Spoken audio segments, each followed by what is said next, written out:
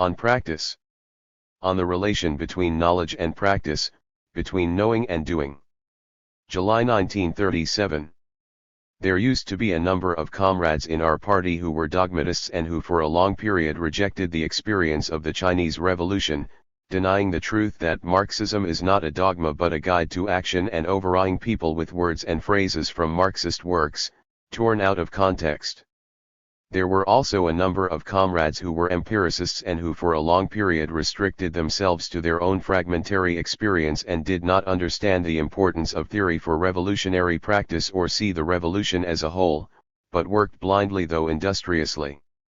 The erroneous ideas of these two types of comrades, and particularly of the dogmatists, caused enormous losses to the Chinese Revolution during 1931–34, and yet the dogmatists, cloaking themselves as Marxists, confused a great many comrades.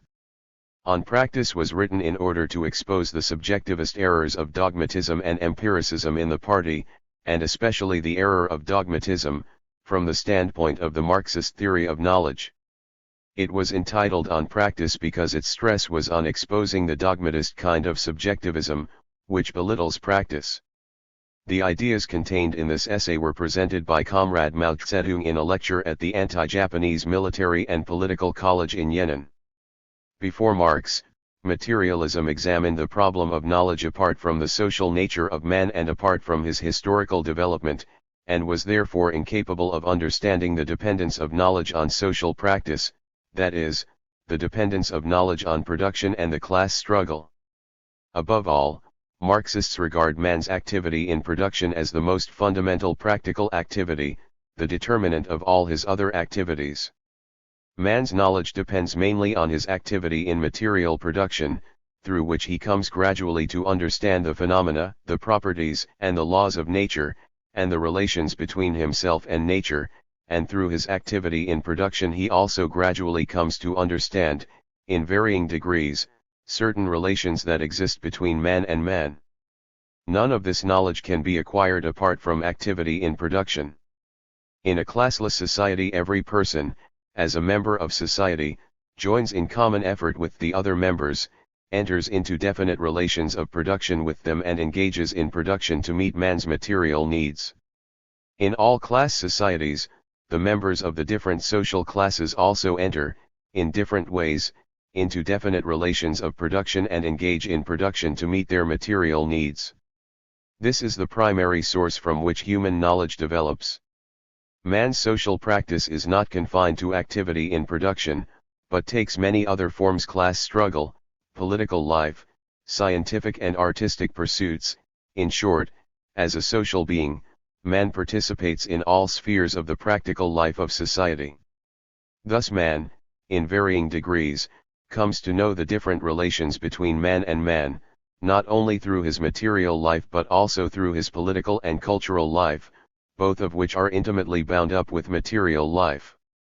Of these other types of social practice, class struggle in particular, in all its various forms, exerts a profound influence on the development of man's knowledge.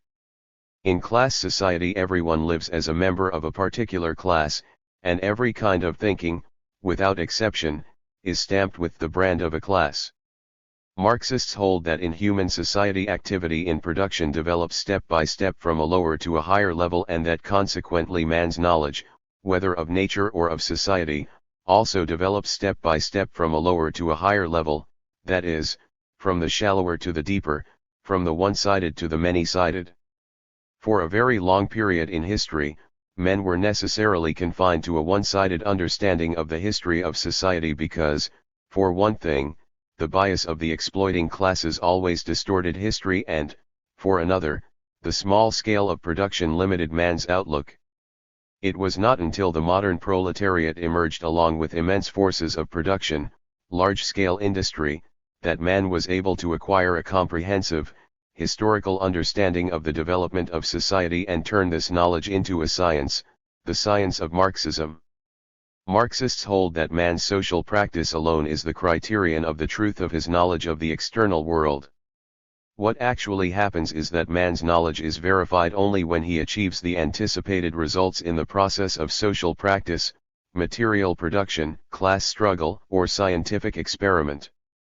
If a man wants to succeed in his work, that is, to achieve the anticipated results, he must bring his ideas into correspondence with the laws of the objective external world.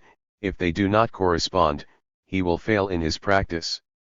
After he fails, he draws his lessons, corrects his ideas to make them correspond to the laws of the external world, and can thus turn failure into success. This is what is meant by failure is the mother of success and to fall into the pit, again in your wit. The dialectical materialist theory of knowledge places practice in the primary position, holding that human knowledge can in no way be separated from practice and repudiating all the erroneous theories which deny the importance of practice or separate knowledge from practice. Thus Lenin said, practice is higher than theoretical knowledge, for it has not only the dignity of universality, but also of immediate actuality. 1. The Marxist philosophy of dialectical materialism has two outstanding characteristics. One is its class nature. It openly avows that dialectical materialism is in the service of the proletariat. The other is its practicality. It emphasizes the dependence of theory on practice, emphasizes that theory is based on practice and in turn serves practice. The truth of any knowledge or theory is determined not by subjective feelings, but by objective results in social practice. Only social practice can be the criterion of truth. The standpoint of practice is the primary and basic standpoint in the dialectical materialist theory of knowledge. 2. But how then does human knowledge arise from practice and in turn serve practice? This will become clear if we look at the process of development of knowledge. In the process of practice, man at first sees only the phenomenal side, the separate aspects, the external relations of things. For instance, some people from outside come to Yenin on a tour of observation. In the first day or two, they see its topography, streets, and houses, they meet many people, attend banquets, evening parties, and mass meetings, hear talk of various kinds and read various documents, all these being the phenomena, the separate aspects and the external relations of things. This is called the perceptual stage of cognition, namely, the stage of sense perceptions and impressions. That is, these particular things in Yenin act on the sense organs of the members of the observation group, evoke sense perceptions and give rise in their brains to many impressions together with a rough sketch of the external relations among these impressions. This is the first stage of cognition. At this stage, man cannot as yet form concepts, which are deeper, or draw logical conclusions. As social practice continues, things that give rise to man's sense perceptions and impressions in the course of his practice are repeated many times, then a sudden change, leap, takes place in the brain in the process of cognition, and concepts are formed. Concepts are no longer the phenomena, the separate aspects and the external relations of things, they grasp the essence, the totality, and the internal relations of things. Between concepts and sense perceptions there is not only a quantitative but also a qualitative difference. Proceeding further, by means of judgment and inference one is able to draw logical conclusions. The expression in San Kuo Yenyi, 3 knit the brows and a stratagem comes to mind, or in everyday language, let me think it over, refers to man's use of concepts in the brain to form judgments and inferences. This is the second stage of cognition. When the members of the observation group have collected various data and, what is more, have thought them over, they are able to arrive at the judgment that the Communist Party's policy of the National United Front against Japan is thorough, sincere, and genuine. Having made this judgment, they can, if they too are genuine about uniting to save the nation, go a step further and draw the following conclusion: the National United Front against Japan can succeed. This stage of conception, judgment, and inference is the more important stage in the entire process of knowing a thing. It is the stage of rational knowledge. The real task of knowing is, through perception, to arrive at thought, to arrive step by step at the comprehension of the internal contradictions of objective things, of their laws and of the internal relations between one process and another, that is, to arrive at logical knowledge. To repeat, Logical knowledge differs from perceptual knowledge in that perceptual knowledge pertains to the separate aspects, the phenomena, and the external relations of things, whereas logical knowledge takes a big stride forward to reach the totality, the essence, and the internal relations of things and discloses the inner contradictions in the surrounding world. Therefore, logical knowledge is capable of grasping the development of the surrounding world in its totality, in the internal relations of all its aspects. This dialectical materialist theory of the process of development of knowledge, basing itself on practice and proceeding from the shallower to the deeper, was never worked out by anybody before the rise of Marxism. Marxist materialism solved this problem correctly for the first time, pointing out both materialistically and dialectically the deepening movement of cognition, the movement by which man in society progresses from perceptual knowledge to logical knowledge in his complex, constantly recurring practice of production and class struggle. Lenin said, the abstraction of matter, of a law of nature, the abstraction of value, etc., in short, all scientific, correct, serious, not absurd, abstractions reflect nature more deeply, truly, and completely. For Marxism-Leninism holds that each of the two stages in the process of cognition has its own characteristics, with knowledge manifesting itself as perceptual at the lower stage and logical at the higher stage, but that both are stages in an integrated process of cognition. The perceptual and the rational are qualitatively different, but are not divorced from each other, they are unified on the basis of practice. Our practice proves that what is perceived cannot at once be comprehended and that only what is comprehended can be more deeply perceived. Perception only solves the problem of phenomena, theory alone can solve the problem of essence. The solving of both these problems is not separable in the slightest degree from practice. Whoever wants to know a thing has no way of doing so except by coming into contact with it, that is, by living, practicing, in its environment. In feudal society it was impossible to know the laws of capitalist society in advance because capitalism had not yet emerged, the relevant practice was lacking. Marxism could be the product only of capitalist society. Marx, in the era of laissez-faire capitalism, could not concretely know certain laws peculiar to the era of imperialism beforehand, because imperialism, the last stage of capitalism, had not yet emerged and the relevant practice was lacking. Only Lenin and Stalin could undertake this task. Leaving aside their genius, the reason why Marx, Engels, Lenin, and Stalin could work out their theories was mainly that they personally took part in the practice of the class struggle and the scientific experimentation of their time. Lacking this condition, no genius could have succeeded. The saying, without stepping outside his gate the scholar knows all the wide world's affairs, was mere empty talk in past times when technology was undeveloped. Even though the saying can be valid in the present age of developed technology, the people with real personal knowledge are those engaged in practice the wide world over. And it is only when these people have come to know through their practice and when their knowledge has reached him through writing and technical media that the scholar can indirectly know all the wide world's affairs. If you want to know a certain thing or a certain class of things directly, you must personally participate in the practical struggle to change reality, to change that thing or class of things, for only thus can you come into contact with them as phenomena, only through personal participation in the practical struggle to change reality can you uncover the essence of that thing or class of things and comprehend them. This is the path to knowledge which every man actually travels, though some people, deliberately distorting matters, argue to the contrary. The most ridiculous person in the world is the know-all who picks up a smattering of hearsay knowledge and proclaims himself the world's number one authority. This merely shows that he has not taken a proper measure of himself. Knowledge is a matter of science, and no dishonesty or conceit whatsoever is permissible.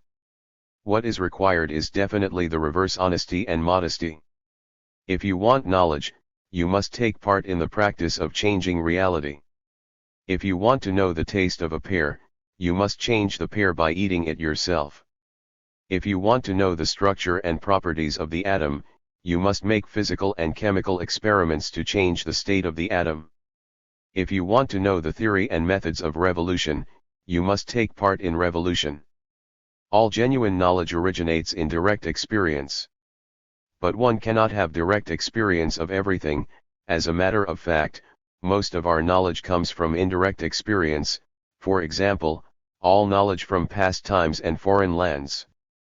To our ancestors and to foreigners, such knowledge was or is a matter of direct experience, and this knowledge is reliable if in the course of their direct experience the requirement of scientific abstraction, spoken of by Lenin, was or is fulfilled and objective reality scientifically reflected, otherwise it is not reliable. Hence a man's knowledge consists only of two parts, that which comes from direct experience and that which comes from indirect experience. Moreover, what is indirect experience for me is direct experience for other people. Consequently, considered as a whole, knowledge of any kind is inseparable from direct experience. All knowledge originates in perception of the objective external world through man's physical sense organs. Anyone who denies such perception, denies direct experience, or denies personal participation in the practice that changes reality, is not a materialist. That is why the know-all is ridiculous. There is an old Chinese saying, "How can you catch tiger cubs without entering the tiger's lair?" This saying holds true for man's practice and it also holds true for the theory of knowledge. There can be no knowledge apart from practice. To make clear the dialectical materialist movement of cognition arising on the basis of the practice which changes reality, to make clear the gradually deepening movement of cognition, a few additional concrete examples are given below. In its knowledge of capitalist society, the proletariat was only in the perceptual stage of cognition in the first period of its practice, the period of machine smashing and spontaneous struggle. It knew only some of the aspects and the external relations of the phenomena of capitalism. The proletariat was then still a class in itself. But when it reached the second period of its practice, the period of conscious and organized economic and political struggles, the proletariat was able to comprehend the essence of capitalist society, the relations of exploitation between social classes and its own historical task, and it was able to do so because of its own practice and because of its experience of prolonged struggle, which Marx and Engels scientifically summed up in all its variety to create the theory of Marxism for the education of the proletariat. It was then that the proletariat became a class for itself. Similarly with the Chinese people's knowledge of imperialism.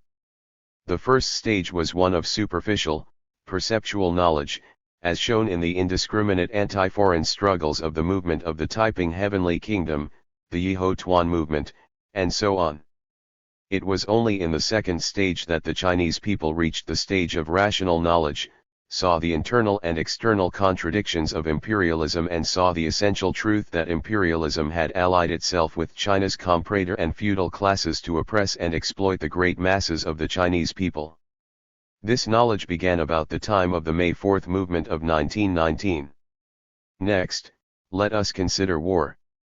If those who lead a war lack experience of war, then at the initial stage they will not understand the profound laws pertaining to the directing of a specific war, such as our agrarian revolutionary war of the past decade. At the initial stage they will merely experience a good deal of fighting and, what is more, suffer many defeats. But this experience, the experience of battles won and especially of battles lost, enables them to comprehend the inner thread of the whole war, namely, the laws of that specific war, to understand its strategy and tactics, and consequently to direct the war with confidence. If, at such a moment, the command is turned over to an inexperienced person, then he too will have to suffer a number of defeats, gain experience, before he can comprehend the true laws of the war. I am not sure I can handle it. We often hear this remark when a comrade hesitates to accept an assignment.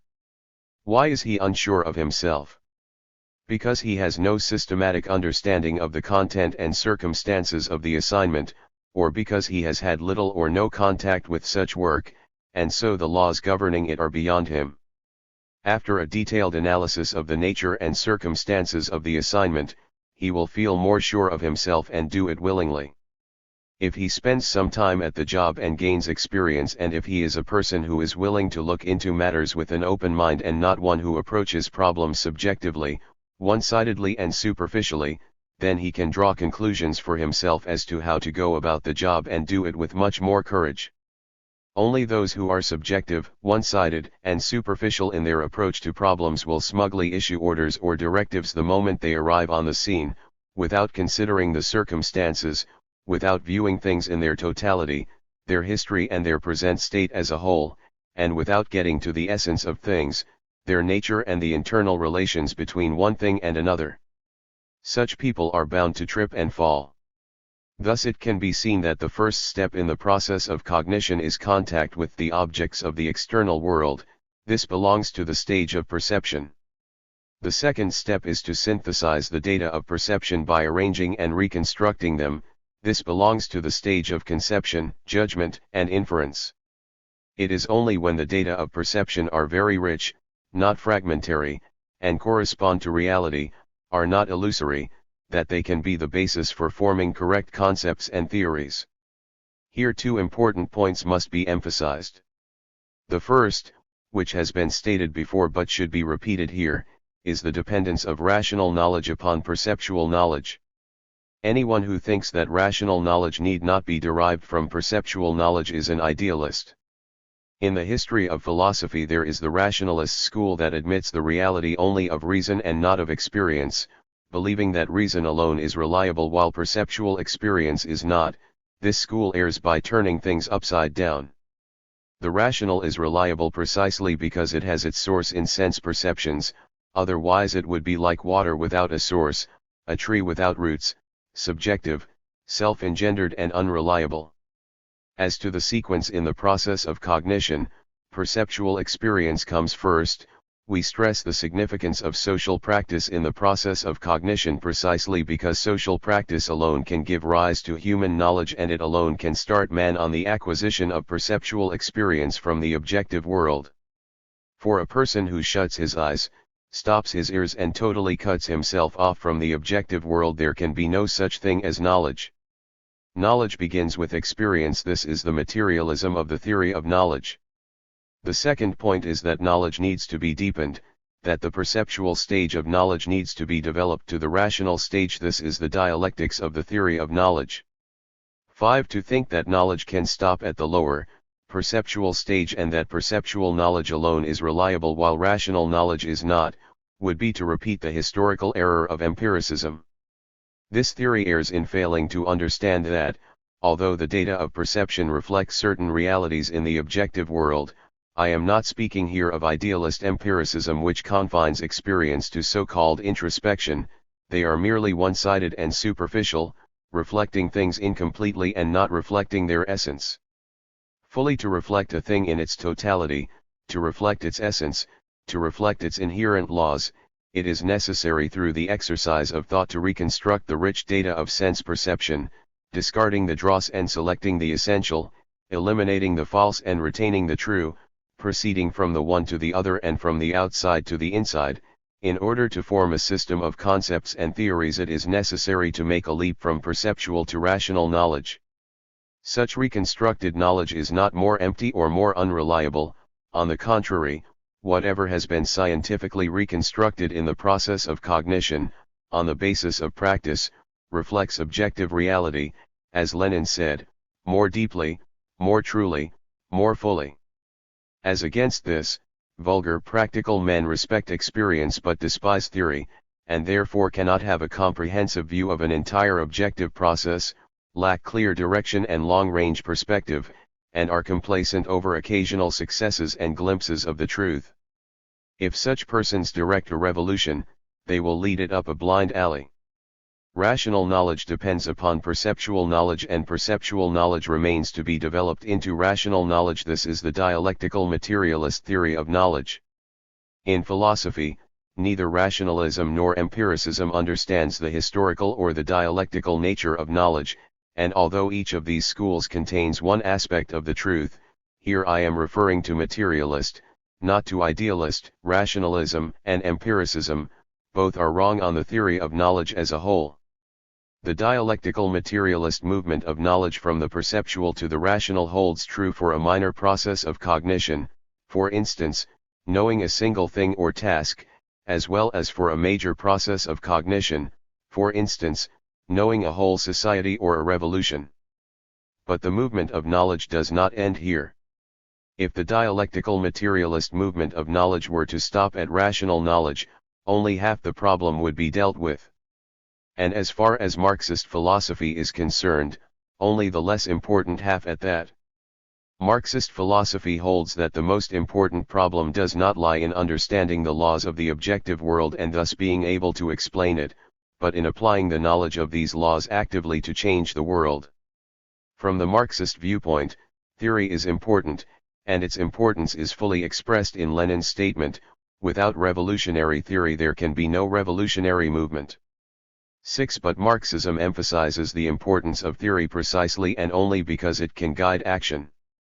If we have a correct theory but merely prate about it, pigeonhole it, and do not put it into practice, then that theory, however good, is of no significance. Knowledge begins with practice, and theoretical knowledge is acquired through practice and must then return to practice.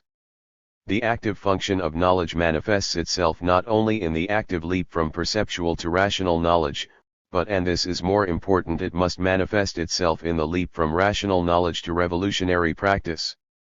The knowledge which grasps the laws of the world, must be redirected to the practice of changing the world, must be applied anew in the practice of production, in the practice of revolutionary class struggle and revolutionary national struggle, and in the practice of scientific experiment.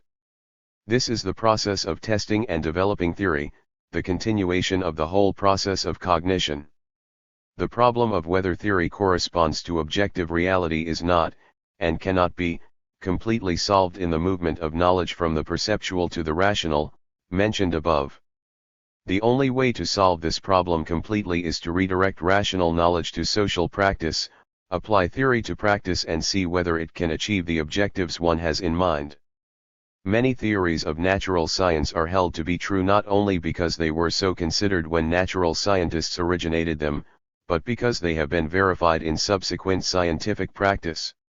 Similarly, Marxism-Leninism is held to be true not only because it was so considered when it was scientifically formulated by Marx, Engels, Lenin, and Stalin, but because it has been verified in the subsequent practice of revolutionary class struggle and revolutionary national struggle. Dialectical materialism is universally true because it is impossible for anyone to escape from its domain in his practice. The history of human knowledge tells us that the truth of many theories is incomplete and that this incompleteness is remedied through the test of practice. Many theories are erroneous and it is through the test of practice that their errors are corrected. That is why practice is the criterion of truth and why the standpoint of life, of practice, should be first and fundamental in the theory of knowledge. 7. Stalin has well said, "Theory becomes purposeless if it is not connected with revolutionary practice, just as practice gropes in the dark if its path is not illumined by revolutionary theory." 8. When we get to this point, is the movement of knowledge completed? Our answer is, it is, and yet it is not. When men in society throw themselves into the practice of changing a certain objective process, whether natural or social, at a certain stage of its development, they can, as a result of the reflection of the objective process in their brains and the exercise of their subjective activity, advance their knowledge from the perceptual to the rational, and create ideas, theories, plans or programs which correspond in general to the laws of that objective process. They then apply these ideas, theories, plans or programs in practice in the same objective process.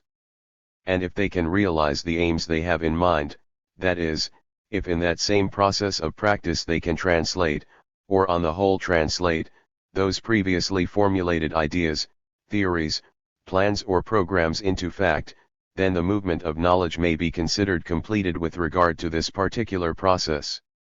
In the process of changing nature, take for example the fulfillment of an engineering plan, the verification of a scientific hypothesis, the manufacture of an implement or the reaping of a crop, or in the process of changing society, take for example the victory of a strike, victory in a war or the fulfillment of an educational plan.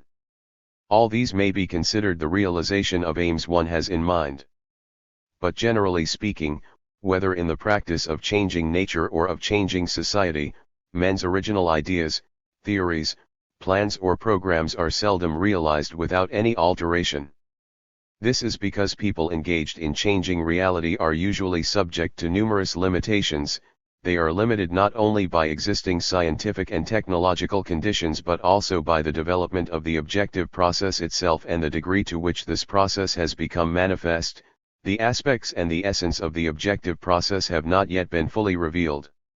In such a situation, ideas, theories, plans or programs are usually altered partially and sometimes even wholly, because of the discovery of unforeseen circumstances in the course of practice. That is to say, it does happen that the original ideas, theories, plans or programs fail to correspond with reality either in whole or in part and are wholly or partially incorrect.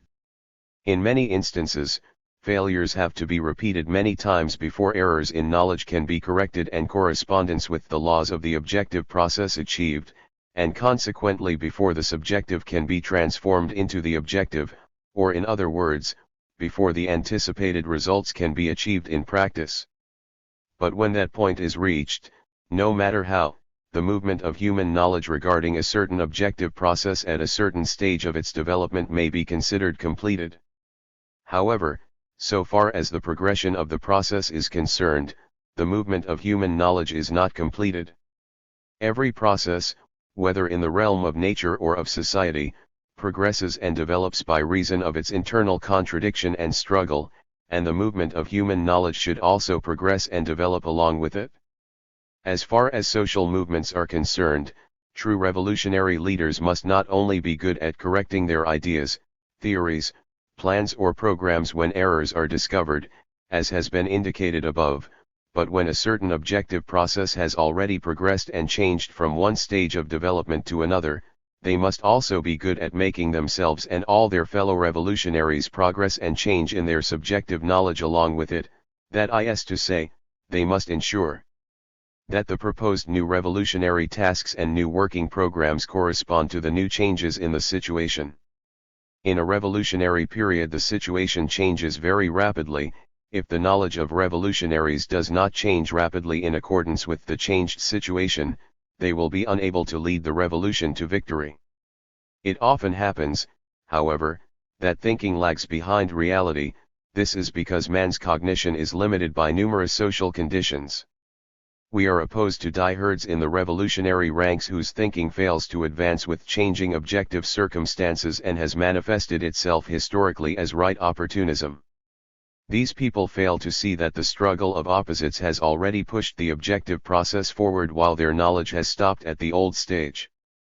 This is characteristic of the thinking of all diehards. Their thinking is divorced from social practice, and they cannot march ahead to guide the chariot of society. They simply trail behind, grumbling that it goes too fast and trying to drag it back or turn it in the opposite direction. We are also opposed to left phrase-mongering.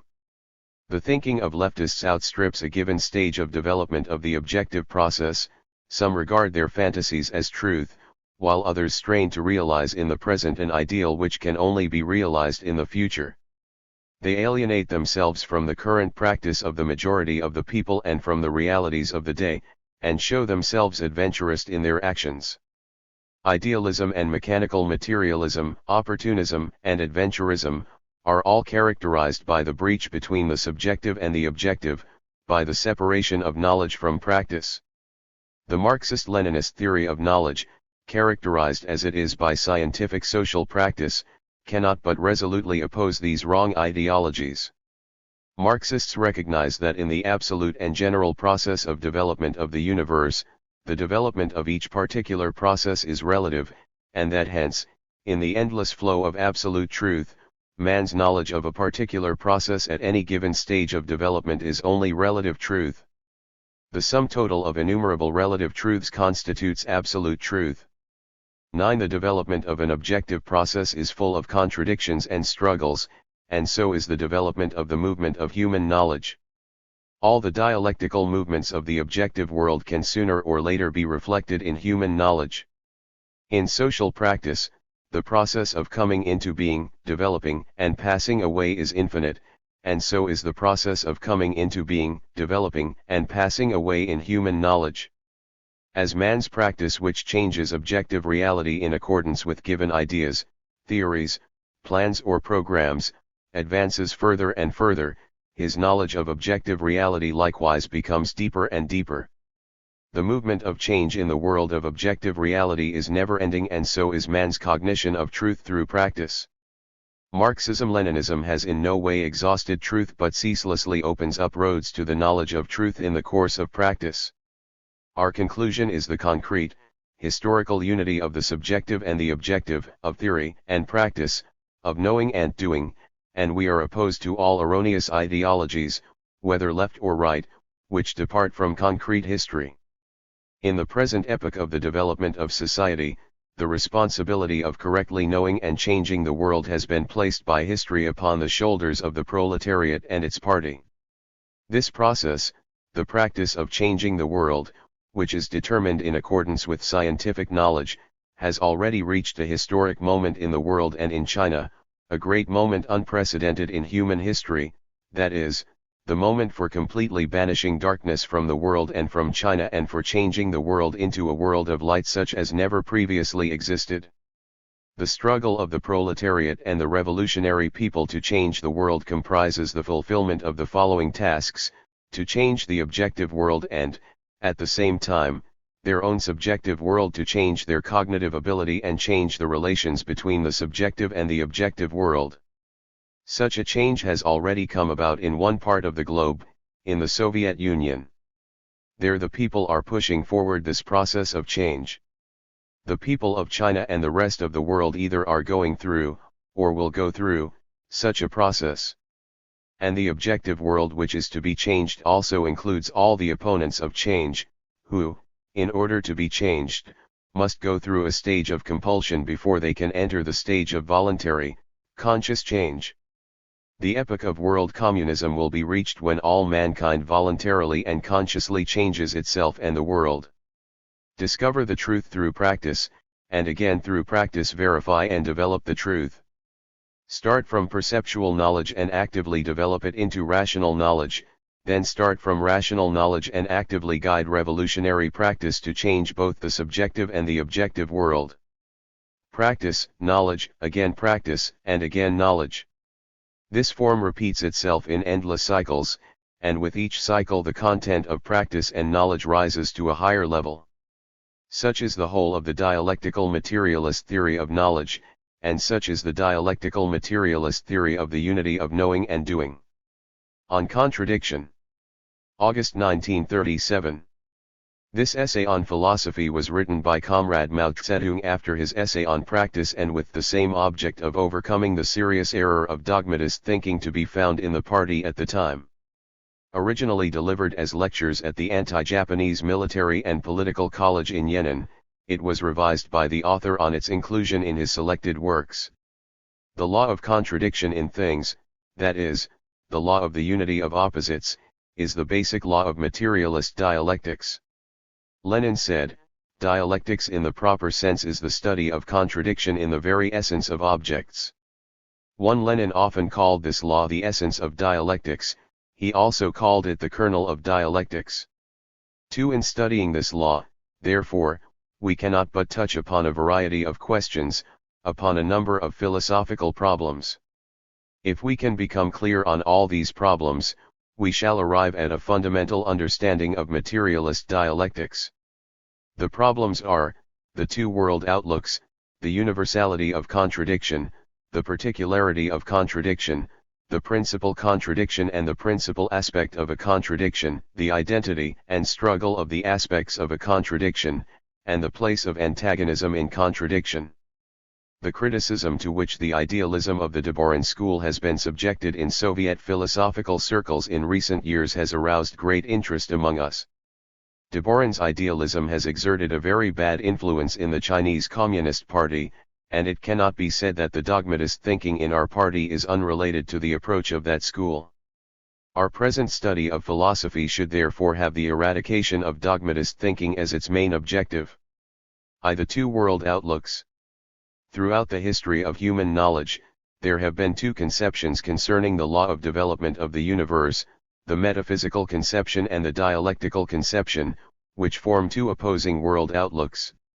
Lenin said, "The two basic, or two possible, or two historically observable, conceptions of development, evolution, are, development as decrease and increase, as repetition, and development as a unity of opposites, the division of a unity into mutually exclusive opposites and their reciprocal relation."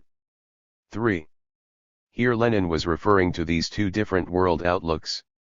In China, another name for metaphysics is xuanxue. For a long period in history, whether in China or in Europe, this way of thinking, which is part and parcel of the idealist world outlook, occupied a dominant position in human thought. In Europe, the materialism of the bourgeoisie in its early days was also metaphysical. As the social economy of many European countries advanced to the stage of highly developed capitalism, as the forces of production, the class struggle and the sciences developed to a level unprecedented in history, and as the industrial proletariat became the greatest motive force in historical development, there arose the Marxist world outlook of materialist dialectics.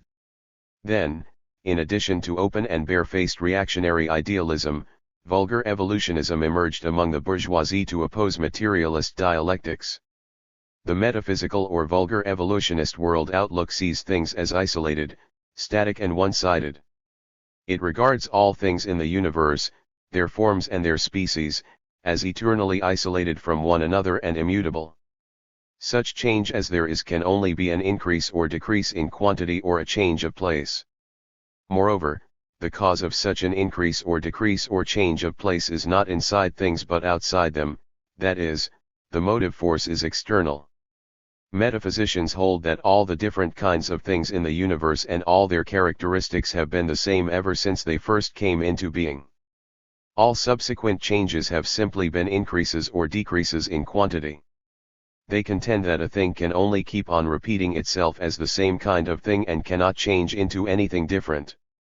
In their opinion, capitalist exploitation, capitalist competition, the individualist ideology of capitalist society, and so on, can all be found in ancient slave society, or even in primitive society, and will exist forever unchanged. They ascribe the causes of social development to factors external to society, such as geography and climate. They search in an oversimplified way outside a thing for the causes of its development, and they deny the theory of materialist dialectics, which holds that development arises from the contradictions inside a thing. Consequently, they can explain neither the qualitative diversity of things, nor the phenomenon of one quality changing into another. In Europe, this mode of thinking existed as mechanical materialism in the 17th and 18th centuries and as vulgar evolutionism at the end of the 19th and the beginning of the 20th centuries. In China, there was the metaphysical thinking exemplified in the saying heaven changath not, likewise the Tao changath not, and it was supported by the decadent feudal ruling classes for a long time. Mechanical materialism and vulgar evolutionism, which were imported from Europe in the last 100 years, are supported by the bourgeoisie. As opposed to the metaphysical world outlook, the world outlook of materialist dialectics holds that in order to understand the development of a thing we should study it internally and in its relations with other things. In other words, the development of things should be seen as their internal and necessary self-movement, while each thing in its movement is interrelated with and interacts on the things around it. The fundamental cause of the development of a thing is not external but internal, it lies in the contradictoriness within the thing. There is internal contradiction in every single thing, hence its motion and development. Contradictoriness within a thing is the fundamental cause of its development, while its interrelations and interactions with other things are secondary causes.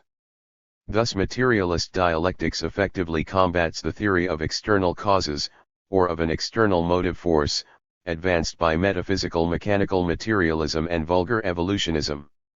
It is evident that purely external causes can only give rise to mechanical motion, that is, to changes in scale or quantity, but cannot explain why things differ qualitatively in thousands of ways and why one thing changes into another. As a matter of fact, even mechanical motion under external force occurs through the internal contradictoriness of things. Simple growth in plants and animals, their quantitative development, is likewise chiefly the result of their internal contradictions. Similarly, social development is due chiefly not to external but to internal causes. Countries with almost the same geographical and climatic conditions display great diversity and unevenness in their development. Moreover, great social changes may take place in one and the same country although its geography and climate remain unchanged. Imperialist Russia changed into the socialist Soviet Union, and feudal Japan, which had locked its doors against the world, changed into imperialist Japan, although no change occurred in the geography and climate of either country. Long dominated by feudalism, China has undergone great changes in the last 100 years and is now changing in the direction of a new China, liberated and free, and yet no change has occurred in her geography and climate. Changes do take place in the geography and climate of the earth as a whole and in every part of it, but they are insignificant when compared with changes in society. Geographical and climatic changes manifest themselves in terms of tens of thousands of years, while social changes manifest themselves in thousands, hundreds, or tens of years, and even in a few years or months in times of revolution. According to materialist dialectics, changes in nature are due chiefly to the development of the internal contradictions in nature. Changes in society are due chiefly to the development of the internal contradictions in society, that is, the contradiction between the productive forces and the relations of production, the contradiction between classes and the contradiction between the old and the new. It is the development of these contradictions that pushes society forward and gives the impetus for the supersession of the old society by the new. Does materialist dialectics exclude external causes? Not at all. It holds that external causes are the condition of change and internal causes are the basis of change, and that external causes become operative through internal causes. In a suitable temperature an egg changes into a chicken, but no temperature can change a stone into a chicken, because each has a different basis. There is constant interaction between the peoples of different countries. In the era of capitalism, and especially in the era of imperialism and proletarian revolution, the interaction and mutual impact of different countries in the political, economic and cultural spheres are extremely great. The October Socialist Revolution ushered in a new epoch in world history as well as in Russian history. It exerted influence on internal changes in the other countries in the world and, similarly and in a particularly profound way, on internal changes in China. These changes, however, were effected through the inner laws of development of these countries, China included. In battle, one army is victorious and the other is defeated.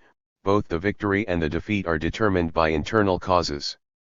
The one is victorious either because it is strong or because of its competent generalship, the other is vanquished either because it is weak or because of its incompetent generalship. It is through internal causes that external causes become operative. In China in 1927, the defeat of the proletariat by the big bourgeoisie came about through the opportunism then to be found within the Chinese proletariat itself, inside the Chinese Communist Party. When we liquidated this opportunism, the Chinese Revolution resumed its advance. Later, the Chinese Revolution again suffered severe setbacks at the hands of the enemy, because adventurism had risen within our party. When we liquidated this adventurism, our cause advanced once again. Thus it can be seen that to lead the revolution to victory, a political party must depend on the correctness of its own political line and the solidity of its own organization. The dialectical world outlook emerged in ancient times both in China and in Europe. Ancient dialectics, however, had a somewhat spontaneous and naive character. In the social and historical conditions then prevailing, it was not yet able to form a theoretical system, hence it could not fully explain the world and was supplanted by metaphysics. The famous German philosopher Hegel, who lived in the late 18th and early 19th centuries, made most important contributions to dialectics, but his dialectics was idealist. It was not until Marx and Engels, the great protagonists of the proletarian movement, had synthesized the positive achievements in the history of human knowledge and, in particular, critically absorbed the rational elements of Hegelian dialectics and created the great theory of dialectical and historical materialism that an unprecedented revolution occurred in the history of human knowledge. This theory was further developed by Lenin and Stalin. As soon as it spread to China, it wrought tremendous changes in the world of Chinese thought. This dialectical world outlook teaches us primarily how to observe and analyze the movement of opposites in different things and, on the basis of such analysis, to indicate the methods for resolving contradictions. It is therefore most important for us to understand the law of contradiction in things in a concrete way. 2. The universality of contradiction. For convenience of exposition, I shall deal first with the universality of contradiction and then proceed to the particularity of contradiction. The reason is that the universality of contradiction can be explained more briefly, for it has been widely recognized ever since the materialist dialectical world outlook was discovered and materialist dialectics applied with outstanding success to analyzing many aspects of human history and natural history and to changing many aspects of society and nature, as in the Soviet Union, by the great creators and continuers of Marxism Marx, Engels, Lenin, and Stalin, whereas the particularity of contradiction is still not dearly understood by many comrades, and especially by the dogmatists. They do not understand that it is precisely in the particularity of contradiction that the universality of contradiction resides. Nor do they understand how important is the study of the particularity of contradiction in the concrete things confronting us for guiding the course of revolutionary practice. Therefore, it is necessary to stress the study of the particularity of contradiction and to explain it at adequate length. For this reason, in our analysis of the law of contradiction in things, we shall first analyze the universality of contradiction, then place special stress on analyzing the particularity of contradiction, and finally return to the universality of contradiction. The universality or absoluteness of contradiction has a twofold meaning. One is that contradiction exists in the process of development of all things, and the other is that in the process of development of each thing a movement of opposites exists from beginning to end. Engels said, "Motion itself is a contradiction." 5. Lenin defined the law of the unity of opposites as the recognition, discovery, of the contradictory, mutually exclusive, opposite tendencies in all phenomena and processes of nature, including mind and society. 6. Are these ideas correct? Yes, they are. The interdependence of the contradictory aspects present in all things and the struggle between these aspects determine the life of all things and push their development forward. There is nothing that does not contain contradiction. Without contradiction nothing would exist. Contradiction is the basis of the simple forms of motion, for instance, mechanical motion, and still more so of the complex forms of motion. Engels explained the universality of contradiction as follows. If simple mechanical change of place contains a contradiction, this is even more true of the higher forms of motion of matter, and especially of organic life and its development. Life consists precisely and primarily in this, that a being is at each moment itself and yet something else. Life is therefore also a contradiction which is present in things and processes themselves, and which constantly originates and resolves itself, and as soon as the contradiction ceases, life, too, comes to an end, and death steps in. We likewise saw that also in the sphere of thought we could not escape contradictions, and that for example the contradiction between man's inherently unlimited capacity for knowledge and its actual presence only in men who are externally limited and possess limited cognition finds its solution in what is at least practically, for us an endless succession of generations, in infinite progress. One of the basic principles of higher mathematics is the contradiction that in certain circumstances straight lines and curves may be the same. But even lower mathematics teems with contradictions. 7. Lenin illustrated the universality of contradiction as follows. In mathematics, plus and differential and integral. In mechanics, action and reaction. In physics, positive and negative electricity. In chemistry, the combination and dissociation of atoms. In social science, the class struggle. 8. In war, offense and defense, advance and retreat, victory and defeat are all mutually contradictory phenomena. One cannot exist without the other. The two aspects are at once in conflict and in interdependence, and this constitutes the totality of a war, pushes its development forward and solves its problems. Every difference in men's concepts should be regarded as reflecting an objective contradiction. Objective contradictions are reflected in subjective thinking, and this process constitutes the contradictory movement of concepts, pushes forward the development of thought, and ceaselessly solves problems in man's thinking. Opposition and struggle between ideas of different kinds constantly occur within the party. This is a reflection within the party of contradictions between classes and between the new and the old in society. If there were no contradictions in the party and no ideological struggles to resolve them, the party's life would come to an end. Thus it is already clear that contradiction exists universally and in all processes, whether in the simple or in the complex forms of motion, whether in objective phenomena or ideological phenomena. But does contradiction also exist at the initial stage of each process? Is there a movement of opposites from beginning to end in the process of development of every single thing? As can be seen from the articles written by Soviet philosophers criticizing it, the Deborin school maintains that contradiction appears not at the inception of a process but only when it has developed to a certain stage. If this were the case, then the cause of the development of the process before that stage would be external and not internal.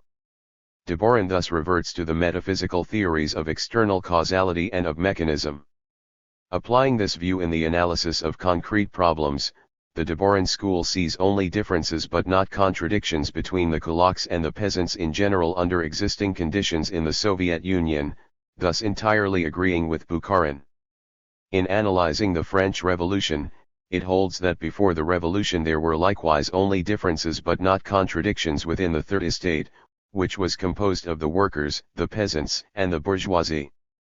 These views of the Deborin school are anti-Marxist. This school does not understand that each and every difference already contains contradiction and that difference itself is contradiction. Labor and capital have been in contradiction ever since the two classes came into being, only at first the contradiction had not yet become intense. Even under the social conditions existing in the Soviet Union, there is a difference between workers and peasants, and this very difference is a contradiction, although, unlike the contradiction between labor and capital, it will not become intensified into antagonism or assume the form of class struggle.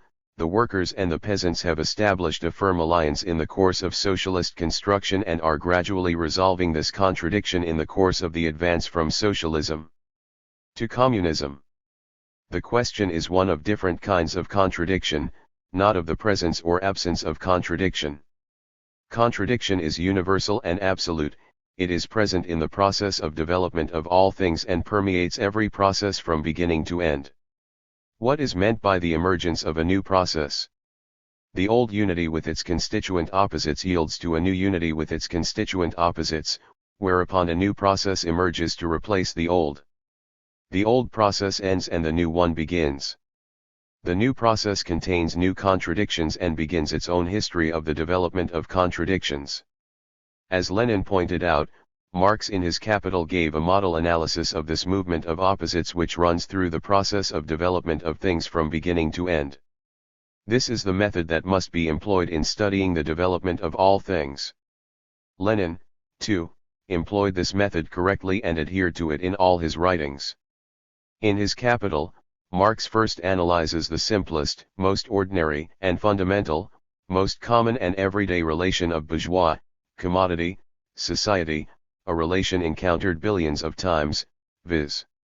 the exchange of commodities. In this very simple phenomenon, in this cell of bourgeois society, analysis reveals all the contradictions, or the germs of all the contradictions, of modern society. The subsequent exposition shows us the development, both growth and movement, of these contradictions and of this society in the summation of its individual parts, from its beginning to its end. Lenin added, such must also be the method of exposition, or study, of dialectics in general.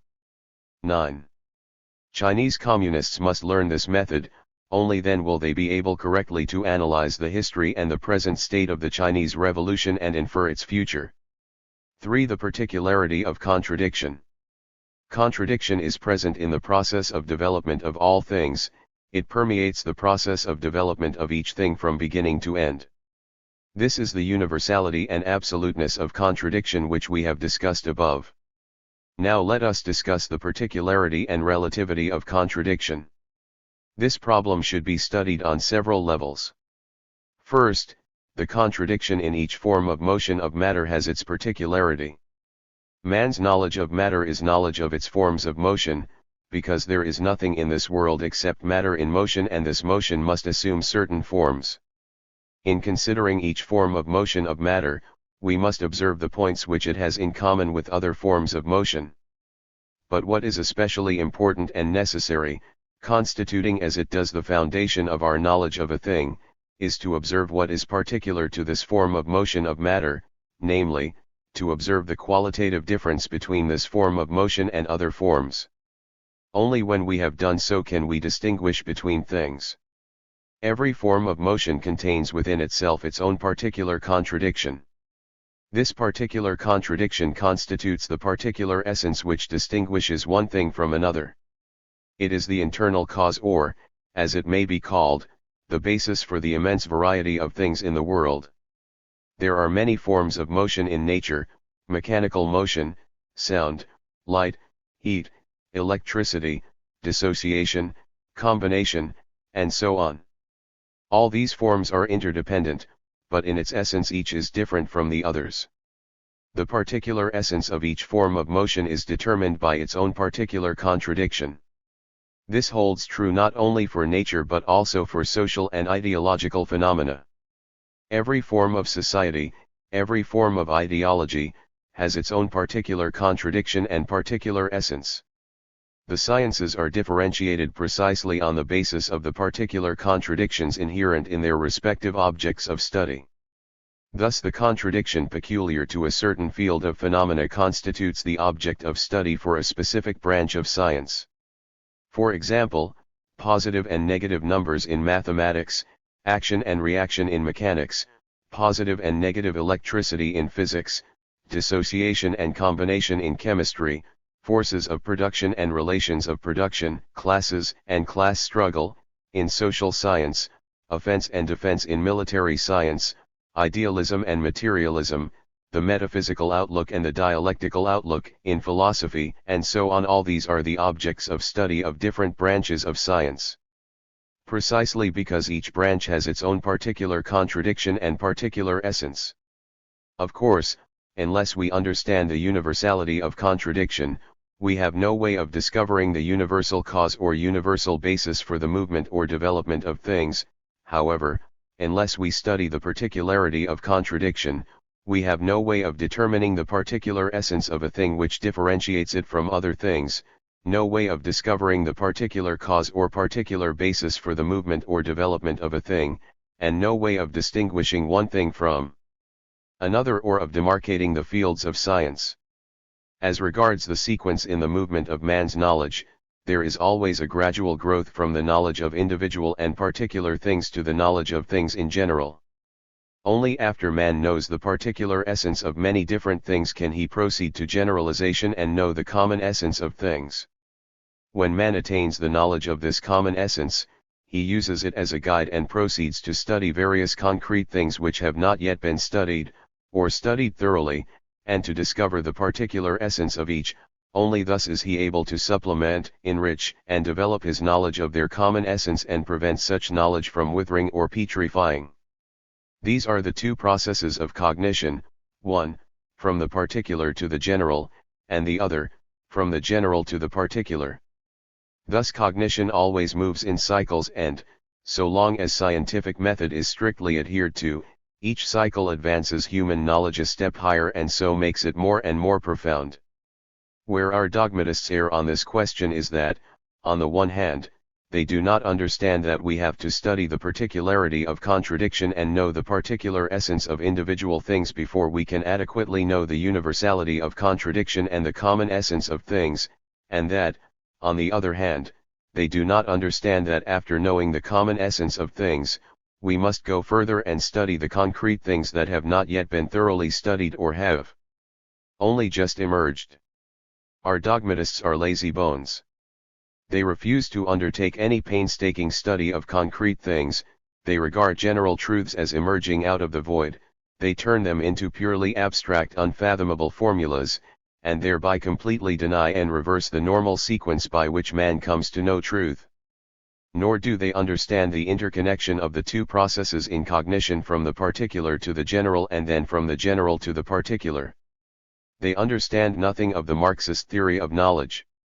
It is necessary not only to study the particular contradiction and the essence determined thereby of every great system of the forms of motion of matter, but also to study the particular contradiction and the essence of each process in the long course of development of each form of motion of matter. In every form of motion, each process of development which is real, and not imaginary, is qualitatively different. Our study must emphasize and start from this point. Qualitatively different contradictions can only be resolved by qualitatively different methods. For instance, the contradiction between the proletariat and the bourgeoisie is resolved by the method of socialist revolution, the contradiction between the great masses of the people and the feudal system is resolved by the method of democratic revolution, the contradiction between the colonies and imperialism is resolved by the method of national revolutionary war, the contradiction between the working class and the peasant class in socialist society is resolved by the method of collectivization and mechanization in agriculture, contradiction within the Communist Party is resolved by the method of criticism and self-criticism, the contradiction between society and nature is resolved by the method of developing the productive forces. Processes change, old processes and old contradictions disappear, new processes and new contradictions emerge, and the methods of resolving contradictions differ accordingly. In Russia, there was a fundamental difference between the contradiction resolved by the February Revolution and the contradiction resolved by the October Revolution, as well as between the methods used to resolve them. The principle of using different methods to resolve different contradictions is one which Marxist-Leninists must strictly observe.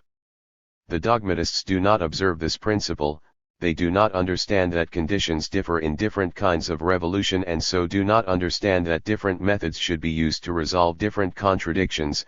On the contrary, they invariably adopt what they imagine to be an unalterable formula and arbitrarily apply it everywhere, which only causes setbacks to the revolution or makes a sorry mess of what was originally well done.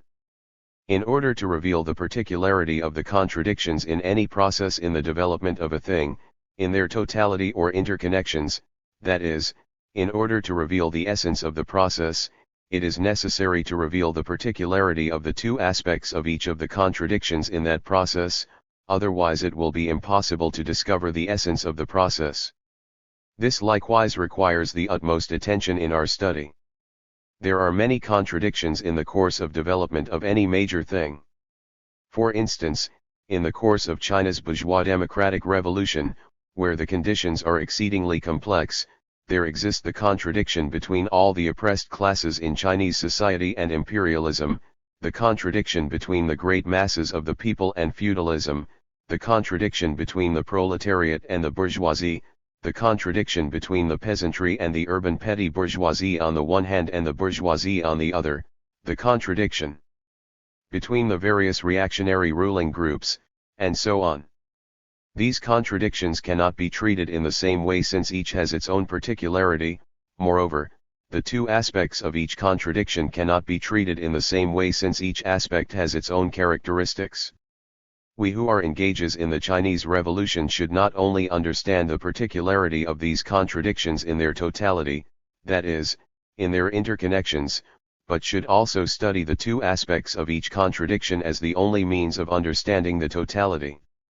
When we speak of understanding each aspect of a contradiction, we mean understanding what specific position each aspect occupies, what concrete forms it assumes in its interdependence and in its contradiction with its opposite, and what concrete methods are employed in the struggle with its opposite, when the two are both interdependent and in contradiction, and also after the interdependence breaks down. It is of great importance to study these problems. Lenin meant just this when he said that the most essential thing in Marxism, the living soul of Marxism, is the concrete analysis of concrete conditions. 10. Our dogmatists have violated Lenin's teachings. They never use their brains to analyze anything concretely, and in their writings and speeches they always use stereotypes devoid of content, thereby creating a very bad style of work in our party.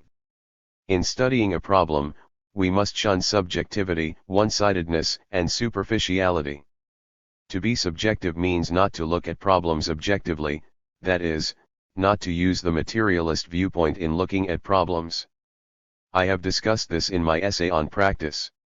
To be one-sided means not to look at problems all-sidedly, for example, to understand only China but not Japan, only the Communist Party but not the Kuomintang, only the proletariat but not the bourgeoisie, only the peasants but not the landlords, only the favorable conditions but not the difficult ones, only the past but not the future, only individual parts but not the whole, only the defects but not the achievements, only the plaintiff's case but not the defendant's, only underground revolutionary work but not open revolutionary work, and so on. In a word, it means not to understand the characteristics of both aspects of a contradiction. This is what we mean by looking at a problem one-sidedly. Or it may be called seeing the part but not the whole, seeing the trees but not the forest. That way it is impossible to find the method for resolving a contradiction. It is impossible to accomplish the tasks of the revolution, to carry out assignments well or to develop inter-party ideological struggle correctly. When Sun Wu-Tzu said in discussing military science, know the enemy and know yourself, and you can fight 100 battles with no danger of defeat, 11 he was referring to the two sides in a battle. Wei Chenji 12 of the Tang dynasty also understood the error of one-sidedness when he said, listen to both sides and you will be enlightened, heed only one side and you will be benighted. But our comrades often look at problems one-sidedly, and so they often run into snags. In the novel Shui Hu Chuan, Sung Chang thrice attacked Chu village. 13 Twice he was defeated because he was ignorant of the local conditions and used the wrong method. Later he changed his method. First he investigated the situation, and he familiarized himself with the maze of roads. Then he broke up the alliance between the Li, Hu, and Chu villages and sent his men in disguise into the enemy camp to lie in wait, using a stratagem similar to that of the Trojan horse in the foreign story. And on the third occasion he won. There are many examples of materialist dialectics in Shui Hu Chuan, of which the episode of the 3 attacks on Chu village is one of the best. Lenin said, in order really to know an object we must embrace, study, all its sides, all connections and mediations. We shall never achieve this completely, but the demand for all-sidedness is a safeguard against mistakes and rigidity. 14. We should remember his words. To be superficial means to consider neither the characteristics of a contradiction in its totality nor the characteristics of each of its aspects. It means to deny the necessity for probing deeply into a thing and minutely studying the characteristics of its contradiction, but instead merely to look from afar and, after glimpsing the rough outline, immediately to try to resolve the contradiction, to answer a question, settle a dispute, handle work, or direct a military operation. This way of doing things is bound to lead to trouble. The reason the dogmatist and empiricist comrades in China have made mistakes lies precisely in their subjectivist, one-sided and superficial way of looking at things. To be one-sided and superficial is at the same time to be subjective. For all objective things are actually interconnected and are governed by inner laws, but instead of undertaking the task of reflecting things as they really are, some people only look at things one-sidedly or superficially and who know neither their interconnections nor their inner laws, and so their method is subjectivist. Not only does the whole process of the movement of opposites in the development of a thing, both in their interconnections and in each of the aspects, have particular features to which we must give attention, but each stage in the process has its particular features to which we must give attention too.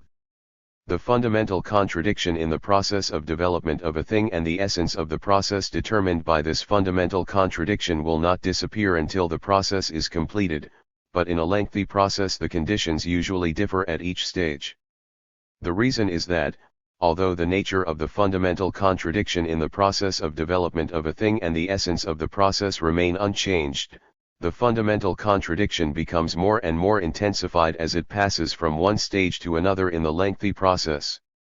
In addition, among the numerous major and minor contradictions which are determined or influenced by the fundamental contradiction, some become intensified, some are temporarily or partially resolved or mitigated, and some new ones emerge, hence the process is marked by stages. If people do not pay attention to the stages in the process of development of a thing, they cannot deal with its contradictions properly. For instance, when the capitalism of the era of free competition developed into imperialism, there was no change in the class nature of the two classes in fundamental contradiction, namely, the proletariat and the bourgeoisie, or in the capitalist essence of society.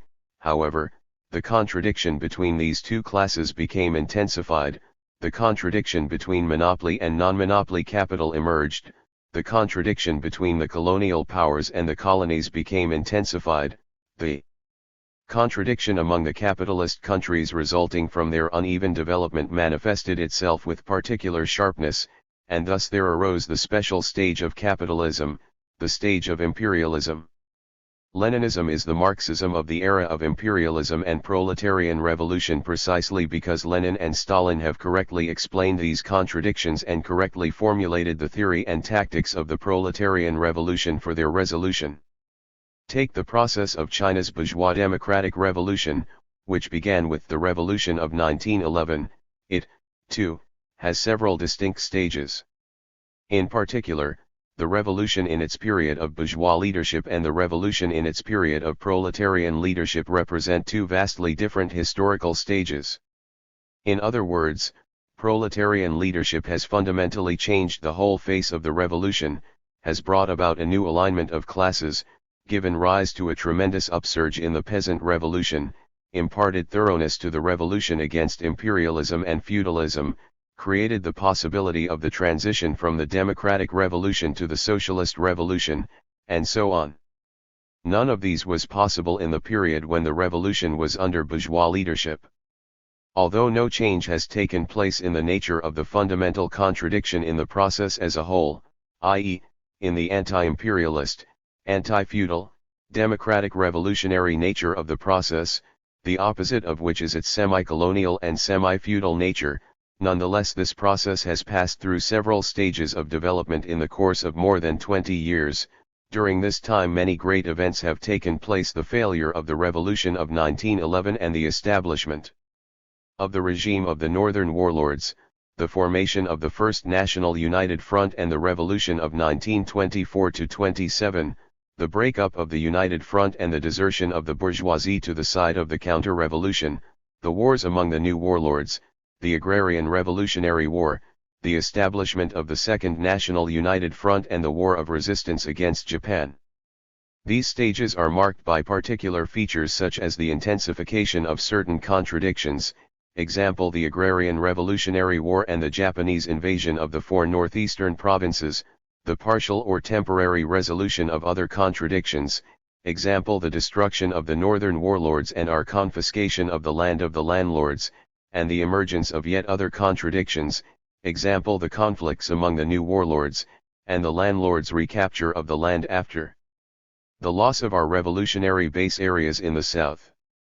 In studying the particularities of the contradictions at each stage in the process of development of a thing, we must not only observe them in their interconnections or their totality, we must also examine the two aspects of each contradiction.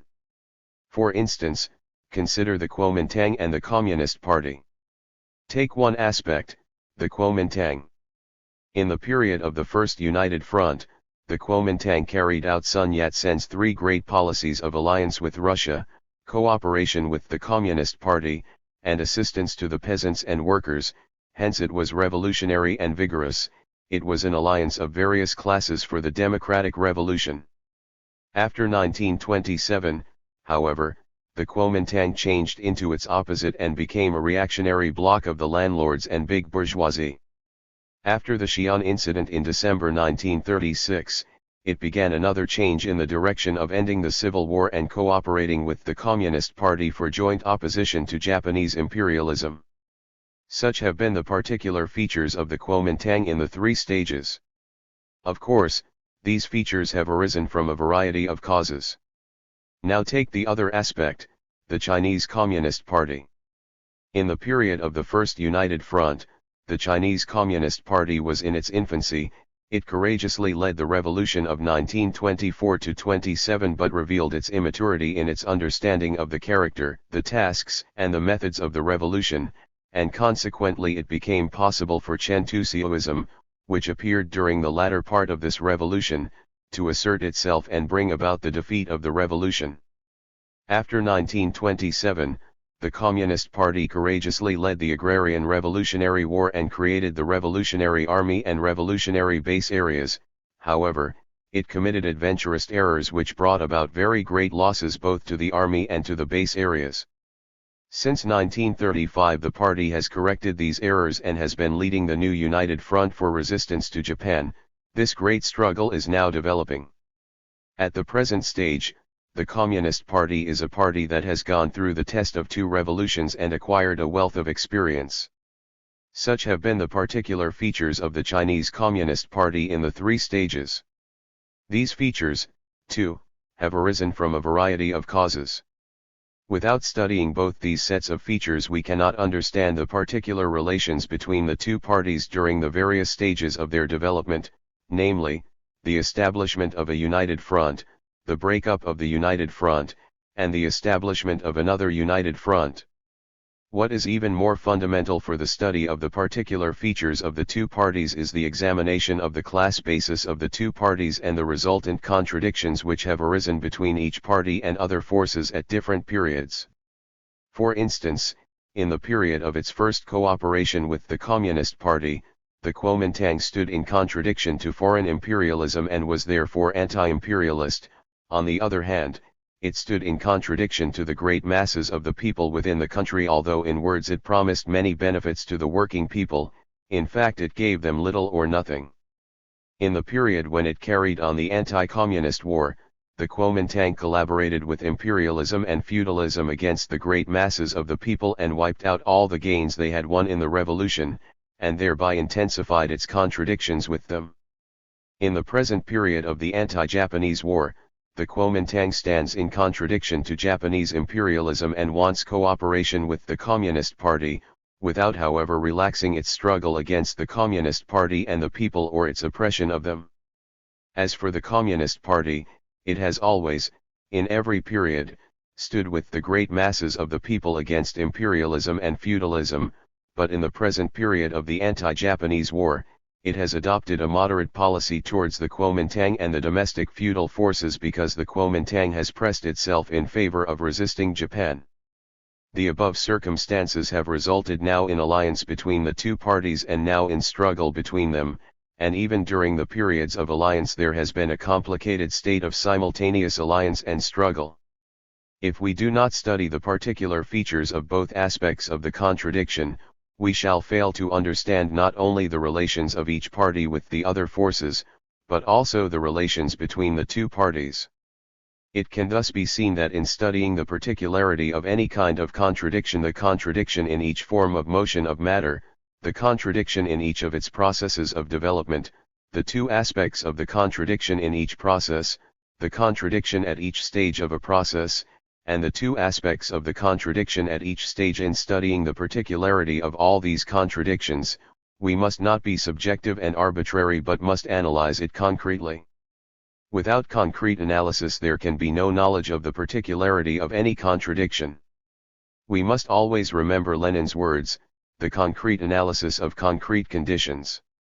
Marx and Engels were the first to provide us with excellent models of such concrete analysis. When Marx and Engels applied the law of contradiction in things to the study of the socio-historical process, they discovered the contradiction between the productive forces and the relations of production.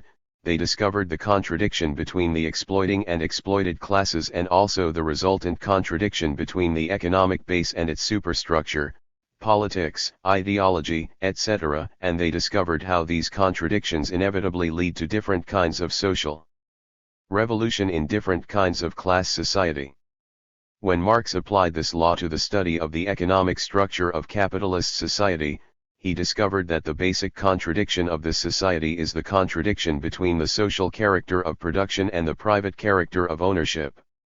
This contradiction manifests itself in the contradiction between the organized character of production in individual enterprises and the anarchic character of production in society as a whole. In terms of class relations, it manifests itself in the contradiction between the bourgeoisie and the proletariat. Because the range of things is vast and there is no limit to their development, what is universal in one context becomes particular in another. Conversely, what is particular in one context becomes universal in another.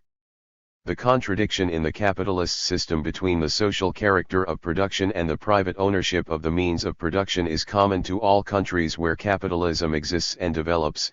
As far as capitalism is concerned, this constitutes the universality of contradiction.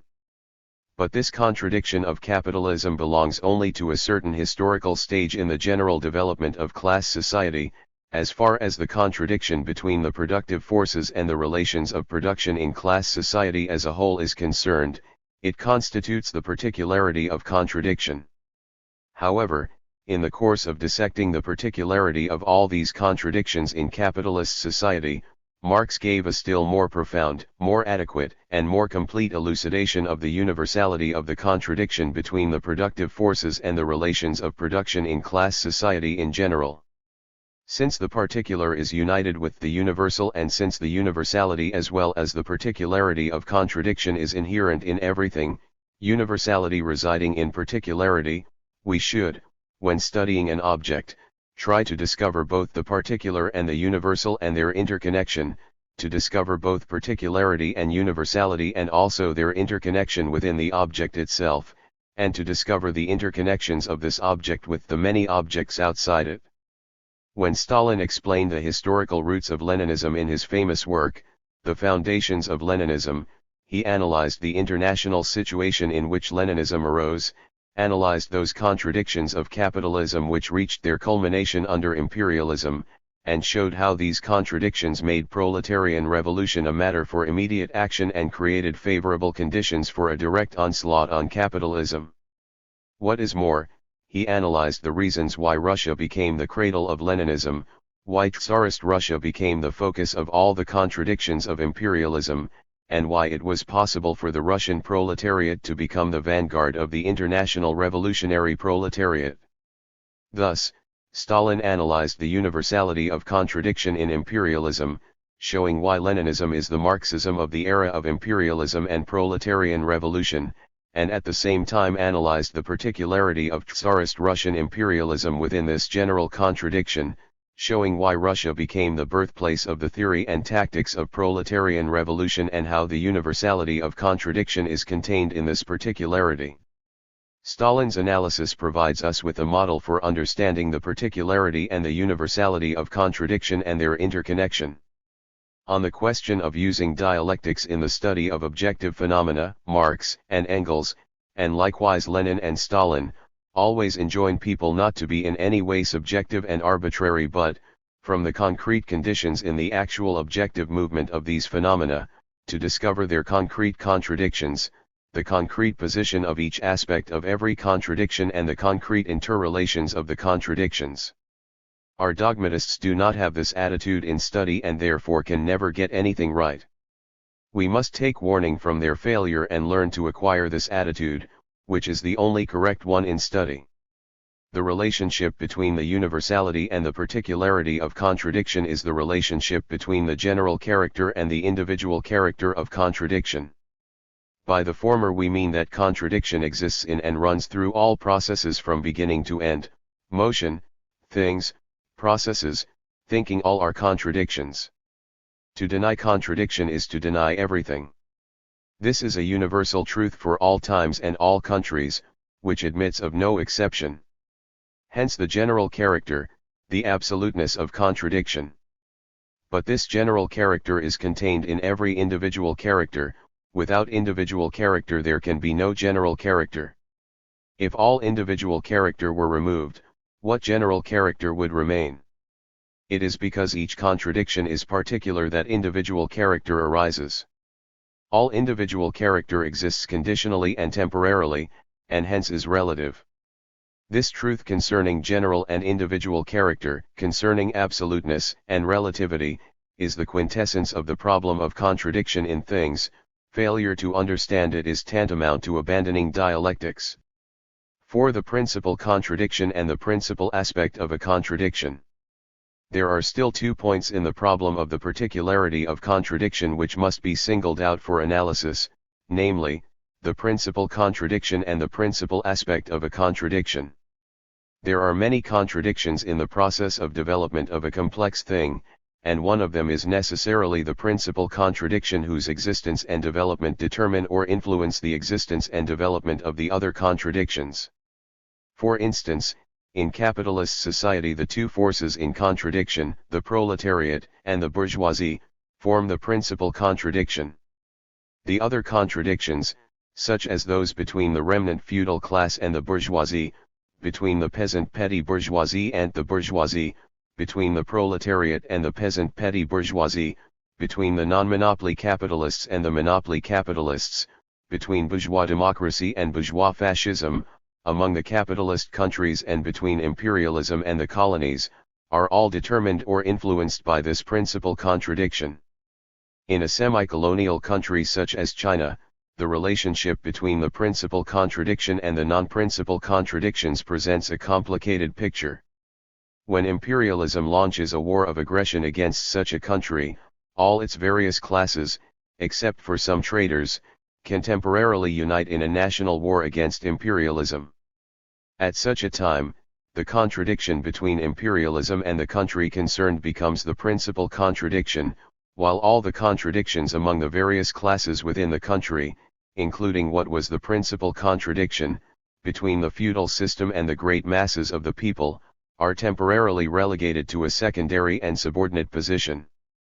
So it was in China in the Opium War of 1840, the Sino-Japanese War of 1894 and the Yiho-Tuan War of 1900, and so it is now in the present Sino-Japanese War. But in another situation, the contradictions change position. When imperialism carries on its oppression not by war, but by milder means political, economic and cultural, the ruling classes in semi-colonial countries capitulate to imperialism, and the two form an alliance for the joint oppression of the masses of the people. At such a time, the masses often resort to civil war against the alliance of imperialism and the feudal classes, while imperialism often employs indirect methods rather than direct action in helping the reactionaries in the semi-colonial countries to oppress the people, and thus the internal contradictions become particularly sharp. This is what happened in China in the Revolutionary War of 1911, the Revolutionary War of 1924-27, and the 10 years of Agrarian Revolutionary War after 1927. Wars among the various reactionary ruling groups in the semi-colonial countries, example the wars among the warlords in China, fall into the same category. When a revolutionary civil war develops to the point of threatening the very existence of imperialism and its running dogs, the domestic reactionaries, imperialism often adopts other methods in order to maintain its rule. It either tries to split the revolutionary front from within or sends armed forces to help the domestic reactionaries directly. At such a time, foreign imperialism and domestic reaction stand quite openly at one pole while the masses of the people stand at the other pole, thus forming the principal contradiction which determines or influences the development of the other contradictions. The assistance given by various capitalist countries to the Russian reactionaries after the October Revolution is an example of armed intervention. Chiang Kai-shek's betrayal in 1927 is an example of splitting the revolutionary front. But whatever happens, there is no doubt at all that at every stage in the development of a process, there is only one principal contradiction which plays the leading role. Hence, if in any process there are a number of contradictions, one of them must be the principal contradiction playing the leading and decisive role, while the rest occupy a secondary and subordinate position. Therefore, In studying any complex process in which there are two or more contradictions, we must devote every effort to finding its principal contradiction. Once this principal contradiction is grasped, all problems can be readily solved. This is the method Marx taught us in his study of capitalist society. Likewise, Lenin and Stalin taught us this method when they studied imperialism and the general crisis of capitalism, and when they studied the Soviet economy. There are thousands of scholars and men of action who do not understand it, and the result is that, lost in a fog, they are unable to get to the heart of a problem and naturally cannot find a way to resolve its contradictions. As we have said, one must not treat all the contradictions in a process as being equal, but must distinguish between the principal and the secondary contradictions, and pay special attention to grasping the principal one. But, in any given contradiction, whether principal or secondary, should the two contradictory aspects be treated as equal? Again, no. In any contradiction, the development of the contradictory aspects is uneven. Sometimes they seem to be in equilibrium, which is however only temporary and relative, while unevenness is basic. Of the two contradictory aspects, one must be principal and the other secondary. The principal aspect is the one playing the leading role in the contradiction. The nature of a thing is determined mainly by the principal aspect of a contradiction, the aspect which has gained the dominant position. But this situation is not static. The principal and the non-principal aspects of a contradiction transform themselves into each other, and the nature of the thing changes accordingly. In a given process or at a given stage in the development of a contradiction, A is the principal aspect and B is the non-principal aspect. At another stage or in another process, the roles are reversed, a change determined by the extent of the increase or decrease in the force of each aspect in its struggle against the other in the course of the development of a thing. We often speak of the new superseding the old. The supersession of the old by the new is a general, eternal, and inviolable law of the universe. The transformation of one thing into another, through leaps of different forms in accordance with its essence and external conditions, this is the process of the new superseding the old. In each thing there is contradiction between its new and its old aspects, and this gives rise to a series of struggles with many twists and turns. As a result of these struggles, the new aspect changes from being minor to being major and rises to predominance, while the old aspect changes from being major to being minor and gradually dies out. And the moment the new aspect gains dominance over the old thing changes qualitatively into a new thing. It can thus be seen that the nature of a thing is mainly determined by the principal aspect of the contradiction, the aspect which has gained predominance. When the principal aspect which has gained predominance changes, the nature of a thing changes accordingly. In capitalist society, capitalism has changed its position from being a subordinate force in the old feudal era to being the dominant force, and the nature of society has accordingly changed from feudal to capitalist. In the new, capitalist era, the feudal forces changed from their former dominant position to a subordinate one, gradually dying out. Such was the case, for example, in Britain and France. With the development of the productive forces, the bourgeoisie changes from being a new class playing a progressive role to being an old class playing a reactionary role, until it is finally overthrown by the proletariat and becomes a class deprived of privately owned means of production and stripped of power, when it, too, gradually dies out. The proletariat, which is much more numerous than the bourgeoisie and grows simultaneously with it but under its rule, is a new force which, initially subordinate to the bourgeoisie, gradually gains strength, becomes an independent class playing the leading role in history, and finally seizes political power and becomes the ruling class. Thereupon the nature of society changes and the old capitalist society becomes the new socialist society. This is the path already taken by the Soviet Union, a path that all other countries will inevitably take. Look at China, for instance.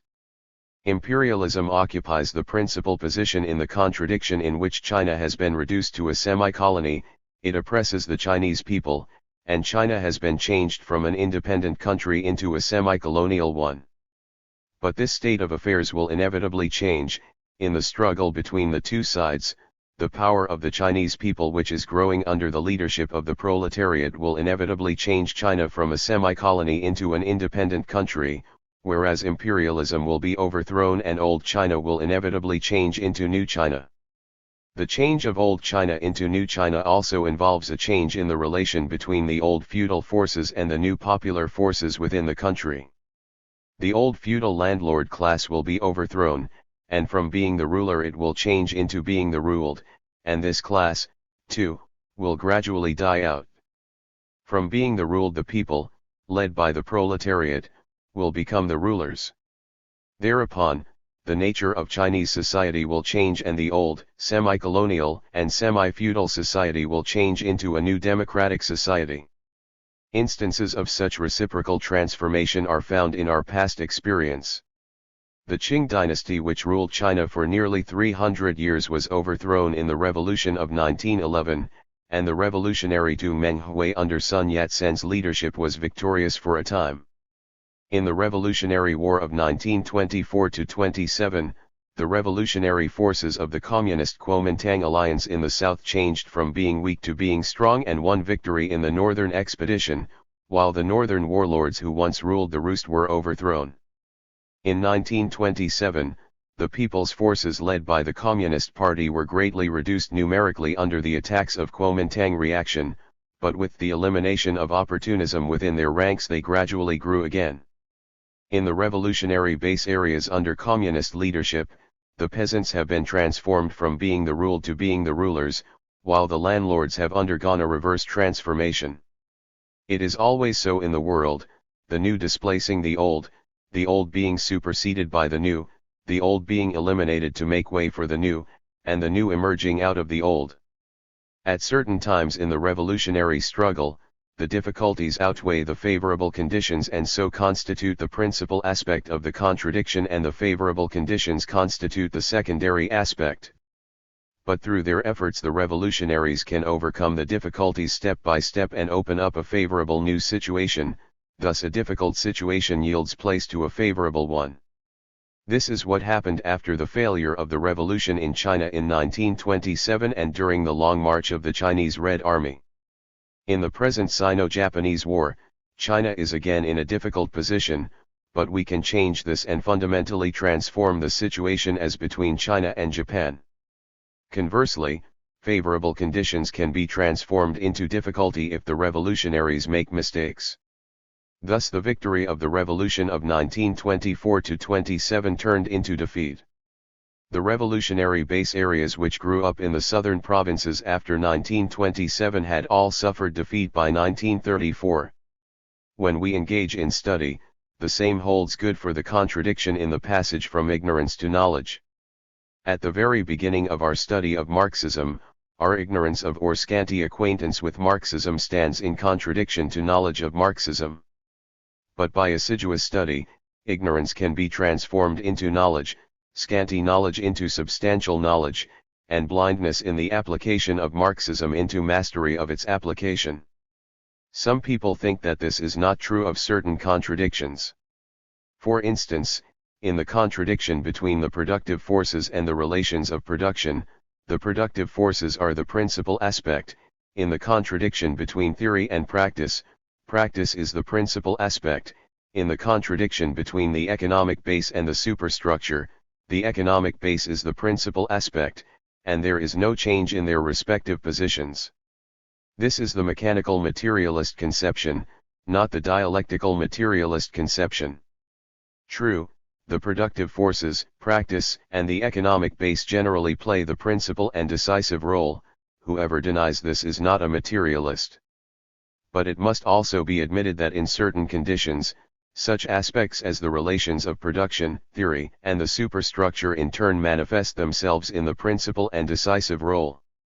When it is impossible for the productive forces to develop without a change in the relations of production, then the change in the relations of production plays the principal and decisive role. The creation and advocacy of revolutionary theory plays the principal and decisive role in those times of which Lenin said, "Without revolutionary theory there can be no revolutionary movement." 15. When a task, no matter which, has to be performed, but there is as yet no guiding line, method, plan, or policy. The principal and decisive thing is to decide on a guiding line, method, plan, or policy. When the superstructure, politics, culture, etc., obstructs the development of the economic base, political and cultural changes become principal and decisive. Are we going against materialism when we say this? No. The reason is that while we recognize that in the general development of history the material determines the mental and social being determines social consciousness, we also and indeed must recognize the reaction of mental on material things, of social consciousness on social being and of the superstructure on the economic base. This does not go against materialism, on the contrary, it avoids mechanical materialism and firmly upholds dialectical materialism. In studying the particularity of contradiction, unless we examine these two facets, the principal and the non-principal contradictions in a process, and the principal and the non-principal aspects of a contradiction, that is, unless we examine the distinctive character of these two facets of contradiction, we shall get bogged down in abstractions, be unable to understand contradiction concretely and consequently be unable to find the correct method of resolving it. The distinctive character or particularity of these two facets of contradiction represents the unevenness of the forces that are in contradiction. Nothing in this world develops absolutely evenly. We must oppose the theory of even development or the theory of equilibrium. Moreover, it is these concrete features of a contradiction and the changes in the principal and non-principal aspects of a contradiction in the course of its development that manifest the force of the new superseding the old. The study of the various states of unevenness in contradictions, of the principal and non-principal contradictions and of the principal and the non-principal aspects of a contradiction constitutes an essential method by which a revolutionary political party correctly determines its strategic and tactical policies both in political and in military affairs. All communists must give it attention. V. The identity and struggle of the aspects of a contradiction. When we understand the universality and the particularity of contradiction, we must proceed to study the problem of the identity and struggle of the aspects of a contradiction. Identity, unity, coincidence, interpenetration, interpermeation, interdependence, or mutual dependence for existence, interconnection or mutual cooperation. All these different terms mean the same thing and refer to the following 2 points. First, the existence of each of the two aspects of a contradiction in the process of the development of a thing presupposes the existence of the other aspect, and both aspects coexist in a single entity.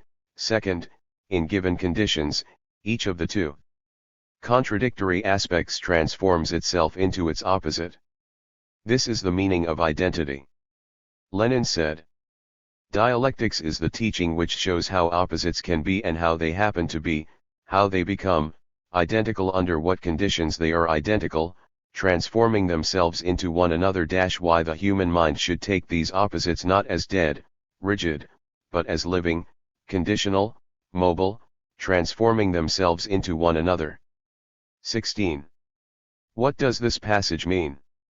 The contradictory aspects in every process exclude each other, struggle with each other and are in opposition to each other. Without exception, they are contained in the process of development of all things and in all human thought. A simple process contains only a single pair of opposites, while a complex process contains more. And in turn, the pairs of opposites are in contradiction to one another. That is how all things in the objective world and all human thought are constituted and how they are set in motion. This being so, there is an utter lack of identity or unity. How then can one speak of identity or unity? The fact is that no contradictory aspect can exist in isolation. Without its opposite aspect, each loses the condition for its existence. Just think, can any one contradictory aspect of a thing or of a concept in the human mind exist independently? Without life, there would be no death. Without death, there would be no life. Without above, there would be no below. Without below, there would be no above. Without misfortune, there would be no good fortune. Without good fortune, these would be no misfortune. Without facility, there would be no difficulty. Without difficulty, there would be no facility. Without landlords, there would be no tenant peasants; without tenant peasants, there would be no landlords. Without the bourgeoisie, there would be no proletariat; without the proletariat, there would be no bourgeoisie. Without imperialist oppression of nations, there would be no colonies or semi-colonies; without colonies or semi-colonies, there would be no imperialist oppression of nations. It is so with all opposites. In given conditions, on the one hand they are opposed to each other, and on the other they are interconnected, interpenetrating, interpermeating and interdependent, and this character is described as identity. In given conditions, all contradictory aspects possess the character of non-identity and hence are described as being in contradiction. But they also possess the character of identity and hence are interconnected. This is what Lenin means when he says that dialectics studies how opposites can be identical. How then can they be identical? Because each is the condition for the other's existence. This is the first meaning of identity. But is it enough to say merely that each of the contradictory aspects is the condition for the other's existence, that there is identity between them and that consequently they can coexist in a single entity? No, it is not. The matter does not end with their dependence on each other for their existence. What is more important is their transformation into each other. That is to say, in given conditions, each of the contradictory aspects within a thing transforms itself into its opposite, changes its position to that of its opposite. This is the second meaning of the identity of contradiction. Why is there identity here, too? You see, by means of revolution the proletariat, at one time the ruled, is transformed into the ruler, while the bourgeoisie, the erstwhile ruler, is transformed into the ruled and changes its position to that originally occupied by its opposite. This has already taken place in the Soviet Union, as it will take place throughout the world.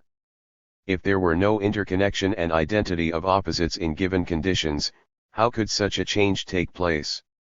The Kuomintang, which played a certain positive role at a certain stage in modern Chinese history, became a counter-revolutionary party after 1927 because of its inherent class nature and because of imperialist blandishments, these being the conditions, but it has been compelled to agree to resist Japan because of the sharpening of the contradiction between China and Japan and because of the Communist Party's policy of the United Front, these being the conditions.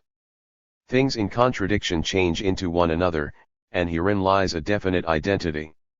Our agrarian revolution has been a process in which the landlord class owning the land is transformed into a class that has lost its land, while the peasants who once lost their land are transformed into small holders who have acquired land, and it will be such a process once again. In given conditions having and not having, acquiring and losing, are interconnected, there is identity of the two sides. Under socialism, private peasant ownership is transformed into the public ownership of socialist agriculture. This has already taken place in the Soviet Union, as it will take place everywhere else. There is a bridge leading from private property to public property, which in philosophy is called identity, or transformation into each other, or interpenetration. To consolidate the dictatorship of the proletariat or the dictatorship of the people is in fact to prepare the conditions for abolishing this dictatorship and advancing to the higher stage when all state systems are eliminated. To establish and build the Communist Party is in fact to prepare the conditions for the elimination of the Communist Party and all political parties. To build a revolutionary army under the leadership of the Communist Party and to carry on revolutionary war is in fact to prepare the conditions for the permanent elimination of war. These opposites are at the same time complementary. War and peace, as everybody knows, transform themselves into each other. War is transformed into peace. For instance, the First World War was transformed into the post-war peace, and the civil war in China has now stopped, giving place to internal peace. Peace is transformed into war. For instance, the Kuomintang Communist Cooperation was transformed into war in 1927, and today's situation of world peace may be transformed into a Second World War. Why is this so? Because in class society such contradictory things as war and peace have an identity in given conditions. All contradictory things are interconnected, Not only do they coexist in a single entity in given conditions, but in other given conditions, they also transform themselves into each other. This is the full meaning of the identity of opposites. This is what Lenin meant when he discussed how they happen to be, how they become, identical under what conditions they are identical, transforming themselves into one another. Why is it that the human mind should take these opposites not as dead, rigid, but as living, conditional, mobile, transforming themselves into one another? Because that is just how things are in objective reality. The fact is that the unity or identity of opposites in objective things is not dead or rigid, but is living, conditional, mobile, temporary and relative. In given conditions, every contradictory aspect transforms itself into its opposite. Reflected in man's thinking, this becomes the Marxist world outlook of materialist dialectics. It is only the reactionary ruling classes of the past and present and the metaphysicians in their service who regard opposites not as living, conditional, mobile and transforming themselves into one another, but as dead and rigid, and they propagate this fallacy everywhere to delude the masses of the people, thus seeking to perpetuate their rule. The task of communists is to expose the fallacies of the reactionaries and metaphysicians, to propagate the dialectics inherent in things, and so accelerate the transformation of things and achieve the goal of revolution. In speaking of the identity of opposites in given conditions, what we are referring to is real and concrete opposites and the real and concrete transformations of opposites into one another. There are innumerable transformations in mythology, for instance, Khufu's race with the sun in Shanhai Qing, 17 Yi's shooting down of 9 suns in Huainan Zi, 18 the Monkey King's 72 metamorphoses in Shiyu Qi, 19 the numerous episodes of ghosts and foxes metamorphosed into human beings in the strange tales of Liao Chai, 20 etc. But these legendary transformations of opposites are not concrete changes reflecting concrete contradictions. They are naive, imaginary, subjectively conceived transformations conjured up in men's minds by innumerable real and complex transformations of opposites into one another. Marx said, all mythology masters and dominates and shapes the forces of nature in and through the imagination, hence it disappears as soon as man gains mastery over the forces of nature. 21 The myriads of changes in mythology, and also in nursery tales, delight people because they imaginatively picture man's conquest of the forces of nature, and the best myths possess eternal charm, as Marx put it, but myths are not built out of the concrete contradictions existing in given conditions and therefore are not a scientific reflection of reality. That is to say, in myths or nursery tales the aspects constituting a contradiction have only an imaginary identity, not a concrete identity. The scientific reflection of the identity in real transformations is Marxist dialectics. Why can an egg but not a stone be transformed into a chicken? Why is there identity between war and peace and none between war and a stone? Why can human beings give birth only to human beings and not to anything else? The sole reason is that the identity of opposites exists only in necessary given conditions. Without these necessary given conditions there can be no identity whatsoever.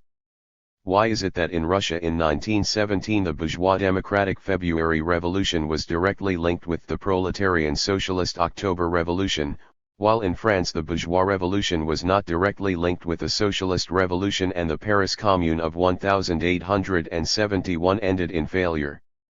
Why is it, on the other hand, that the nomadic system of Mongolia and Central Asia has been directly linked with socialism? Why is it that the Chinese Revolution can avoid a capitalist future and be directly linked with socialism without taking the old historical road of the Western countries, without passing through a period of bourgeois dictatorship? The sole reason is the concrete conditions of the time. When certain necessary conditions are present, certain contradictions arise in the process of development of things and, moreover, the opposites contained in them are interdependent and become transformed into one another, otherwise none of this would be possible. Such is the problem of identity. What then is struggle?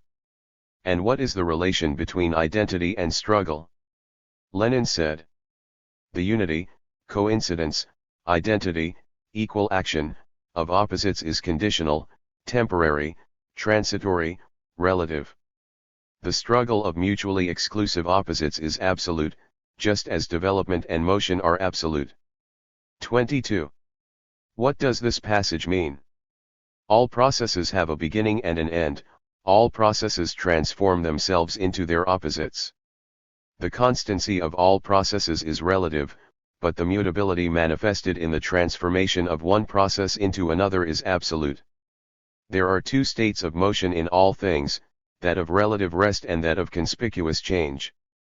Both are caused by the struggle between the two contradictory elements contained in a thing. When the thing is in the first state of motion, it is undergoing only quantitative and not qualitative change and consequently presents the outward appearance of being at rest. When the thing is in the second state of motion, the quantitative change of the first state has already reached a culminating point and gives rise to the dissolution of the thing as an entity, and thereupon a qualitative change ensues, hence the appearance of a conspicuous change.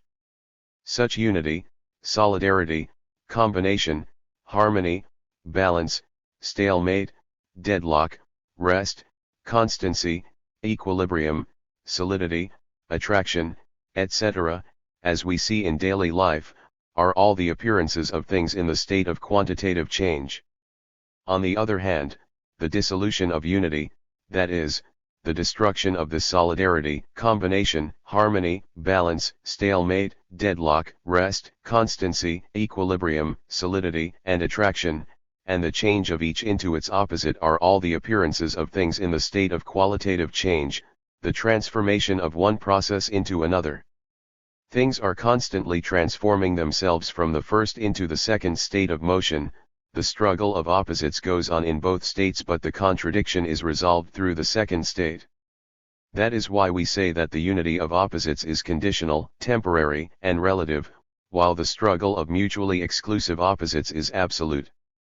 When we said above that two opposite things can coexist in a single entity and can transform themselves into each other because there is identity between them, we were speaking of conditionality, that is to say, in given conditions two contradictory things can be united and can transform themselves into each other, but in the absence of these conditions, they cannot constitute a contradiction, cannot coexist in the same entity and cannot transform themselves into one another. It is because the identity of opposites obtains only in given conditions that we have said identity is conditional and relative. We may add that the struggle between opposites permeates a process from beginning to end and makes one process transform itself into another, that it is ubiquitous, and that struggle is therefore unconditional and absolute. The combination of conditional, relative identity and unconditional, absolute struggle constitutes the movement of opposites in all things. We Chinese often say, things that oppose each other also complement each other. 23. That is, things opposed to each other have identity. This saying is dialectical and contrary to metaphysics. Oppose each other refers to the mutual exclusion or the struggle of two contradictory aspects. Complement each other means that in given conditions the two contradictory aspects unite and achieve identity. Yet struggle is inherent in identity, and without struggle there can be no identity. In identity there is struggle, in particularity there is universality, and in individuality there is generality. To quote Lenin, there is an absolute in the relative. 24. 6. The place of antagonism in contradiction. The question of the struggle of opposites includes the question of what is antagonism. Our answer is that antagonism is one form, but not the only form, of the struggle of opposites. In human history, antagonism between classes exists as a particular manifestation of the struggle of opposites. Consider the contradiction between the exploiting and the exploited classes. Such contradictory classes coexist for a long time in the same society, be it slave society, feudal society, or capitalist society, and they struggle with each other, but it is not until the contradiction between the two classes develops to a certain stage that it assumes the form of open antagonism and develops into revolution. The same holds for the transformation of peace into war in class society. Before it explodes, a bomb is a single entity in which opposites coexist in given conditions. The explosion takes place only when a new condition, ignition, is present. An analogous situation arises in all those natural phenomena which finally assume the form of open conflict to resolve old contradictions and produce new things. It is highly important to grasp this fact. It enables us to understand that revolutions and revolutionary wars are inevitable in class society and that without them, it is impossible to accomplish any leap in social development and to overthrow the reactionary ruling classes, and therefore impossible for the people to win political power. Communists must expose the deceitful propaganda of the reactionaries, such as the assertion that social revolution is unnecessary and impossible.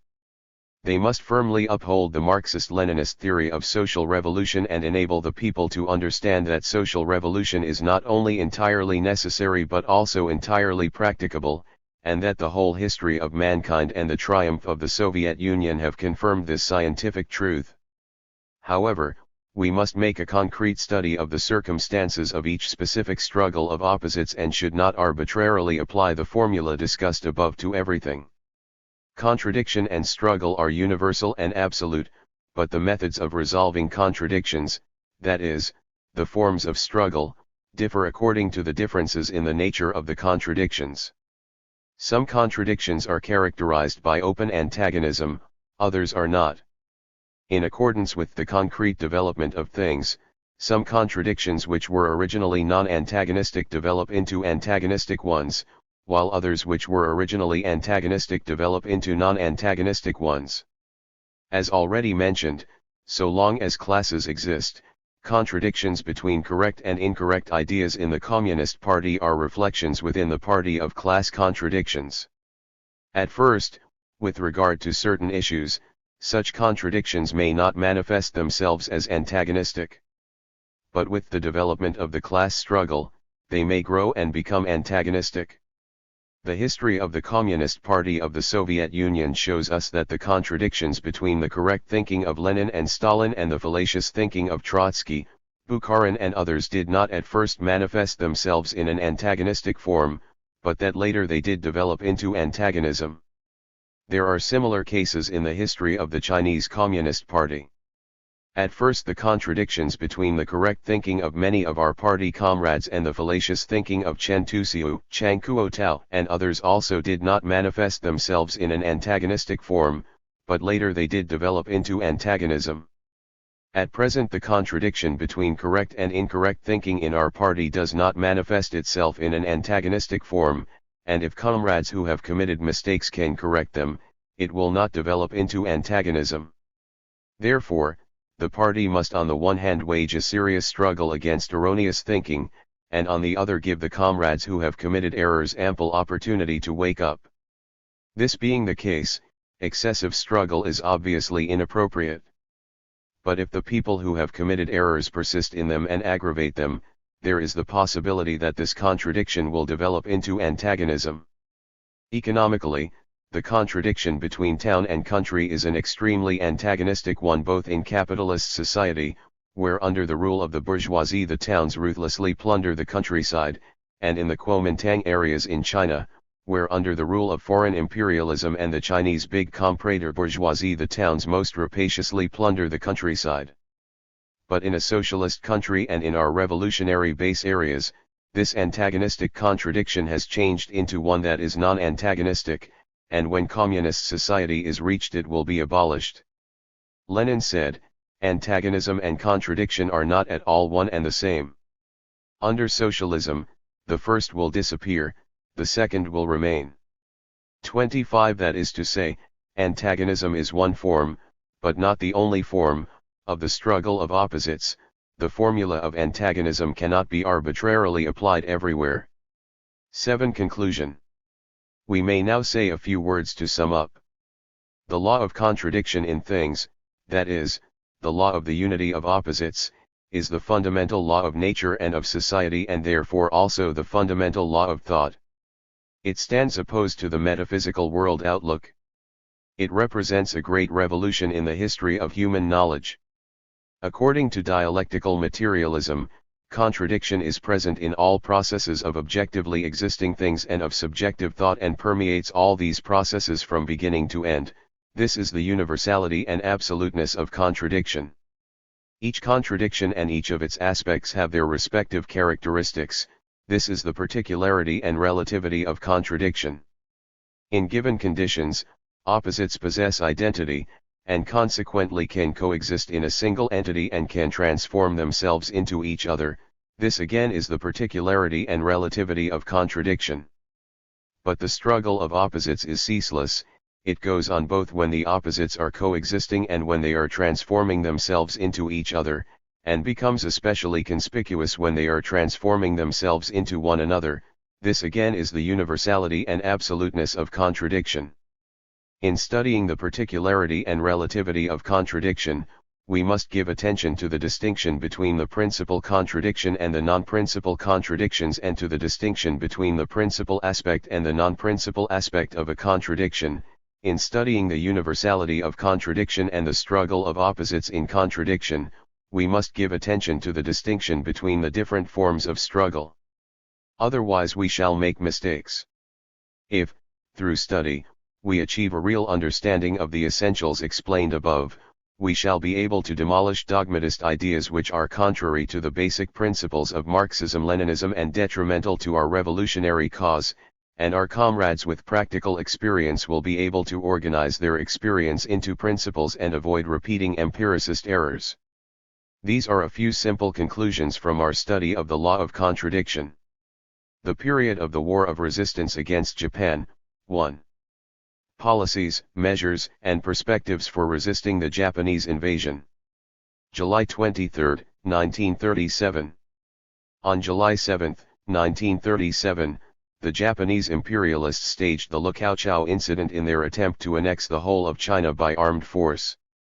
The Chinese people unanimously demanded war against Japan.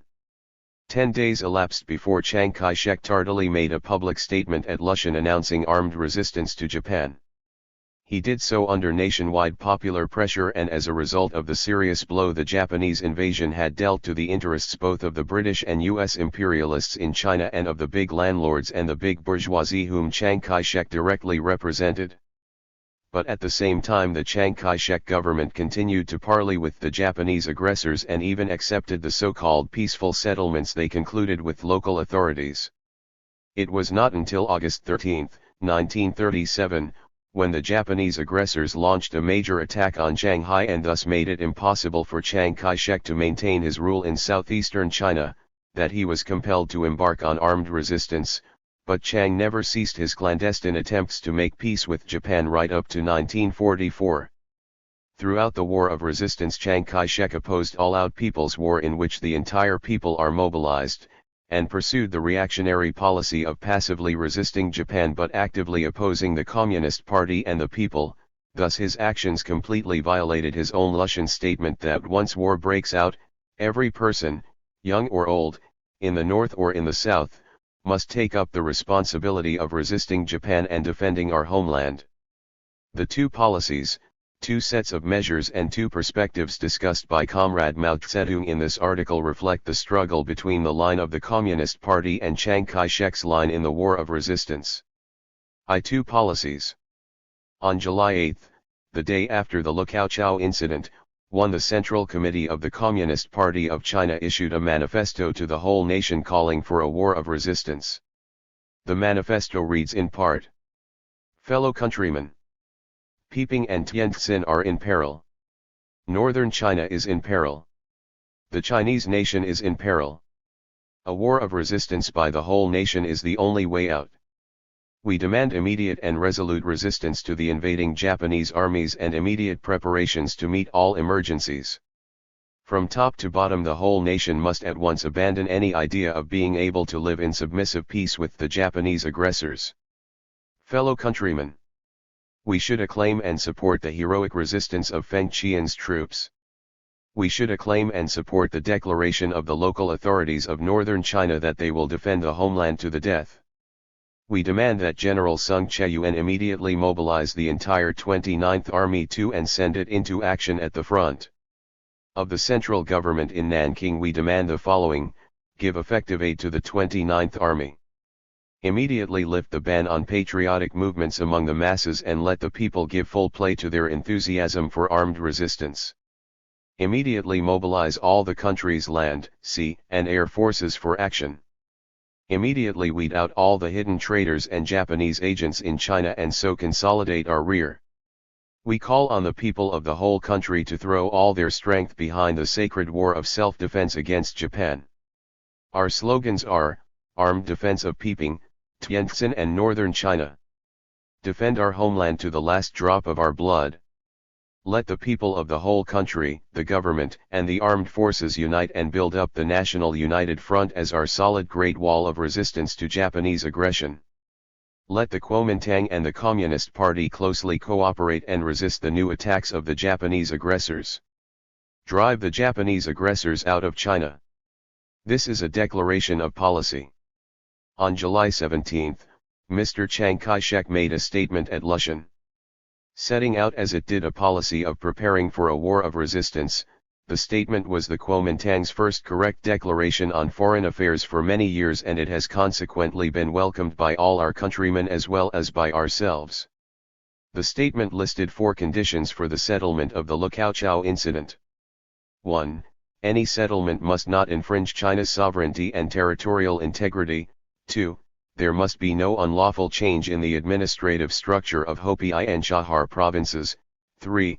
There must be no dismissal and replacement, at the demand of others, of local officials appointed by the central government. 4. The 29th Army must not be confined to the area in which it is now stationed. The concluding remarks of the statement read: Concerning the Lukaochao incident, the government has decided on a policy and a stand to which it will always adhere.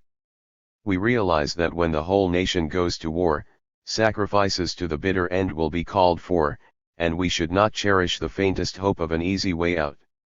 Once war breaks out, every person, young or old, in the north or in the south, must take up the responsibility of resisting Japan and defending our homeland.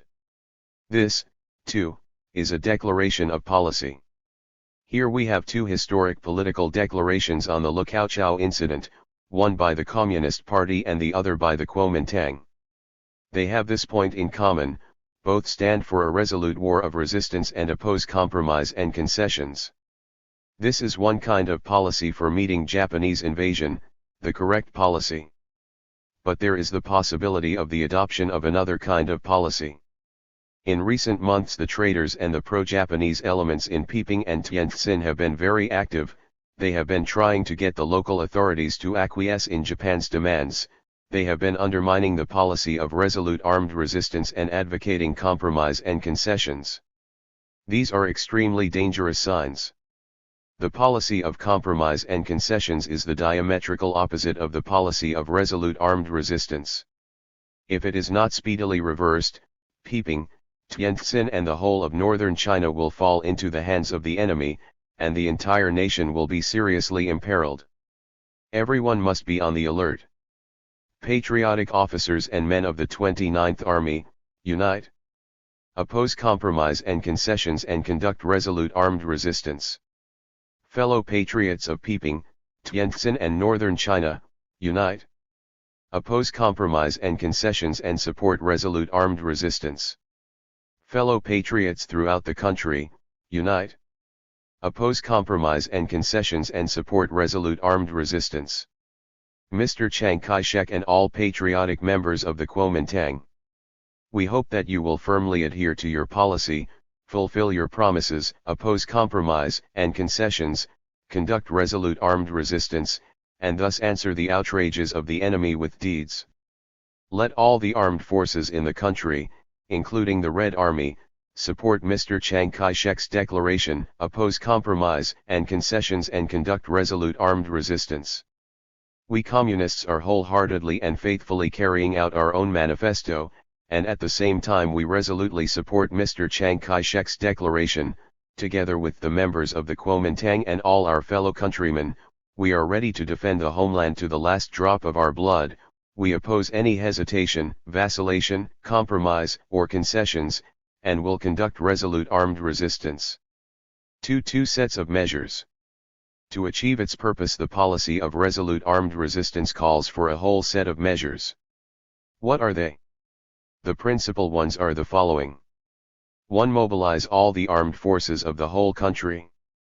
Mobilize our standing armed forces of well over 2 million men, including the land, sea, and air forces, the Central Army, the local troops and the Red Army, and immediately send the main forces to the national defense lines, while keeping some forces in the rear to maintain order.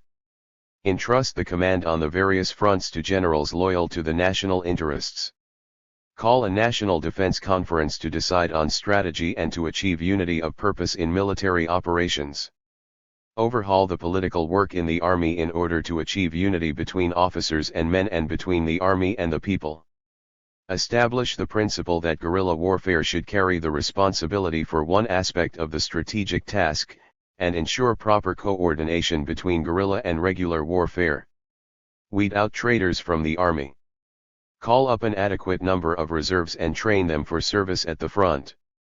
Adequately replenish the equipment and supplies of the armed forces. Military plans on these lines must be made, in keeping with the general policy of resolute armed resistance.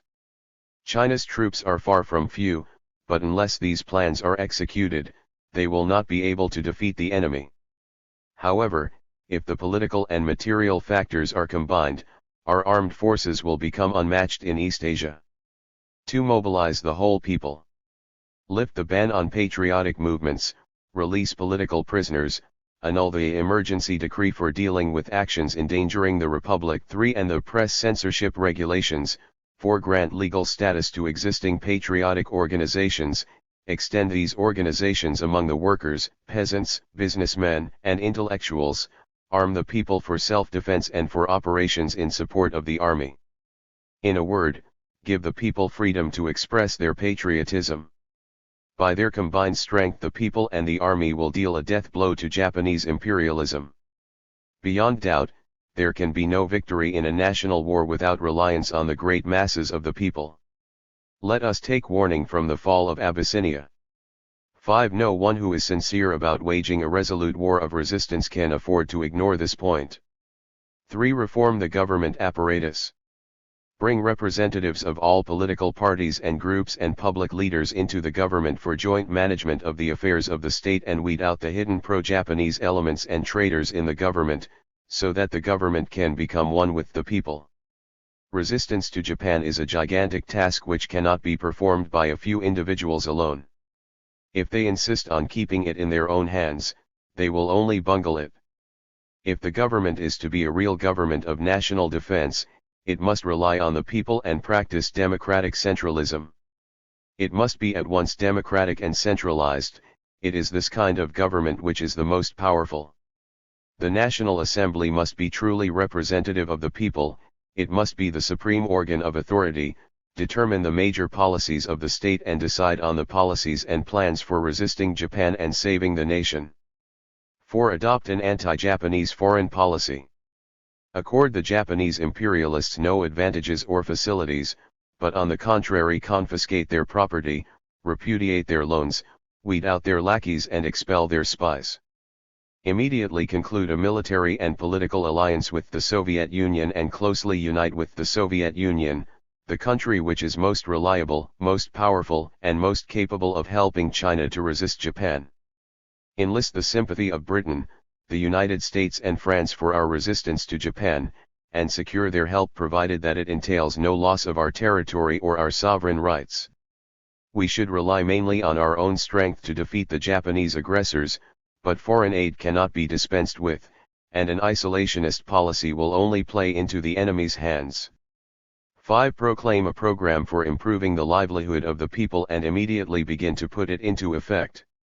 Start with the following minimum points: abolish exorbitant taxes and miscellaneous levies, reduce land rent, restrict usury, increase the workers' pay, improve the livelihood of the soldiers and junior officers, improve the livelihood of office workers, and provide relief for victims of natural calamities.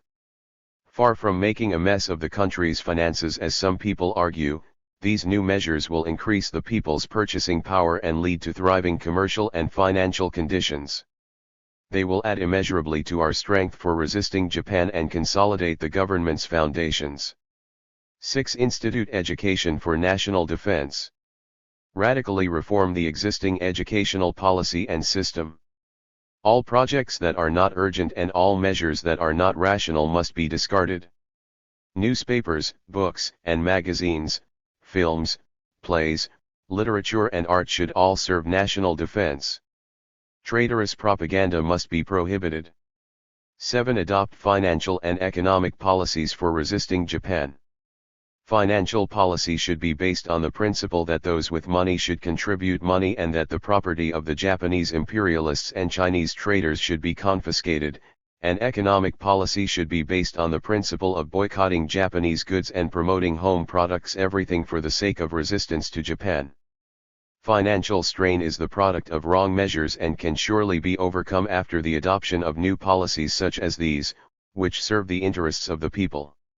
It is sheer nonsense to say that a country with so vast a territory and so huge a population is financially and economically helpless. 8. Unite the entire Chinese people, the government, and the armed forces to build up the National United Front as our solid Great Wall. The application of the policy of armed resistance and of the above measures depends on this united front. Here the key is close cooperation between the Kuomintang and the Communist Party. Let the government, the troops, all the political parties and the whole people unite on the basis of such cooperation between the two parties. The slogan "Unity in good faith to meet the national crisis" must not be limited to fine words but must be demonstrated in fine deeds. Unity must be genuine, deception will not do. There must be more large-mindedness and a broader sweep in the conduct of state affairs. Petty niggling, mean tricks, bureaucracy, and accusation 6 are of no use at all. They are of no avail against the enemy and simply ridiculous if practiced on one's own countrymen. There are major and minor principles in everything, and the minor principles are all subordinate to the major.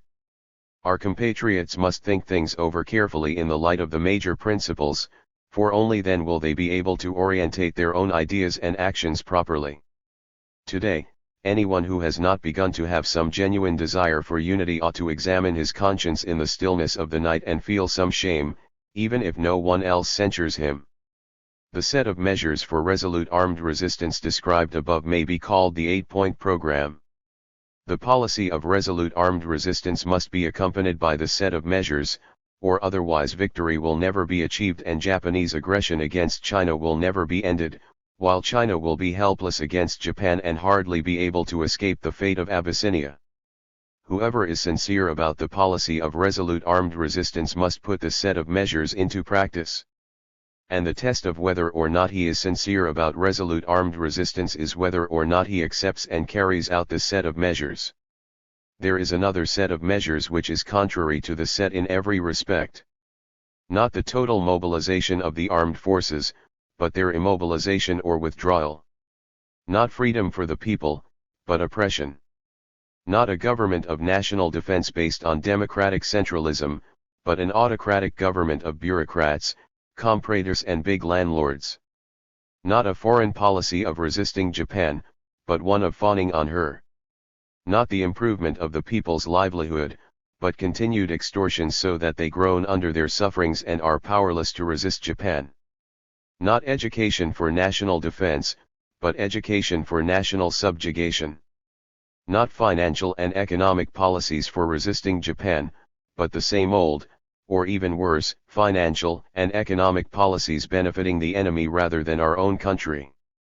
Not building up the anti-Japanese National United Front as our Great Wall, but tearing it down, or talking glibly about unity while never doing anything to advance it. Measures stem from policy. If the policy is one of non-resistance, all measures will reflect non-resistance. We have been taught this lesson over the last 6 years. If the policy is one of resolute armed resistance, then it is imperative to apply the appropriate measures, the 8-point program. 3. Perspectives. What are the perspectives? This is what everyone is anxious about. Pursue the first policy and adopt the first set of measures, and the perspective will definitely be the expulsion of Japanese imperialism and the attainment of China's liberation. Can there still be any doubt about it? I think not. Pursue the second policy and adopt the second set of measures, and the perspective will definitely be the occupation of China by the Japanese imperialists, with the Chinese people being turned into slaves and beasts of burden. Can there still be any doubt about it? Again, I think not. For conclusion, it is imperative to carry out the first policy, to adopt the first set of measures and to strive for the first perspective. It is imperative to oppose the second policy, to reject the second set of measures and to avert the second perspective. Let all patriotic members of the Kuomintang and all members of the Communist Party unite and steadfastly carry out the first policy, adopt the first set of measures and strive for the first perspective. Let them steadfastly oppose the second policy, reject the second set of measures and avert the second perspective. Let all patriotic people, patriotic troops, and patriotic parties and groups unite as one and steadfastly carry out the first policy, adopt the first set of measures and strive for the first perspective. Let them steadfastly oppose the second policy, reject the second set of measures and avert the second perspective. Long live the National Revolutionary War! Long live the liberation of the Chinese nation! For the mobilization of all the nation's forces for victory in the War of Resistance. August 25, 1937. This was an outline for propaganda and agitation written by Comrade Mao Zedong in August 1937 for the propaganda organs of the Central Committee of the Chinese Communist Party. It was approved by the enlarged meeting of the Political Bureau of the Central Committee at Loquan, Northern Shenzi. A. The Luqiaoqiao incident of July 7 marked the beginning of the Japanese imperialist all-out invasion of China south of the Great Wall. The fight put up by the Chinese troops at Luqiaoqiao marked the beginning of China's nationwide war of resistance. The ceaseless Japanese attacks, the people's resolute struggle, the national bourgeoisie's tendency towards resistance, the Communist Party's vigorous advocacy and firm application of a national united front policy and the nationwide support this policy has won, all these have compelled the Chinese authorities to begin changing their policy of non-resistance, as pursued ever since the September 18 incident of 1931, to a policy of resistance since the Luqiaoqiao incident, and have caused the Chinese Revolution to develop beyond the stage reached after the December 9 movement, i.e., the stage of ending the civil war and preparing for resistance, into the stage of actual resistance. The initial changes in the Kuomintang's policy with the Xi'an incident and the third plenary session of its Central Executive Committee as their starting point, Mr. Chiang Kai-shek's Lushan statement of July on the question of resistance to Japan, and many of his measures of national defense, all deserve commendation. The troops at the front, whether the land and air forces or the local armed units, have all fought courageously and demonstrated the heroic spirit of the Chinese nation. In the name of the National Revolution, the Chinese Communist Party ardently salutes our patriotic troops and fellow countrymen throughout China. B. But on the other hand, even after the Luqiaoqiao incident of July 7, the Kuomintang authorities are continuing to pursue the wrong policy they have pursued ever since the September 18 incident, making compromises and concessions, to suppressing the zeal of the patriotic troops and clamping down on the patriotic people's national salvation movement. There is no doubt that, having seized Peiping and Tientsin, Japanese imperialism will press ahead with its policy of large-scale offensives, take the second and third steps in its premeditated war plan and launch fierce attacks on the whole of northern China and other areas, relying on its own brute military strength while at the same time drawing support from German and Italian imperialism and exploiting the vacillations of British imperialism and the estrangement of the Kuomintang from the broad masses of the working people. The flames of war are already raging in Chahar and in Shanghai. To save our motherland, to resist the attacks of the powerful invaders, to defend northern China and the seacoast and recover Peiping, Tientsin and northeastern China, the Kuomintang authorities and the whole people must thoroughly learn the lesson of the loss of northeastern China, Peiping and Tientsin, learn and take warning from the fall of Abyssinia, learn from the Soviet Union's past victories over its foreign enemies, 3. Learn from Spain's present experience in successfully defending Madrid, 4. And firmly unite to fight to the end in defense of the motherland. Henceforth the task is, mobilize all the nation's forces for victory in the war of resistance, and the key to its accomplishment is a complete and thorough change in Kuomintang policy. The step forward taken by the Kuomintang on the question of resistance is to be commended. It is what the Chinese Communist Party and the people of the whole country have for years been hoping for, and we welcome it. But the Kuomintang has not changed its policies on such matters as the mobilization of the masses and the introduction of political reforms. It is still basically unwilling to lift the ban on the people's anti-Japanese movement or make fundamental changes in the government apparatus. It still has no policy for improving the people's livelihood, and is still not sufficiently sincere in its cooperation with the Communist Party. If, at this critical juncture of life or death for our nation, the Kuomintang continues in the same old groove and does not quickly change its policy, it will bring disaster to the war of resistance. Some Kuomintang members say, let political reforms be instituted after victory. They think the Japanese aggressors can be defeated by the government's efforts alone, but they are wrong. A few battles may be won in a war of resistance fought by the government alone, but it will be impossible to defeat the Japanese aggressors thoroughly. This can be done only by a war of total resistance by the whole nation. Such a war, however, requires a complete and drastic change in Kuomintang policy and the joint efforts of the whole nation from top to bottom to carry out a thoroughgoing program of resistance to Japan, that is, a national salvation program formulated in the spirit of the revolutionary Three People's Principles and the Three Great Policies 5 drawn up personally by Dr. Sun Yat-sen during the best period of Kuomintang communist cooperation. See, in all earnestness the Chinese Communist Party proposes to the Kuomintang, to the people of the whole country, to all political parties and groups, to people in all walks of life and to all the armed forces a 10-point national salvation program for the purpose of completely defeating the Japanese aggressors. It firmly believes that only by carrying out this program fully, sincerely, and resolutely will it be possible to defend the motherland and defeat the Japanese aggressors. Otherwise, the responsibility will fall on those who procrastinate and allow the situation to deteriorate. Once the country's doom is sealed, it will be too late for regrets and lamentations. The 10 points are as follows. 1. Overthrow Japanese imperialism.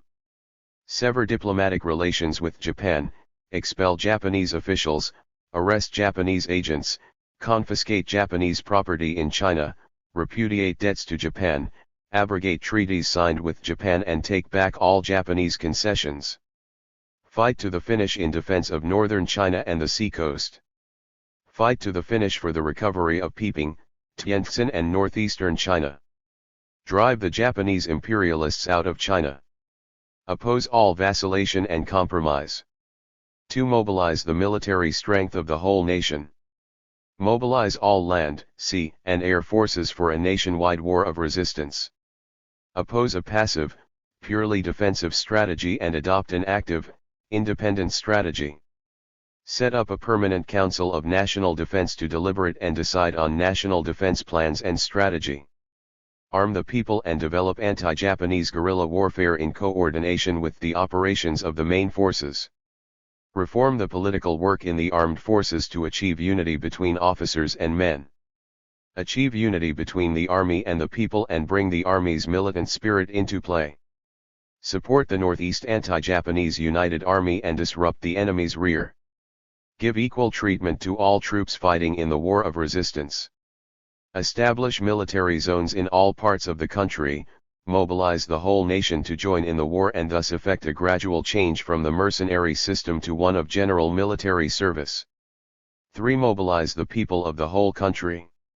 Let all the people of the country, with the exception of the traitors, have freedom of speech, the press, assembly, and association in resisting Japan and saving the nation, and the right to take up arms against the enemy.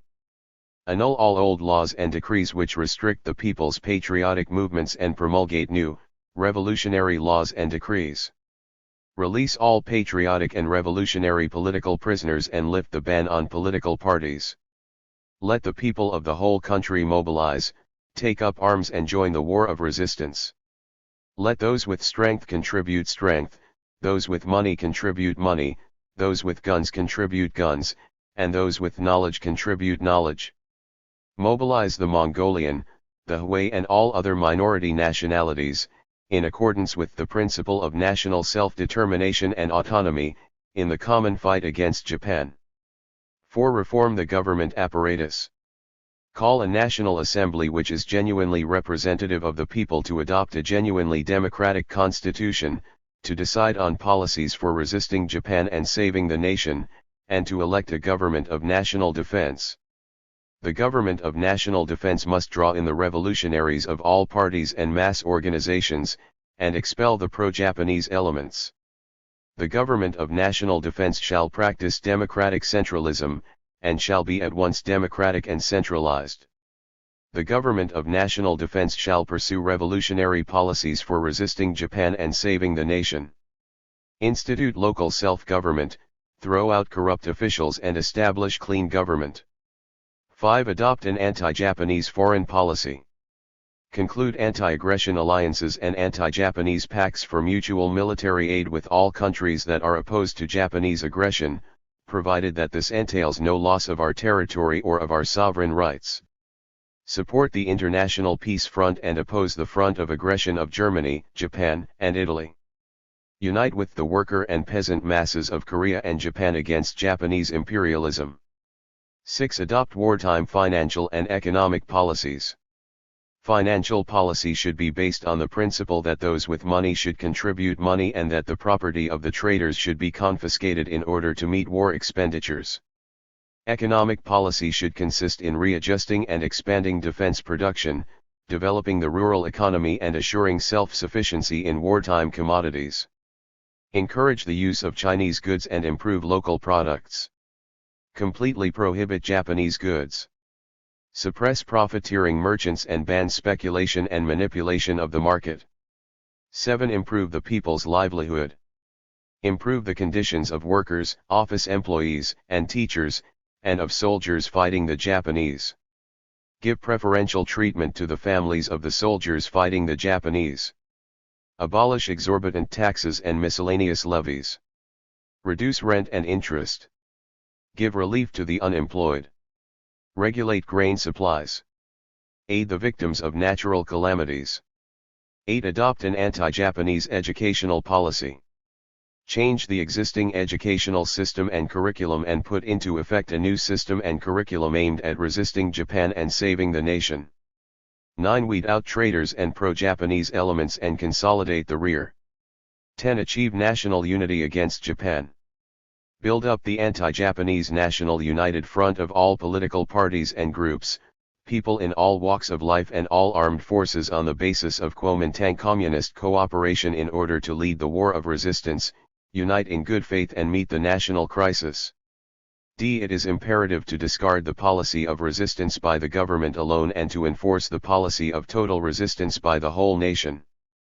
The government must unite with the people, fully restore the revolutionary spirit of Dr. Sun Yat-sen, put the above 10-point program into effect and strive for complete victory. Together with the masses of the people and the armed forces under its leadership, the Chinese Communist Party will firmly adhere to this program and stand in the forefront of the war of resistance, defending the motherland to the last drop of its blood.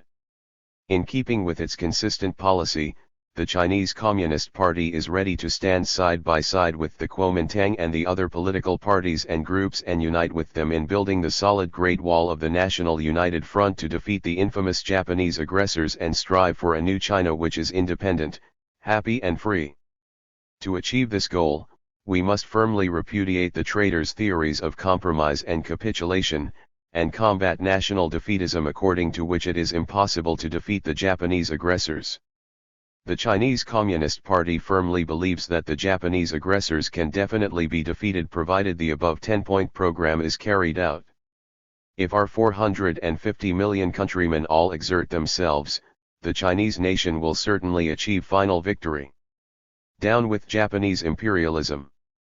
Long live the National Revolutionary War. Long live New China, independent, happy and free. Combat liberalism. September 7, 1937. We stand for active ideological struggle because it is the weapon for ensuring unity within the party and the revolutionary organizations in the interest of our fight. Every communist and revolutionary should take up this weapon. But liberalism rejects ideological struggle and stands for unprincipled peace, thus giving rise to a decadent, Philistine attitude and bringing about political degeneration in certain units and individuals in the party and the revolutionary organizations.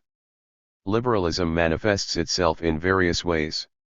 To let things slide for the sake of peace and friendship when a person has clearly gone wrong, and refrain from principled argument because he is an old acquaintance, a fellow townsman, a schoolmate, a close friend, a loved one, an old colleague or old subordinate. Or to touch on the matter lightly instead of going into it thoroughly, so as to keep on good terms. The result is that both the organization and the individual are harmed. This is one type of liberalism. To indulge in irresponsible criticism in private instead of actively putting forward one's suggestions to the organization. To say nothing to people to their faces but to gossip behind their backs, or to say nothing at a meeting but to gossip afterwards. To show no regard at all for the principles of collective life but to follow one's own inclination. This is a second type. To let things drift if they do not affect one personally, to say as little as possible while knowing perfectly well what is wrong, to be worldly wise and play safe and seek only to avoid blame. This is a third type. Not to obey orders but to give pride of place to one's own opinions. To demand special consideration from the organization but to reject its discipline. This is a fourth type. To indulge in personal attacks, pick quarrels, vent personal spite or seek revenge instead of entering into an argument and struggling against incorrect views for the sake of unity or progress or getting the work done properly. This is a fifth type. To hear incorrect views without rebutting them and even to hear counter-revolutionary remarks without reporting them, but instead to take them calmly as if nothing had happened. This is a sixth type. To be among the masses and fail to conduct propaganda and agitation or speak at meetings or conduct investigations and inquiries among them, and instead to be indifferent to them and show no concern for their well-being, forgetting that one is a communist and behaving as if one were an ordinary non-communist. This is a seventh type. To see someone harming the interests of the masses and yet not feel indignant, or dissuade or stop him or reason with him, but to allow him to continue. This is an eighth type. To work half-heartedly without a definite plan or direction, to work perfunctorily and muddle along so long as one remains a monk, one goes on tolling the bell. This is a ninth type. To regard oneself as having rendered great service to the revolution, to pride oneself on being a veteran, to disdain minor assignments while being quite unequal to major tasks, to be slipshod in work and slack in study. This is a 10th type. To be aware of one's own mistakes and yet make no attempt to correct them, taking a liberal attitude towards oneself. This is an 11th type. We could name more. But these 11 are the principal types. They are all manifestations of liberalism. Liberalism is extremely harmful in a revolutionary collective. It is a corrosive which eats away unity, undermines cohesion, causes apathy, and creates dissension. It robs the revolutionary ranks of compact organization and strict discipline, prevents policies from being carried through and alienates the party organizations from the masses which the party leads. It is an extremely bad tendency. Liberalism stems from petty bourgeois selfishness, it places personal interests first and the interests of the revolution second, and this gives rise to ideological, political, and organizational liberalism. People who are liberals look upon the principles of Marxism as abstract dogma. They approve of Marxism, but are not prepared to practice it or to practice it in full. They are not prepared to replace their liberalism by Marxism. These people have their Marxism, but they have their liberalism as well. They talk Marxism but practice liberalism, they apply Marxism to others but liberalism to themselves. They keep both kinds of goods in stock and find a use for each. This is how the minds of certain people work. Liberalism is a manifestation of opportunism and conflicts fundamentally with Marxism. It is negative and objectively has the effect of helping the enemy, that is why the enemy welcomes its preservation in our midst. Such being its nature, there should be no place for it in the ranks of the revolution. We must use Marxism, which is positive in spirit, to overcome liberalism, which is negative. A communist should have largeness of mind, and he should be staunch and active, looking upon the interests of the revolution as his very life and subordinating his personal interests to those of the revolution. Always and everywhere he should adhere to principle and wage a tireless struggle against all incorrect ideas and actions, so as to consolidate the collective life of the party and strengthen the ties between the party and the masses. He should be more concerned about the party and the masses than about any private person, and more concerned about others than about himself. Only thus can he be considered a communist. All loyal, honest, active, and upright communists must unite to oppose the liberal tendencies shown by certain people among us, and set them on the right path. This is one of the tasks on our ideological front. Urgent tasks following the establishment of Kuomintang Communist Cooperation. September 29, 1937. As far back as 1933, the Chinese Communist Party issued a declaration stating that it was ready to conclude an agreement for resisting Japan with any section of the Kuomintang Army on 3 conditions, namely, that attacks on the Red Army be stopped, that democratic freedoms be granted to the people, and that the people be armed. This declaration was made because after the September 18 incident in 1931, resistance to the Japanese imperialist invasion became the primary task of the Chinese people. But we did not succeed in our objective. In August 1935, the Chinese Communist Party and the Chinese Red Army called upon all political parties and groups and the people throughout the country to organize an anti-Japanese united army and a government of national defense for a common fight against Japanese imperialism. In December of that year, the Chinese Communist Party adopted a resolution on the formation of an anti-Japanese national united front with the national bourgeoisie. In May 1936, the Red Army published an open telegram demanding that the Nanking government stop the civil war and make common cause against Japan.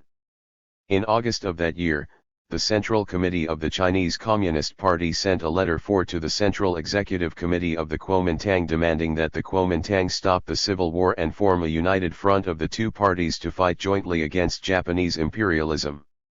In September of the same year, the Communist Party passed a Resolution 5 on the establishment of a unified democratic republic in China.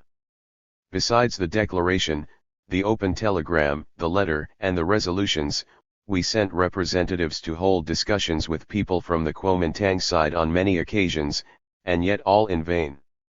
It was only towards the end of 1936, after the Xi'an incident, that the plenipotentiary of the Chinese Communist Party and the responsible chief of the Kuomintang reached an agreement on a contemporary issue of vital political importance, namely, cessation of the civil war between the two parties, and brought about the peaceful settlement of the Xi'an incident. This was a great event in Chinese history and provided a prerequisite for the renewal of cooperation between the two parties. On February 10 this year, the Central Committee of the Chinese Communist Party sent a telegram 6 to the third plenary session of the Kuomintang Central Executive Committee on the eve of its meeting, making comprehensive proposals for concrete cooperation between the two parties. In that telegram we demanded that the Kuomintang give the Communist Party guarantees on the following 5 points: the ending of the civil war, the realization of democratic freedoms, the convening of a national assembly, speedy preparations for resisting Japan, and improvement of the people's livelihood.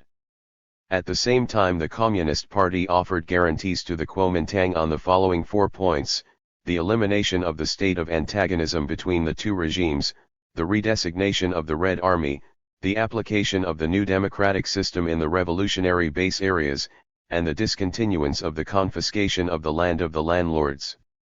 This was likewise an important political step, for without it the establishment of cooperation between the two parties would have been retarded, which would have been wholly detrimental to speedy preparations for resisting Japan. Since then the two parties have moved a step closer to each other in their negotiations. The Communist Party has made more specific proposals on the question of a common political program for the two parties, on the question of lifting the ban on the mass movements and releasing political prisoners, and on the question of redesignating the Red Army.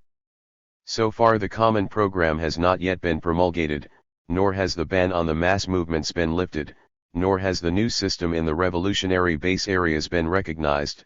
However, about a month after the fall of Peiping and Tientsin, an order was issued to the effect that the Red Army was to be redesignated as the 8th Root Army of the National Revolutionary Army, also called the 18th Group Army in the anti-Japanese battle order. The declaration of the Central Committee of our party on the establishment of bipartisan cooperation, which had been conveyed to the Kuomintang as early as July 15, and Chiang Kai-shek's statement recognizing the legal status of the Communist Party of China, which should have been published as agreed simultaneously with the declaration, were finally released to the public, alas after a long delay, by the Kuomintang Central News Agency on September 22 and 23 respectively, when the situation at the front had become critical. The Communist Party's declaration and Chiang Kai-shek's statement announced the establishment of cooperation between the two parties and laid the necessary foundation for the great cause of alliance between the two parties to save the nation. The declaration of the Communist Party not only embodies the principle of unity between the two parties but also embodies the basic principle of the great unity of the people throughout the country.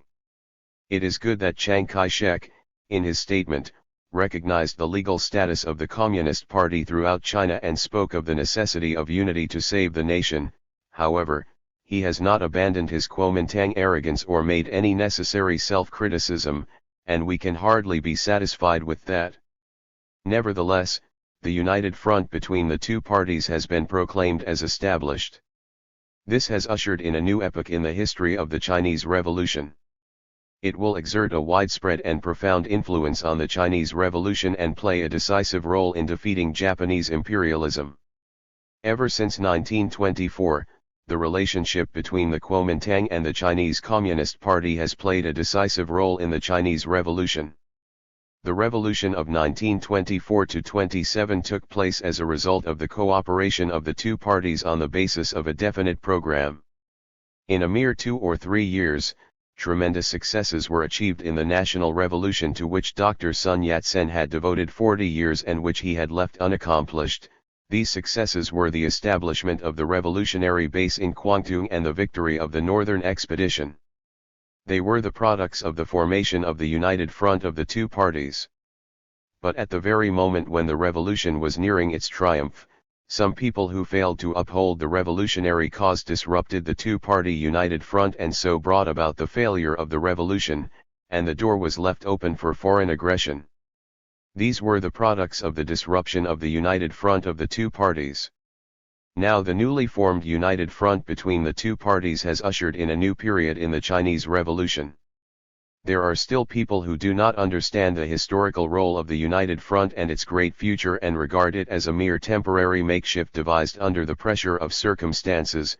Nevertheless, through this united front, the will of history will propel the Chinese Revolution forward to a completely new stage. Whether China can extricate herself from the national and social crisis which is now so grave depends on how this united front will develop. There is already fresh evidence that the prospects are favorable. First, as soon as the policy of the United Front was put forward by the Chinese Communist Party, it won the approval of the people everywhere. This is a clear expression of the will of the people. Second, immediately after the Xi'an incident was settled peacefully and the two parties ended the civil war, all political parties and groups, people in all walks of life and all armed forces in the country achieved unprecedented unity.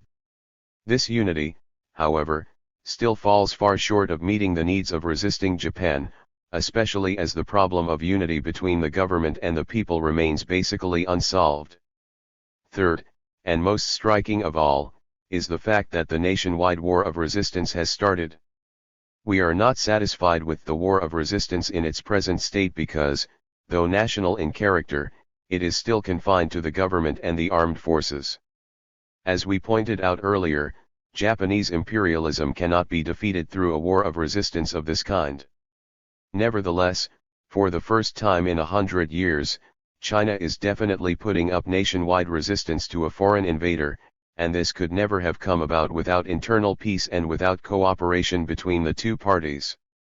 If the Japanese aggressors were able to take the 4 northeastern provinces without firing a single shot during the time when the two-party United Front was broken up, then today, when the United Front has been re-established, they will not be able to occupy more Chinese territory without paying a price in bloody battles.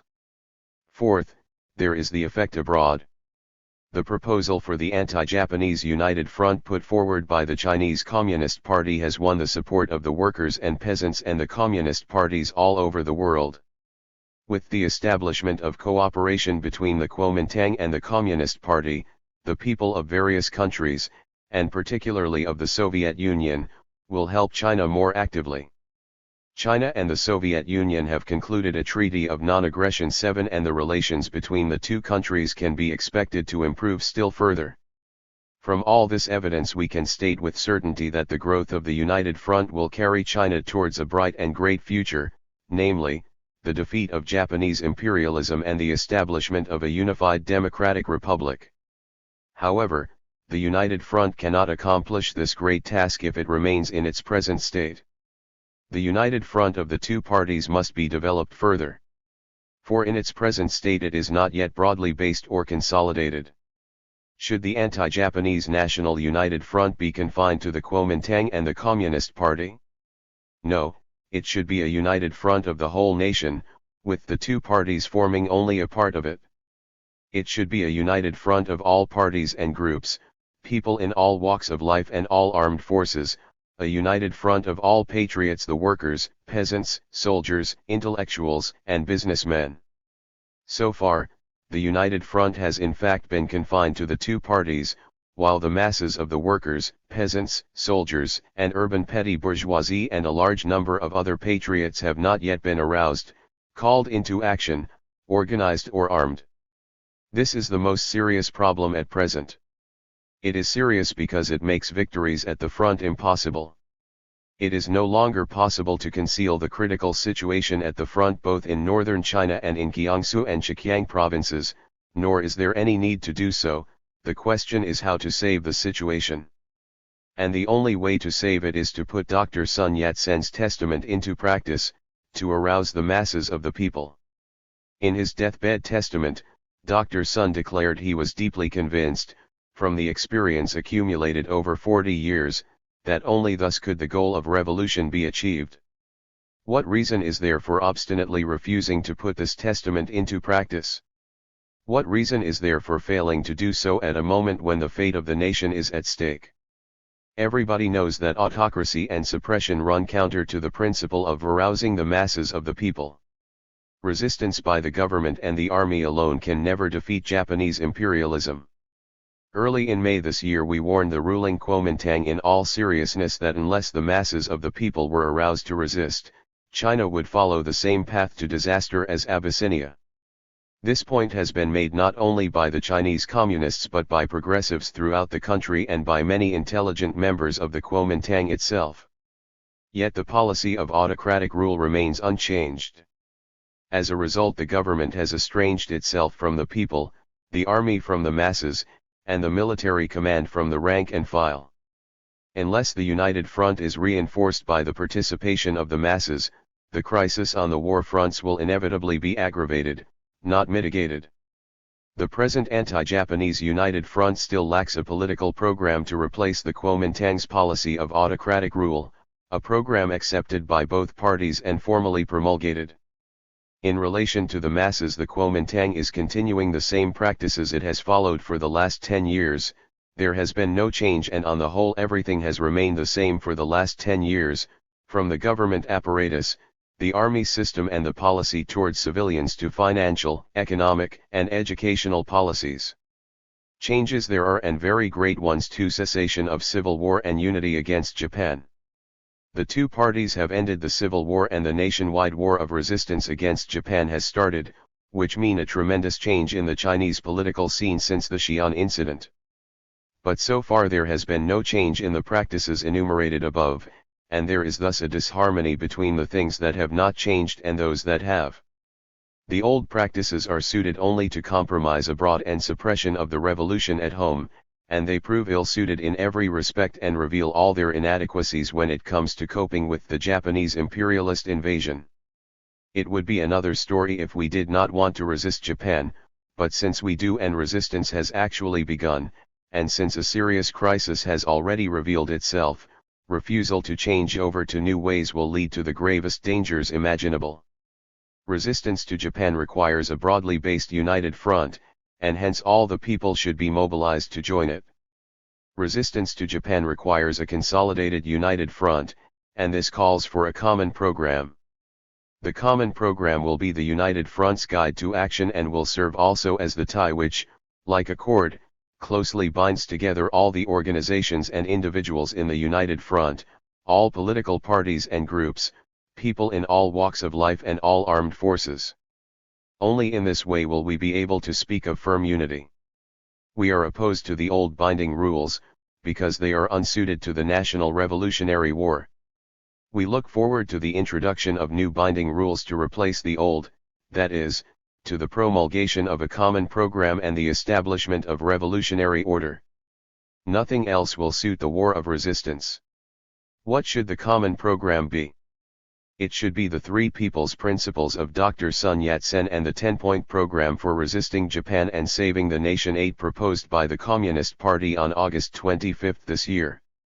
In its declaration announcing Kuomintang Communist cooperation, the Chinese Communist Party stated that the three people's principles of Dr. Sun Yat-sen being what China needs today, our party is ready to fight for their complete realization. Some people find it strange that the Communist Party should be ready to put the three people's principles of the Kuomintang into practice. Chu Qinglai 9 of Shanghai, for instance, has expressed doubts in a local periodical. These people think that communism and the three people's principles are incompatible. This is a purely formal approach. Communism will be put into practice at a future stage of the development of the revolution.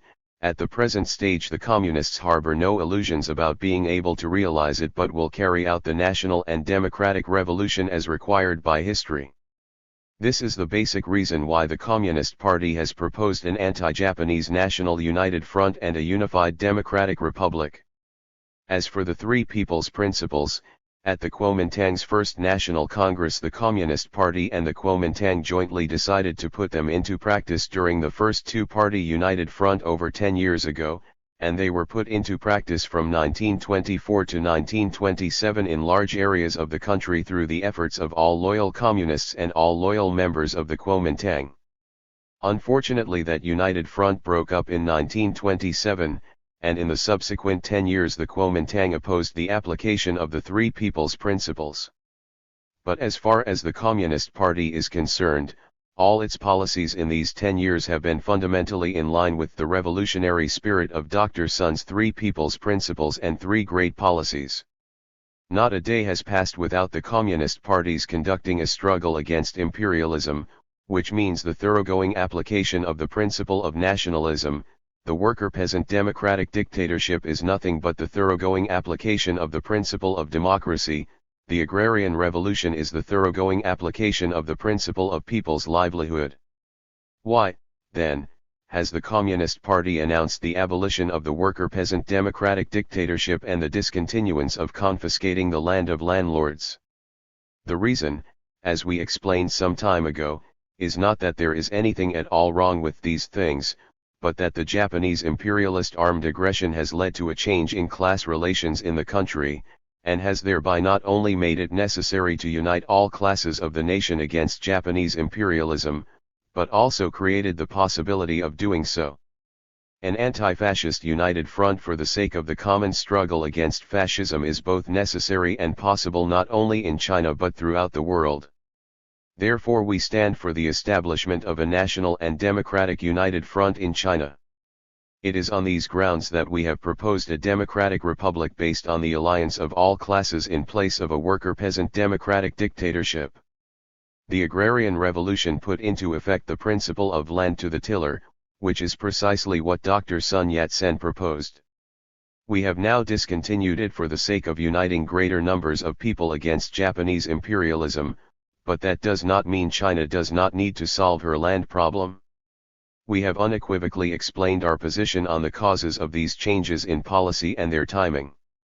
It is precisely because the Chinese Communist Party, basing itself on Marxist principles, has constantly adhered to and developed the revolutionary Three People's Principles, the common program of the First Kuomintang Communist United Front, that, in this hour of national crisis when our country is invaded by a powerful aggressor, the party has been able to put forward the timely proposal for a national and democratic united front, which is the only policy capable of saving the nation, and to apply this policy with unremitting effort. The question now is not whether it is the Communist Party which believes in or carries out the revolutionary Three People's Principles, but whether it is the Kuomintang which does so. The present task is to restore the revolutionary spirit of Dr. Sun's Three People's Principles throughout the country, and on this basis to work out a definite program and policy and put them into practice sincerely and not half-heartedly, conscientiously and not perfunctorily, promptly and not tardily. The Chinese Communist Party has been earnestly praying day and night for this to happen. For this very reason, it put forward the 10-point program for resisting Japan and saving the nation after the Lukaochao incident. The 10-point program is in line both with Marxism and with the genuine revolutionary Three People's Principles. It is an initial program, the program for the Chinese Revolution at the present stage, which is the stage of the anti-Japanese National Revolutionary War. China can be saved only if this program is put into effect. History will punish those who persist in any course conflicting with this program. It is impossible to put this program into practice throughout the country without the consent of the Kuomintang, because the Kuomintang today is still the biggest party in China and the party in power. We believe that the day will come when intelligent members of the Kuomintang will agree to this program. For if they do not, the Three People's Principles will forever remain an empty phrase, and it will be impossible to restore the revolutionary spirit of Dr. Sun Yat-sen, impossible to defeat Japanese imperialism, and impossible for the Chinese people to escape becoming the slaves of a foreign power. No really intelligent member of the Kuomintang can possibly want this to happen, and our people will never allow themselves to be turned into slaves.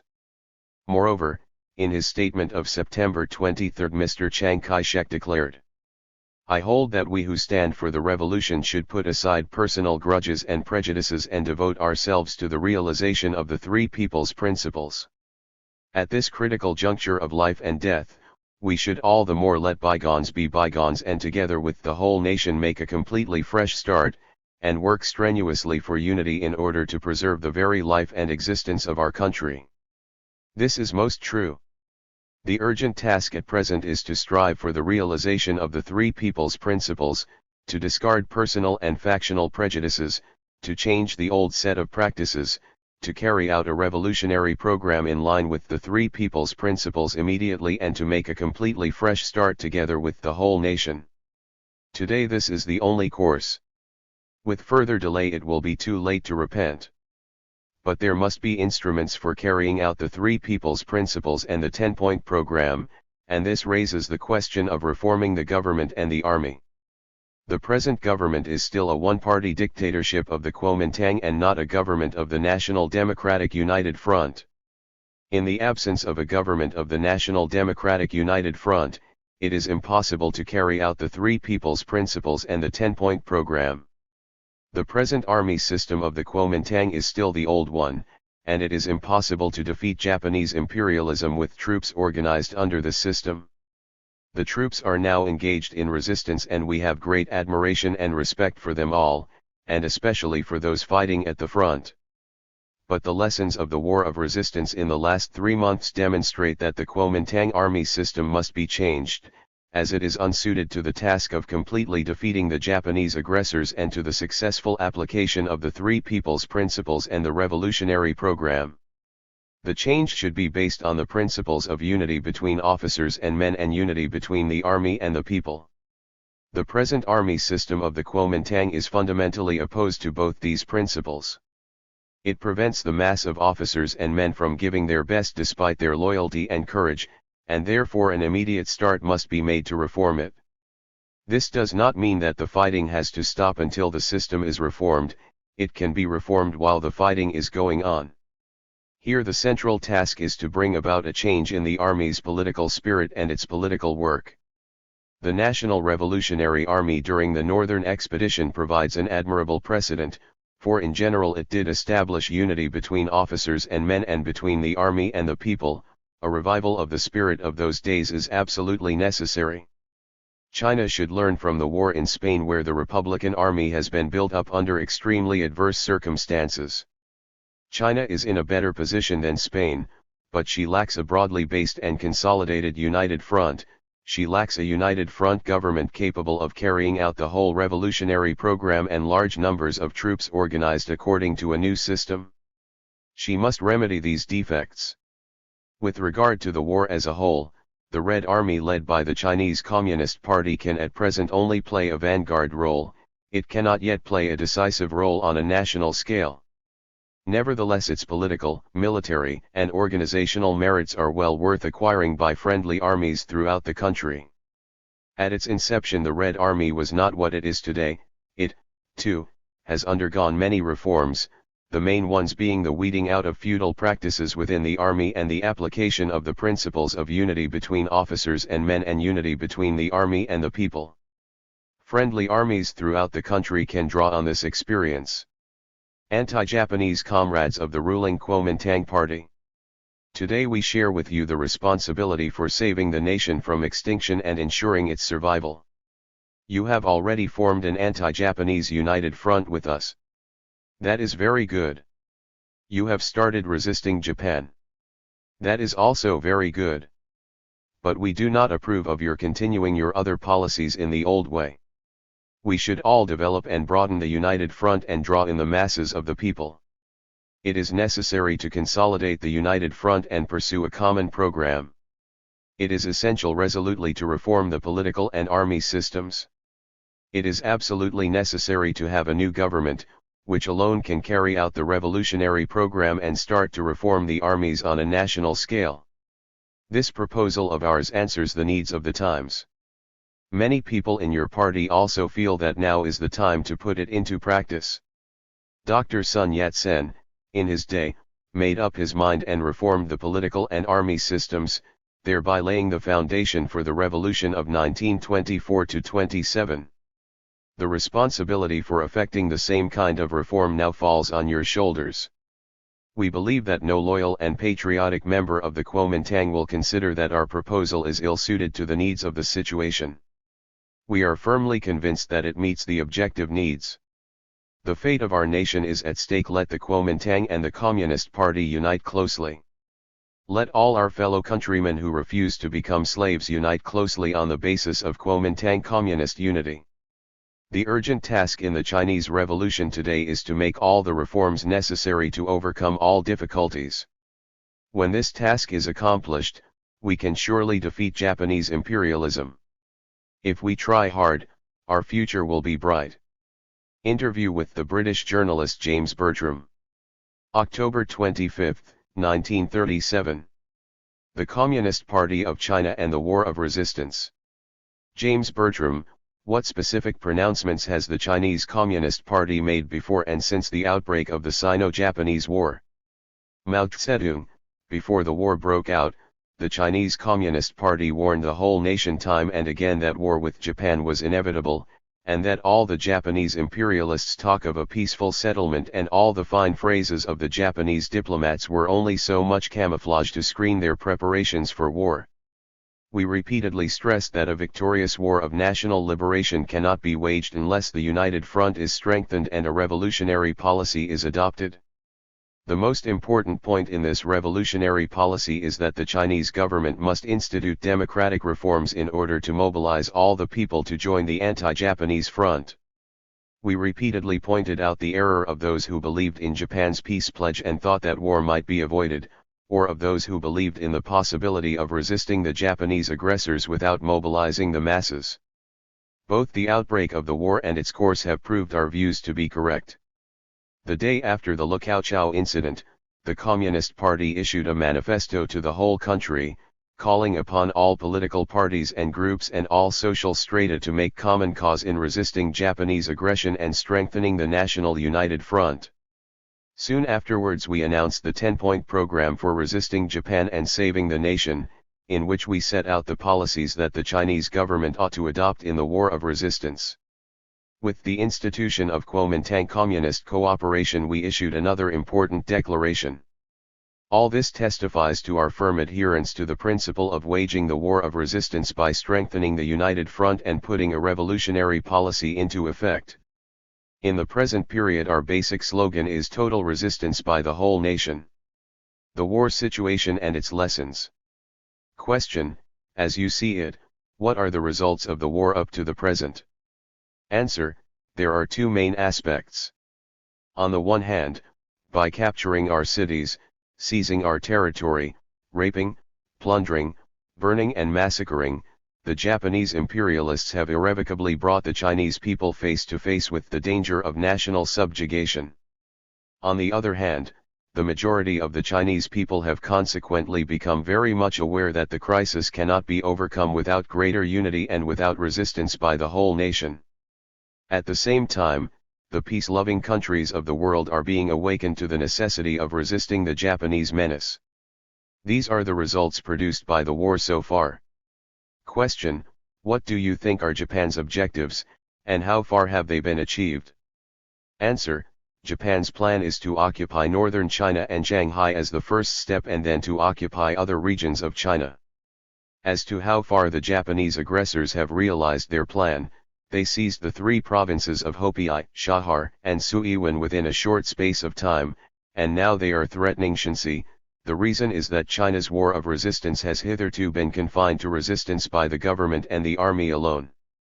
This crisis can be overcome only if resistance is carried out jointly by the people and the government. Question: in your opinion, has China scored any achievements in the war of resistance? If there are any lessons to be drawn, what are they? Answer: I would like to discuss this question with you in some detail. First of all, there have been achievements, and great achievements too. They are to be seen in the following. 1. Never since imperialist aggression began against China has there been anything comparable to the present war of resistance against Japan. Geographically, it is truly a war involving the whole country. This war is revolutionary in character. 2. The war has changed a disunited country into a relatively united one. The basis of this unity is Kuomintang Communist Cooperation. 3. The war has the sympathy of world public opinion. Those who once despised China for her non-resistance now respect her for her resistance. 4. The war has inflicted heavy losses on the Japanese aggressors. The daily drain on their resources is reported to be 20 million yen and their casualties are also undoubtedly very heavy, though figures are not yet available. While the Japanese aggressors took the 4 northeastern provinces with ease and with hardly any exertion, now they cannot occupy Chinese territory without fighting bloody battles.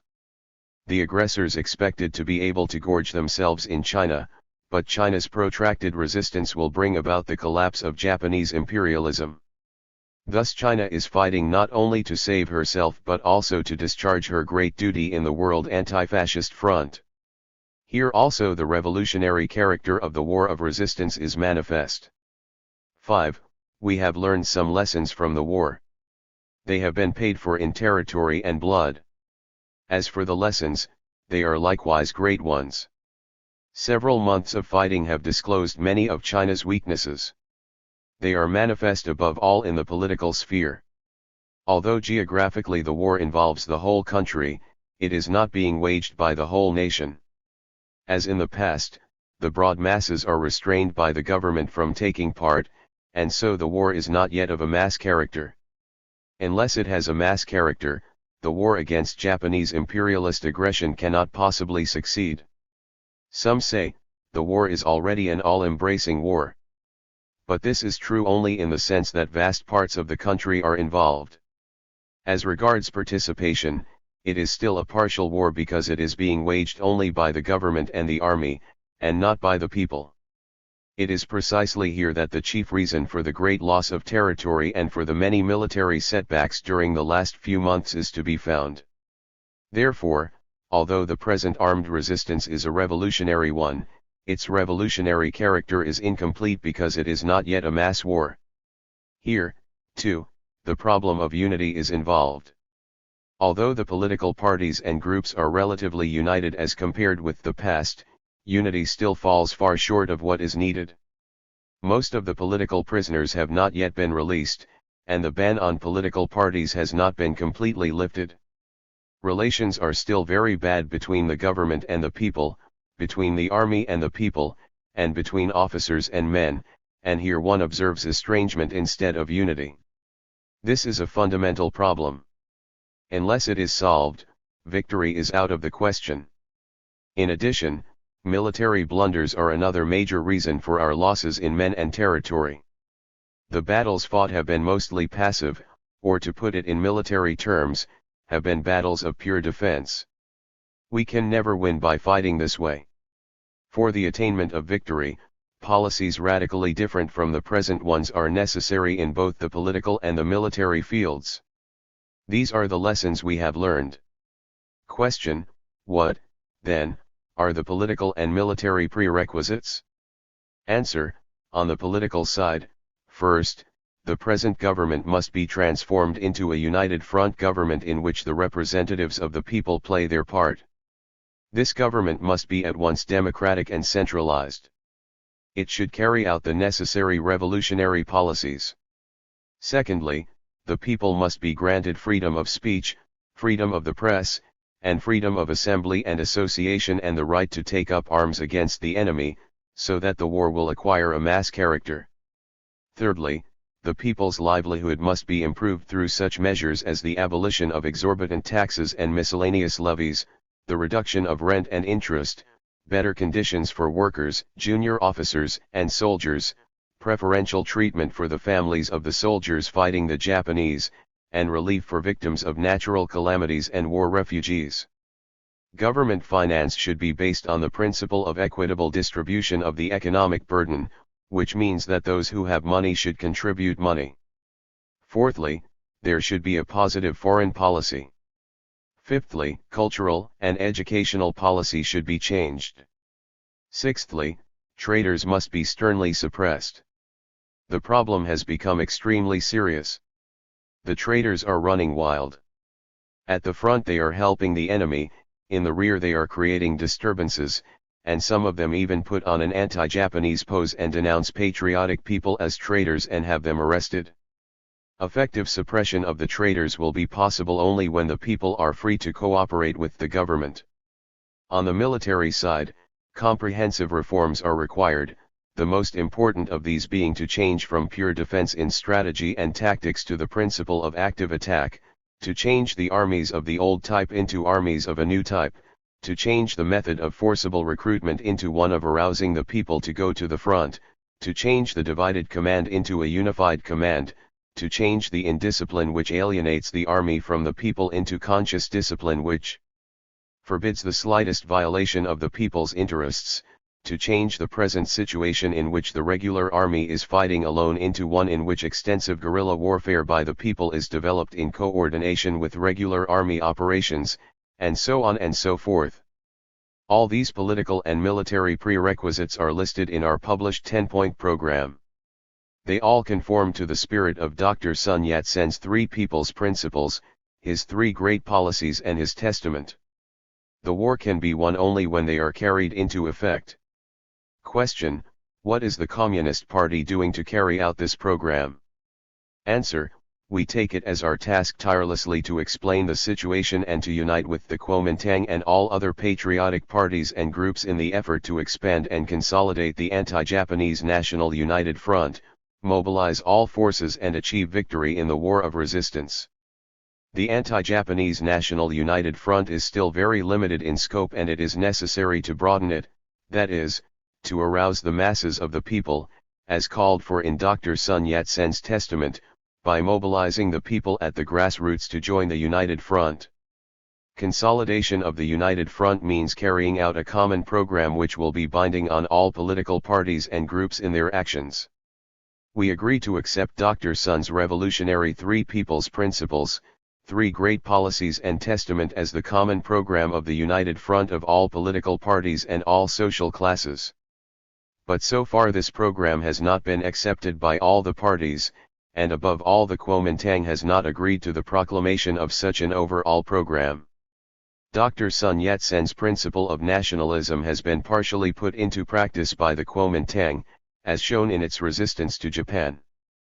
But neither his principle of democracy nor his principle of people's livelihood has been applied, and the present serious crisis in the war of resistance is the result. The war situation having become so critical, it is high time that the Kuomintang applied the Three People's Principles in full, or otherwise it will be too late to repent. It is the duty of the Communist Party to raise its voice and tirelessly and persuasively explain all this to the Kuomintang and the whole nation so that the genuinely revolutionary Three People's Principles, the three great policies and Dr. Sun Yat-sen's testament are fully and thoroughly applied throughout the country, and the anti-Japanese National United Front is broadened and consolidated. The Eighth Route Army in the War of Resistance. Question: please tell me about the Eighth Route Army in which so many people are interested, for instance, about its strategy and tactics, its political work, and so on. Answer: indeed a large number of people have become interested in its activities since the Red Army was redesignated as the Eighth Route Army and went to the front. I shall now give you a general account. First, about its field operations. Strategically, the Eighth Route Army is centering them on Shanxi. As you know, it has won many victories. Examples are the Battle of Pingshinquan, the recapture of Qingping, Pinglu and Ningguo, the recovery of Leiwan and Kuangling, the capture of Tseqingquan, the cutting of the three main supply routes of the Japanese troops, between Tatung and Yanmenquan, between Wishan and Pingshinquan, and between Chuaxian and Ningguo, the assault on the rear of the Japanese forces south of Yanmenquan, the recapture twice over of Pingshinquan and Yanmenquan, and the recent recovery of Chuang and Tangshan. The Japanese troops in Shanxi are being strategically encircled by the Eighth Route Army and other Chinese troops. We may say with certainty that the Japanese troops will meet with the most stubborn resistance in northern China. If they try to ride roughshod over Shanxi, they will certainly encounter greater difficulties than ever. Next, about strategy and tactics. We are doing what the other Chinese troops have not done, i.e., operating chiefly on the enemy's flanks and rear. This way of fighting is vastly different from purely frontal defense. We are not against employing part of the forces in frontal operations, for that is necessary. But the main forces must be used against the enemy's flanks, and it is essential to adopt encircling and outflanking tactics in order to attack the enemy independently and with the initiative in our hands, for that is the only way to destroy his forces and preserve our own. Furthermore, the use of some of our armed forces against the enemy's rear is particularly effective, because they can disrupt his supply lines and bases. Even the frontal forces should rely mainly on counter-assault and not on purely defensive tactics. One important reason for the military setbacks in the last few months has been the use of unsuitable methods of fighting. The methods of fighting employed by the Eighth Route Army are what we call guerrilla and mobile warfare applied independently and with the initiative in our hands. In principle, these methods are basically the same as those we used during the Civil War, but there are certain differences. For example, at the present stage, in order to facilitate our surprise attacks on the enemy's flanks and rear over an extensive area, we divide our forces more often than we concentrate them. Since the armed forces of the country as a whole are numerically strong, some of them should be used for frontal defense and some dispersed to carry on guerrilla operations, but the main forces should always be concentrated against the enemy's flanks. The first essential in war is to preserve oneself and to destroy the enemy, and for this purpose it is necessary to wage guerrilla and mobile warfare independently and with the initiative in our hands, and to avoid all passive and inflexible tactics. If a vast number of troops wage mobile warfare with the Eighth Route Army assisting them by guerrilla warfare, our victory will be certain. Next, about political work. Another highly significant and distinctive feature of the Eighth Route Army is its political work, which is guided by three basic principles. First, the principle of unity between officers and men, which means eradicating feudal practices in the army, prohibiting beating and abuse, building up a conscious discipline, and sharing will and woe, as a result of which the entire army is closely united. Second, the principle of unity between the army and the people, which means maintaining a discipline that forbids the slightest violation of the people's interests, conducting propaganda among the masses, organizing and arming them, lightening their financial burdens, and suppressing the traitors and collaborators who do harm to the army and the people, as a result of which the army is closely united with the people and welcomed everywhere. Third, the principle of disintegrating the enemy troops and giving lenient treatment to prisoners of war. Our victory depends not only upon our military operations but also upon the disintegration of the enemy troops. Although our measures for disintegrating the enemy troops and for treating prisoners of war leniently have not yielded conspicuous results as yet, they will certainly do so in the future. Moreover, in line with the second of the three principles, the Eighth Root Army replenishes its forces not by coercion but by the much more effective method of arousing the people to volunteer for the front. Although Hopi, Shahar, and Suliyuan and part of Shanxi have been lost, we are not at all discouraged but are resolutely calling upon the entire army to coordinate with the friendly armies and fight with grim determination to defend Shanxi and recover the lost territories. The Eighth Root Army will coordinate its actions with those of other Chinese troops in order to maintain the resistance in Shanxi. This will be very important for the war as a whole, and especially for the war in northern China. Question: in your opinion, can these good points of the Eighth Root Army also be acquired by the other Chinese armies? Answer: certainly they can. In 1924-27 the spirit of the Kuomintang troops was broadly similar to that of the Eighth Root Army today. The Communist Party and the Kuomintang were then cooperating in organizing armed forces of a new type which, beginning with only 2 regiments, rallied round themselves many other troops and won their first victory when they defeated Chen Kaoming. These forces later grew into an army corps and still more troops came under its influence. Only then did the northern expedition take place. A fresh spirit prevailed among these forces. On the whole there was unity between officers and men and between the army and the people, and the army was filled with a revolutionary militancy. The system of party representatives and of political departments, adopted for the first time in China, entirely changed the complexion of these armed forces. The Red Army, which was founded in 1927, and the Eighth Root Army of today have inherited the system and developed it.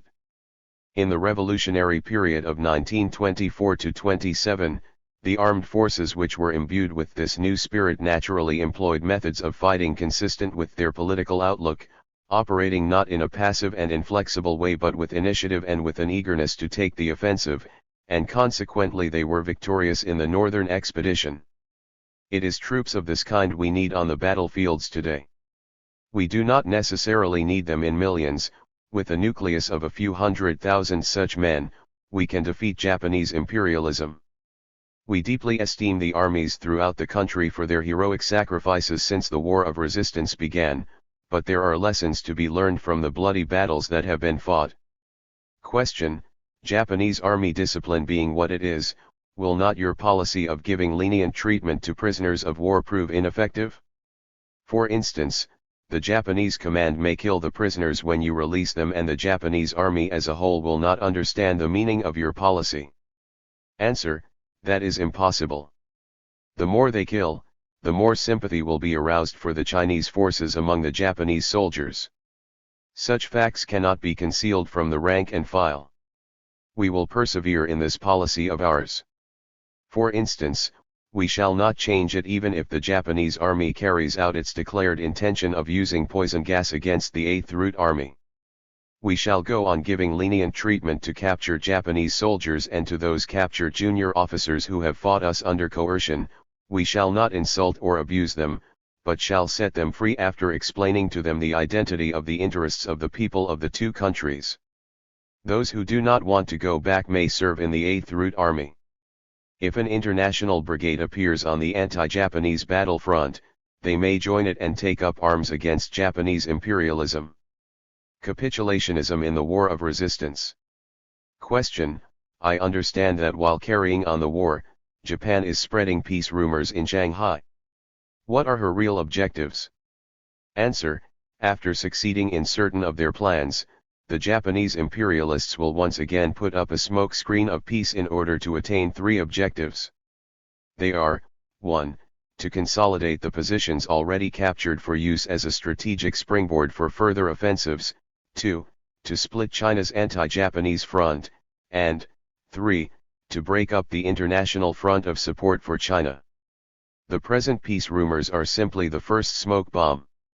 The danger is that there are certain vacillating elements in China who are ready to succumb to the enemy's wiles, and that the traitors and collaborators are maneuvering among them and spreading all kinds of rumors in their efforts to make China capitulate to the Japanese aggressors. Question: as you see it, what could this danger lead to? Answer: there can be only two courses of development.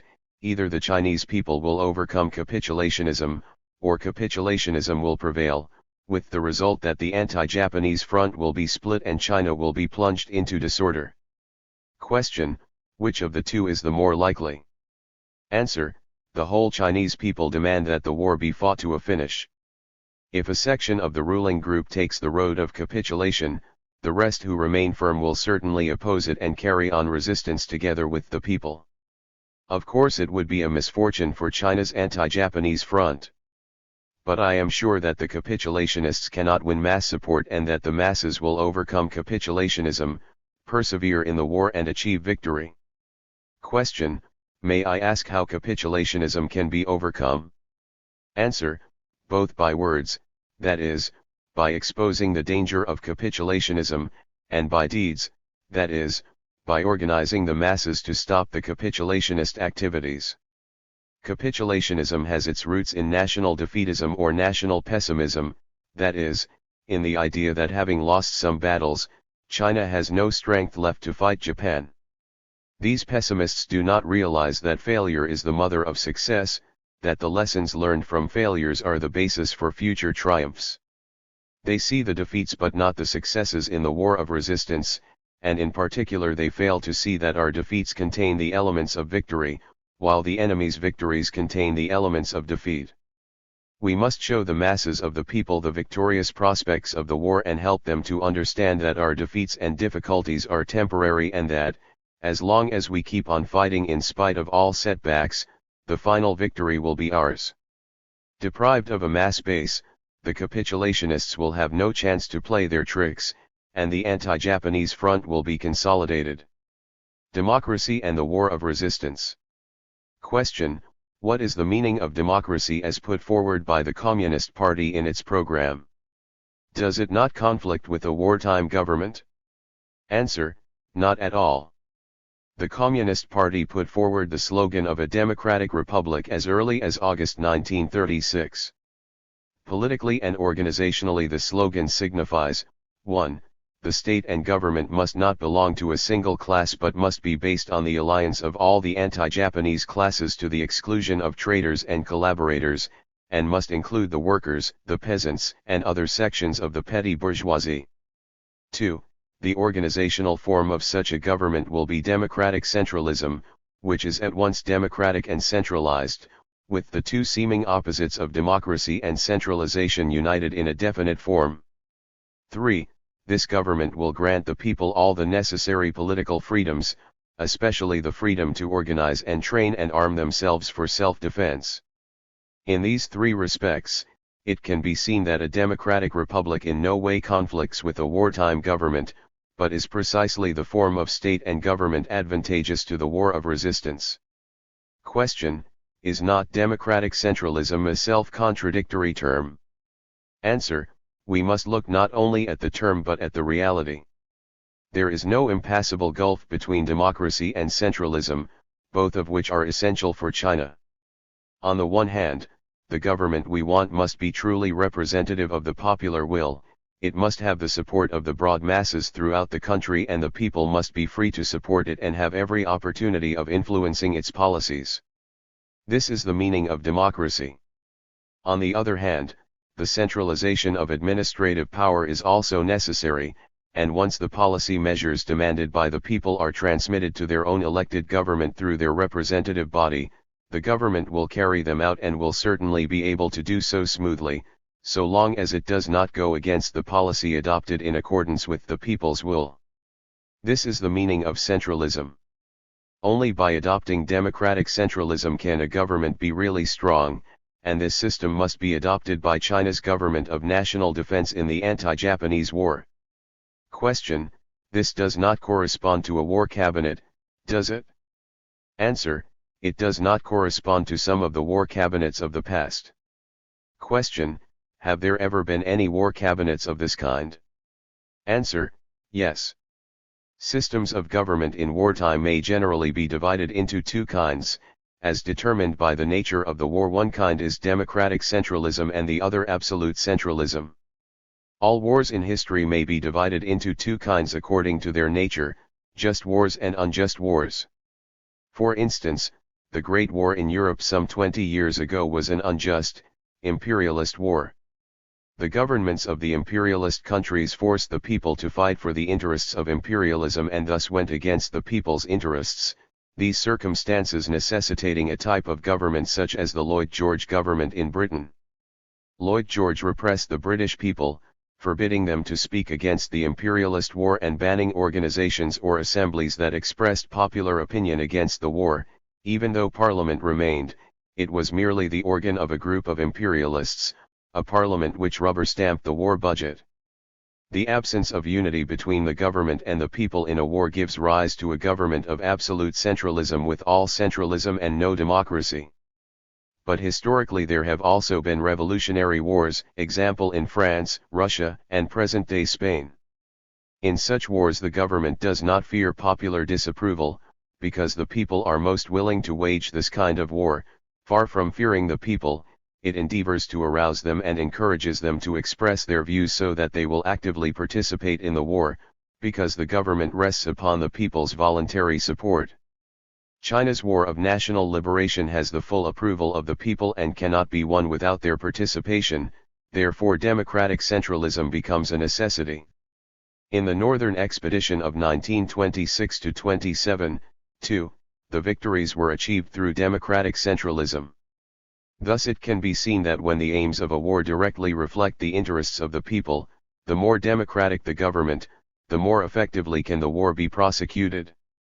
Such a government need have no fear that the people will oppose the war, rather it should be worried lest the people remain inactive or indifferent to the war. The nature of a war determines the relationship between the government and the people. This is a law of history. Question: then what steps are you prepared to take for this system of government to be instituted? Answer: the key question is cooperation between the Kuomintang and the Communist Party. Question: why? Answer: for the last 15 years, the relationship between the Kuomintang and the Communist Party has been the decisive political factor in China. The cooperation of the two parties in 1924-27 resulted in the victories of the First Revolution. The split between the two parties in 1927 resulted in the unfortunate situation of the last decade. However, the responsibility for the split was not ours. We were compelled to resist the Kuomintang's oppression, and we persisted in holding high the glorious banner of China's liberation. Now the third stage has come, and the two parties must cooperate fully on a definite program in order to resist Japan and save the nation. Through our ceaseless efforts, the establishment of cooperation has at last been announced, but the point is that both sides must accept a common program and act upon it. An essential part of such a program is the setting up of a new system of government. Question: how can the new system be set up through the cooperation of the two parties? Answer: we are proposing a reconstruction of the government apparatus and the army system. We propose that a provisional National Assembly be convened to meet the present emergency. Delegates to this assembly should be chosen in due proportion from the various anti-Japanese political parties, anti-Japanese armies, and anti-Japanese popular and business organizations, as Dr. Sun Yat-sen suggested in 1924. This assembly should function as the supreme organ of state authority to decide on the policies for saving the nation, adopt a constitutional program and elect the government. We hold that the war of resistance has reached a critical turning point and that only the immediate convening of such a national assembly vested with authority and representative of the popular will can regenerate China's political life and overcome the present crisis. We are exchanging views with the Kuomintang about this proposal and hope to obtain its agreement. Question: has not the national government announced that the National Assembly has been called off? Answer: it was right to call it off. What has been called off is the National Assembly which the Kuomintang was preparing to convene. According to the Kuomintang's stipulations, it would not have had the slightest power, and the procedure for its election was entirely in conflict with the popular will. Together with the people of all sections of society, we disapproved of that kind of National Assembly. The Provisional National Assembly we are proposing is radically different from the one that has been called off.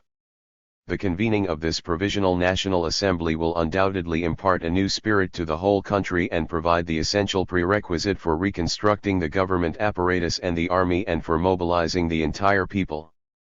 On this hinges the favorable turn in the war of resistance.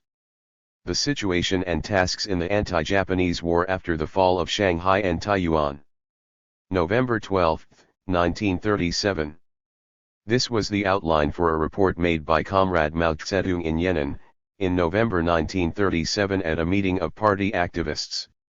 It met with immediate opposition from the right opportunists in the party, and not until the 6th plenary session of the 6th Central Committee in October 1938 was the right deviation basically overcome. The present situation is one of transition from a war of partial resistance to a war of total resistance. 1. We support any kind of war of resistance, even though partial, against the invasion of Japanese imperialism. For partial resistance is a step forward from non-resistance, and to a certain extent it is revolutionary in character and is a war in defense of the motherland.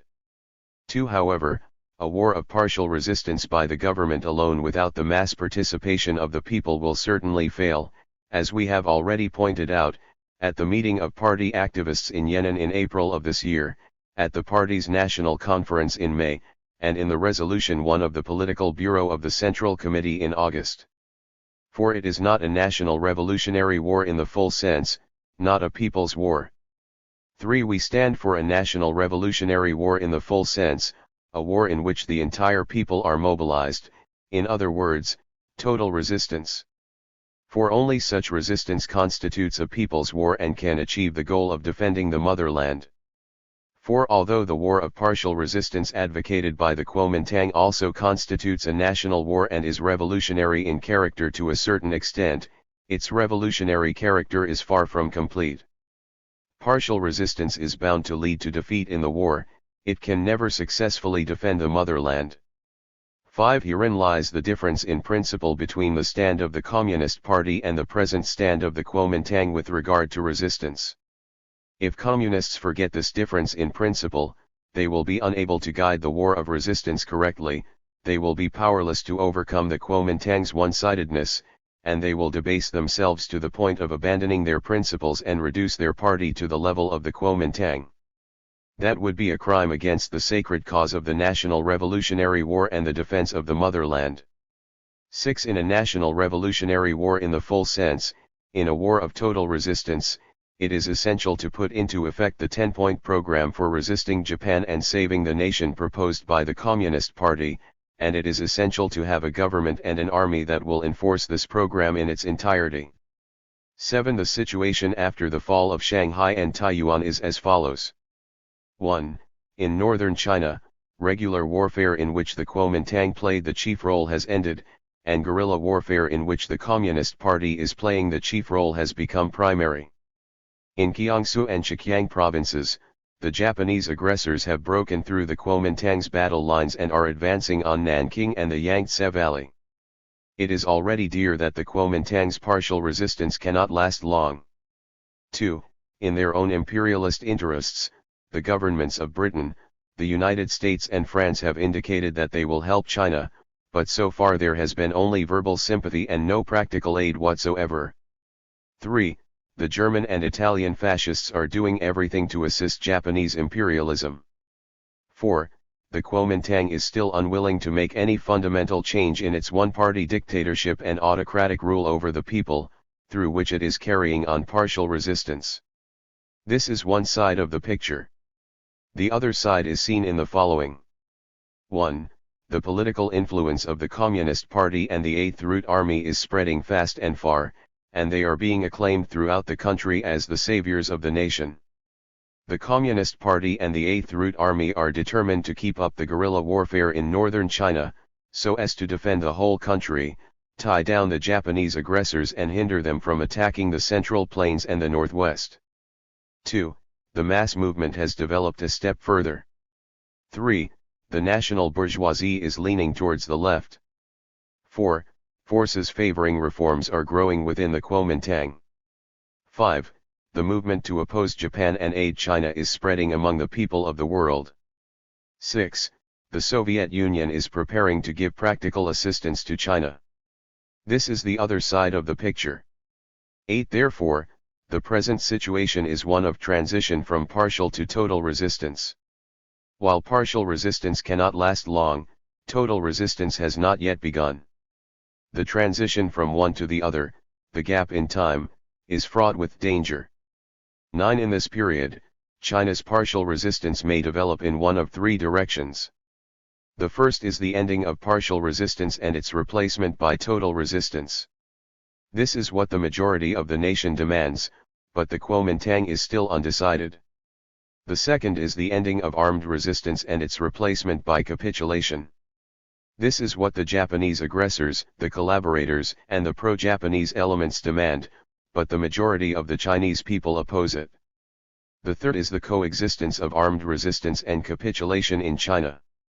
This could come about as a result of the intrigues of the Japanese aggressors, the collaborators, and the pro-Japanese elements to split China's anti-Japanese front when they find it impossible to attain the second direction. They are now engineering something of this kind. Indeed, this danger is very grave. 10. Judging from the present situation, the domestic and international factors which prevent capitulationism from winning out have the upper hand.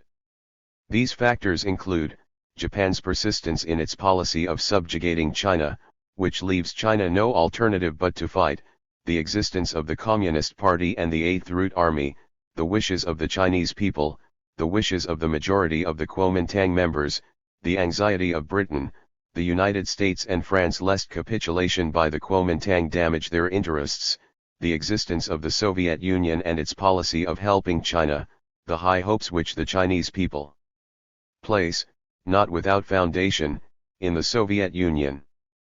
The proper and coordinated use of these factors would not only frustrate capitulationism and splitting but also overcome the obstructions to any advance beyond partial resistance. 11. Therefore, the prospect of going over from partial to total resistance does exist. To strive for this prospect is the urgent common task of all Chinese communists, all progressive members of the Kuomintang, and all the Chinese people. 12. China's anti-Japanese national revolutionary war is now confronting a grave crisis. This crisis may be prolonged, or it may be overcome fairly quickly. Internally, the decisive factors are Kuomintang communist cooperation and a change in Kuomintang policy on the basis of this cooperation, and the strength of the worker and peasant masses. Externally, the decisive factor is assistance from the Soviet Union. 13. Political and organizational reform of the Kuomintang is both necessary and possible. 2. The main reasons are Japanese pressure, the Chinese Communist Party's united front policy, the wishes of the Chinese people, and the growth of new forces inside the Kuomintang. Our task is to work for this reform of the Kuomintang as a basis for reforming the government and the army. This reform undoubtedly requires the consent of the Central Executive Committee of the Kuomintang, and we are only in a position to offer suggestions. 14. The government should be reformed. We have proposed the convening of a provisional National Assembly, which is likewise both necessary and possible. Undoubtedly this reform also requires the consent of the Kuomintang. 15. The task of reforming the army consists in building up new armies and reforming the old armies. If a new army of 50,000 to 300,000 men imbued with a new political spirit can be built up within 6 to 12 months, the situation on the anti-Japanese battlefield will begin to mend. Such an army would influence all the old armies and rally them around itself. This would provide the military basis for the turn to the strategic counter-offensive in the War of Resistance. This reform likewise requires the Kuomintang's consent. The Eighth Route Army ought to have an exemplary role to play in the course of this reform. And the Eighth Route Army itself should be expanded. 2. Capitulationism must be combated both inside the party and throughout the country. Inside the party, oppose class capitulationism. 16. In 1927 Chen Tusio's capitulationism led to the failure of the revolution.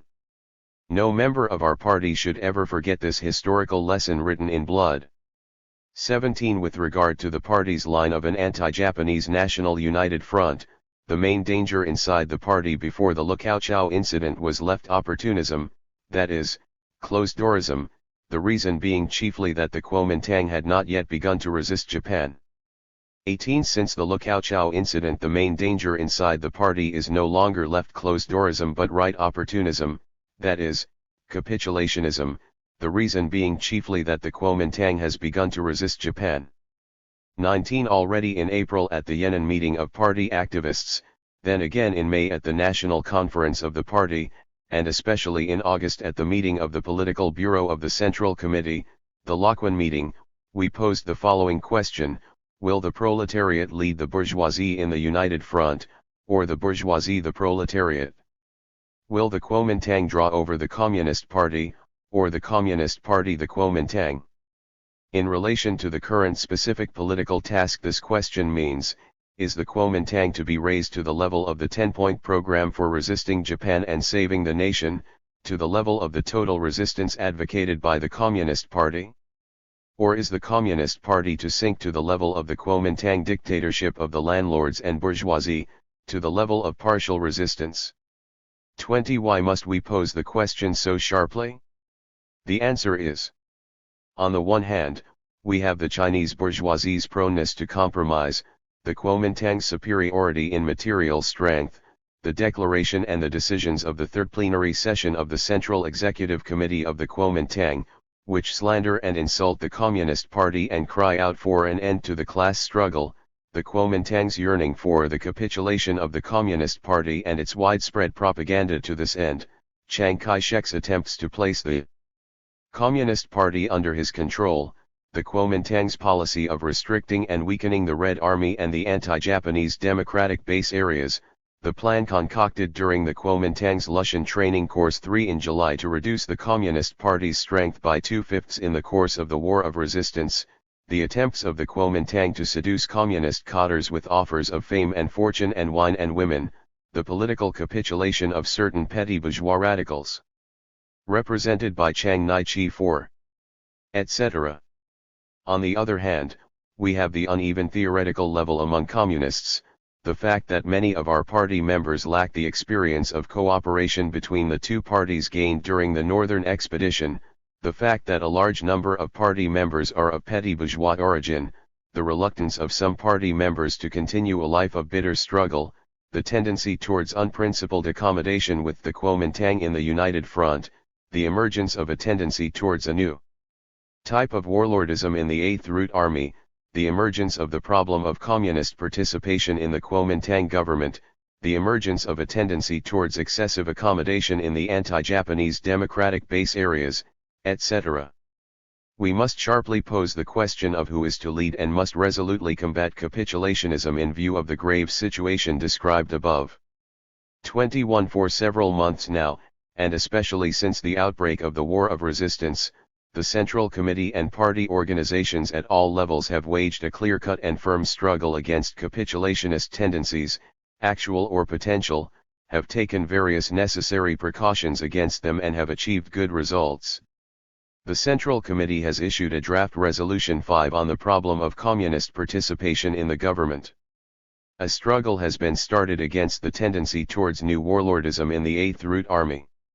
This tendency is manifest in certain individuals who, since the redesignation of the Red Army, have become unwilling to submit strictly to Communist Party leadership, have developed individualistic heroism, taken pride in being given appointments by the Kuomintang, i.e., in becoming officials, and so forth.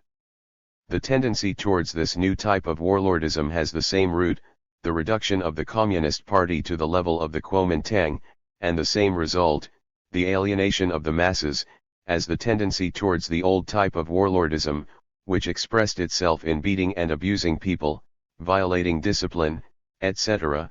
It is particularly dangerous because it is occurring in the period of the Kuomintang Communist United Front, and it therefore calls for special attention and determined opposition. Both the system of political commissars, which was abolished because of Kuomintang intervention, and the system of political departments, which were renamed political training offices for the same reason, have now been restored. We have initiated and staunchly carried out the new strategic principle of independent guerrilla warfare in the mountain regions with the initiative in our own hands, thus basically ensuring the 8th Route Army's successes in fighting and in its other tasks. We have rejected the Kuomintang's demand that its members should be sent to the 8th Route Army units as cadres and have upheld the principle of absolute leadership of the 8th Route Army by the Communist Party. Similarly, we have introduced the principle of independence and initiative within the United Front in the revolutionary anti-Japanese base areas. We have corrected the tendency towards parliamentarism 6, of course not the parliamentarism of the Second International, which is absent in the Chinese Party. We have also persisted in our struggle against bandits, enemy spies, and saboteurs. In Xi'an we have corrected the tendency towards unprincipled accommodation in our relations with the Kuomintang and have developed the mass struggle anew. In eastern Gansu we have on the whole done the same as in Xi'an. In Shanghai we have criticized Chiang Kai-shek's line of issuing fewer calls and offering more suggestions and begun to correct the tendency towards excessive accommodation in the work of the National Salvation Movement. In the guerrilla zones in the south, these representing part of the gains of our decade of sanguinary warfare with the Kuomintang, are strategic strongholds for the anti-Japanese National Revolutionary War in the southern provinces, and are forces which the Kuomintang tried to wipe out by encirclement and suppression even after the Xi'an incident, and which it has tried to weaken by the newer method of luring the tiger out of the mountains even after the Lukaochao incident. We have taken special care, 1. To guard against concentrating our forces regardless of circumstances, which would suit the Kuomintang's desire to destroy these strongholds, 2. To reject Kuomintang appointees, and 3. To be on the alert against the danger of another homing incident 7, i.e., the danger of being surrounded and disarmed by the Kuomintang. Our attitude in the Liberation Weekly 8 has continued to be one of serious and fair criticism. 22. In order to persevere in armed resistance and win final victory as well as to turn partial resistance into total resistance, it is necessary to adhere to the anti-Japanese National United Front and expand and strengthen it. No views disruptive of the Kuomintang Communist United Front will be tolerated. We must still guard against left closed-doorism. But at the same time we must closely adhere to the principle of independence and initiative in all our United Front work. Our united front with the Kuomintang and other parties is based on the execution of a definite program. Without this basis there can be no united front, and in that case cooperation would become unprincipled and a manifestation of capitulationism. Thus the key to leading the anti-Japanese National Revolutionary War to victory is to explain, apply, and uphold the principle of independence and initiative within the united front. 23. What is our purpose in all this? In one respect, it is to hold the ground we have already won, for this ground is our strategic point of departure and its loss would mean the end of everything. But our chief purpose is to extend the ground already won and realize the positive aim of winning the masses in their millions for the anti-Japanese National United Front and the overthrow of Japanese imperialism.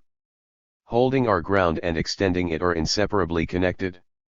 In the last few months, many more left-wing members of the petty bourgeoisie have become united under our influence, the new forces in the Kuomintang camp have grown, the mass struggle in Shanxi has developed, and our party organizations have expanded in many places. 24 But we must clearly understand that generally speaking the organizational strength of our party is still quite small in the country as a whole. The strength of the masses in the country as a whole is also very small, because the workers and peasants, the basic sections of the masses, are not yet organized. All this is due to the Kuomintang's policy of control and repression on the one hand and the inadequacy of our own work or even its complete absence on the other.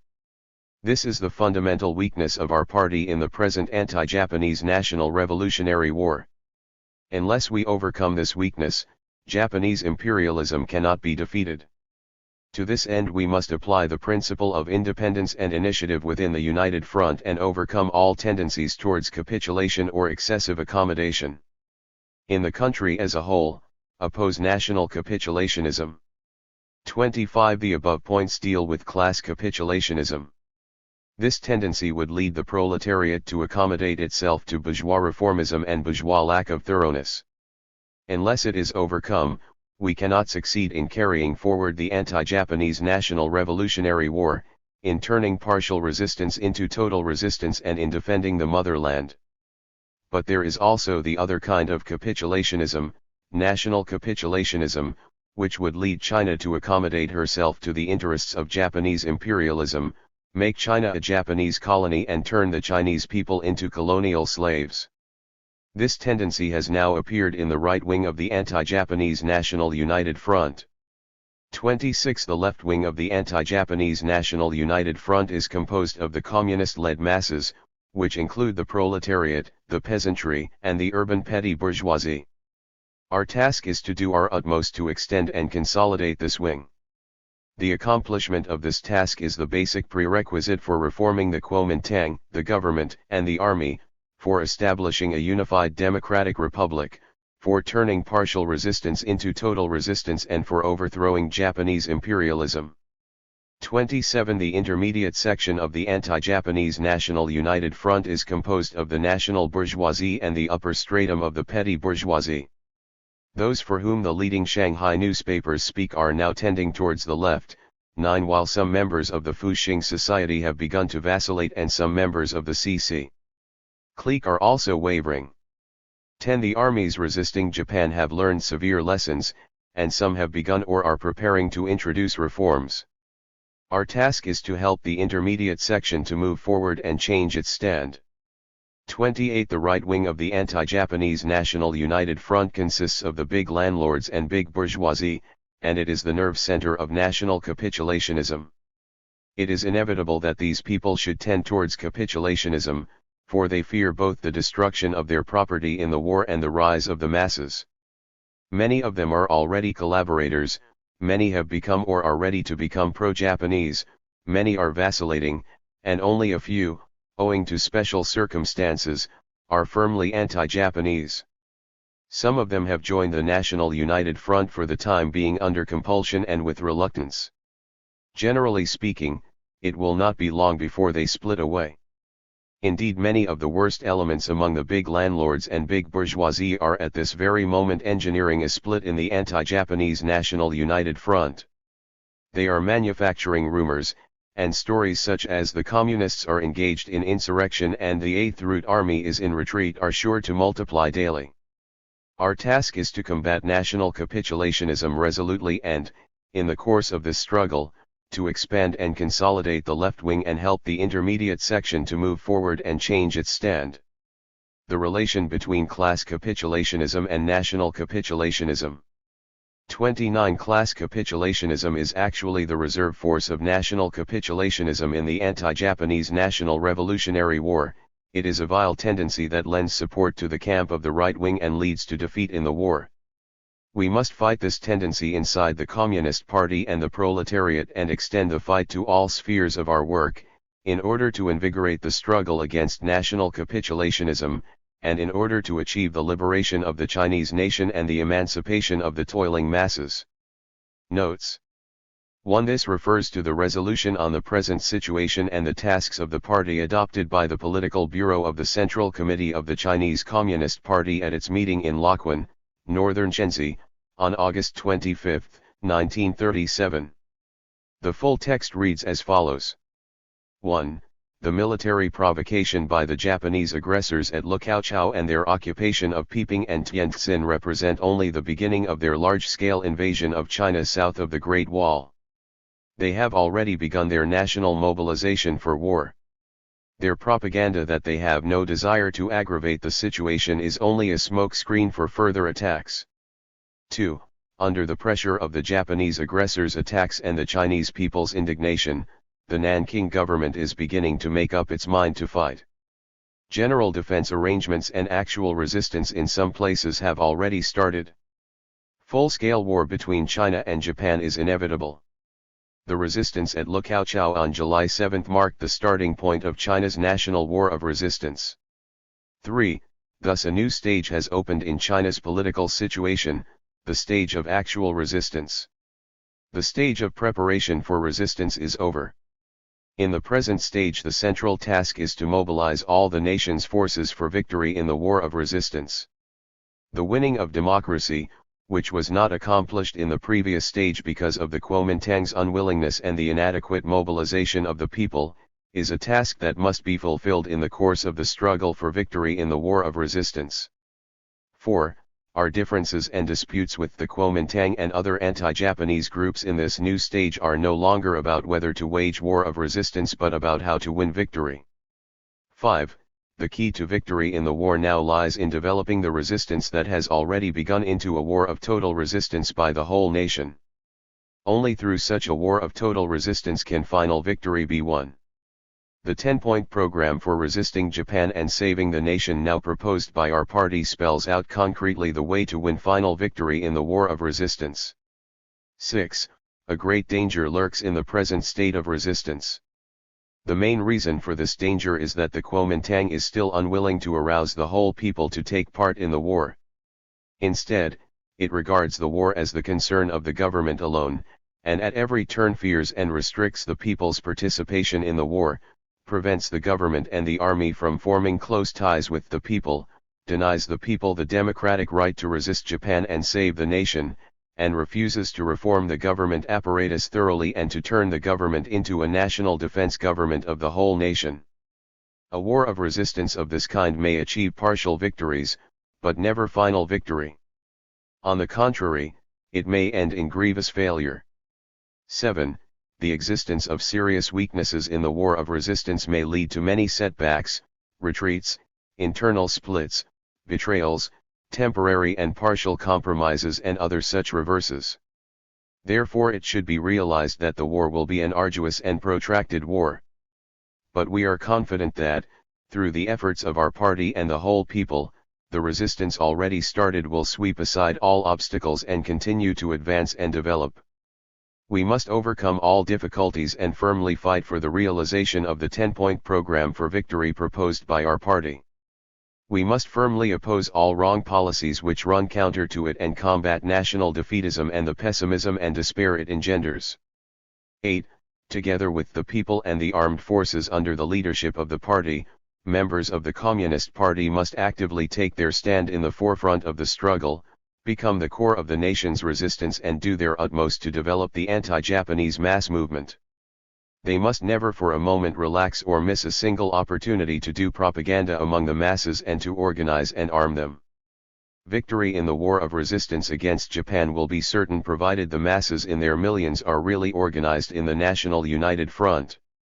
2. In the initial period of the war of resistance, the Kuomintang and Chiang Kai-shek made a number of promises to introduce various reforms under popular pressure, but very quickly broke them one after another. The possibility that the Kuomintang might introduce the reforms desired by the whole people was not actualized. As Comrade Mao Zedong said later on coalition government, all the people, including the Communists and other Democrats, earnestly hoped that the Kuomintang government would seize the opportunity, at a time when the nation was in peril and the people were filled with enthusiasm, to institute democratic reforms and put Dr. Sun Yat-sen's revolutionary Three People's Principles into practice. But their hopes came to naught. See selected work of Mao Zedong, ENG ed., FLP, Peking, 1965, Volume 3, p. 263.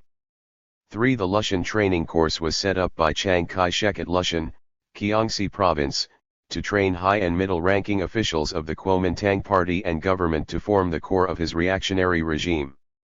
4. Chiang Kai-shek was then advocating issuing fewer calls and offering more suggestions. But it would have been useless merely to submit suggestions to the Kuomintang, since it was following a policy of oppression. Calls had to be made directly to the masses, in order to arouse them to struggle against the Kuomintang. Otherwise, it would have been impossible to keep up the war against Japan or to resist Kuomintang reaction. Chiang Kai-shek was wrong on this point, and gradually he realized his mistake. 5. This refers to the draft resolution of the Central Committee of the Communist Party of China concerning the Communist Party's participation in the government, which was drawn up on September 25, 1937. The full text reads as follows. 1. The present situation in the anti-Japanese war urgently requires a united front government representing the whole nation, for only such a government can effectively lead the anti-Japanese national revolutionary war and defeat Japanese imperialism. The Communist Party is ready to participate in such a government, that is, to undertake administrative responsibilities in the government directly and officially and play an active part in it. But such a government does not yet exist. What exists today is still the government of the Kuomintang one-party dictatorship. 2. The Communist Party of China can participate in the government only when it is changed from a one-party dictatorship of the Kuomintang into a united front government of the whole nation, that is, when the present Kuomintang government, a. accepts the fundamentals of the 10-point program for resisting Japan and saving the nation proposed by our party and promulgates an administrative program in accordance therewith, b. begins to show by deeds the sincerity of its efforts to carry out this program and achieves definite results, and c. permits the legal existence of Communist Party organizations and guarantees the Communist Party freedom to mobilize, organize, and educate the masses. 3. Before the Central Committee of the party decides to participate in the central government, members of the Communist Party must not as a rule participate in any local government or in any administrative councils or committees attached to the administrative organs of the government, central or local. For such participation would only obscure the distinctive features of the Communist Party, prolong the Kuomintang's dictatorship and hinder rather than help the effort to bring a unified democratic government into being. 4. However, members of the Communist Party may participate in the local governments of certain particular regions, such as battle areas, where the old authorities find it impossible to rule as before and are on the whole willing to put the Communist Party's policies into effect, where the Communist Party is free to operate openly, and where the present emergency makes communist participation a necessity in the opinion both of the people and of the government. Still more so in the Japanese occupied areas, the Communist Party should come forward openly as the organizer of the anti-Japanese United Front governments. 5. Before the Communist Party officially joins the government, it is permissible in principle for party members to participate in representative bodies, such as an All-China National Assembly, for the purpose of discussing a democratic constitution and policies to save the nation. Thus, the Communist Party should strive to get its members elected to such assemblies and use them as a forum for propagating the party's views, so as to mobilize the people and rally them round the party and promote the establishment of a unified democratic government. 6. Given a definite common program and the principle of absolute equality, the Central Committee of the Communist Party or its local branches may form united front organizations with the Central Executive Committee of the Kuomintang or its local headquarters, such as various joint committees, example National Revolutionary Leagues, committees for mass movements and committees for mobilization in the war zones, and through such joint activities the Communist Party should achieve cooperation with the Kuomintang. 7. With the redesignation of the Red Army as part of the National Revolutionary Army and the change of the organ of Red political power into the government of the special region, their representatives may, by virtue of the legal status they have acquired, join all the military and mass organizations which further the resistance to Japan and the salvation of the nation. 8. it is most essential to maintain absolutely independent Communist Party leadership in what was originally the Red Army and in all the guerrilla units, and Communists must not show any vacillation on this matter of principle. Dialectical Materialism. April, June, 1938. This text includes about 2/3 of the first chapter, and about 1/5 of the first 6 sections of the second chapter of Mao's Pian Changfa Wei Wulun, Changshao Ti Ikong, Dialectical Materialism Notes of Lectures, as published in Kayang Chan Tashu NOS 6-8, April to June 1938. Chapter I. Idealism and Materialism. 1. The struggle between two armies in philosophy. The whole history of philosophy is the history of the struggle and the development of two mutually opposed schools of philosophy, idealism and materialism. All philosophical currents and schools are manifestations of these two fundamental schools. All philosophical theories have been created by men belonging to a definite social class. The ideas of these men have moreover been historically determined by a definite social existence. All philosophical doctrines express the needs of a definite social class and reflect the level of development of the productive forces of society and the historical stage in men's comprehension of nature. The social origins of idealism and materialism lie in a social structure marked by class contradictions. The earliest appearance of idealism was the product of the ignorance and superstition of savage and primitive man. Then, with the development of the productive forces, and the ensuing development of scientific knowledge, it stands to reason that idealism should decline and be replaced by materialism. And yet, from ancient times to the present, idealism not only has not declined, but, on the contrary, has developed and carried on a struggle for supremacy with materialism from which neither has emerged the victor. The reason lies in the division of society into classes. On the one hand, in its own interest, the oppressing class must develop and reinforce its idealist doctrines. On the other hand, the oppressed classes, likewise in their own interest, must develop and reinforce their materialist doctrines. Both idealism and materialism are weapons in the class struggle, and the struggle between idealism and materialism cannot disappear so long as classes continue to exist. Idealism, in the process of its historical development, represents the ideology of the exploiting classes and serves reactionary purposes.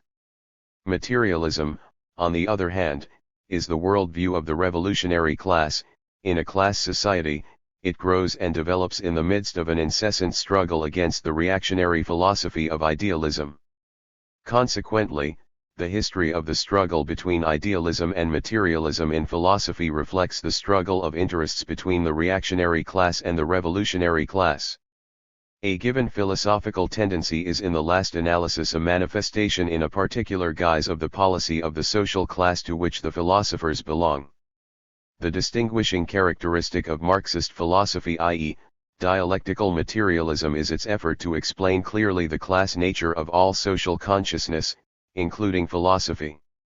It publicly declares a resolute struggle between its own proletarian nature and the idealist philosophy of the propertied class. Moreover, it subordinates its own special and independent tasks to such general tasks as overthrowing capitalism, organizing and building a proletarian dictatorship, and edifying a socialist society. 2. The difference between idealism and materialism. Wherein lies the basic difference between idealism and materialism? It lies in the opposite answers given by the two to the fundamental question in philosophy, that of the relationship between spirit and matter, that of the relationship between consciousness and existence. Idealism considers spirit, consciousness, concepts, the subject, as the source of all that exists on earth, and matter, nature and society, the object, as secondary and subordinate. Materialism recognizes the independent existence of matter as detached from spirit and considers spirit as secondary and subordinate. 3. The source of the growth and the development of idealism. Idealism sees matter as the product of the spirit. This is turning the real world upside down. Where is the source of the growth and the development of such a philosophy? As mentioned above, the earliest manifestation of idealism was brought about by the superstition and ignorance of primitive, savage man. but with the development of production, the separation between manual labor and intellectual labor was responsible for ranking idealism first among currents of philosophical thought. With the development of the productive forces of society, the division of labor made its appearance. The further development of the division of labor saw the emergence of persons devoting themselves entirely and exclusively to intellectual labor. But when the productive forces are still weak, the division between the two does not reach the stage of complete separation. Only after classes and private property appear and exploitation becomes the foundation of the existence of the ruling class do great changes occur. Intellectual labor then becomes the exclusive privilege of the ruling class, while manual labor becomes the fate of the oppressed classes. The ruling class begins to examine the relationship between themselves and the oppressed classes in an upside-down fashion. It is not the laborers who furnish them with means for existence, but rather they who supply the laborers with these means. Hence, they despise manual labor and develop idealist conceptions.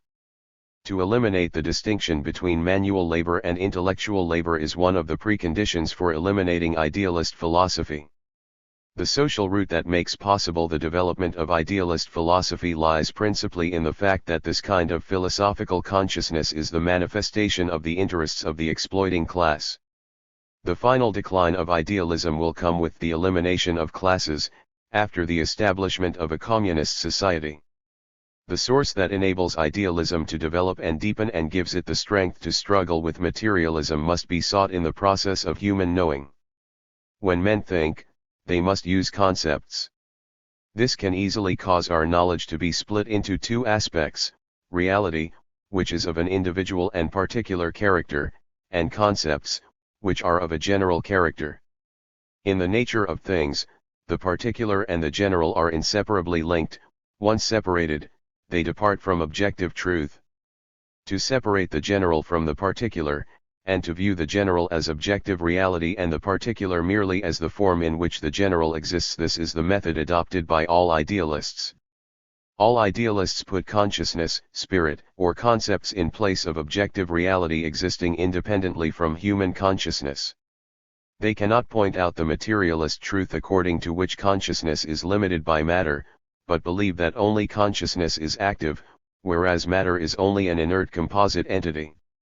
Urged on moreover by their own class nature, the idealists then use every method to exaggerate the activity of consciousness, developing this aspect unilaterally.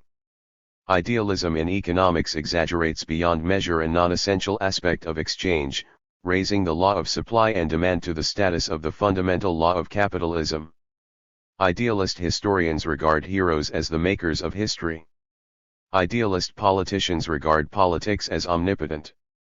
Idealist military leaders practice the methods of desperate combat Ping Ming Chu Iti Tso Chan. Idealist revolutionaries advocate Blanquism. The diehards say that the only way to revive our nation is to restore the old morality. All this results from exaggerating subjective factors beyond measure. Pre-Marxist materialism, mechanistic materialism, did not stress the thought process in the development of knowledge, but regarded thought merely as the object of action, as the mirror that reflects nature. Only dialectical materialism correctly shows the active role of thought, and at the same time points out the limitation imposed upon thought by matter. It points out that thought arises from social practice and at the same time actively shapes practice. Only this kind of dialectical theory of the unity of knowledge and action can thoroughly vanquish idealism. For the origin of the inception and the development of materialism. The recognition that matter exists independently and apart from consciousness in the external world is the foundation of materialism. Man created this foundation through practice. Obliged to submit to natural forces, and capable of using only simple tools, primitive man could not explain the surrounding phenomena and hence sought help from spirits. This is the origin of religion and idealism. But in the long-range process of production, man came into contact with surrounding nature, acted upon nature, changed nature, and created things to eat, to live in, and to use, and adapted nature to the interests of man and caused man to believe that matter has an objective existence. In the social existence of humanity, reciprocal relationships and influences arise between individuals. In a class society there is moreover a class struggle. The oppressed class considers the circumstances and estimates its strength, and then makes its plans. When they succeed in the struggle, the members of this class are convinced that their views are not the product of fantasy, but the reflection of the objectively existing material world. Because the oppressed class fails when it adopts the wrong plans and succeeds by correcting its plans, it learns to understand that it can achieve its purpose only when its subjective plans rest upon the accurate understanding of the material nature of the objective world and the fact that the objective world is governed by laws. The history of science furnishes man with proof of the material nature of the world and of the fact that it is governed by laws, and helps man to see the futility of the illusions of religion and idealism and to arrive at materialist conclusions. In sum, the history of man's practice comprises the history of his struggle with nature, the history of the class struggle, the history of science. Owing to the necessity to live and struggle, men have thought about the reality of matter and its laws, have proved the correctness of materialism, and have found the necessary intellectual tool for their struggle: materialist philosophy. The higher the level to which social production develops, the greater the development of the class struggle, and the more scientific knowledge reveals the secrets of nature, the greater the development and consolidation of materialist philosophy. Thus man can be delivered gradually from the dual and crushing oppression of nature and society. Chapter 2. Dialectical Materialism. 1. Dialectical materialism is the revolutionary arm of the proletariat. The Chinese proletariat, having assumed at the present time the historical task of the bourgeois democratic revolution, must make use of dialectical materialism as its mental arm. The study of dialectical materialism is even more indispensable for the cadres who lead the revolutionary movement, because the two erroneous theories and methods of work of subjectivism and mechanism frequently subsist among the cadres, and as a result frequently cause the cadres to go against Marxism, and lead the revolutionary movement onto the wrong path. If we wish to avoid or correct such deficiencies, the only solution lies in conscious study and understanding of dialectical materialism, in order to arm one's brain anew. 2. The relation between the old philosophical heritage and dialectical materialism. After the May 4 movement of 1919, as a consequence of the conscious appearance of the Chinese proletariat on the political stage, and the rise in the scientific level of the country, a Marxist philosophical movement arose and developed in China. In its first period, however, the level of understanding of materialist dialectics within the materialist current of thought was rather weak, and mechanistic materialism influenced by the bourgeoisie, as well as the subjectivism of Deborin, were its principal components. Following the defeat of the revolution in 1927, the level of understanding of Marxism and Leninism progressed, and the thinking of materialist dialectics gradually developed. Just recently, because of the severity of the national and social crisis, and also because of the influence of the movement for liquidating deviations in Soviet philosophy, a broad movement of materialist dialectics has developed in China's intellectual circles. Because of the backwardness of China's social development, the dialectical materialist philosophical currents developing in China today do not result from taking over and reforming our own philosophical heritage, but from the study of Marxism-Leninism. However, if we wish to ensure that dialectical materialist thought shall penetrate profoundly in China and continue to develop, and shall moreover give firm direction to the Chinese Revolution and lead it to final victory in the future, then we must struggle with all the old and rotten philosophical theories existing in China on the ideological front throughout the whole country, raise the flag of criticism, and in this way liquidate the philosophical heritage of ancient China. Only thus we can attain our goal. 3. The unity of worldview and methodology in dialectical materialism. Dialectical materialism is the worldview of the proletariat. At the same time it is the method of the proletariat for taking cognizance of the surrounding world, and the method of revolutionary action of the proletariat. It is the unity of worldview and methodology. 4. The question of the object of materialist dialectics. What do materialist dialectics serve to study? Marx, Engels, and Lenin all explained materialist dialectics as the theory of development.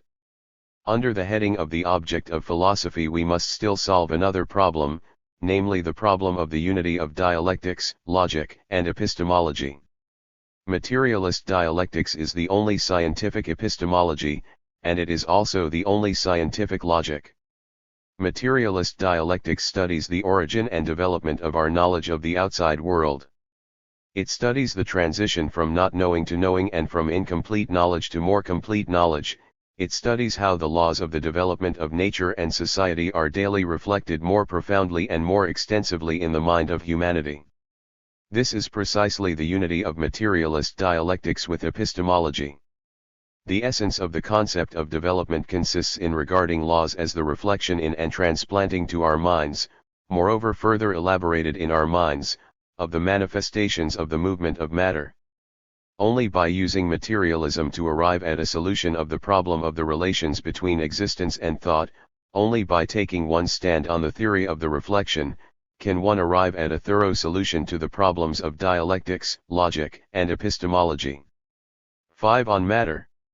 The very first condition for belonging to the materialist camp consists in recognizing the independent existence of the material world, separate from human consciousness, the fact that it existed before the appearance of humanity, and continues to exist since the appearance of humanity, independently and outside of human consciousness. To recognize this point is a fundamental premise of all scientific research. How shall we demonstrate this? The proofs are extremely numerous. Humanity is constantly in contact with the external world and must, moreover, struggle fiercely against the pressure and resistance of the outside world, nature and society. Moreover, we not only must, but can overcome this pressure and resistance. All of these real circumstances of the social practice of humanity, as manifested in the historical development of human society, are the best proof of the existence of the material world. China does not doubt the objective existence of Japanese imperialism which has invaded our country, nor of the Chinese people themselves. The students of the anti-Japanese military political university also do not doubt the objective existence of this university and of the students themselves. If we consider this thing known as consciousness in the light of thoroughgoing materialism, that is to say in the light of materialist dialectics, then what we call consciousness is nothing else but a form of the movement of matter, a particular characteristic of the material brain of humanity. It is that particular characteristic of the material brain which causes the material processes outside consciousness to be reflected in consciousness. From this we see that when we distinguish matter from consciousness and when, moreover, we oppose them one to another, this is only conditional, that is to say, it has meaning only from the standpoint of epistemology. In a word, matter is everything in the universe. All power belongs to summa I. We say, all power belongs to matter. This is the source of the unity of the world. 6. On movement, on development. The first fundamental principle of dialectical materialism lies in its view of matter. This principle of the unity of the world has already been explained above in discussing matter. The second fundamental principle of dialectical materialism lies in its theory of movement, or theory of development. This means the recognition that movement is the form of the existence of matter, an inherent attribute of matter, a manifestation of the multiplicity of matter. This is the principle of the development of the world. The combination of the principle of the development of the world with the principle of the unity of the world, set forth above, constitutes the whole of the world view of dialectical materialism. The world is nothing else but the material world in a process of unlimited development. Dialectical materialism's theory of movement is in opposition first of all with philosophical idealism and with the theological concepts of religion. The fundamental nature of all philosophical idealism and religious theology derives from their denial of the unity and material nature of the world, and in imagining that the movement and development of the world takes place apart from matter, or took place at least in the beginning apart from matter, and is the result of the action of spirit, God, or divine forces. The German idealist philosopher, Hegel, held that the present world results from the development of the so-called world idea. In China the philosophy of the Book of Changes, and the metaphysics of the Sung and Ming, all put forward idealist views of the development of the universe. Christianity says that God created the world. Buddhism and all of China's various fetishist religions attribute the movement and development of all the myriad phenomena, Wanwu, of the universe to spiritual forces. All of these doctrines which think about movement apart from matter are fundamentally incompatible with dialectical materialism.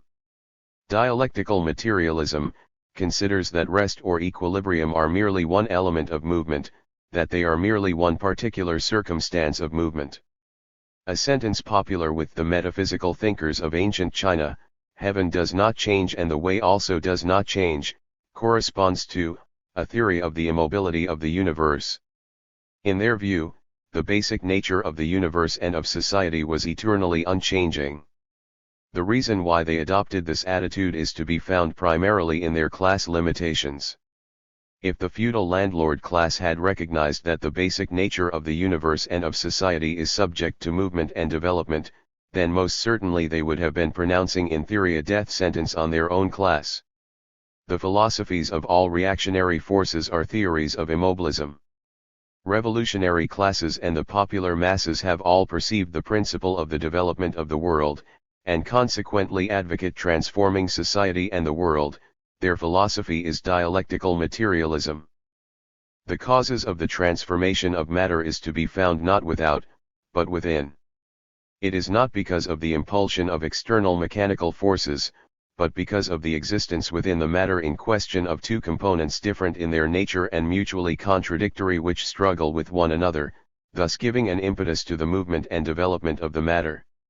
As a result of the discovery of the laws of such movement and transformation, dialectical materialism is capable of enlarging the principle of the material unity of the world, extending it to the history of nature and society. Thus, not only it is possible to investigate the world considered as matter in perpetual movement, but the world can also be investigated as matter endlessly in movement from a lower form to a higher form. That is to say, it is possible to investigate the world as development and process. Dialectical materialism investigate the development of the world as a progressive movement from the inorganic to the organic, and from thence to the highest form of the movement of matter, society. What we have just discussed is the theory of the movement of the world, or the principle of the development of the world in accordance with dialectical materialism. This doctrine is the essence of Marxist philosophy. If the proletariat and all revolutionaries take up this consistently scientific arm, they will then be able to understand this world, and transform the world. Proclamation by the government of the Shenzi-Kansuningxia border region and the rear headquarters of the 8th Route Army. May 15, 1938. This proclamation was written by Comrade Mao Zedong for the government of the Shenzi-Kansuningxia border region and the rear headquarters of the 8th Route Army with a view to countering disruptive activities by the Chiang Kai-shek clique. Shortly after the establishment of Kuomintang Communist Cooperation, the Chiang Kai-shek clique began to plot disruption against the revolutionary forces under communist leadership. The disruption of the Shenzi-Kansuningxia border region was part of their plot. Comrade Mao Zedong maintained that a firm stand was necessary to defend the interests of the revolution. The proclamation dealt a blow at the opportunist stand of some party members in the anti-Japanese United Front with regard to the intrigues of the Chiang clique. Be it hereby proclaimed, ever since the Lukaochao incident, all our patriotic countrymen have been firmly waging the war of resistance. Officers and men at the front are shedding their blood and sacrificing their lives. All political parties and groups have united in good faith. All sections of the people have joined forces to save the nation. This points to a bright future for the Chinese nation and affords a firm guarantee for victory over Japan. All our fellow countrymen must continue along this line of advance. The army and the people of Shenzi-Kansuningxia border region 1 have followed the government's leadership and devoted their efforts to the cause of national salvation. Whatever they have done has been just and honorable. Under bitter hardships, they have struggled on tirelessly and uncomplainingly. The people throughout the country are unanimous in praising them. For their part, the border region government and the rear headquarters will encourage the people of the whole region to continue their efforts to the very end. nobody will be allowed to neglect his duty and nothing will be allowed to undermine the cause of national salvation. However, recent investigations in the border region have disclosed that, disregarding the public interest, some persons are using various means to force the peasants to return land and houses that have been distributed to them, to compel debtors to pay back old cancelled loans, to coerce the people into changing the democratic system that has been built up, or to disrupt the military, economic, cultural, and mass organizations that have been established. Some of them are even acting as spies, conspiring with bandits, inciting our soldiers to mutiny, making surveys and maps of our region, secretly collecting information, or openly spreading propaganda against the border region government. Clearly, all these activities are violations of the basic principle of unity for resistance to Japan, run counter to the will of the people of the border region, and are intended to foment internal dissension, disrupt the united front, damage the people's interests, undermine the prestige of the border region government and increase the difficulties of mobilization against Japan. The reason is that a handful of diehards are behaving unscrupulously to the detriment of the national interest. Some are even serving as tools of the Japanese aggressors, using various guises to camouflage their conspiratorial activities. For several months, reports demanding our daily attention have been steadily pouring in from people in the counties requesting us to put a stop to such activities. With a view to strengthening the anti-Japanese forces, consolidating the rear against Japan, and safeguarding the interests of the people, the government and the rear headquarters find it imperative to proscribe the above-mentioned activities. Accordingly, we hereby unequivocally proclaim: 1. The government and the rear headquarters, in order to protect the rights already secured by the people, forbid any unauthorized change in the distribution of land or houses and in the cancellation of debts made within the areas under the jurisdiction of the border region government before internal peace was established. 2. The government and the rear headquarters will protect the activities of all the military, political, economic, cultural, and mass organizations which were in existence when internal peace was established and which have since advanced and expanded in accordance with the principle of the United Front, will promote their progress, and stop all intrigues and disruptive activities against them. 3. The government and the rear headquarters, resolutely carrying out the program of armed resistance and national reconstruction, will gladly initiate and promote any undertaking that serves the cause of resistance to Japan and national salvation. We welcome sincere assistance from people in every quarter. But to guard against impostors and keep out traitors, we prohibit any person, whatever his activities, from entering and staying in the border region unless he secures permission and written authorization from the government and the rear headquarters. 4. In this tense period of armed resistance, it is right and proper for the people to report any person who tries to sabotage, engage in disruption, stir up sedition or ferret out military secrets within the boundaries of the border region. Upon valid evidence, persons so charged may be arrested on the spot. If convicted, offenders will be punished with due severity. These 4 regulations must be observed by all members of the armed forces and all civilians throughout the border region, and no violation whatsoever will be permitted. Henceforward, should any lawless person dare to plot disruption, the border region government and the rear headquarters will enforce these regulations to the letter and will accept no plea of ignorance. This proclamation is hereby issued with the full force of the law. Problems of strategy in guerrilla war against Japan. May 1938. In the early days of the War of Resistance against Japan, many people inside and outside the party belittled the important strategic role of guerrilla warfare and pinned their hopes on regular warfare alone, and particularly on the operations of the Kuomintang forces. Comrade Mao Zedong refuted this view and wrote this article to show the correct road of development for anti-Japanese guerrilla warfare. As a result, the 8th Route Army and the new 4th Army, which had just over 40,000 men when the War of Resistance began in 1937, grew to a great army of 1 million by the time Japan surrendered in 1945, established many revolutionary base areas, played a great part in the war and thus, throughout this period, made Chiang Kai-shek afraid to capitulate to Japan or launch a nationwide civil war. In 1946, when Chiang Kai-shek did launch a nationwide civil war, the People's Liberation Army, formed out of the 8th Route and new 4th Armies, was strong enough to deal with his attacks. Chapter I. Why raise the question of strategy in guerrilla war? In the war of resistance against Japan, regular warfare is primary and guerrilla warfare supplementary. This point has already been correctly settled. Thus, it seems there are only tactical problems in guerrilla warfare. Why then raise the question of strategy? If China were a small country in which the role of guerrilla warfare was only to render direct support over short distances to the campaigns of the regular army, there would, of course, be only tactical problems but no strategic ones.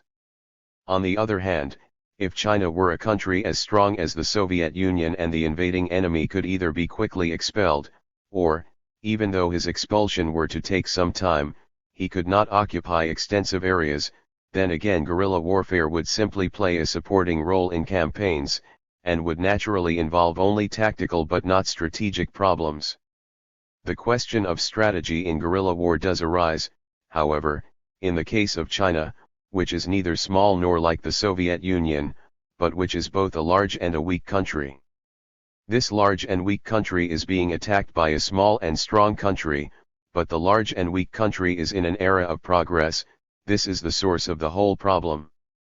It is in these circumstances that vast areas have come under enemy occupation and that the war has become a protracted one.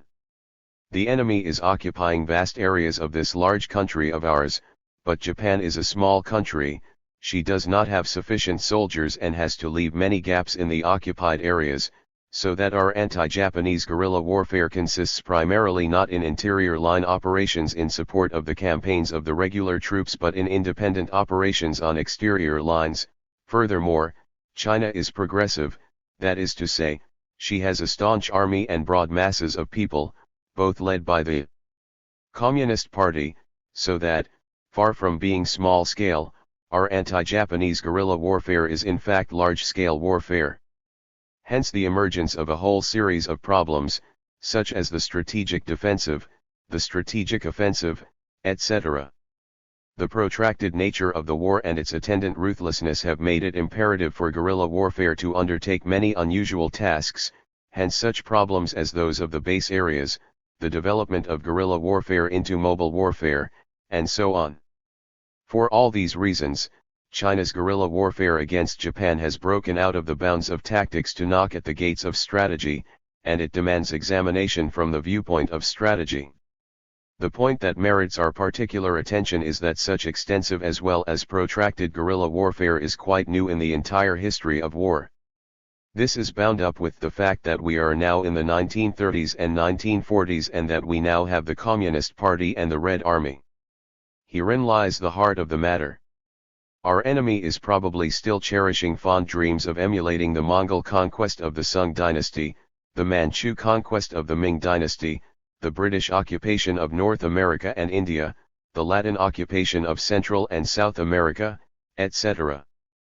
But such dreams have no practical value in present-day China because there are certain factors present in the China of today which were absent in those historical instances, and one of them is guerrilla warfare, which is quite a new phenomenon. If our enemy overlooks this fact, he will certainly come to grief. These are the reasons why our anti-Japanese guerrilla warfare, though occupying only a supplementary place in the war of resistance as a whole, must nevertheless be examined from the viewpoint of strategy. Why not, then, apply to guerrilla warfare the general strategic principles of the war of resistance? The question of strategy in our anti-Japanese guerrilla warfare is indeed closely linked with the question of strategy in the war of resistance as a whole, because they have much in common. On the other hand, guerrilla warfare is different from regular warfare and has its own peculiarities, and consequently many peculiar elements are involved in the question of strategy in guerrilla warfare. Without modification it is impossible to apply the strategic principles of the war of resistance in general to guerrilla warfare with its own peculiarities. Chapter 2. The basic principle of war is to preserve oneself and destroy the enemy. Before discussing the question of strategy in guerrilla warfare in concrete terms, a few words are needed on the fundamental problem of war. All the guiding principles of military operations grow out of the one basic principle, to strive to the utmost to preserve one's own strength and destroy that of the enemy.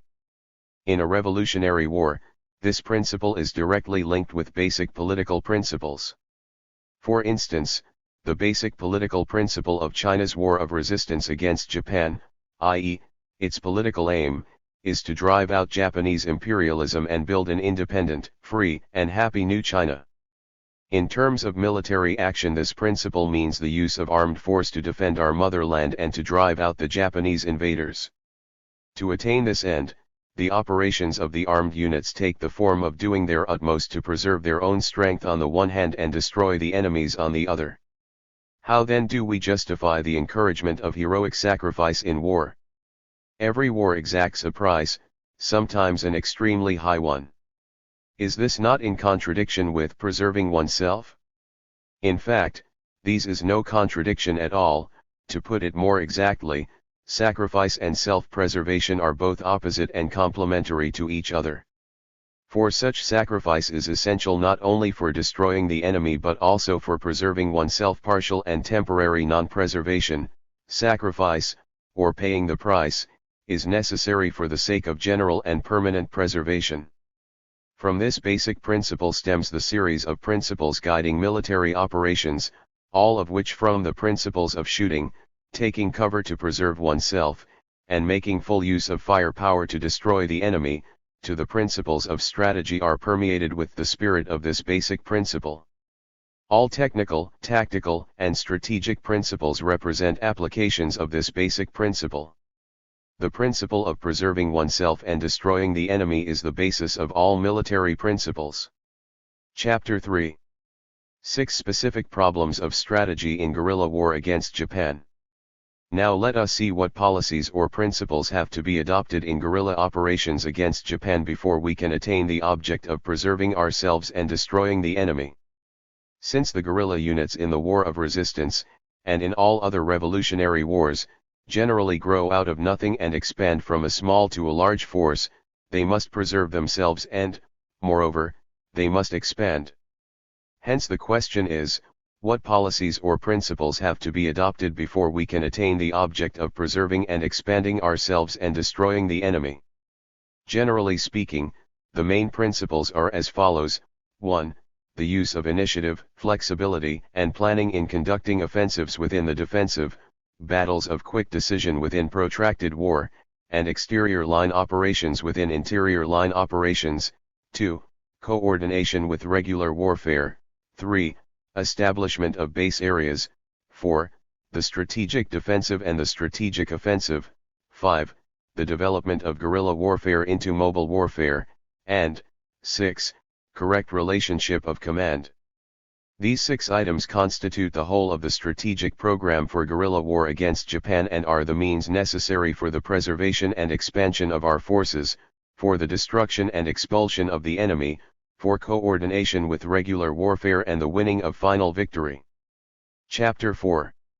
Initiative, flexibility, and planning in conducting offensives within the defensive, battles of quick decision within protracted war, and exterior line operations within interior line operations. Here the subject may be dealt with under 4 headings: 1. The relationship between the defensive and the offensive, between protractedness and quick decision, and between the interior and exterior lines. 2. The initiative in all operations. 3. Flexible employment of forces, and 4. Planning in all operations. To start with the first. If we take the War of Resistance as a whole, the fact that Japan is a strong country and is attacking while China is a weak country and is defending herself makes our war strategically a defensive and protracted war. As far as the operational lines are concerned, the Japanese are operating on exterior and we on interior lines. This is one aspect of the situation. But there is another aspect which is just the reverse. The enemy forces, though strong, in arms, in certain qualities of their men, and certain other factors, are numerically small, whereas our forces, though weak, likewise, in arms, in certain qualities of our men, and certain other factors, are numerically very large. Added to the fact that the enemy is an alien nation invading our country while we are resisting his invasion on our own soil, this determines the following strategy. It is possible and necessary to use tactical offensives within the strategic defensive, to fight campaigns and battles of quick decision within a strategically protracted war, and to fight campaigns and battles on exterior lines within strategically interior lines. Such is the strategy to be adopted in the war of resistance as a whole. It holds true both for regular and for guerrilla warfare. Guerrilla warfare is different only in degree and form. Offensives in guerrilla warfare generally take the form of surprise attacks. Although surprise attacks can and should be employed in regular warfare too, the degree of surprise is less. In guerrilla warfare, the need to bring operations to a quick decision is very great, and our exterior line ring of encirclement of the enemy in campaigns and battles is very small. All these distinguish it from regular warfare. Thus it can be seen that in their operations guerrilla units have to concentrate the maximum forces, act secretly and swiftly, attack the enemy by surprise and bring battles to a quick decision, and that they must strictly avoid passive defense, procrastination, and the dispersal of forces before engagements. Of course, guerrilla warfare includes not only the strategic but also the tactical defensive. The latter embraces, among other things, containing and outpost actions during battles, the disposition of forces for resistance at narrow passes, strategic points, rivers, or villages in order to deplete and exhaust the enemy, and action to cover withdrawal. But the basic principle of guerrilla warfare must be the offensive, and guerrilla warfare is more offensive in its character than regular warfare. The offensive, moreover, must take the form of surprise attacks, and to expose ourselves by ostentatiously parading our forces is even less permissible in guerrilla warfare than in regular warfare. From the fact that the enemy is strong and we are weak, it necessarily follows that, in guerrilla operations in general even more than in regular warfare, battles must be decided quickly, though on some occasions guerrilla fighting may be kept up for several days, as in an assault on a small and isolated enemy force cut off from help. Because of its dispersed character, guerrilla warfare can spread everywhere, and in many of its tasks, as in harassing, containing, and disrupting the enemy and in mass work, its principle is dispersal of forces, but a guerrilla unit, or a guerrilla formation, must concentrate its main forces when it is engaged in destroying the enemy, and especially when it is striving to smash an enemy attack. Concentrate a big force to strike at a small section of the enemy force remains a principle of field operations in guerrilla warfare. Thus it can also be seen that, if we take the war of resistance as a whole, we can attain the aim of our strategic defensive and finally defeat Japanese imperialism only through the cumulative effect of many offensive campaigns and battles in both regular and guerrilla warfare, namely, through the cumulative effect of many victories in offensive actions. Only through the cumulative effect of many campaigns and battles of quick decision, namely, the cumulative effect of many victories achieved through quick decision in offensive campaigns and battles, can we attain our goal of strategic protractedness, which means gaining time to increase our capacity to resist while hastening or awaiting changes in the international situation and the internal collapse of the enemy, in order to be able to launch a strategic counter-offensive and drive the Japanese invaders out of China. We must concentrate superior forces and fight exterior line operations in every campaign or battle, whether in the stage of strategic defensive or in that of strategic counter-offensive, in order to encircle and destroy the enemy forces, encircling part if not all of them, destroying part if not all of the forces we have encircled, and inflicting heavy casualties on the encircled forces if we cannot capture them in large numbers. Only through the cumulative effect of many such battles of annihilation can we change the relative position as between the enemy and ourselves, thoroughly smash his strategic encirclement, that is, his scheme of exterior line operations, and finally, in coordination with international forces and the revolutionary struggles of the Japanese people, surround the Japanese imperialists and deal them the coup de grace. These results are to be achieved mainly through regular warfare, with guerrilla warfare making a secondary contribution. What is common to both, however, is the accumulation of many minor victories to make a major victory. Herein lies the great strategic role of guerrilla warfare in the war of resistance. Now let us discuss initiative, flexibility, and planning in guerrilla warfare. What is initiative in guerrilla warfare? In any war, the opponents contend for the initiative, whether on a battlefield, in a battle area, in a war zone or in the whole war, for the initiative means freedom of action for an army. Any army which, losing the initiative, is forced into a passive position and ceases to have freedom of action, faces the danger of defeat or extermination. Naturally, gaining the initiative is harder in strategic defensive and interior line operations and easier in offensive exterior line operations. However, Japanese imperialism has two basic weaknesses, namely, its shortage of troops and the fact that it is fighting on foreign soil. Moreover, its underestimation of China's strength and the internal contradictions among the Japanese militarists have given rise to many mistakes in command, such as piecemeal reinforcement, lack of strategic coordination, occasional absence of a main direction for attack, failure to grasp opportunities in some operations and failure to wipe out encircled forces, all of which may be considered the third weakness of Japanese imperialism. Thus, despite the advantage of being on the offensive and operating on exterior lines, the Japanese militarists are gradually losing the initiative, because of their shortage of troops, their small territory, small population, inadequate resources, feudalistic imperialism, etc., because of the fact that they are fighting on foreign soil, their war is imperialist and barbarous, and because of their stupidities in command. Japan is neither willing nor able to conclude the war at present, nor has her strategic offensive yet come to an end, but, as the general trend shows, her offensive is confined within certain limits, which is the inevitable consequence of her three weaknesses. She cannot go on indefinitely till she swallows the whole of China. Already there are signs that Japan will one day find herself in an utterly passive position.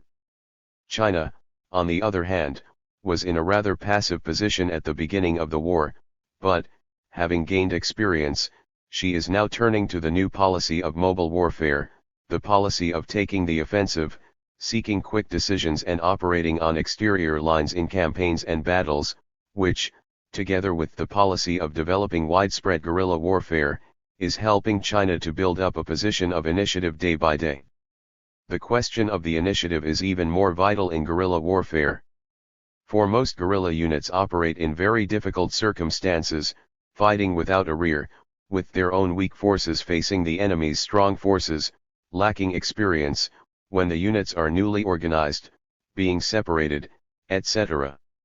Nevertheless, it is possible to build up the initiative in guerrilla warfare, the essential condition being to seize on the enemy's three weaknesses. Taking advantage of the enemy's shortage of troops, from the viewpoint of the war as a whole, the guerrilla units can boldly use vast areas as their fields of operation, taking advantage of the fact that the enemy is an alien invader and is pursuing a most barbarous policy. The guerrilla units can boldly enlist the support of millions upon millions of people, and taking advantage of the stupidities in the enemy's command, the guerrilla units can give full scope to their resourcefulness. While the regular army must seize on all these weaknesses of the enemy and turn them to good account in order to defeat him, it is even more important for the guerrilla units to do so. As for the guerrilla units' own weaknesses, they can be gradually reduced in the course of the struggle. Moreover, these weaknesses sometimes constitute the very condition for gaining the initiative. For example, it is precisely because the guerrilla units are small that they can mysteriously appear and disappear in their operations behind enemy lines, without the enemies being able to do anything about them, and thus enjoy a freedom of action such as massive regular armies never can. When the enemy is making a converging attack from several directions, a guerrilla unit can exercise initiative only with difficulty and can lose it all too easily. In such a case, if its appraisals and dispositions are wrong, it is liable to get into a passive position and consequently fail to smash the converging enemy attack.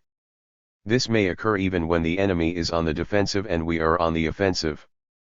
For the initiative results from making a correct appraisal of the situation, both our own and that of the enemy, and from making the correct military and political dispositions.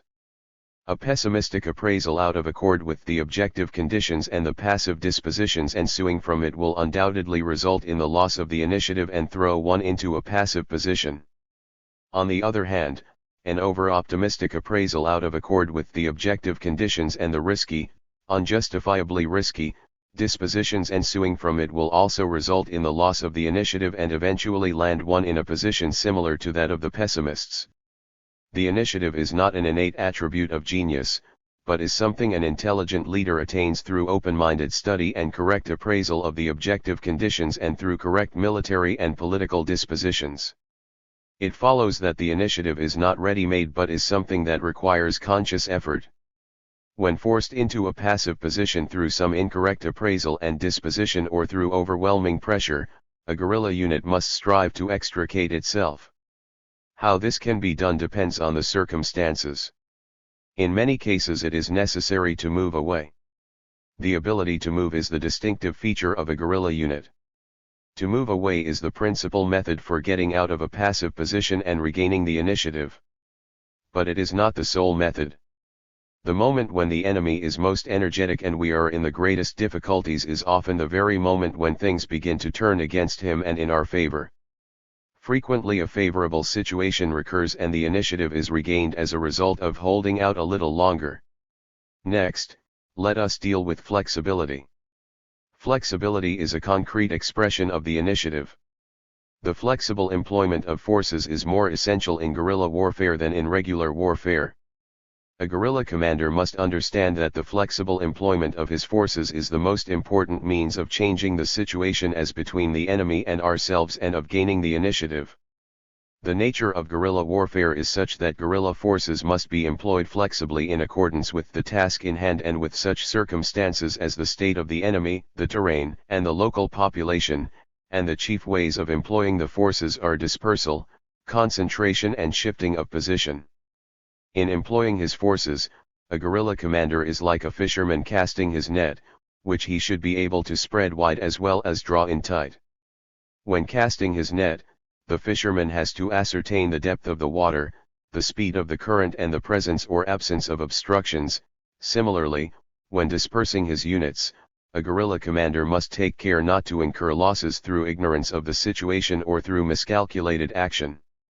Just as the fisherman must keep a grip on the cord in order to draw his net in tight, so the guerrilla commander must maintain liaison and communication with all his forces and keep enough of his main forces at hand.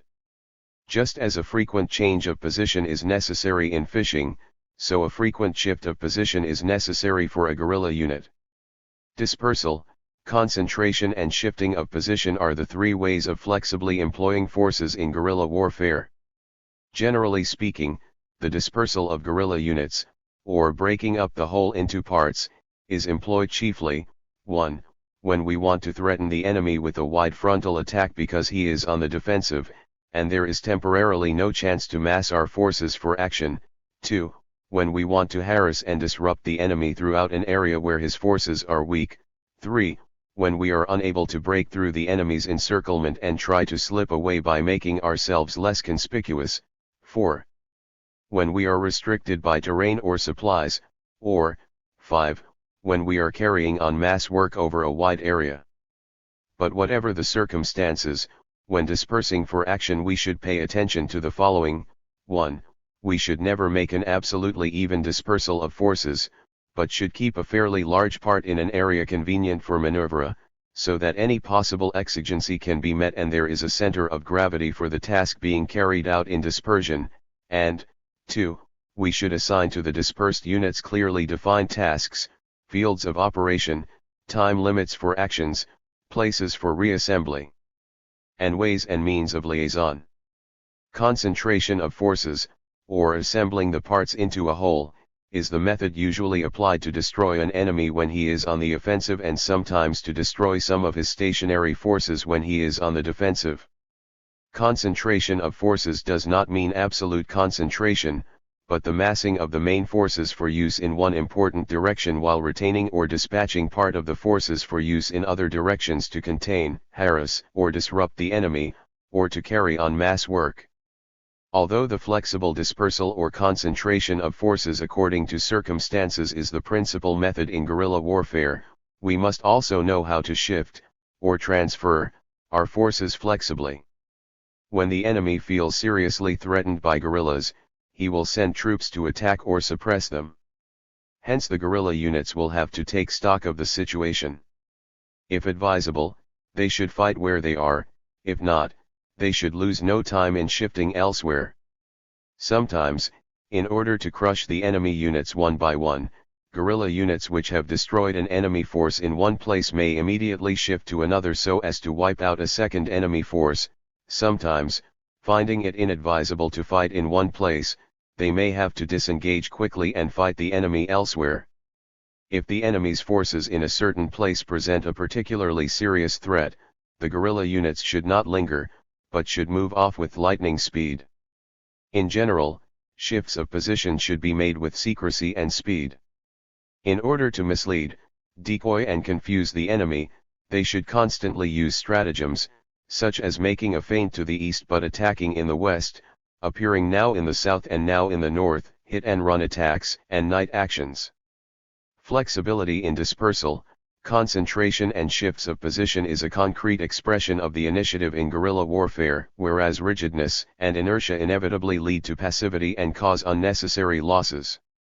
But a commander proves himself wise not just by recognition of the importance of employing his forces flexibly but by skill in dispersing, concentrating, or shifting them in good time according to the specific circumstances. This wisdom in sensing changes and choosing the right moment to act is not easily acquired; it can be gained only by those who study with a receptive mind and investigate and ponder diligently. Prudent consideration of the circumstances is essential to prevent flexibility from turning into impulsive action. Lastly, we come to planning. Without planning, victories in guerrilla warfare are impossible. Any idea that guerrilla warfare can be conducted in haphazard fashion indicates either a flippant attitude or ignorance of guerrilla warfare.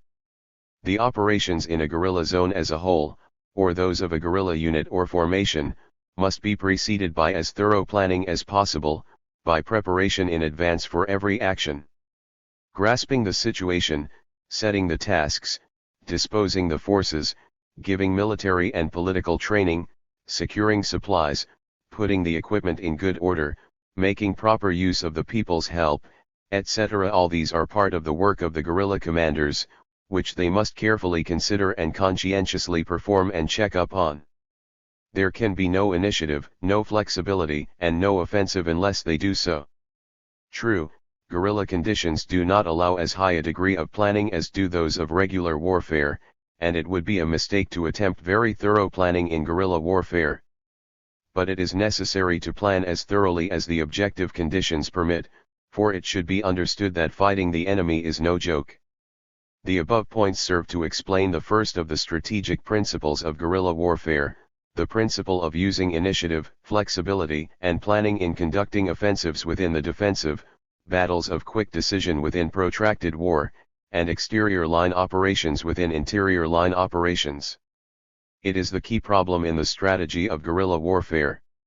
The solution of this problem provides the major guarantee of victory in guerrilla warfare so far as military command is concerned. Although a variety of matters have been dealt with here, they all revolve around the offensive in campaigns and battles. The initiative can be decisively grasped only after victory in an offensive. Every offensive operation must be organized on our initiative and not launched under compulsion. Flexibility in the employment of forces revolves around the effort to take the offensive, and planning likewise is necessary chiefly in order to ensure success in offensive operations. Measures of tactical defense are meaningless if they are divorced from their role of giving either direct or indirect support to an offensive. Quick decision refers to the tempo of an offensive, and exterior lines refer to its scope. The offensive is the only means of destroying the enemy and is also the principal means of self-preservation, while pure defense and retreat can play only a temporary and partial role in self-preservation and are quite useless for destroying the enemy. The principle stated above is basically the same for both regular and guerrilla war, it differs to some degree only in its form of expression. but in guerrilla war it is both important and necessary to note this difference. It is precisely this difference in form which distinguishes the operational methods of guerrilla war from those of regular war. If we confuse the two different forms in which the principle is expressed, victory in guerrilla war will be impossible. Chapter V. Coordination with regular warfare. The second problem of strategy in guerrilla warfare is its coordination with regular warfare. It is a matter of clarifying the relation between guerrilla and regular warfare on the operational level, in the light of the nature of actual guerrilla operations. An understanding of this relation is very important for effectiveness in defeating the enemy. There are three kinds of coordination between guerrilla and regular warfare: coordination in strategy, in campaigns, and in battles. Taken as a whole, guerrilla warfare behind the enemy lines, which cripples the enemy, pins him down, disrupts his supply lines and inspires the regular forces and the people throughout the country, is coordinated with regular warfare in strategy. Take the case of the guerrilla warfare in the three northeastern provinces.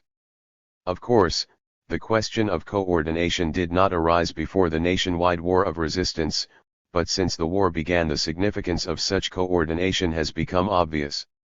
Every enemy soldier the guerrillas kill there, every bullet they make the enemy expend, every enemy soldier they stop from advancing south of the Great Wall, can be reckoned a contribution to the total strength of the resistance.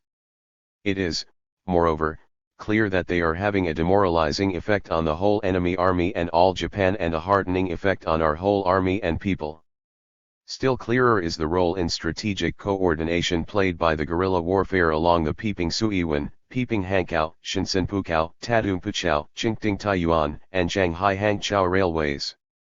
Not only are the guerrilla units performing the function of coordination with the regular forces in our present strategic defensive, when the enemy is on the strategic offensive, not only will they coordinate with the regular forces in disrupting the enemy's hold on the occupied territory, after he concludes his strategic offensive and switches to the safeguarding of his gains, they will also coordinate with the regular forces in driving out the enemy forces and recovering all the lost territories, when the regular forces launch the strategic counteroffensive.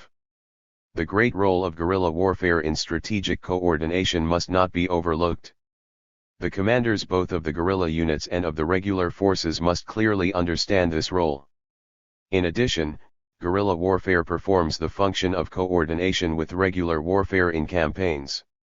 For instance, in the campaign at Singkao, north of Taiyuan, the guerrillas played a remarkable role in coordination both north and south of Yanmenquan by wrecking the Tadung Puchao Railway and the motor roads running through Pingxingquan and Yangfangkao. Or take another instance.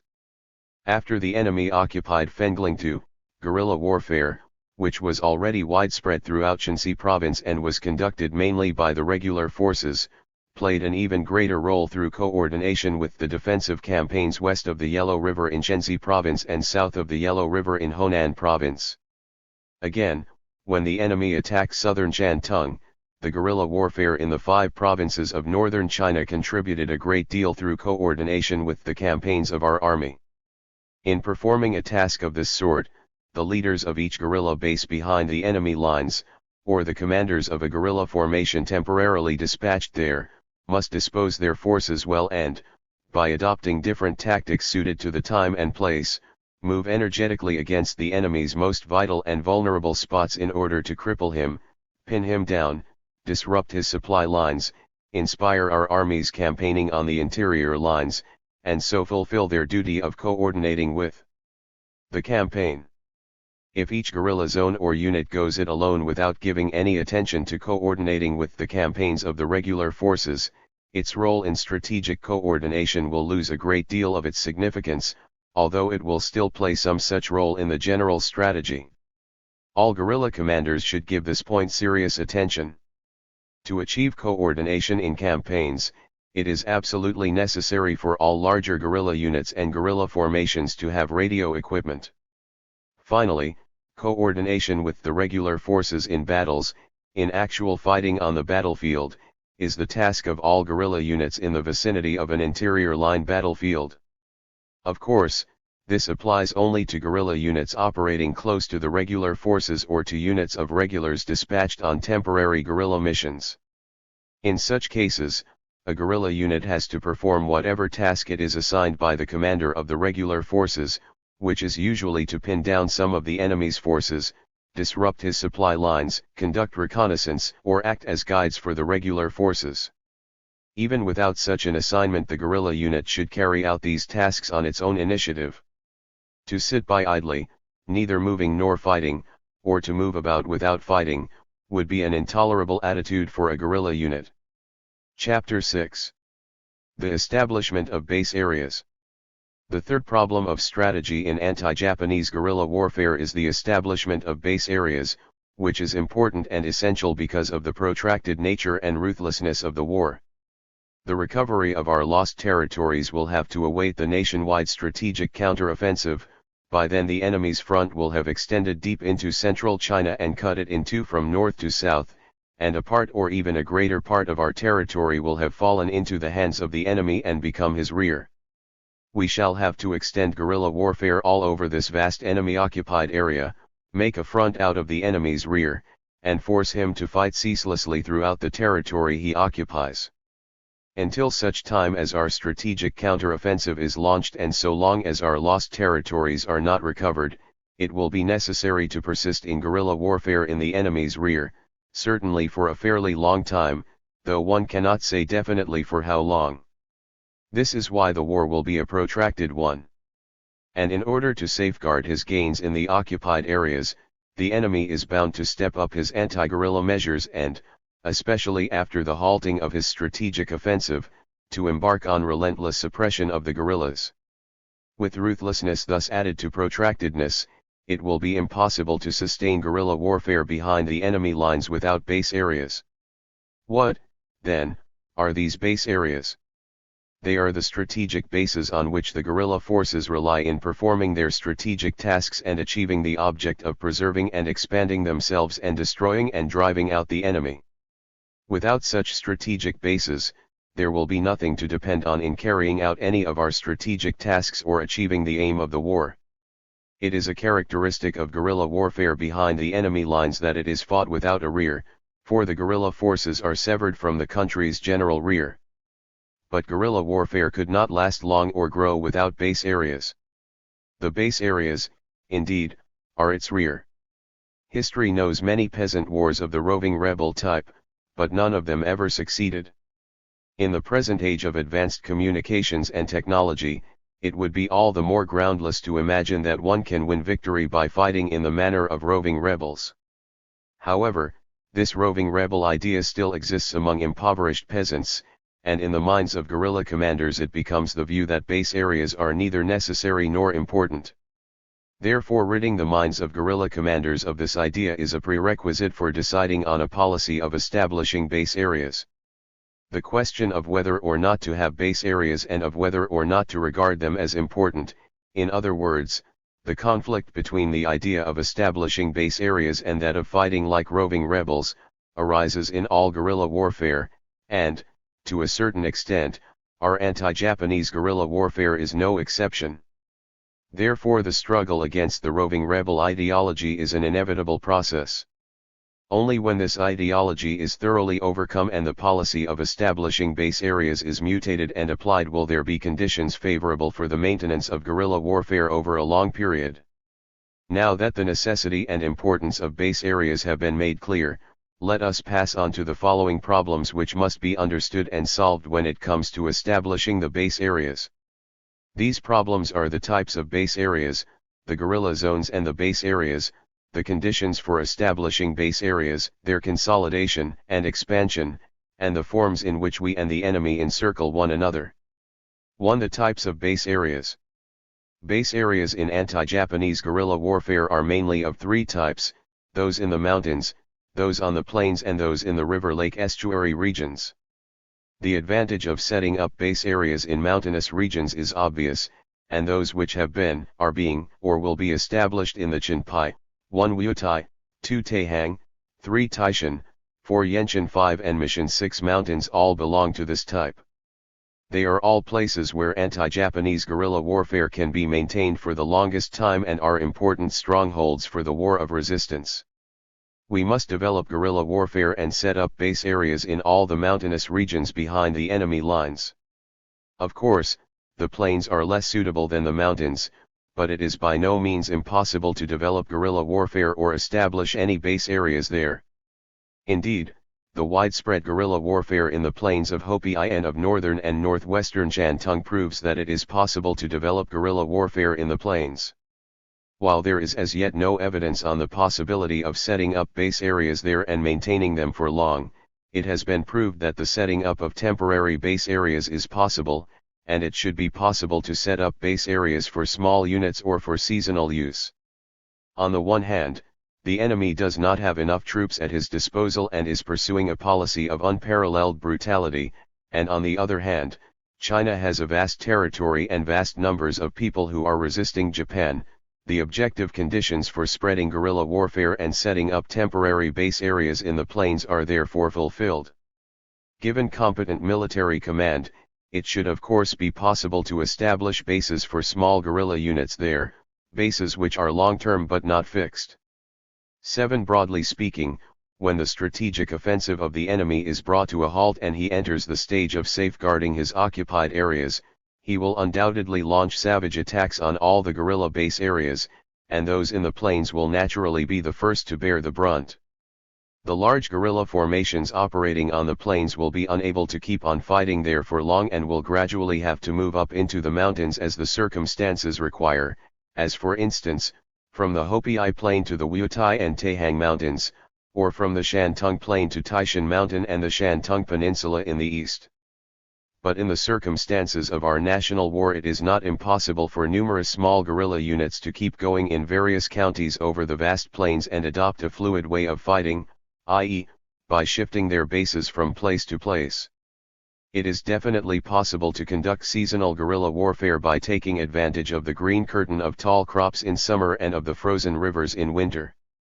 As the enemy has no strength to spare now and will never be able to attend to everything even when he has the strength to spare, it is absolutely necessary for us to decide on the policy, for the present, of spreading guerrilla warfare far and wide and setting up temporary base areas in the plains and, for the future, of preparing to keep up guerrilla warfare by small units, if only seasonally, and of creating base areas which are not fixed.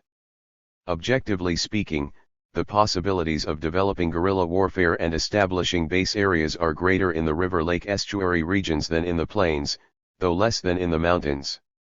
The dramatic battles fought by pirates and water bandits, of which our history is full, and the guerrilla warfare round the Honghu Lake kept up for several years in the Red Army period, both testify to the possibility of developing guerrilla warfare and of establishing base areas in the river-lake estuary regions.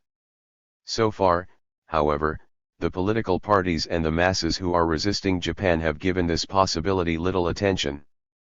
Though the subjective conditions are as yet lacking, we should undoubtedly turn our attention to this possibility and start working on it.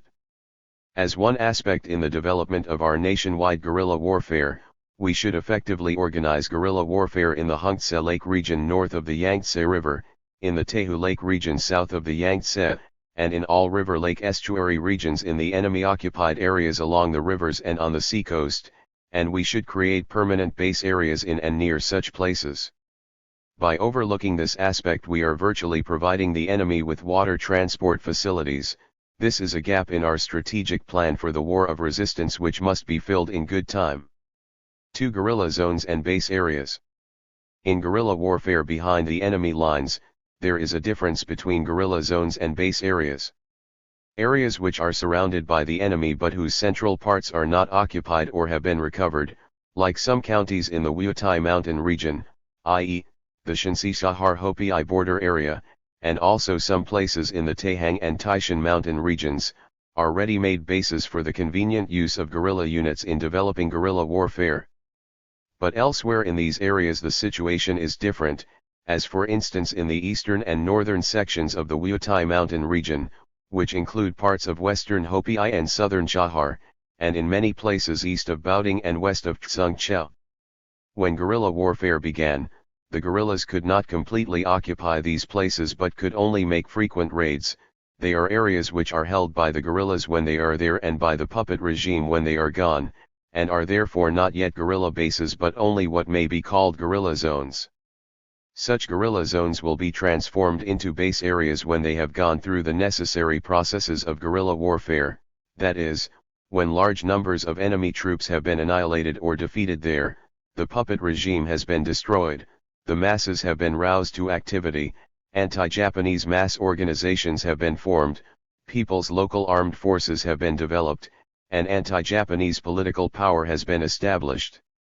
By the expansion of our base areas we mean the addition of areas such as these to the bases already established.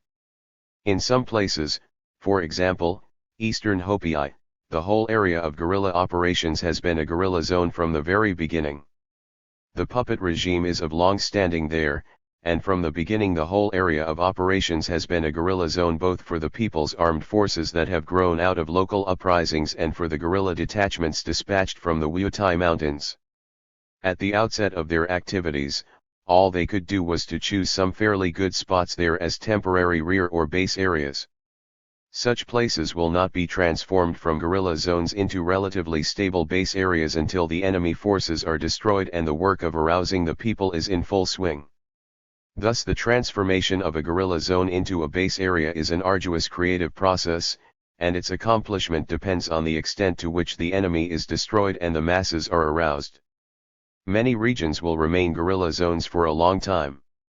In these regions the enemy will not be able to set up stable puppet regimes, however much he tries to maintain control, while we, on our part, will not be able to achieve the aim of establishing anti-Japanese political power, however much we develop guerrilla warfare.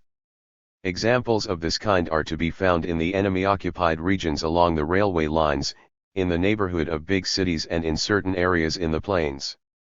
As for the big cities, the railway stops and the areas in the plains which are strongly garrisoned by the enemy, guerrilla warfare can only extend to the fringes and not right into these places which have relatively stable puppet regimes. This is another kind of situation. Mistakes in our leadership or strong enemy pressure may cause a reversal of the state of affairs described above, i.e., a guerrilla base may turn into a guerrilla zone, and a guerrilla zone may turn into an area under relatively stable enemy occupation. Such changes are possible, and they deserve special vigilance on the part of guerrilla commanders. Therefore, as a result of guerrilla warfare and the struggle between us and the enemy, the entire enemy-occupied territory will fall into the following three categories. First, anti-Japanese bases held by our guerrilla units and our organs of political power. Second, areas held by Japanese imperialism and its puppet regimes.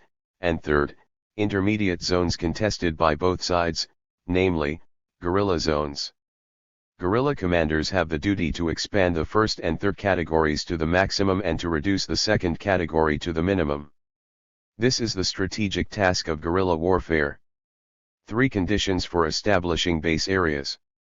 The fundamental conditions for establishing a base area are that there should be anti-Japanese armed forces, that these armed forces should be employed to inflict defeats on the enemy and that they should arouse the people to action. Thus the establishment of a base area is first and foremost a matter of building an armed force. Leaders in guerrilla war must devote their energy to building one or more guerrilla units, and must gradually develop them in the course of struggle into guerrilla formations or even into units and formations of regular troops. The building up of an armed force is the key to establishing a base area. If there is no armed force or if the armed force is weak, nothing can be done. This constitutes the first condition.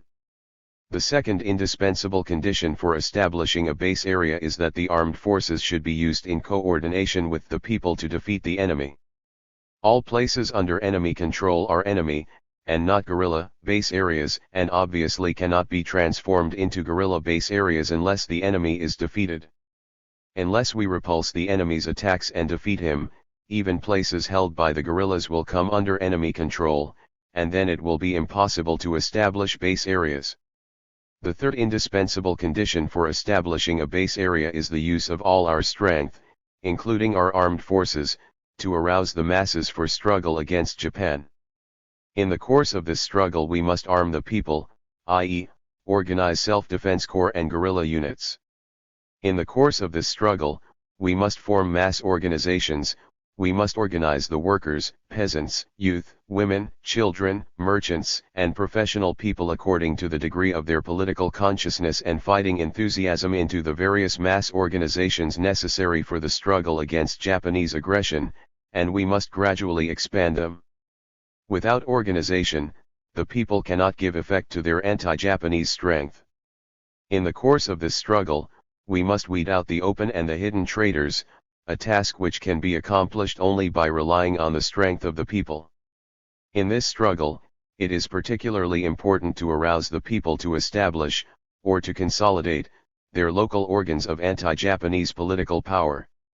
Where the original Chinese organs of political power have not been destroyed by the enemy, we must reorganize and strengthen them with the support of the broad masses, and where they have been destroyed by the enemy, we should rebuild them by the efforts of the masses. They are organs of political power for carrying out the policy of the anti-Japanese National United Front and should unite all the forces of the people to fight against our sole enemy, Japanese imperialism and its jackals, the traitors and reactionaries. A base area for guerrilla war can be truly established only with the gradual fulfillment of the three basic conditions, i.e., only after the anti-Japanese armed forces are built up, the enemy has suffered defeats and the people are aroused. Mention must also be made of geographical and economic conditions. As for the former, we have already discussed three different categories in the earlier section on the types of base areas, and here we need only mention one major requirement, namely, that the area must be extensive. In places surrounded by the enemy on all sides, or on three sides, the mountainous regions naturally offer the best conditions for setting up base areas which can hold out for a long time, but the main thing is that there must be enough room for the guerrillas to maneuver, namely, the areas have to be extensive. Given an extensive area, guerrilla warfare can be developed and sustained even in the plains, not to mention the river-lake estuary regions. By and large, the vastness of China's territory and the enemy's shortage of troops provide guerrilla warfare in China with this condition. This is an important, even a primary condition, as far as the possibility of waging guerrilla warfare is concerned, and small countries like Belgium which lack this condition have few or no such possibilities. 8. In China, this condition is not something which has to be striven for, nor does it present a problem, it is there physically, waiting only to be exploited. So far as their physical setting is concerned, the economic conditions resemble the geographical conditions. For now we are discussing the establishment of base areas not in a desert, where no enemy is to be found, but behind the enemy lines. Every place the enemy can penetrate already has its Chinese inhabitants and an economic basis for subsistence, so that the question of choice of economic conditions in establishing base areas simply does not arise. Irrespective of the economic conditions, we should do our utmost to develop guerrilla warfare and set up permanent or temporary base areas in all places where Chinese inhabitants and enemy forces are to be found. In a political sense, however, the economic conditions do present a problem of economic policy which is of immense importance to the establishment of base areas. The economic policy of the guerrilla base areas must follow the principles of the anti-Japanese National United Front by equitably distributing the financial burden and protecting commerce. Neither the local organs of political power nor the guerrilla units must violate these principles, or otherwise the establishment of base areas and the maintenance of guerrilla warfare would be adversely affected. The equitable distribution of the financial burden means that those with money should contribute money, while the peasants should supply the guerrilla units with grain within certain limits. The protection of commerce means that the guerrilla units should be highly disciplined and that the confiscation of shops, except those owned by proved traitors, should be strictly prohibited. This is no easy matter, but the policy is set and must be put into effect. 4. The consolidation and expansion of base areas. In order to confine the enemy invaders to a few strongholds, that is, to the big cities and along the main communication lines, the guerrillas must do all they can to extend guerrilla warfare from their base areas as widely as possible and hem in all the enemy's strongholds, thus threatening his existence and shaking his morale while expanding the base areas. This is essential. In this context, we must oppose conservatism in guerrilla warfare. Whether originating in the desire for an easy life or in overestimation of the enemy's strength, conservatism can only bring losses in the war of resistance and is harmful to guerrilla warfare and to the base areas themselves. At the same time, we must not forget the consolidation of the base areas, the chief task being to arouse and organize the masses and to train guerrilla units and local armed forces. Such consolidation is needed for maintaining protracted warfare and also for expansion, and in its absence energetic expansion is impossible. If we attend only to expansion and forget about consolidation in our guerrilla warfare, we shall be unable to withstand the enemy's attacks, and consequently not only forfeit the possibility of expansion but also endanger the very existence of the base areas. The correct principle is expansion with consolidation, which is a good method and allows us to take the offensive or the defensive as we choose. Given a protracted war, the problem of consolidating and expanding base areas constantly arises for every guerrilla unit. The concrete solution depends, of course, on the circumstances. At one time, the emphasis may be on expansion, i.e., on expanding the guerrilla zones and increasing the number of guerrillas. At another, the emphasis may be on consolidation, i.e., on organizing the masses and training the troops. As expansion and consolidation differ in nature, and as the military dispositions and other tasks will differ accordingly, an effective solution of the problem is possible only if we alternate the emphasis according to time and circumstances. 5 forms in which we and the enemy encircle one another. Taking the war of resistance as a whole, there is no doubt that we are strategically encircled by the enemy, because he is on the strategic offensive and is operating on exterior lines while we are on the strategic defensive and are operating on interior lines. This is the first form of enemy encirclement. We on our part encircle each of the enemy columns advancing on us along separate routes, because we apply the policy of the offensive and of exterior line operations in campaigns and battles by using numerically preponderant forces against these enemy columns advancing on us from exterior lines. This is the first form of our encirclement of the enemy. Next, if we consider the guerrilla base areas in the enemy's rear, each area taken singly is surrounded by the enemy on all sides, like the Wutai mountain region, or on 3 sides, like the northwestern Shanxi area. This is the second form of enemy encirclement. However, if one considers all the guerrilla base areas together and in their relation to the battle fronts of the regular forces, one can see that we in turn surround a great many enemy forces. In Shanxi province, for instance, we have surrounded the Tadung-Puchao railway on 3 sides, the east and west flanks and the southern end, and the city of Taiyuan on all sides, and there are many similar instances in Hopi and Shantung provinces. This is the second form of our encirclement of the enemy. Thus there are 2 forms of encirclement by the enemy forces and 2 forms of encirclement by our own, rather like a game of Weiqi. 9 campaigns and battles fought by the 2 sides resemble the capturing of each other's pieces, and the establishment of strongholds by the enemy and of guerrilla base areas by us resembles moves to dominate spaces on the board. It is in the matter of dominating the spaces that the great strategic role of guerrilla base areas in the rear of the enemy is revealed. We are raising this question in the war of resistance in order that the nation's military authorities and the guerrilla commanders in all areas should place on the agenda the development of guerrilla warfare behind the enemy lines and the establishment of base areas wherever possible, and carry this out as a strategic task. If on the international plane we can create an anti-Japanese front in the Pacific region, with China as one strategic unit, and the Soviet Union and other countries which may join it as other strategic units, we shall then have one more form of encirclement against the enemy than he has against us and bring about exterior line operations in the Pacific region by which to encircle and destroy fascist Japan. To be sure, this is of little practical significance at present, but such a prospect is not impossible. Chapter 7. The Strategic Defensive and the Strategic Offensive in Guerrilla War.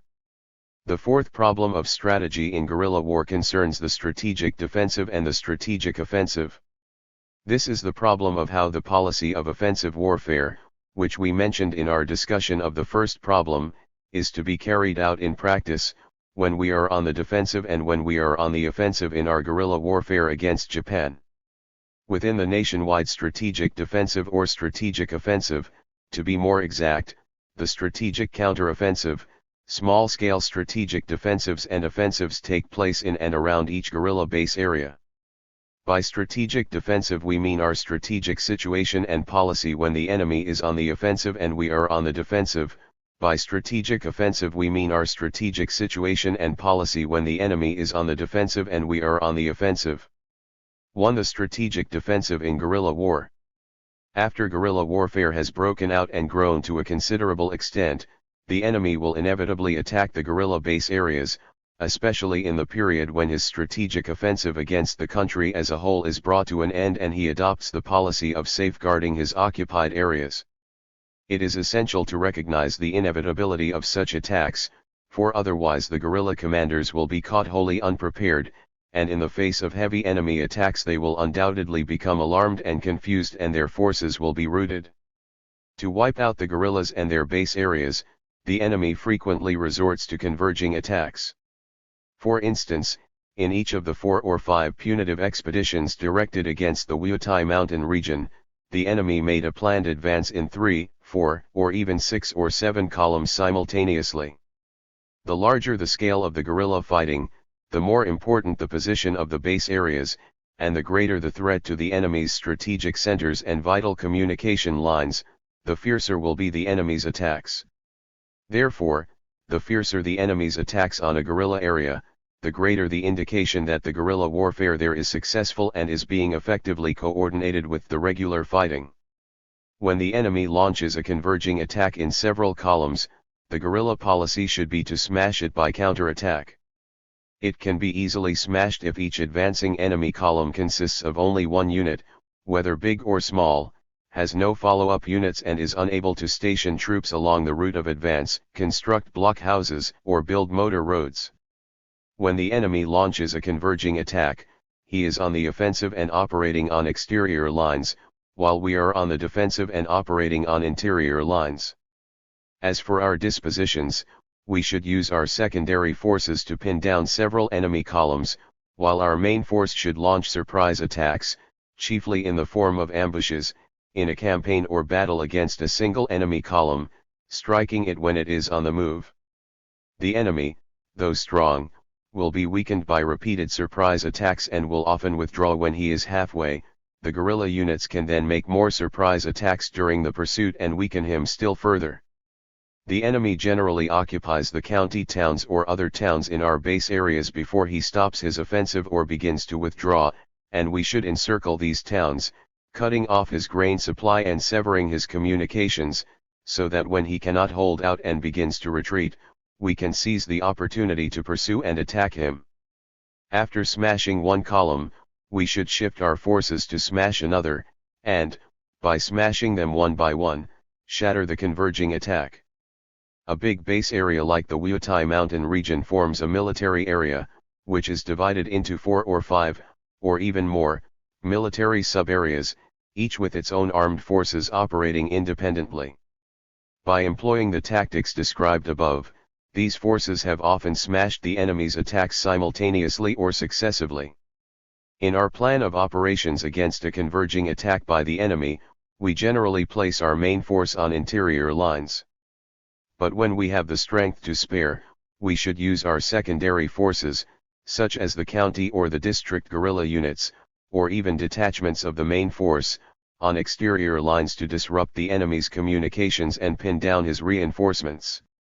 Should the enemy stay put in our base area, we may reverse the tactics, namely, leave some of our forces in the base area to invest the enemy while employing the main force to attack the region whence he has come and to step up our activities there, in order to induce him to withdraw and attack our main force. This is the tactic of relieving the state of Chao by besieging the state of Wei. 10. In the course of operations against a converging attack, the local anti-Japanese self-defense corps and all the mass organizations should mobilize for action and in every way help our troops to fight the enemy. In fighting the enemy, it is important both to enforce local martial law and, as far as possible, to strengthen our defense works and clear the fields. The purpose of the former is to suppress traitors and prevent the enemy from getting information, and of the latter to assist our own operations, by strengthening our defense works, and prevent the enemy from getting food, by clearing the herds. Clearing the fields means harvesting the crops as soon as they are ripe. When the enemy retreats, he often burns down the houses in the cities and towns he has occupied and razes the villages along his route, with the purpose of destroying the guerrilla base areas, but in so doing he deprives himself of shelter and food in his next offensive, and the damage recoils upon his own head. This is a concrete illustration of what we mean by one and the same thing having two contradictory aspects. A guerrilla commander should not think of abandoning his base area and shifting to another, unless it proves impossible, after repeated operations to smash the enemy's heavy converging attacks. In these circumstances he must guard against pessimism. So long as the leaders do not blunder in matters of principle, it is generally possible to smash the converging attacks and hold on to the base areas in the mountainous regions. It is only in the plains that, when confronted by a heavy converging attack, the guerrilla commander should consider other measures in the light of the specific circumstances, namely, leaving many small units for scattered operations, while temporarily shifting large guerrilla formations to some mountainous region, so that they can return and resume their activities in the plains once the main forces of the enemy move away. Generally speaking, the Japanese cannot adopt the principle of blockhouse warfare, which the Kuomintang employed in the days of the Civil War, because their forces are inadequate in relation to China's vast territory. However, we should reckon with the possibility that they may use it to some extent against those guerrilla base areas which pose a particular threat to their vital positions, but even in such circumstances we should be prepared to keep up guerrilla warfare in those areas. Since we have had the experience of being able to maintain guerrilla warfare during the Civil War, there is not the slightest doubt of our greater capacity to do so in a national war. Though, in point of relative military strength, the enemy can throw forces that are vastly superior in quantity as well as in quality against some of our base areas, there remain the insoluble national contradiction between us and the enemy and the unavoidable weaknesses of his command. Our victories are based on thorough work among the masses and flexible tactics in our operations. 2. The strategic offensive in guerrilla war. After we have smashed an enemy offensive and before the enemy starts a new offensive, he is on the strategic defensive and we are on the strategic offensive. At such times our operational policy is not to attack enemy forces which are entrenched in defensive positions and which we are not sure of defeating, but systematically to destroy or drive out the small enemy units and puppet forces in certain areas, which our guerrilla units are strong enough to deal with, and to expand our areas, arouse the masses for struggle against Japan, replenish and train our troops and organize new guerrilla units. If the enemy still remains on the defensive when these tasks are underway, we can expand our new areas still further and attack weakly garrisoned cities and communication lines and hold them for as long as circumstances permit. These are all tasks of the strategic offensive, and the purpose is to take advantage of the fact that the enemy is on the defensive so that we may effectively build up our own military and mass strength, effectively reduce the enemy's strength and prepare to smash the enemy methodically and vigorously when he mounts an offensive again. It is essential to rest and train our troops, and the best time for doing so is when the enemy is on the defensive. It is not a question of shutting ourselves off from everything else for rest and training, but of funding time for rest and training while expanding our areas, mopping up small enemy units and arousing the people. This is usually also the time for tackling the difficult problem of getting food supplies, bedding, clothing, etc. It is also the time for destroying the enemy's communication lines on a large scale, hampering his transport and giving direct support to the regular forces in their campaigns. At such times the guerrilla base areas, guerrilla zones and guerrilla units are in high spirits, and the areas devastated by the enemy are gradually rehabilitated and revived. The people in the enemy-occupied territories are also delighted, and the fame of the guerrillas resounds everywhere. On the other hand, in the camp of the enemy and his running dogs, the traitors, panic and disintegration are mounting, while there is growing hatred of the guerrillas and their base areas, and preparations to deal with them are intensified. During the strategic offensive, therefore, it is impermissible for the guerrilla commanders to become so elated as to underrate the enemy and forget to strengthen unity in their own ranks and to consolidate their base areas and their forces.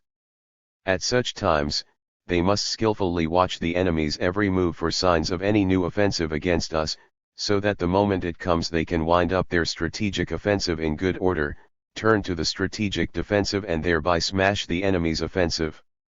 Chapter 8. Development of Guerrilla War into Mobile War. The fifth problem of strategy in guerrilla war against Japan is its development into mobile war, a development which is necessary and possible because the war is protracted and ruthless. If China could speedily defeat the Japanese invaders and recover her lost territories, and if the war were neither protracted nor ruthless, this would not be necessary. But as, on the contrary, the war is protracted and ruthless, guerrilla warfare cannot adapt itself to such a war except by developing into mobile warfare. Since the war is protracted and ruthless, it is possible for the guerrilla units to undergo the necessary steeling and gradually to transform themselves into regular forces, so that their mode of operations is gradually regularized and guerrilla warfare develops into mobile warfare. The necessity and possibility of this development must be clearly recognized by the guerrilla commanders if they are to persist in, and systematically carry out, the policy of turning guerrilla warfare into mobile warfare. In many places, such as the Wutai Mountain region, the present guerrilla warfare owes its growth to the strong detachments sent there by the regular forces. The operations there, though generally of a guerrilla character, have contained an element of mobile warfare from the very beginning. This element will gradually increase as the war goes on. Herein lies the advantage which makes possible the swift expansion of the present anti-Japanese guerrilla warfare and its rapid development to a higher level. Thus the conditions for guerrilla warfare are far superior to what they were in the three northeastern provinces. To transform guerrilla units waging guerrilla warfare into regular forces waging mobile warfare, two conditions are necessary: an increase in numbers, and an improvement in quality. Apart from directly mobilizing the people to join the forces, increased numbers can be attained by amalgamating small units, while better quality depends on steeling the fighters and improving their weapons in the course of the war. In amalgamating small units, we must, on the one hand, guard against localism, whereby attention is concentrated exclusively on local interests and centralization is impeded, and, on the other, guard against the purely military approach, whereby local interests are brushed aside. Localism exists among the local guerrilla units and local governments, which are frequently preoccupied with local considerations to the neglect of the general interest, or which prefer to act each on its own because they are unaccustomed to acting in larger groups. The commanders of the main guerrilla units or of the guerrilla formations must take this into account and adopt the method of gradual amalgamation of part of the local units, allowing the localities to keep some of their forces and expand their guerrilla warfare. The commanders should draw these units into joint operations and then bring about their amalgamation without breaking up their original organization or reshuffling their cadres, so that the small groups may integrate smoothly into the larger group. As against localism, the purely military approach represents the wrong viewpoint held in the main forces by those who are bent on expanding their own strength and who neglect to assist the local armed units. They do not realize that the development of guerrilla warfare into mobile warfare means not the abandonment of guerrilla warfare but the gradual formation, in the midst of widespread guerrilla warfare, of a main force capable of conducting mobile warfare, a force around which there must still be numerous guerrilla units carrying on extensive guerrilla operations. These guerrilla units are powerful auxiliaries to the main force and serve as inexhaustible reserves for its continuous growth. Therefore, if a commander of a main force has made the mistake of neglecting the interests of the local population and the local government as a result of a purely military approach, he must correct it in order that the expansion of the main force and the multiplication of the local armed units may both receive due attention. To raise the quality of the guerrilla units, it is imperative to raise their political and organizational level and improve their equipment, military technique, tactics, and discipline, so that they gradually pattern themselves on the regular forces and shed their guerrilla ways. Politically, it is imperative to get both the commanders and the fighters to realize the necessity of raising the guerrilla units to the level of the regular forces, to encourage them to strive towards this end, and to guarantee its attainment by means of political work. Organizationally, it is imperative gradually to fulfill all the requirements of a regular formation in the following respects: military and political organs, staff and working methods, a regular supply system, a medical service, etc. In the matter of equipment, it is imperative to acquire better and more varied weapons and increase the supply of the necessary communications equipment. In the matter of military technique and tactics, it is imperative to raise the guerrilla units to the level required of a regular formation. In the matter of discipline, it is imperative to raise the level so that uniform standards are observed, every order is executed without fail, and all slackness is eliminated. To accomplish all these tasks requires a prolonged effort, and it cannot be done overnight, but that is the direction in which we must develop. Only thus can a main force be built up in each guerrilla base area and mobile warfare emerge for more effective attacks on the enemy. Where detachments or cadres have been sent in by the regular forces, the goal can be achieved more easily. Hence all the regular forces have the responsibility of helping the guerrilla units to develop into regular units. Chapter 9. The relationship of command. The last problem of strategy in guerrilla war against Japan concerns the relationship of command. A correct solution of this problem is one of the prerequisites for the unhampered development of guerrilla warfare. Since guerrilla units are a lower level of armed organization characterized by dispersed operations, the methods of command in guerrilla warfare do not allow as high a degree of centralization as in regular warfare. If any attempt is made to apply the methods of command in regular warfare to guerrilla warfare, its great flexibility will inevitably be restricted and its vitality sapped. A highly centralized command is in direct contradiction to the great flexibility of guerrilla warfare and must not and cannot be applied to it. However, guerrilla warfare cannot be successfully developed without some centralized command. When extensive regular warfare and extensive guerrilla warfare are going on at the same time, their operations must be properly coordinated, hence the need for a command coordinating the two, i.e., for a unified strategic command by the National General Staff and the war zone commanders. In a guerrilla zone or guerrilla base area with many guerrilla units, there are usually one or more guerrilla formations, sometimes together with regular formations, which constitute the main force, a number of other guerrilla units, big and small, which represent the supplementary force, and many armed units composed of people not withdrawn from production. The enemy forces there usually form a unified complex to concert their operations against the guerrillas. Consequently, the problem arises of setting up a unified or centralized command in such guerrilla zones or base areas. Hence, as opposed both to absolute centralization and to absolute decentralization, the principle of command in guerrilla war should be centralized strategic command and decentralized command in campaigns and battles. Centralized strategic command includes the planning and direction of guerrilla warfare as a whole by the state, the coordination of guerrilla warfare with regular warfare in each war zone, and the unified direction of all the anti-Japanese armed forces in each guerrilla zone or base area. Here lack of harmony, unity, and centralization is harmful, and every effort must be made to ensure all three. In general matters, that is, matters of strategy, the lower levels should report to the higher and follow their instructions so as to ensure concerted action.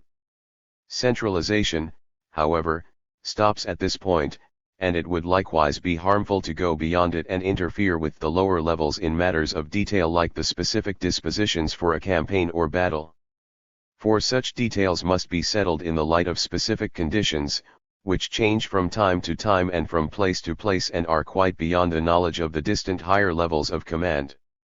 This is what is meant by the principle of decentralized command in campaigns and battles. The same principle generally applies in regular operations, especially when communications are inadequate. In a word, it means guerrilla warfare waged independently and with the initiative in our hands within the framework of a unified strategy. Where a guerrilla base area constitutes a military area divided into sub-areas, each comprising several counties, each of which is again divided into districts, the relationship between the various levels, from the headquarters of the military area and sub-areas down to the county and district governments, is one of consecutive subordination, and every armed force must, according to its nature, be under the direct command of one of these. On the principle that has been enunciated, in the relationship of command at these levels, matters of general policy should be centralized in the higher levels, while actual operations should be carried out in the light of the specific circumstances by the lower levels, which should have the right of independent action. If a higher level has something to say about the actual operations undertaken at a lower level, it can and should advance its views as instructions but must not issue hard and fast commands. The more extensive the area, the more complex the situation and the greater the distance between the higher and the lower levels, the more advisable it becomes to allow greater independence to the lower levels in their actual operations and thus give those operations a character conforming more closely to the local requirements, so that the lower levels and the local personnel may develop the ability to work independently, cope with complicated situations, and successfully expand guerrilla warfare.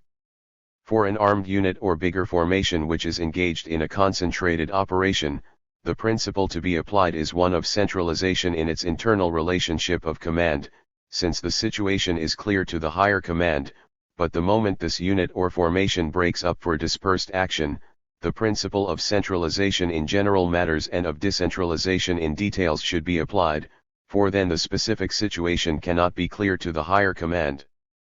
Absence of centralization where it is needed means negligence by the higher levels or usurpation of authority by the lower levels, neither of which can be tolerated in the relationship between higher and lower levels, especially in the military sphere.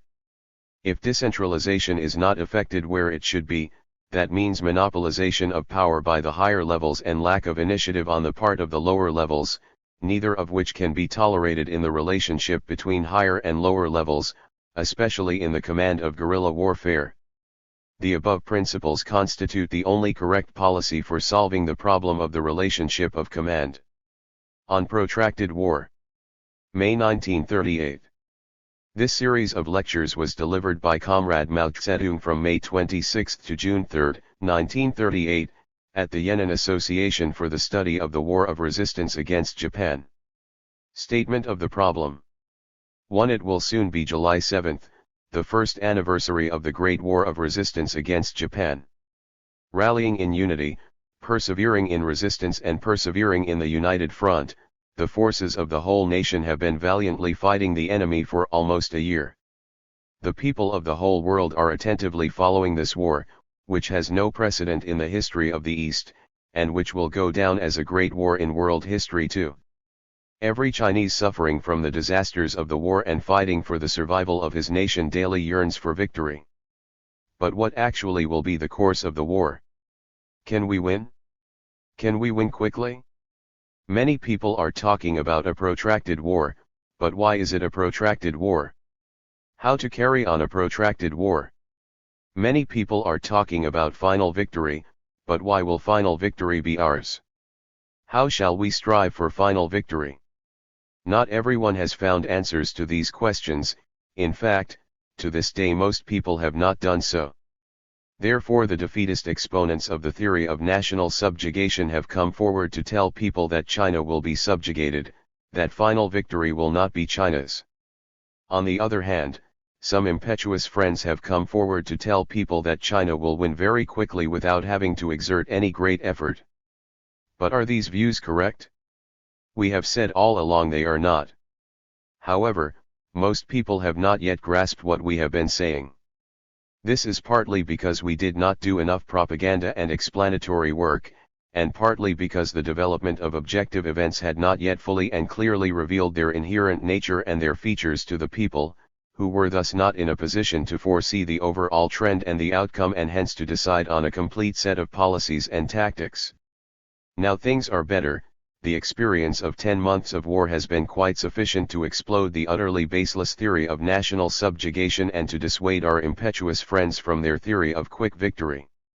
In these circumstances many people are asking for a comprehensive explanation. All the more so with regard to protracted war, not only because of the opposing theories of national subjugation and quick victory but also because of the shallow understanding of its nature. Our 400 million people have been making a concerted effort since the Liaoqiao incident, and the final victory will belong to China. This formula has a wide currency. It is a correct formula but needs to be given more content. Our perseverance in the war of resistance and in the united front has been possible because of many factors.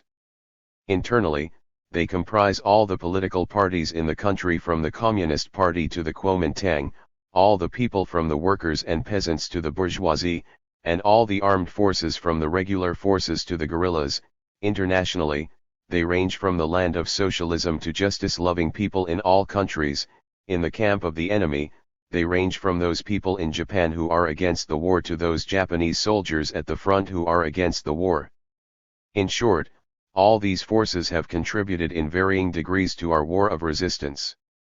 Every man with a conscience should salute them. We communists, together with all the other anti-Japanese political parties and the whole people, have no other course than to strive to unite all forces for the defeat of the diabolical Japanese aggressors. July 1 this year will be the 17th anniversary of the founding of the Communist Party of China.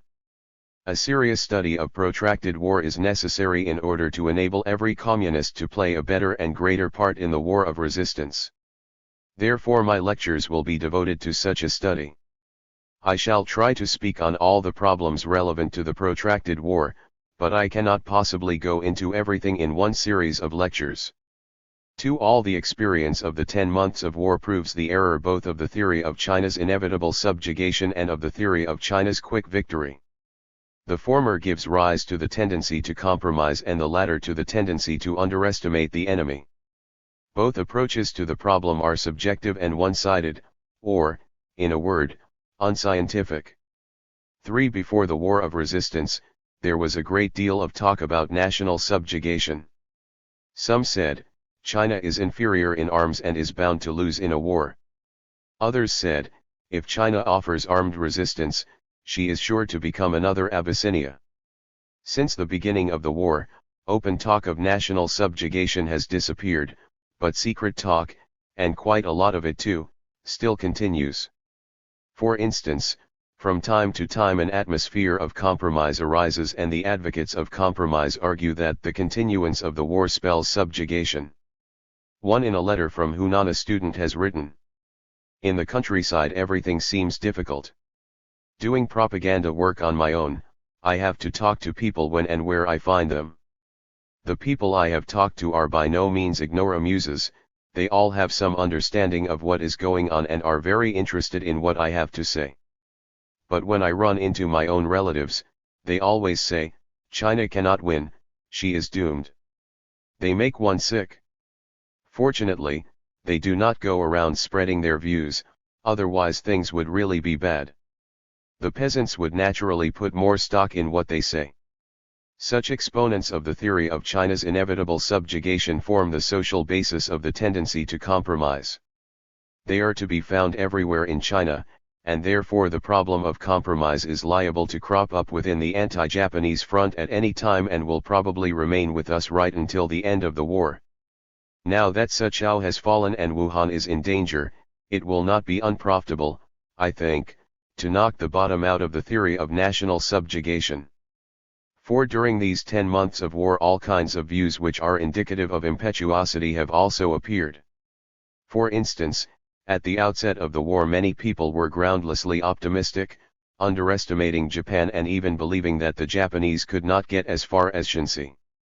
Some belittled the strategic role of guerrilla warfare in the war of resistance and doubted the proposition, with regard to the whole, mobile warfare is primary and guerrilla warfare supplementary, with regard to the parts, guerrilla warfare is primary and mobile warfare supplementary. They disagreed with the Eighth Route Army's strategy, guerrilla warfare is basic, but lose no chance for mobile warfare under favorable conditions, which they regarded as a mechanical approach. 2. During the Battle of Shanghai, some people said, if we can fight for just 3 months, the international situation is bound to change, the Soviet Union is bound to send troops, and the war will be over. They pinned their hopes for the future of the war of resistance chiefly on foreign aid. 3. After the Taizhuang victory, some people maintained that the Suchao campaign should be fought as a quasi-decisive campaign and that the policy of protracted war should be changed. They said such things as, this campaign marks the last desperate struggle of the enemy, or, if we win, the Japanese warlords will be demoralized and able only to await their day of judgment. 5. The victory at Pingshinquan turned some people's heads, and further victory at Taizhuang has turned more people's heads. Doubts have arisen as to whether the enemy will attack Wuhan. Many people think probably not, and many others definitely not. Such doubts may affect all major issues. For instance, is our anti-Japanese strength already sufficient? Some people may answer affirmatively, for our present strength is already sufficient to check the enemy's advance, so why increase it? Or, for instance, is the slogan "Consolidate and expand the anti-Japanese National United Front" still correct? Some people may answer negatively, for the United Front in its present state is already strong enough to repulse the enemy, so why consolidate and expand it? Or, for instance, should our efforts in diplomacy and international propaganda be intensified? Here again the answer may be in the negative. Or, for instance, should we proceed in earnest to reform the army system and the system of government, develop the mass movement, enforce education for national defense, suppress traitors and Trotskyists, develop war industries and improve the people's livelihood? Or, for instance, are the slogans calling for the defense of Wuhan, of Canton, and of the Northwest and for the vigorous development of guerrilla warfare in the enemy's rear still correct? The answers might all be in the negative. There are even some people who, the moment a slightly favorable turn occurs in the war situation, are prepared to intensify the friction between the Kuomintang and the Communist Party, diverting attention from external to internal matters. This almost invariably occurs whenever a comparatively big battle is won or the enemy's advance comes to a temporary halt. All the above can be termed political and military short-sightedness. Such talk, however plausible, is actually specious and groundless. To sweep away such verbiage should help the victorious prosecution of the war of resistance. 5. The question now is, will China be subjugated? The answer is, no, she will not be subjugated, but will win final victory. Can China win quickly? The answer is, no, she cannot win quickly, and the war of resistance will be a protracted war. 6. As early as 2 years ago, we broadly indicated the main arguments on these questions. On July 16, 1936, 5 months before the Xi'an incident and 12 months before the Liaoqiao incident, in an interview with the American correspondent, Mr. Edgar Snow, I made a general estimate of the situation with regard to war between China and Japan and advanced various principles for winning victory. The following excerpts may serve as a reminder. Question: under what conditions do you think China can defeat and destroy the forces of Japan? Answer: 3 conditions are required. First, the establishment of an anti-Japanese united front in China. Second, the formation of an international anti-Japanese united front. Third, the rise of the revolutionary movement of the people in Japan and the Japanese colonies. From the standpoint of the Chinese people, the unity of the people of China is the most important of the 3 conditions. Question: how long do you think such a war would last? Answer: that depends on the strength of China's anti-Japanese united front and many other conditioning factors involving China and Japan. That is to say, apart from China's own strength, which is the main thing, international help to China and the help rendered by the revolution in Japan are also important. If China's anti-Japanese united front is greatly expanded and effectively organized horizontally and vertically, if the necessary help is given to China by those governments and peoples which recognize the Japanese imperialist menace to their own interests, and if revolution comes quickly in Japan, the war will speedily be brought to an end and China will speedily win victory. If these conditions are not realized quickly, the war will be prolonged. But in the end, just the same, Japan will certainly be defeated and China will certainly be victorious. Only the sacrifices will be great and there will be a very painful period. Question: what is your opinion of the probable course of development of such a war, politically and militarily? Answer: Japan's continental policy is already fixed, and those who think they can halt the Japanese advance by making compromises with Japan at the expense of more Chinese territory and sovereign rights are indulging in mere fantasy. We definitely know that the lower Yangtze Valley and our southern seaports are already included in the continental program of Japanese imperialism. Moreover, Japan wants to occupy the Philippines, Siam, Indochina, the Malay Peninsula and the Dutch East Indies in order to cut off other countries from China and monopolize the southwestern Pacific. This is Japan's maritime policy. In such a period, China will undoubtedly be in an extremely difficult position. But the majority of the Chinese people believe that such difficulties can be overcome. Only the rich in the big port cities are defeatists because they are afraid of losing their property. Many people think it would be impossible for China to continue the war, once her coastline is blockaded by Japan. This is nonsense. To refute them we need only cite the war history of the Red Army. In the present war of resistance against Japan, China's position is much superior to that of the Red Army in the Civil War. China is a vast country, and even if Japan should succeed in occupying a section of China with as many as 100 to 200 million people, we would still be far from defeated. We would still have ample strength to fight against Japan, while the Japanese would have to fight defensive battles in their rear throughout the war. The heterogeneity and uneven development of China's economy are rather advantageous in the war of resistance. For example, to sever Shanghai from the rest of China would definitely not be as disastrous to China as would be the severance of New York from the rest of the United States. Even if Japan blockades the Chinese coastline, it is impossible for her to blockade China's northwest, southwest, and west.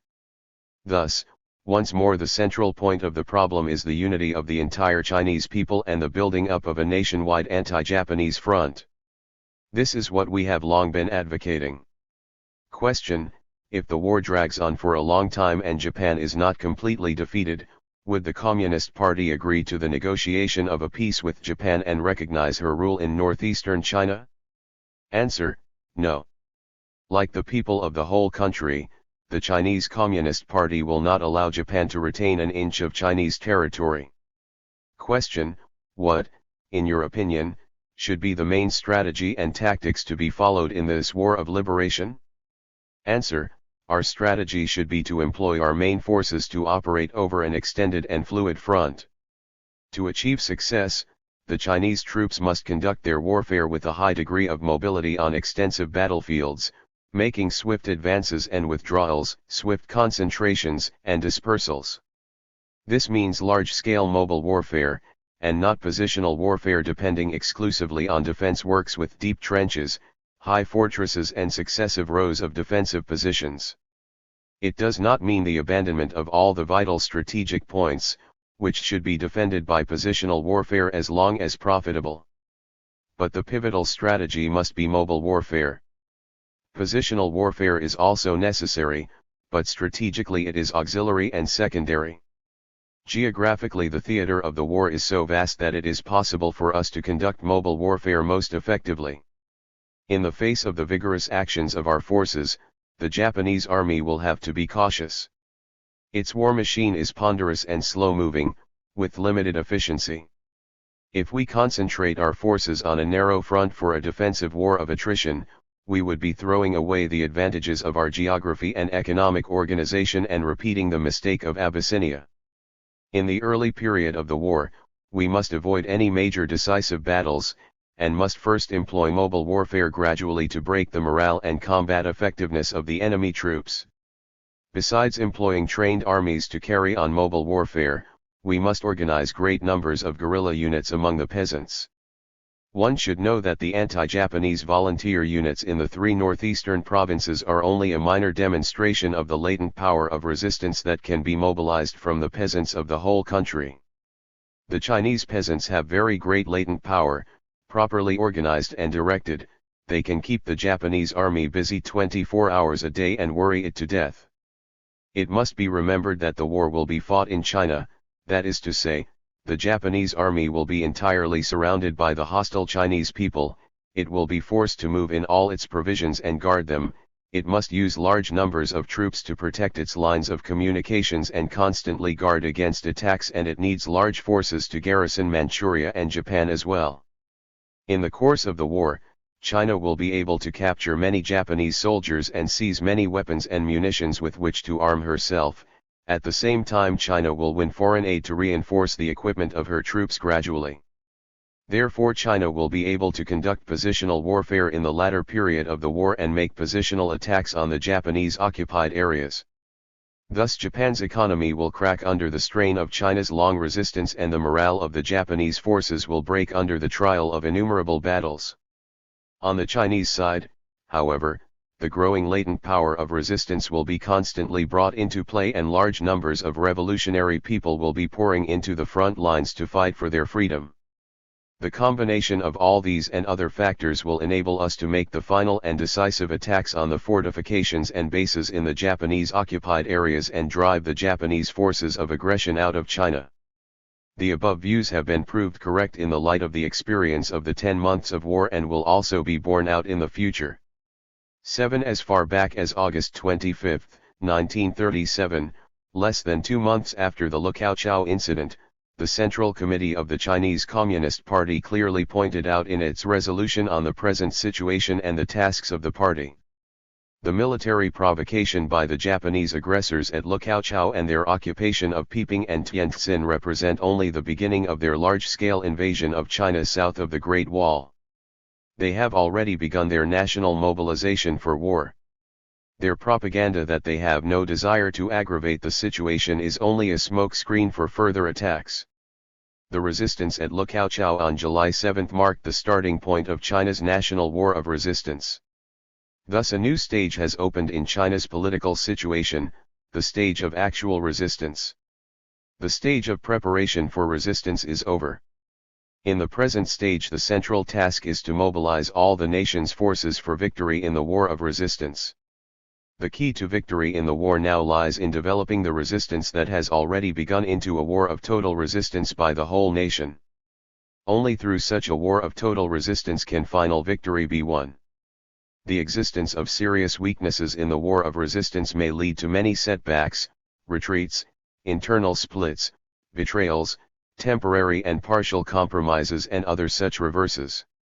Therefore, it should be realized that the war will be an arduous and protracted war. But we are confident that, through the efforts of our party and the whole people, the resistance already started will sweep aside all obstacles and continue to advance and develop. The above thesis, too, has been proved correct in the light of the experience of the 10 months of war, and will also be borne out in the future. 8. Epistemologically speaking, the source of all erroneous views on war lies in idealist and mechanistic tendencies on the question. People with such tendencies are subjective and one-sided in their approach to problems.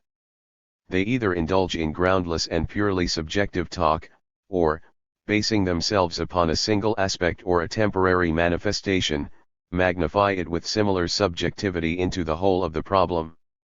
But there are two categories of erroneous views, one comprising fundamental, and therefore consistent, errors which are hard to correct, and the other comprising accidental, and therefore temporary, errors which are easy to correct. Since both are wrong, both need to be corrected. Therefore, only by opposing idealist and mechanistic tendencies and taking an objective and all-sided view in making a study of war can we draw correct conclusions on the question of war. The basis of the problem. 9. Why is the war of resistance against Japan a protracted war?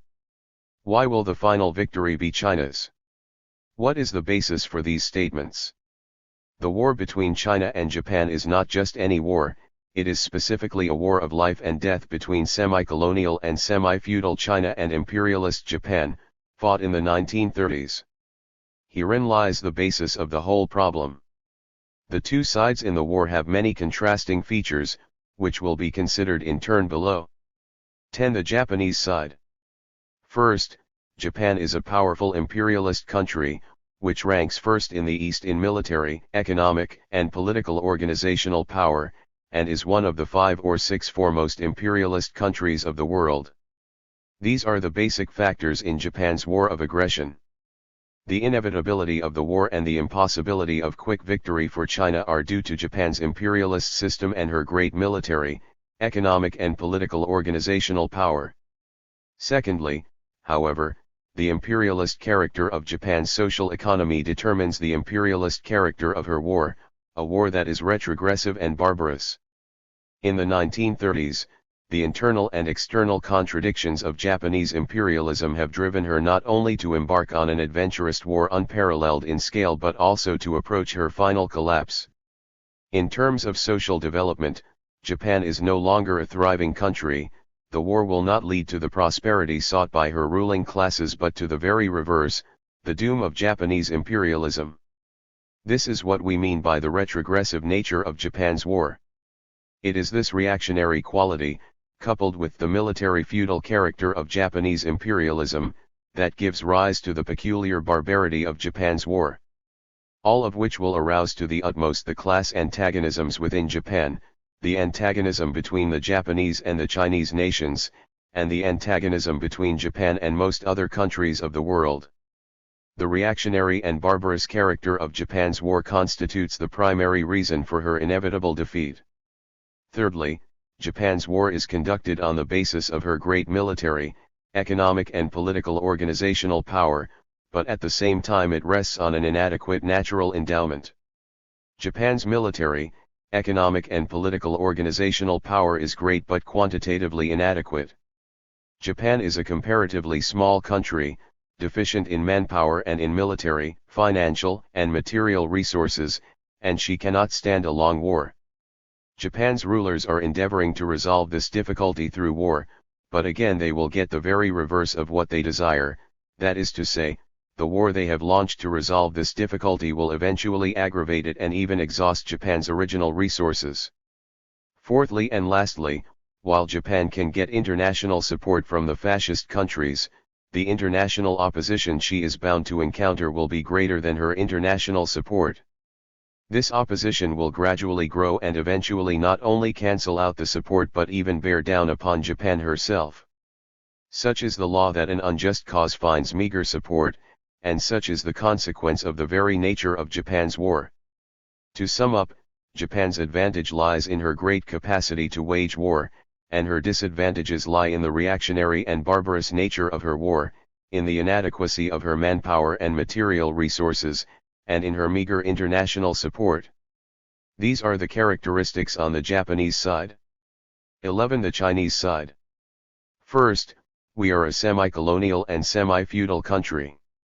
The Opium War, 6. The Taiping Revolution, 7. The Reform Movement of 1898, 8. The Revolution of 1911, 9. And the Northern Expedition 10. The revolutionary or reform movements which aimed at extricating China from her semi-colonial and semi-feudal state all met with serious setbacks, and China remains a semi-colonial and semi-feudal country.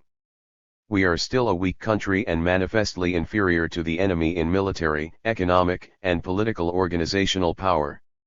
Here again one can find the basis for the inevitability of the war and the impossibility of quick victory for China.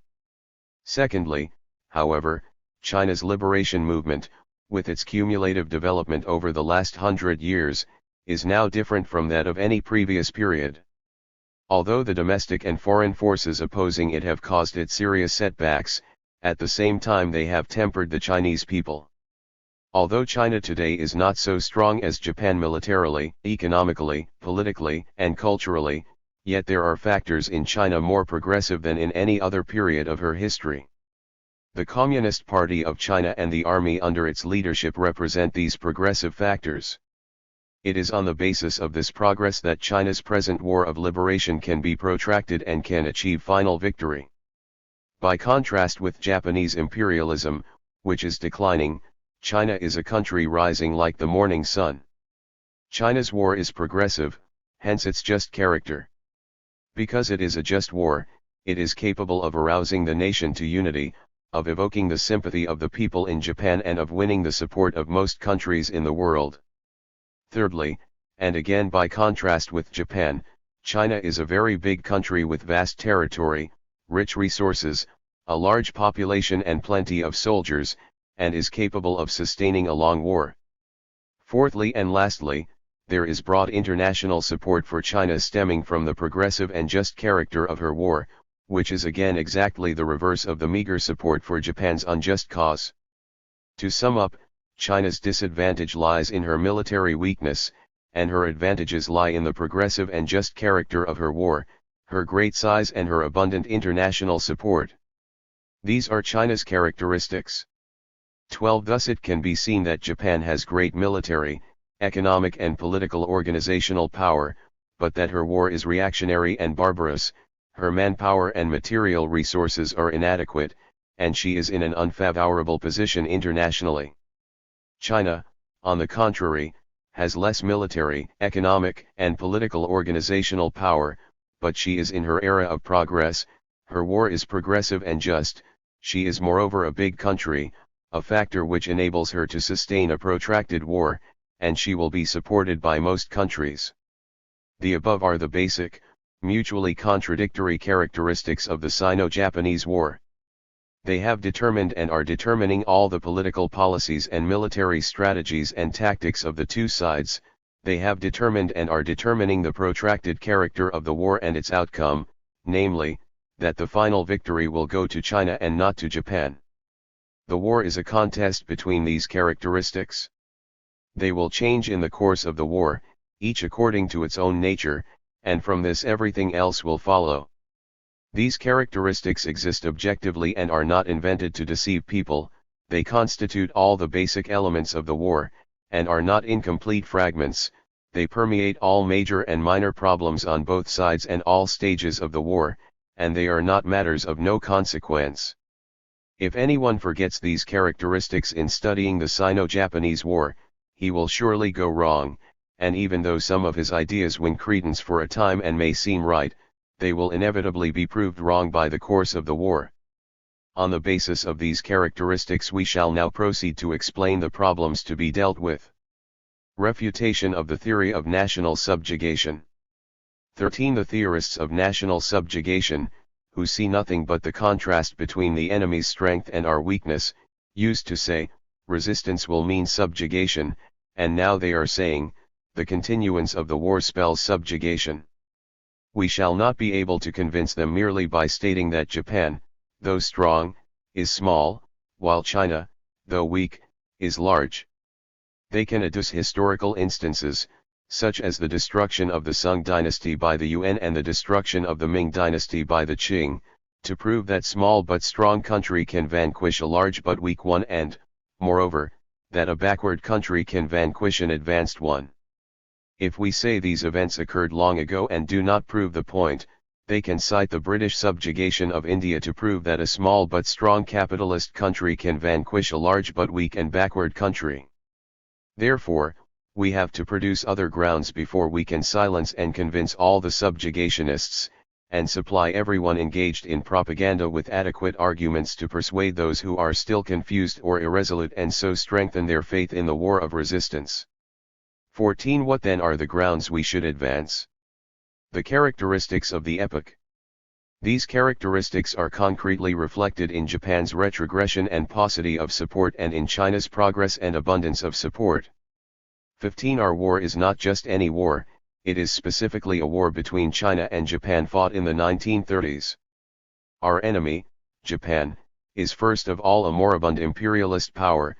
She is already in her era of decline and is not only different from Britain at the time of the subjugation of India, when British capitalism was still in the era of its ascendancy, but also different from what she herself was at the time of World War I 20 years ago. The present war was launched on the eve of the general collapse of world imperialism and, above all, of the fascist countries. That is the very reason the enemy has launched this adventurous war, which is in the nature of a last desperate struggle. Therefore, it is an inescapable certainty that it will not be China but the ruling circles of Japanese imperialism which will be destroyed as a result of the war. Moreover, Japan has undertaken this war at a time when many countries have been or are about to be embroiled in war, when we are all fighting or preparing to fight against barbarous aggression, and China's fortunes are linked with those of most of the countries and peoples of the world. This is the root cause of the opposition Japan has aroused and will increasingly arouse among those countries and peoples. 16. What about China? The China of today cannot be compared with the China of any other historical period. She is a semi-colony and a semi-feudal society, and she is consequently considered a weak country. But at the same time, China is historically in her era of progress. This is the primary reason for her ability to defeat Japan. When we say that the war of resistance against Japan is progressive, we do not mean progressive in the ordinary or general sense, nor do we mean progressive in the sense that the Abyssinian War against Italy, or the Taiping Revolution or the Revolution of 1911 were progressive. We mean progressive in the sense that China is progressive today. In what way is the China of today progressive? She is progressive because she is no longer a completely feudal country, and because we already have some capitalism in China.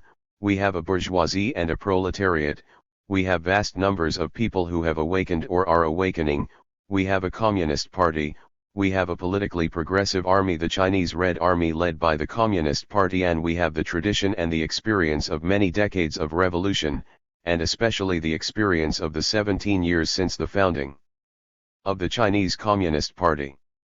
This experience has schooled the people and the political parties of China and forms the very basis for the present unity against Japan.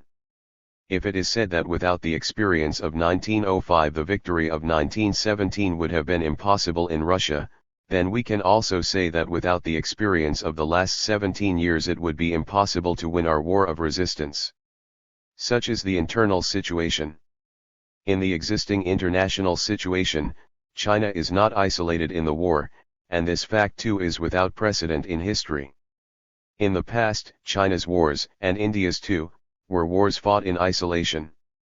It is only today that we meet with worldwide popular movements, extraordinary in breadth and depth, which have arisen or are arising and which are supporting China. The Russian Revolution of 1917 also received international support, and thus the Russian workers and peasants won, but that support was not so broad in scale and deep in nature as ours today.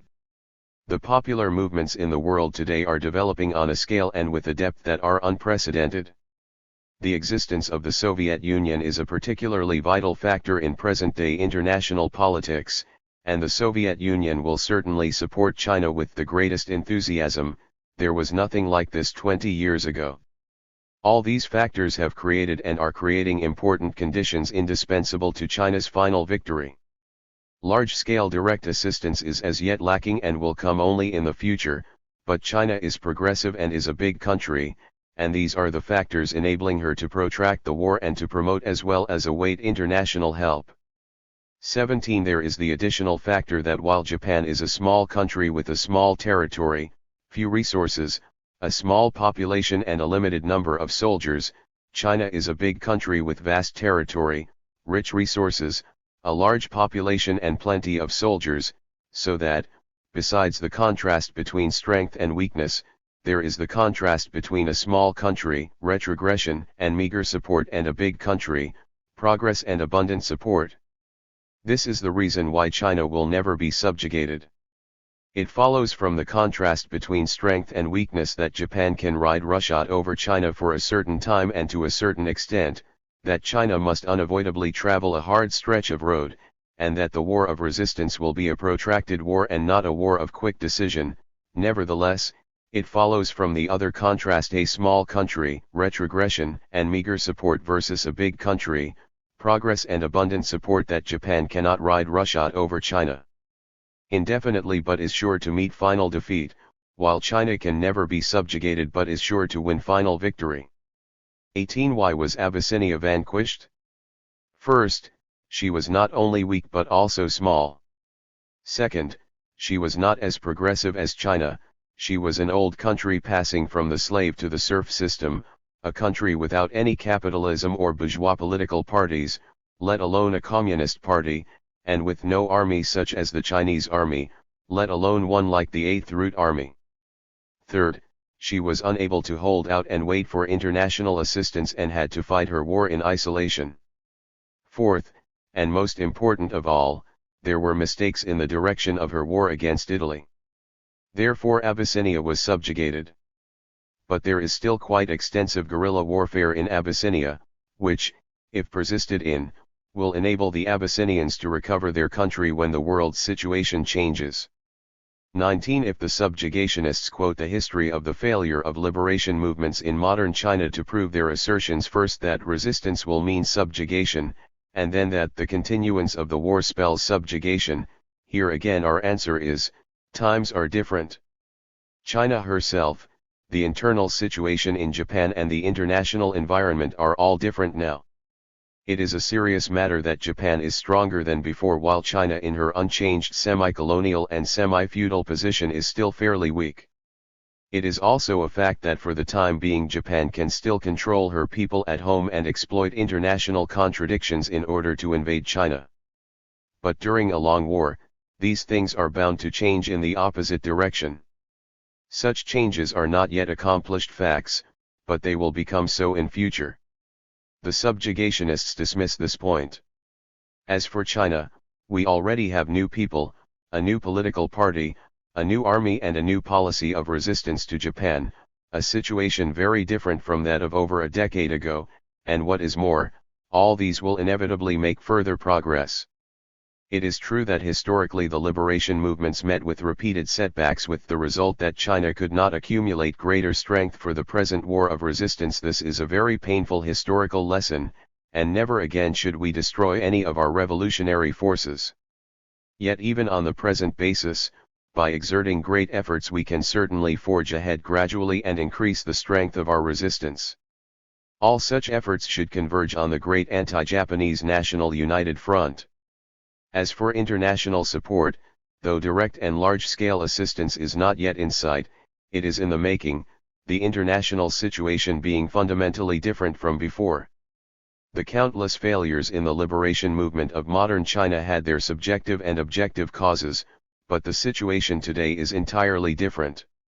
Today, although there are many difficulties which make the war of resistance arduous, such as the enemy's strength and our weakness, and the fact that his difficulties are just starting, while our own progress is far from sufficient, nevertheless many favorable conditions exist for defeating the enemy.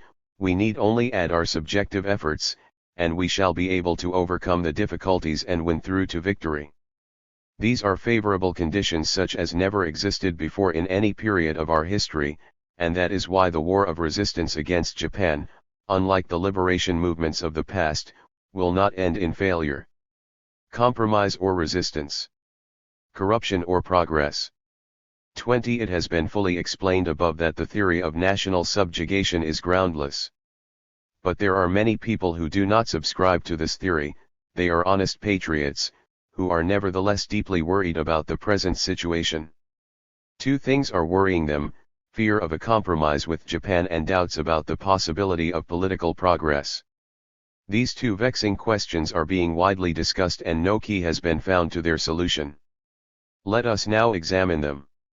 21. As previously explained, the question of compromise has its social roots, and as long as these roots exist the question is bound to arise. But compromise will not avail. To prove the point, again we need only look for substantiation to Japan, China, and the international situation. First take Japan. At the very beginning of the war of resistance, we estimated that the time would come when an atmosphere conducive to compromise would arise, in other words, that after occupying northern China, Jiangsu, and Zhejiang, Japan would probably resort to the scheme of inducing China to capitulate. True enough, she did resort to the scheme, but the crisis soon passed, one reason being that the enemy everywhere pursued a barbarous policy and practiced naked plunder. Had China capitulated, every Chinese would have become a slave without a country. The enemy's predatory policy, the policy of subjugating China, has two aspects, the material and the spiritual. both of which are being applied universally to all Chinese, not only to the people of the lower strata but also to members of the upper strata. Of course the latter are treated a little more politely, but the difference is only one of degree, not of principle. In the main the enemy is transplanting into the interior of China the same old measures he adopted in the three northeastern provinces. Materially, he is robbing the common people even of their food and clothing, making them cry out in hunger and cold. He is plundering the means of production, thus ruining and enslaving China's national industries. Spiritually, he is working to destroy the national consciousness of the Chinese people. Under the flag of the rising sun all Chinese are forced to be docile subjects, beasts of burden forbidden to show the slightest trace of Chinese national spirit. This barbarous enemy policy will be carried deeper into the interior of China. Japan with her voracious appetite is unwilling to stop the war. As was inevitable, the policy set forth in the Japanese Cabinet's statement of January 16, 1938-11 is still being obstinately carried out, which has enraged all strata of the Chinese people. This rage is engendered by the reactionary and barbarous character of Japan's war. There is no escape from fate, and hence an absolute hostility has crystallized. It is to be expected that on some future occasion the enemy will once again resort to the scheme of inducing China to capitulate, and that certain subjugationists will again crawl out and most probably collude with certain foreign elements, to be found in Britain, the United States and France, and specially among the upper strata in Britain, as partners in crime. But the general trend of events will not permit capitulation.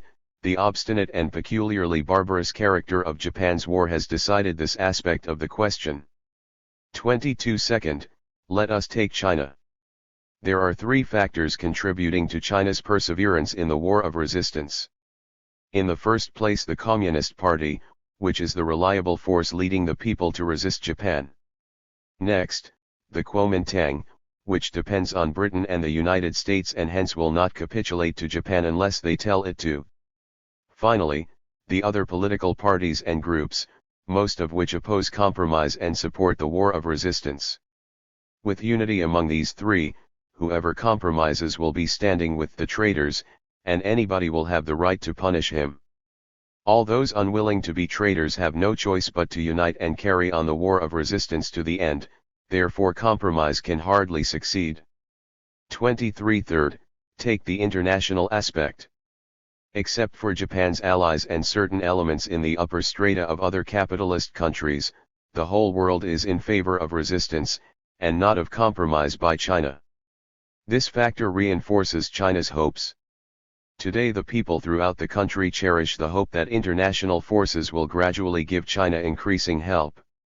It is not a vain hope. The existence of the Soviet Union in particular encourages China in her war of resistance. The Socialist Soviet Union, now strong as never before, has always shared China's joys and sorrows. In direct contrast to all the members of the upper strata in the capitalist countries who seek nothing but profits, the Soviet Union considers it its duty to help all weak nations and all revolutionary wars. That China is not fighting her war in isolation has its basis not only in international support in general but in Soviet support in particular. China and the Soviet Union are in close geographical proximity, which aggravates Japan's crisis and facilitates China's war of resistance. Geographical proximity to Japan increases the difficulties of China's resistance. Proximity to the Soviet Union, on the other hand, is a favorable condition for the war of resistance. 24. Hence we may conclude that the danger of compromise exists but can be overcome. Even if the enemy can modify his policy to some extent, he cannot alter it fundamentally. In China the social roots of compromise are present, but the opponents of compromise are in the majority. Internationally, also, some forces favor compromise but the main forces favor resistance. The combination of these three factors makes it possible to overcome the danger of compromise and persist to the end in the war of resistance. 25. Let us now answer the second question. Political progress at home and perseverance in the war of resistance are inseparable. The greater the political progress, the more we can persevere in the war, and the more we persevere in the war, the greater the political progress. But, fundamentally, everything depends on our perseverance in the war of resistance. The unhealthy phenomena in various herds under the Kuomintang regime are very serious, and the accumulation of these undesirable factors over the years has caused great anxiety and vexation among the broad ranks of our patriots. But there is no ground for pessimism, since experience in the war of resistance has already proved that the Chinese people have made as much progress in the last 10 months as in many years in the past. Although the cumulative effects of long years of corruption are seriously retarding the growth of the people's strength to resist Japan, thus reducing the extent of our victories and causing us losses in the war, yet the overall situation in China, in Japan, and in the world is such that the Chinese people cannot but make progress. This progress will be slow because of the factor of corruption, which impedes progress. Progress and the slow pace of progress are two characteristics of the present situation, and the second ill accords with the urgent needs of the war, which is a source of great concern to patriots. But we are in the midst of a revolutionary war, and revolutionary war is an antitoxin which not only eliminates the enemy's poison but also purges us of our own filth. Every just, revolutionary war is endowed with tremendous power, which can transform many things or clear the way for their transformation. The Sino-Japanese War will transform both China and Japan, provided China perseveres in the war of resistance and in the united front. The old Japan will surely be transformed into a new Japan and the old China into a new China, and people and everything else in both China and Japan will be transformed during and after the war. It is proper for us to regard the anti-Japanese war and our national reconstruction as interconnected. To say that Japan can also be transformed is to say that the war of aggression by her rulers will end in defeat and may lead to a revolution by the Japanese people. The day of triumph of the Japanese people's revolution will be the day Japan is transformed. All this is closely linked with China's war of resistance and is a prospect we should take into account. The theory of national subjugation is wrong and the theory of quick victory is likewise wrong. 26. In our comparative study of the enemy and ourselves with respect to the basic contradictory characteristics, such as relative strength, relative size, progress, or reaction, and the relative extent of support, we have already refuted the theory of national subjugation, and we have explained why compromise is unlikely and why political progress is possible. The subjugationists stress the contradiction between strength and weakness and puff it up until it becomes the basis of their whole argument on the question, neglecting all the other contradictions. Their preoccupation with the contrast in strength shows their one-sidedness, and their exaggeration of this one side of the matter into the whole shows their subjectivism. Thus, if one looks at the matter as a whole, it will be seen that they have no ground to stand on and are wrong. As for those who are neither subjugationists nor confirmed pessimists, but who are in a pessimistic frame of mind for the moment simply because they are confused by the disparity between our strength and that of the enemy at a given time and in certain respects or by the corruption in the country, we should point out to them that their approach also tends to be one-sided and subjective. But in their case correction is relatively easy. Once they are alerted, they will understand, for they are patriots and their error is only momentary. 27. The exponents of quick victory are likewise wrong.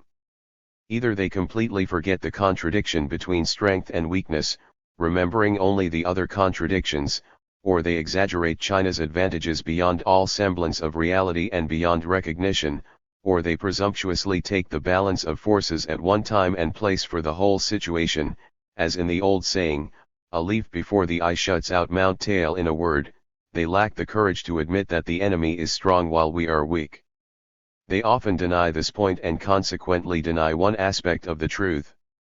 Nor do they have the courage to admit the limitations of our advantages, and thus they deny another aspect of the truth. The result is that they make mistakes, big and small, and here again it is subjectivism and one-sidedness that are doing the mischief. These friends have their hearts in the right place, and they, too, are patriots.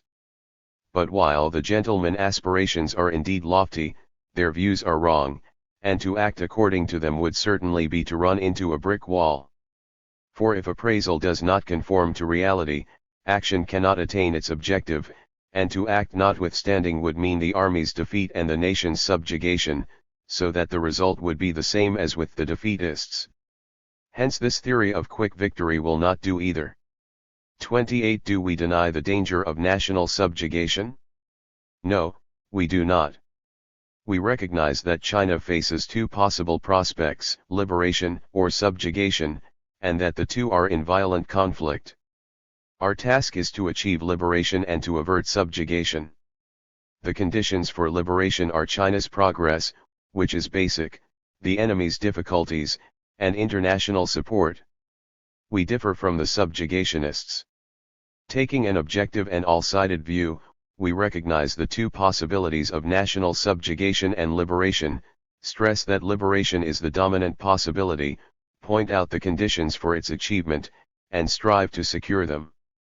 The subjugationists, on the other hand, taking a subjective and one-sided view, recognize only one possibility, that of subjugation.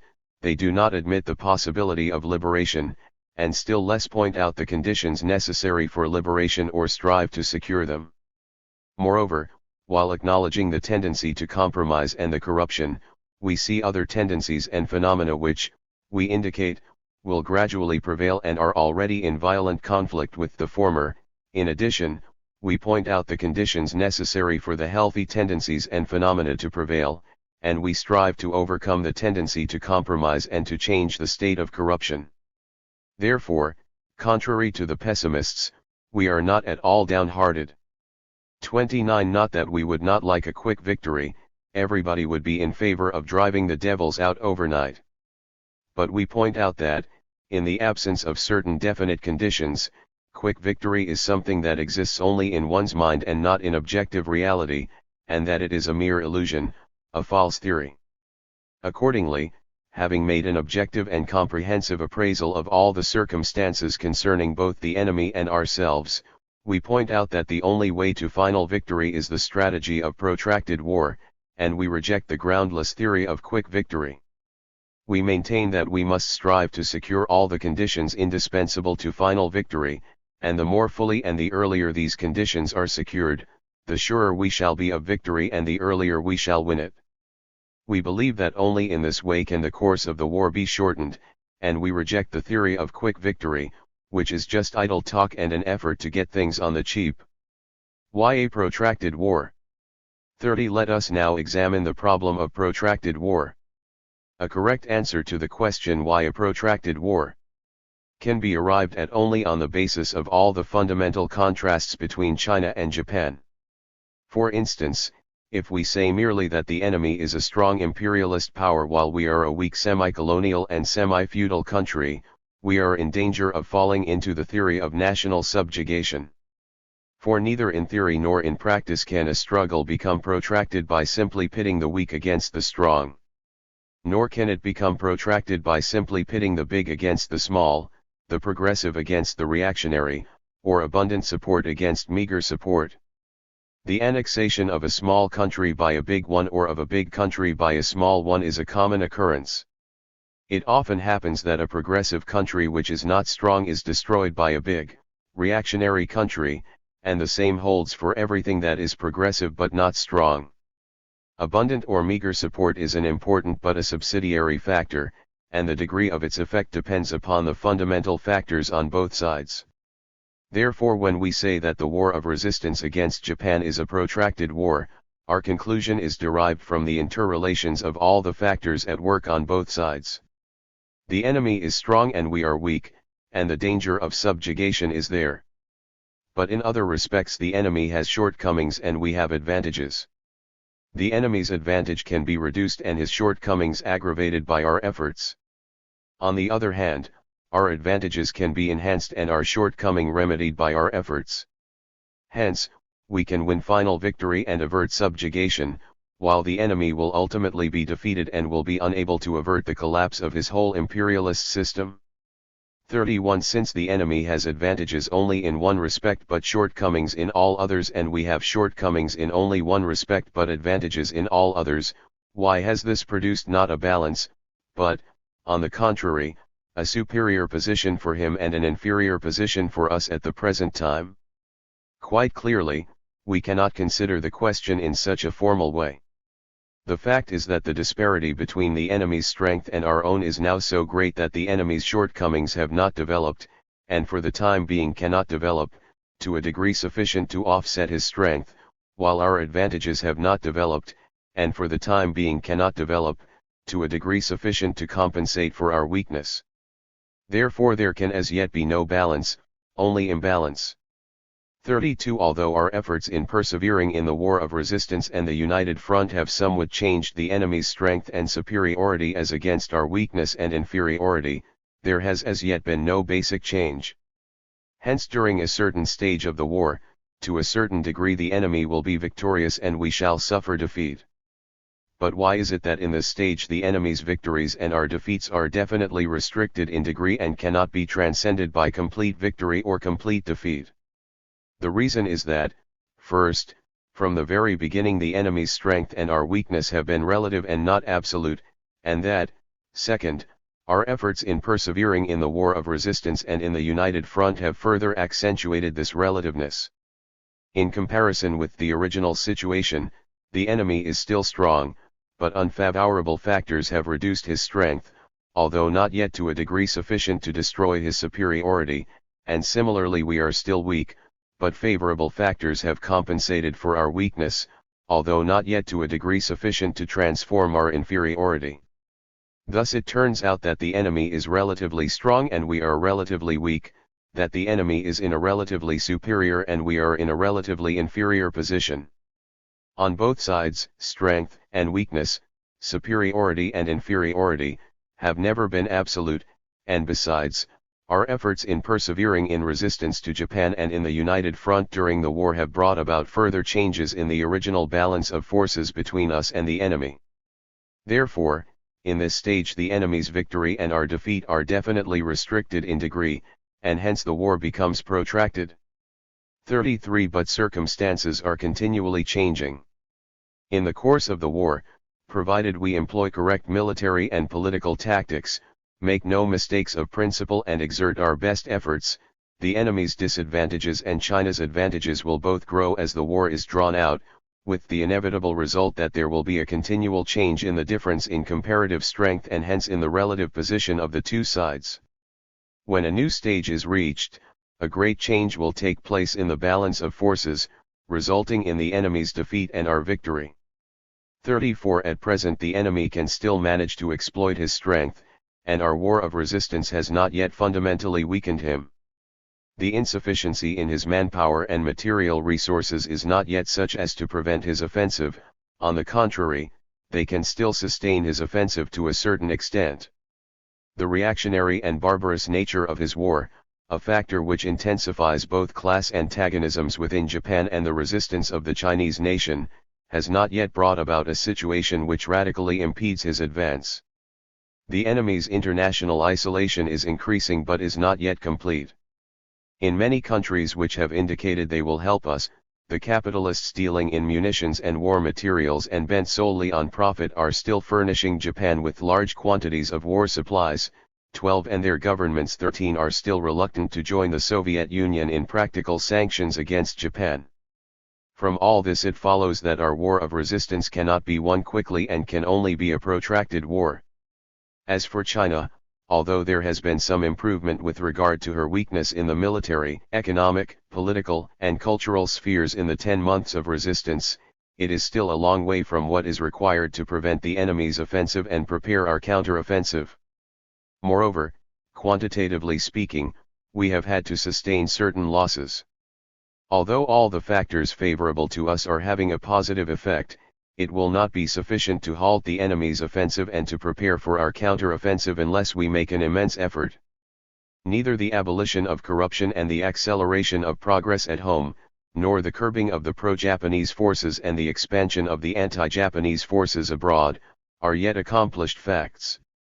From all this it follows that our war cannot be won quickly but can only be a protracted war. The 3 stages of the protracted war. 35. Since the Sino-Japanese War is a protracted one and final victory will belong to China, it can reasonably be assumed that this protracted war will pass through 3 stages. The first stage covers the period of the enemy's strategic offensive and our strategic defensive. The second stage will be the period of the enemy's strategic consolidation and our preparation for the counter-offensive. The third stage will be the period of our strategic counter-offensive and the enemy's strategic retreat. It is impossible to predict the concrete situation in the three stages, but certain main trends in the war may be pointed out in the light of present conditions. The objective course of events will be exceedingly rich and varied, with many twists and turns, and nobody can cast a horoscope for the Sino-Japanese War. Nevertheless, it is necessary for the strategic direction of the war to make a rough sketch of its trends. Although our sketch may not be in full accord with the subsequent facts and will be amended by them, it is still necessary to make it in order to give firm and purposeful strategic direction to the protracted war. 36. The first stage has not yet ended. The enemy's design is to occupy Canton, Wuhan, and Lanzhou and link up these 3 points. To accomplish this aim, the enemy will have to use at least 50 divisions, or about 1.5 million men, spend from 1.5 to 2 years, and expend more than 10,000 million yen. In penetrating so deeply, he will encounter immense difficulties, with consequences disastrous beyond imagination. As for attempting to occupy the entire length of the Canton-Hankow Railway and the Xi'an-Lanzhou Railway, he will have to fight perilous battles and even so may not fully accomplish his design. But in drawing up our operational plan, we should base ourselves on the assumption that the enemy may occupy the 3 points and even certain additional areas, as well as link them up, and we should make dispositions for a protracted war, so that even if he does so, we shall be able to cope with him. In this stage, the form of fighting we should adopt is primarily mobile warfare, supplemented by guerrilla and positional warfare.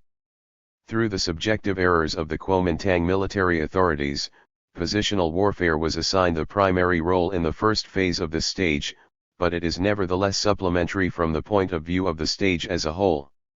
In this stage, China has already built up a broad united front and achieved unprecedented unity. Although the enemy has used and will continue to use base and shameless means to induce China to capitulate in the attempt to realize his plan for a quick decision and to conquer the whole country without much effort, he has failed so far, nor is he likely to succeed in the future.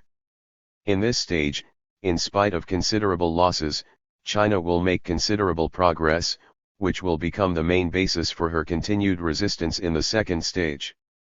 In the present stage, the Soviet Union has already given substantial aid to China. On the enemy side, there are already signs of flagging morale, and his army's momentum of attack is less in the middle phase of this stage than it was in the initial phase, and it will diminish still further in the concluding phase.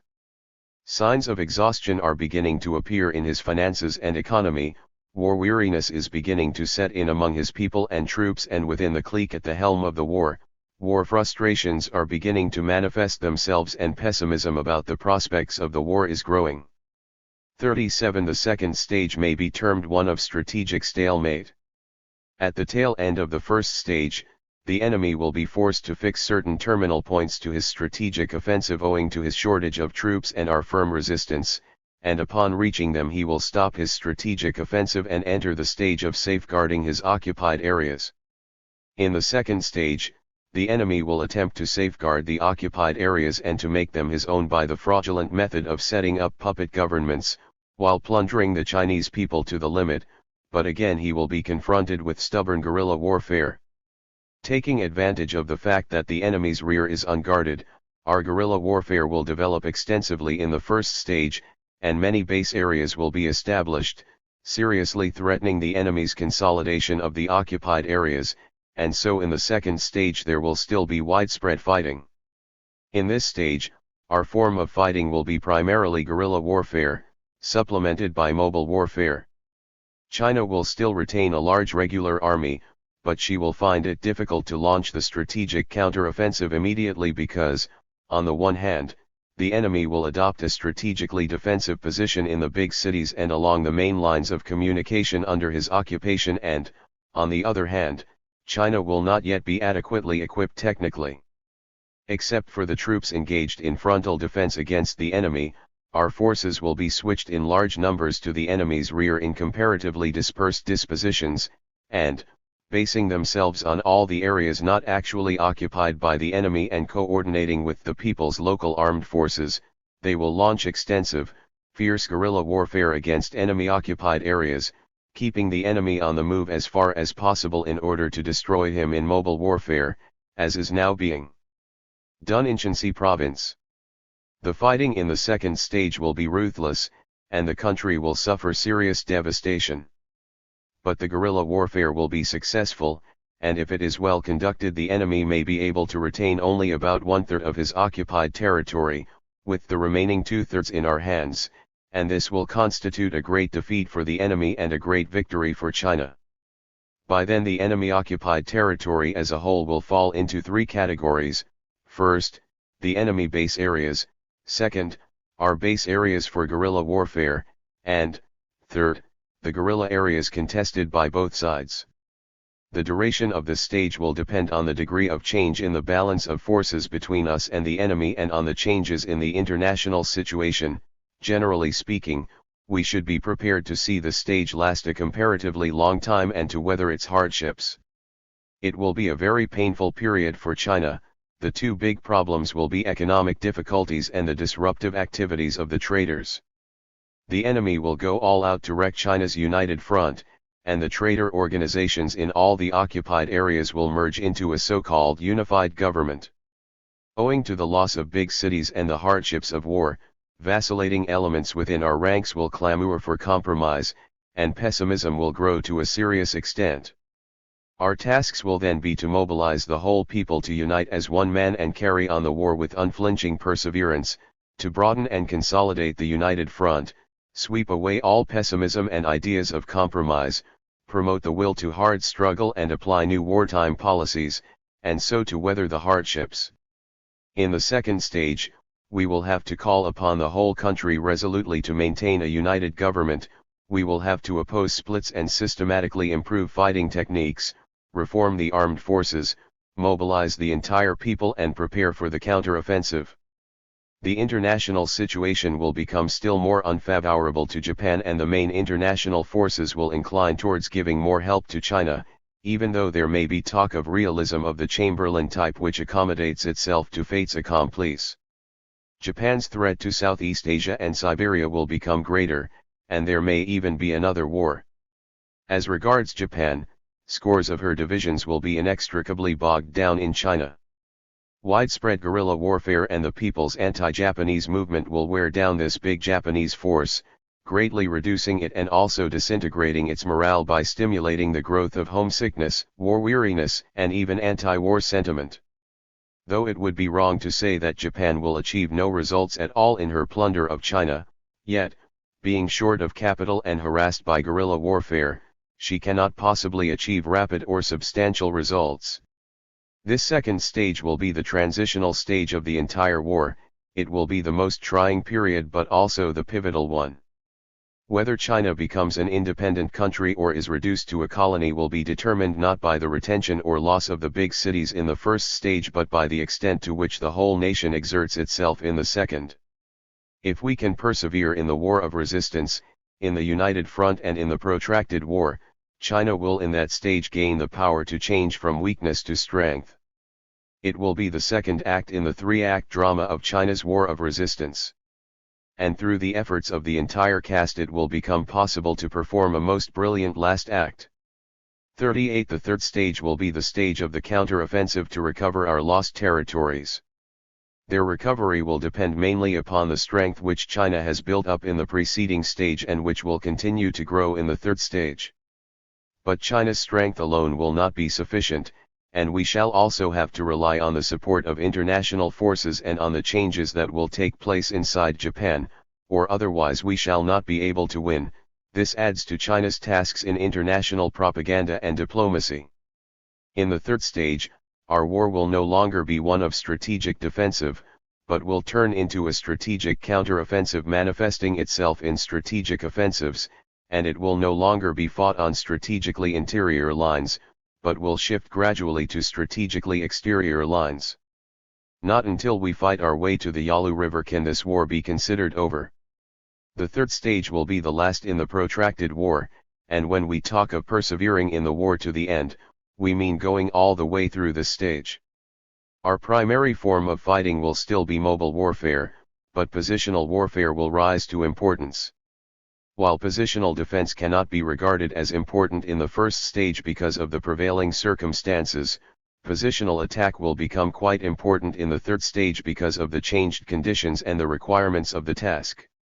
In the third stage, guerrilla warfare will again provide strategic support by supplementing mobile and positional warfare, but it will not be the primary form as in the second stage. 39. It is thus obvious that the war is protracted and consequently ruthless in nature. The enemy will not be able to gobble up the whole of China but will be able to occupy many places for a considerable time. China will not be able to oust the Japanese quickly, but the greater part of her territory will remain in her hands. Ultimately the enemy will lose and we will win, but we shall have a hard stretch of road to travel. 40. The Chinese people will become tempered in the course of this long and ruthless war. The political parties taking part in the war will also be steeled and tested. The united front must be persevered in. Only by persevering in the united front can we persevere in the war, and only by persevering in the united front and in the war can we win final victory. Only thus can all difficulties be overcome. After traveling the hard stretch of road we shall reach the highway to victory. This is the natural logic of the war. 41. In the three stages the changes in relative strength will proceed along the following lines. In the first stage, the enemy is superior and we are inferior in strength. With regard to our inferiority we must reckon on changes of two different kinds from the eve of the war of resistance to the end of this stage. The first kind is a change for the worse.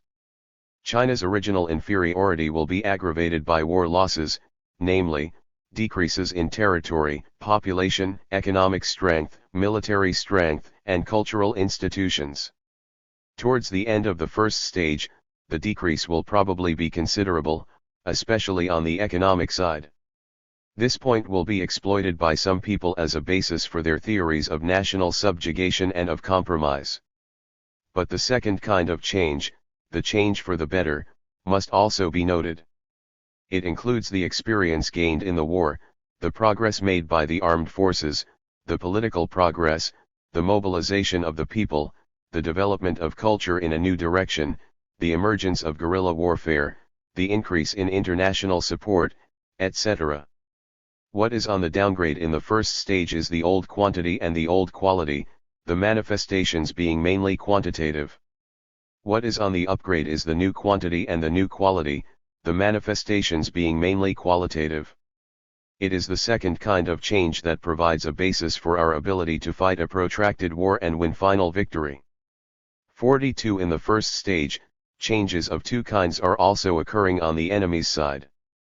The first kind is a change for the worse and manifests itself in hundreds of thousands of casualties, the drain on arms and ammunition, deterioration of troop morale, popular discontent at home, shrinkage of trade, the expenditure of over 10,000 million yen, condemnation by world opinion, etc.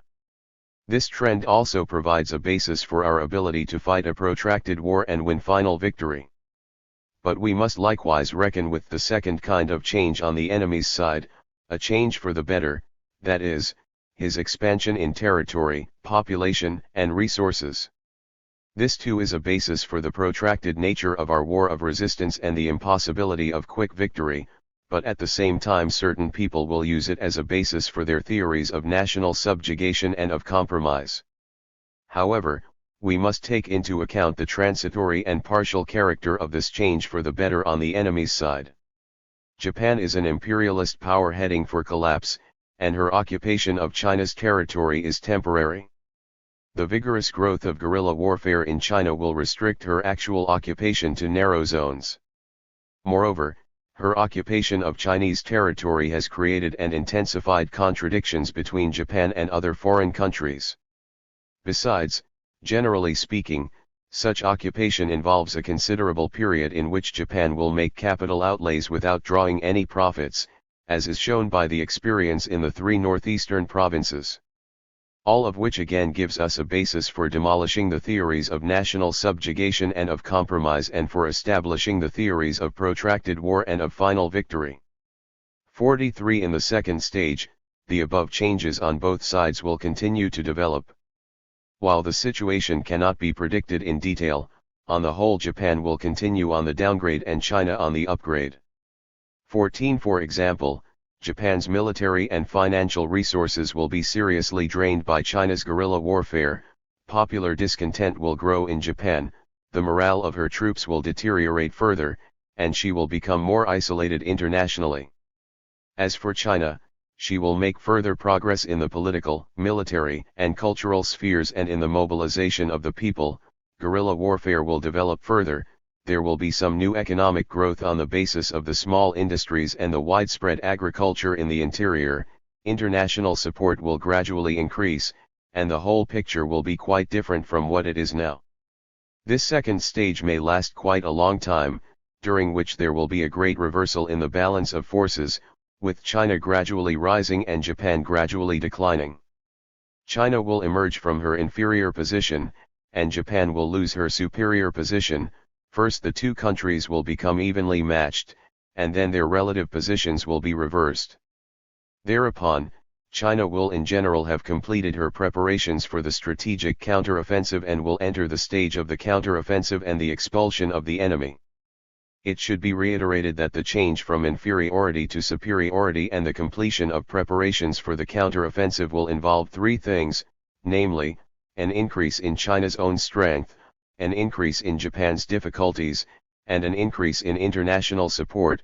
It is the combination of all these forces that will bring about China's superiority and the completion of her preparations for the counteroffensive. 44. Because of the unevenness in China's political and economic development, the strategic counteroffensive of the third stage will not present a uniform and even picture throughout the country in its initial phase but will be regional in character, rising here and subsiding there. During this stage, the enemy will not relax his divisive tricks to break China's united front, hence the task of maintaining internal unity in China will become still more important, and we shall have to ensure that the strategic counteroffensive does not collapse halfway through internal dissension. In this period the international situation will become very favorable to China. China's task will be to take advantage of it in order to attain complete liberation and establish an independent democratic state, which at the same time will mean helping the world anti-fascist movement. 45. China moving from inferiority to parity and then to superiority, Japan moving from superiority to parity and then to inferiority, China moving from the defensive to stalemate and then to the counteroffensive, Japan moving from the offensive to the safeguarding of her gains and then to retreat. Such will be the course of the Sino-Japanese War and its inevitable trend. 46. Hence the questions and the conclusions are as follows: will China be subjugated? The answer is, no, she will not be subjugated, but will win final victory. Can China win quickly? The answer is, no, she cannot win quickly, and the war must be a protracted one. Are these conclusions correct? I think they are. 47. At this point, the exponents of national subjugation and of compromise will again rush in and say, to move from inferiority to parity China needs a military and economic power equal to Japan's, and to move from parity to superiority she will need a military and economic power greater than Japan's. But this is impossible, hence the above conclusions are not correct. 48. This is the so-called theory that weapons decide everything. 15. Which constitutes a mechanical approach to the question of war and a subjective and one-sided view. Our view is opposed to this. We see not only weapons but also people. Weapons are an important factor in war, but not the decisive factor. It is people, not things, that are decisive. The contest of strength is not only a contest of military and economic power, but also a contest of human power and morale. Military and economic power is necessarily wielded by people. If the great majority of the Chinese, of the Japanese and of the people of other countries are on the side of our war of resistance against Japan, how can Japan's military and economic power, wielded as it is by a small minority through coercion, count as superiority?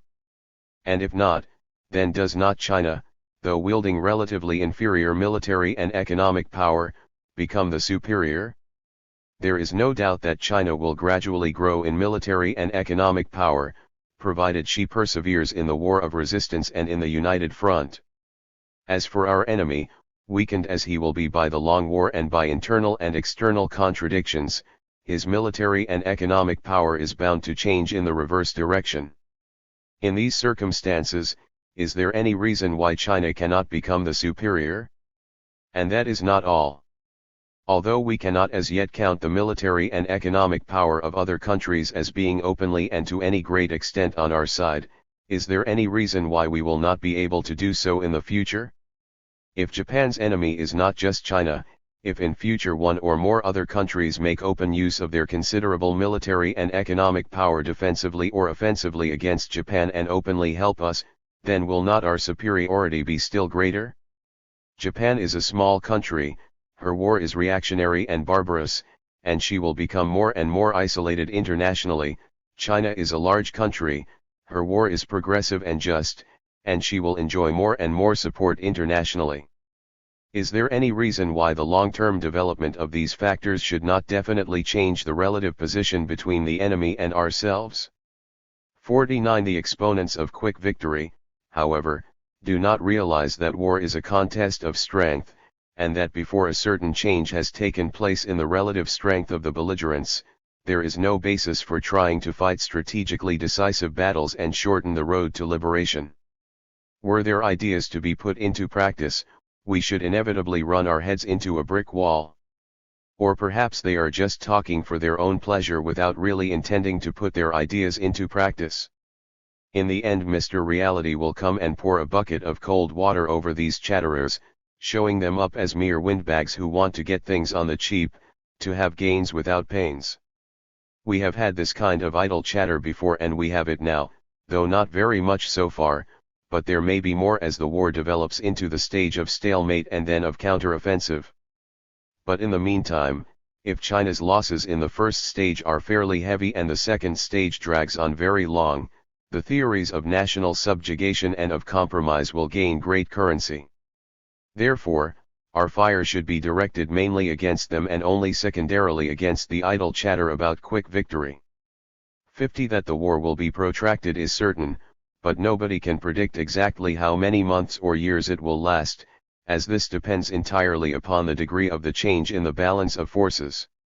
All those who wish to shorten the war have no alternative but to work hard to increase our own strength and reduce that of the enemy. Specifically, the only way is to strive to win more battles and wear down the enemy's forces, develop guerrilla warfare to reduce enemy-occupied territory to a minimum, consolidate and expand the united front to rally the forces of the whole nation, build up new armies and develop new war industries, promote political, economic and cultural progress, mobilize the workers, peasants, businessmen, intellectuals, and other sections of the people, disintegrate the enemy forces and win over their soldiers, carry on international propaganda to secure foreign support, and win the support of the Japanese people and other oppressed peoples. Only by doing all this can we reduce the duration of the war. There is no magic shortcut. A war of jigsaw pattern. 51. We can say with certainty that the protracted war of resistance against Japan will write a splendid page unique in the war history of mankind. One of the special features of this war is the interlocking jigsaw pattern which arises from such contradictory factors as the barbarity of Japan and her shortage of troops on the one hand, and the progressiveness of China and the extensiveness of her territory on the other. There have been other wars of jigsaw pattern in history, the 3 years civil war in Russia after the October Revolution being a case in point. But what distinguishes this war in China is its especially protracted and extensive character, which will set a record in history. Its jigsaw pattern manifests itself as follows. 52. Interior and exterior lines. The anti-Japanese war as a whole is being fought on interior lines, but as far as the relation between the main forces and the guerrilla units is concerned, the former are on the interior lines while the latter are on the exterior lines, presenting a remarkable spectacle of pincers around the enemy. The same can be said of the relationship between the various guerrilla areas. From its own viewpoint, each guerrilla area is on interior lines and the other areas are on exterior lines. Together they form many battle fronts, which hold the enemy in pincers. In the first stage of the war, the regular army operating strategically on interior lines is withdrawing, but the guerrilla units operating strategically on exterior lines will advance with great strides over wide areas to the rear of the enemy. They will advance even more fiercely in the second stage, thereby presenting a remarkable picture of both withdrawal and advance. 53. Possession and non-possession of a rear area. The main forces, which extend the front lines to the outer limits of the enemy's occupied areas, are operating from the rear area of the country as a whole.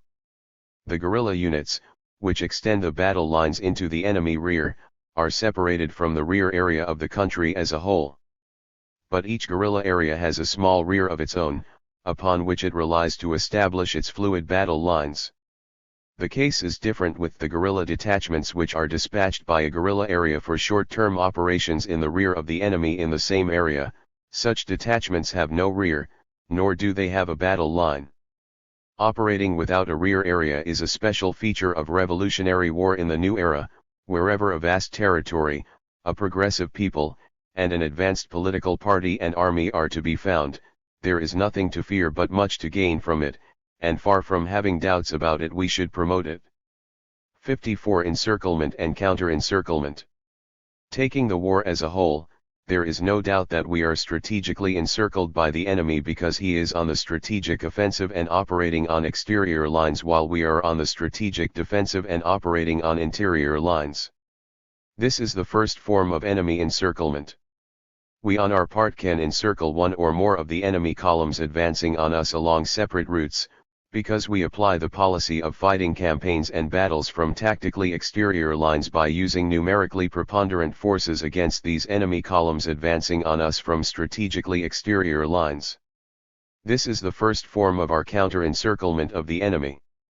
Next, if we consider the guerrilla base areas in the enemy's rear, each area taken singly is surrounded by the enemy on all sides, like the Wutai Mountains, or on three sides, like the northwestern Shanxi area. This is the second form of enemy encirclement. However, if one considers all the guerrilla base areas together and in their relation to the positions of the regular forces, one can see that we in turn surround a great many enemy forces. In Shanxi province, for instance, we have surrounded the Tadung-Pachao Railway on three sides, the east and west flanks and the southern end, and the city of Taiyuan on all sides, and there are many similar instances in Hopi and Shantung provinces. This is the second form of our counter-encirclement of the enemy. Thus there are two forms of encirclement by the enemy forces and two forms of encirclement by our own, rather like a game of Weiqi. 16 campaigns and battles fought by the two sides resemble the capturing of each other's pieces, and the establishment of enemy strongholds, such as Taiyuan, and our guerrilla base areas, such as the Wutai Mountains, resembles moves to dominate spaces on the board.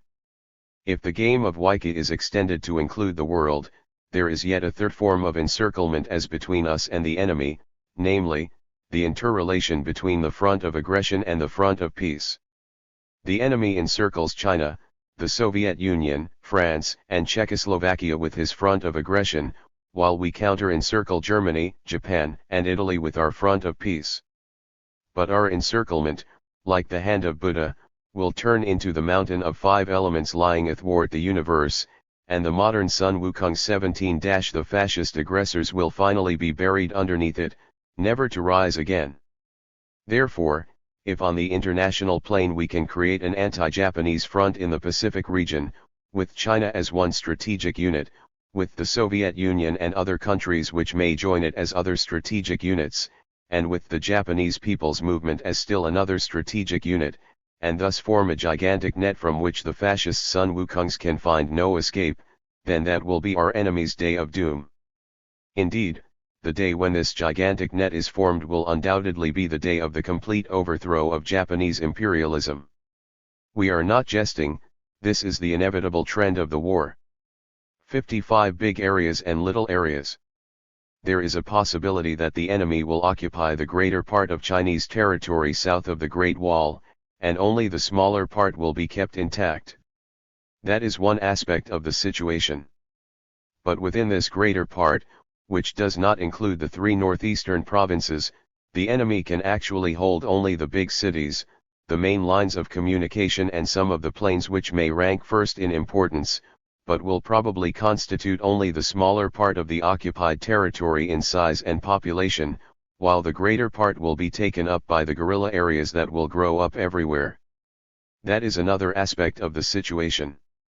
If we go beyond the provinces south of the Great Wall and include Mongolia, Xinjiang, Qinghai, and Tibet, then the unoccupied area will constitute the greater part of China's territory, and the enemy-occupied area will become the smaller part, even with the three northeastern provinces. That is yet another aspect of the situation. The area kept intact is undoubtedly important, and we should devote great efforts to developing it, not only politically, militarily, and economically but, what is also important, culturally. The enemy has transformed our former cultural centers into culturally backward areas, and we on our part must transform the former culturally backward areas into cultural centers. At the same time, the work of developing extensive guerrilla areas behind the enemy lines is also extremely important, and we should attend to every aspect of this work, including the cultural. All in all, big pieces of China's territory, namely, the rural areas, will be transformed into regions of progress and light, while the small pieces, namely, the enemy-occupied areas and especially the big cities, will temporarily become regions of backwardness and darkness. 56 Thus it can be seen that the protracted and far-flung war of resistance against Japan is a war of a jigsaw pattern militarily, politically, economically, and culturally. It is a marvelous spectacle in the annals of war, a heroic undertaking by the Chinese nation, a magnificent and earth-shaking feat. This war will not only affect China and Japan, strongly impelling both to advance, but will also affect the whole world, impelling all nations, especially the oppressed nations such as India, to march forward. Every Chinese should consciously throw himself into this war of a jigsaw pattern, for this is the form of war by which the Chinese nation is liberating itself, the special form of war of liberation waged by a big semi-colonial country in the 1930s and the 1940s.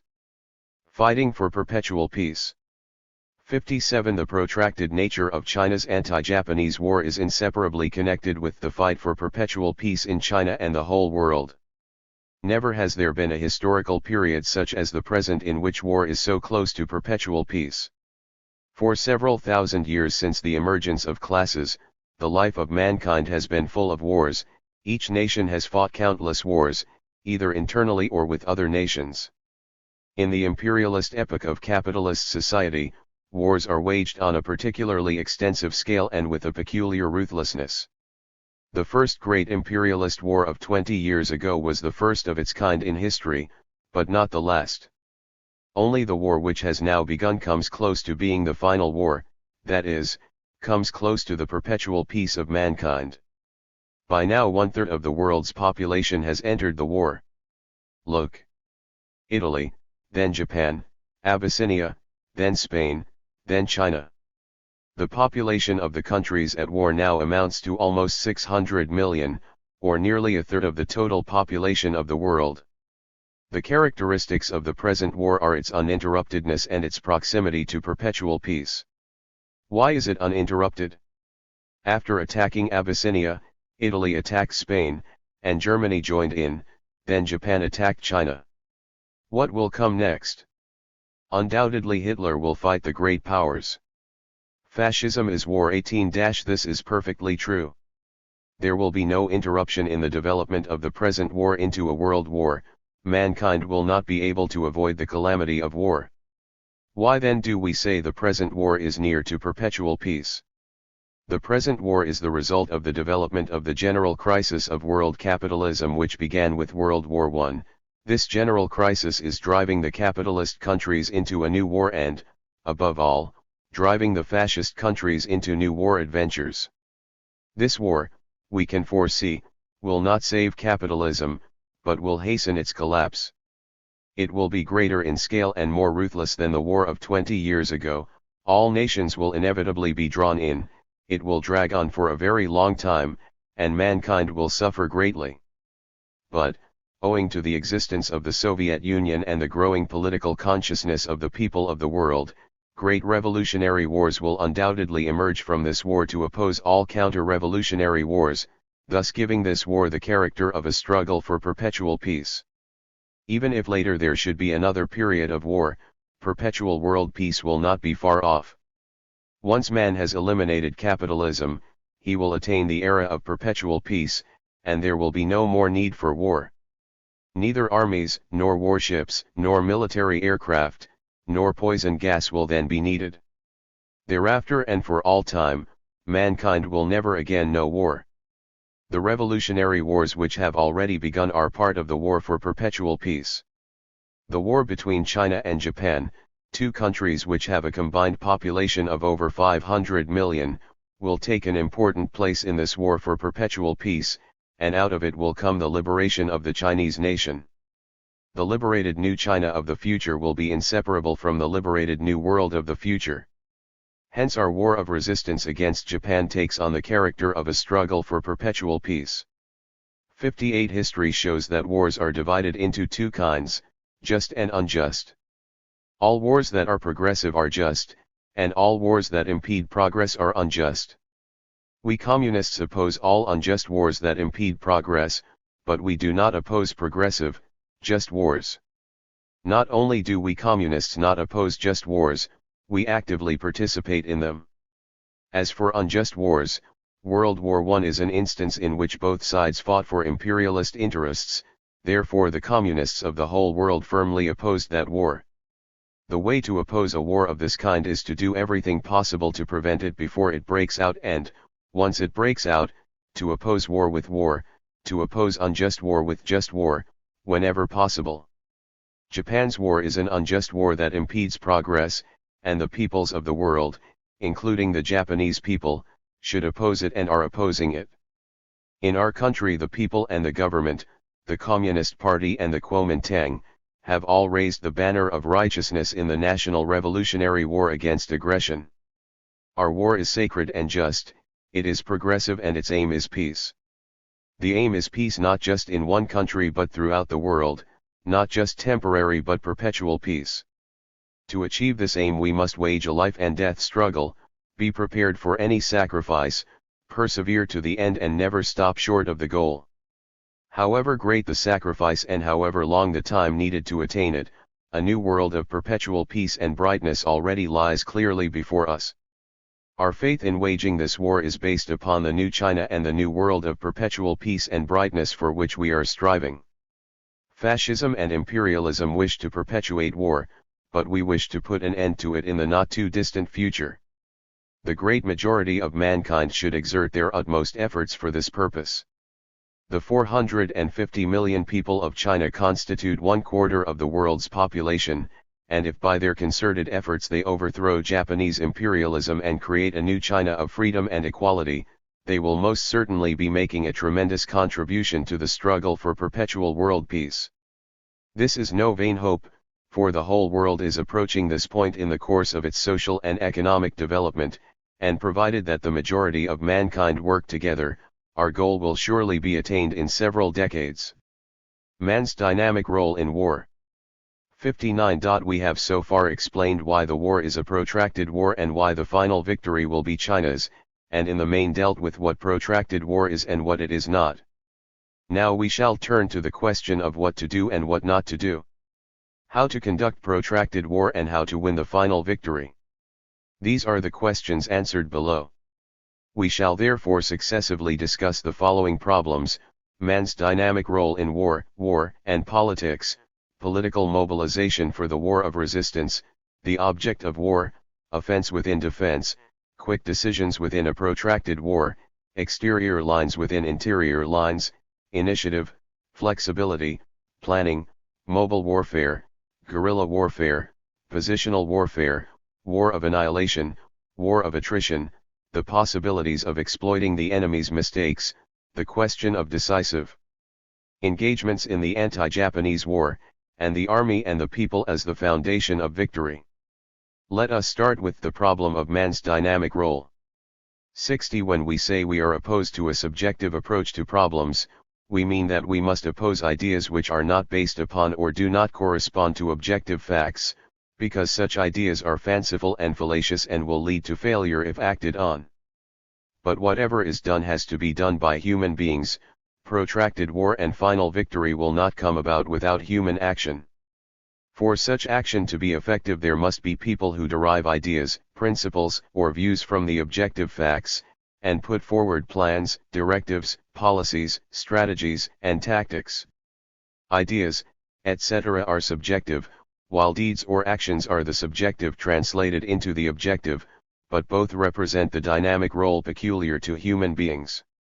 We term this kind of dynamic role man's conscious dynamic role, and it is a characteristic that distinguishes man from all other beings. All ideas based upon and corresponding to objective facts are correct ideas, and all deeds or actions based upon correct ideas are correct actions.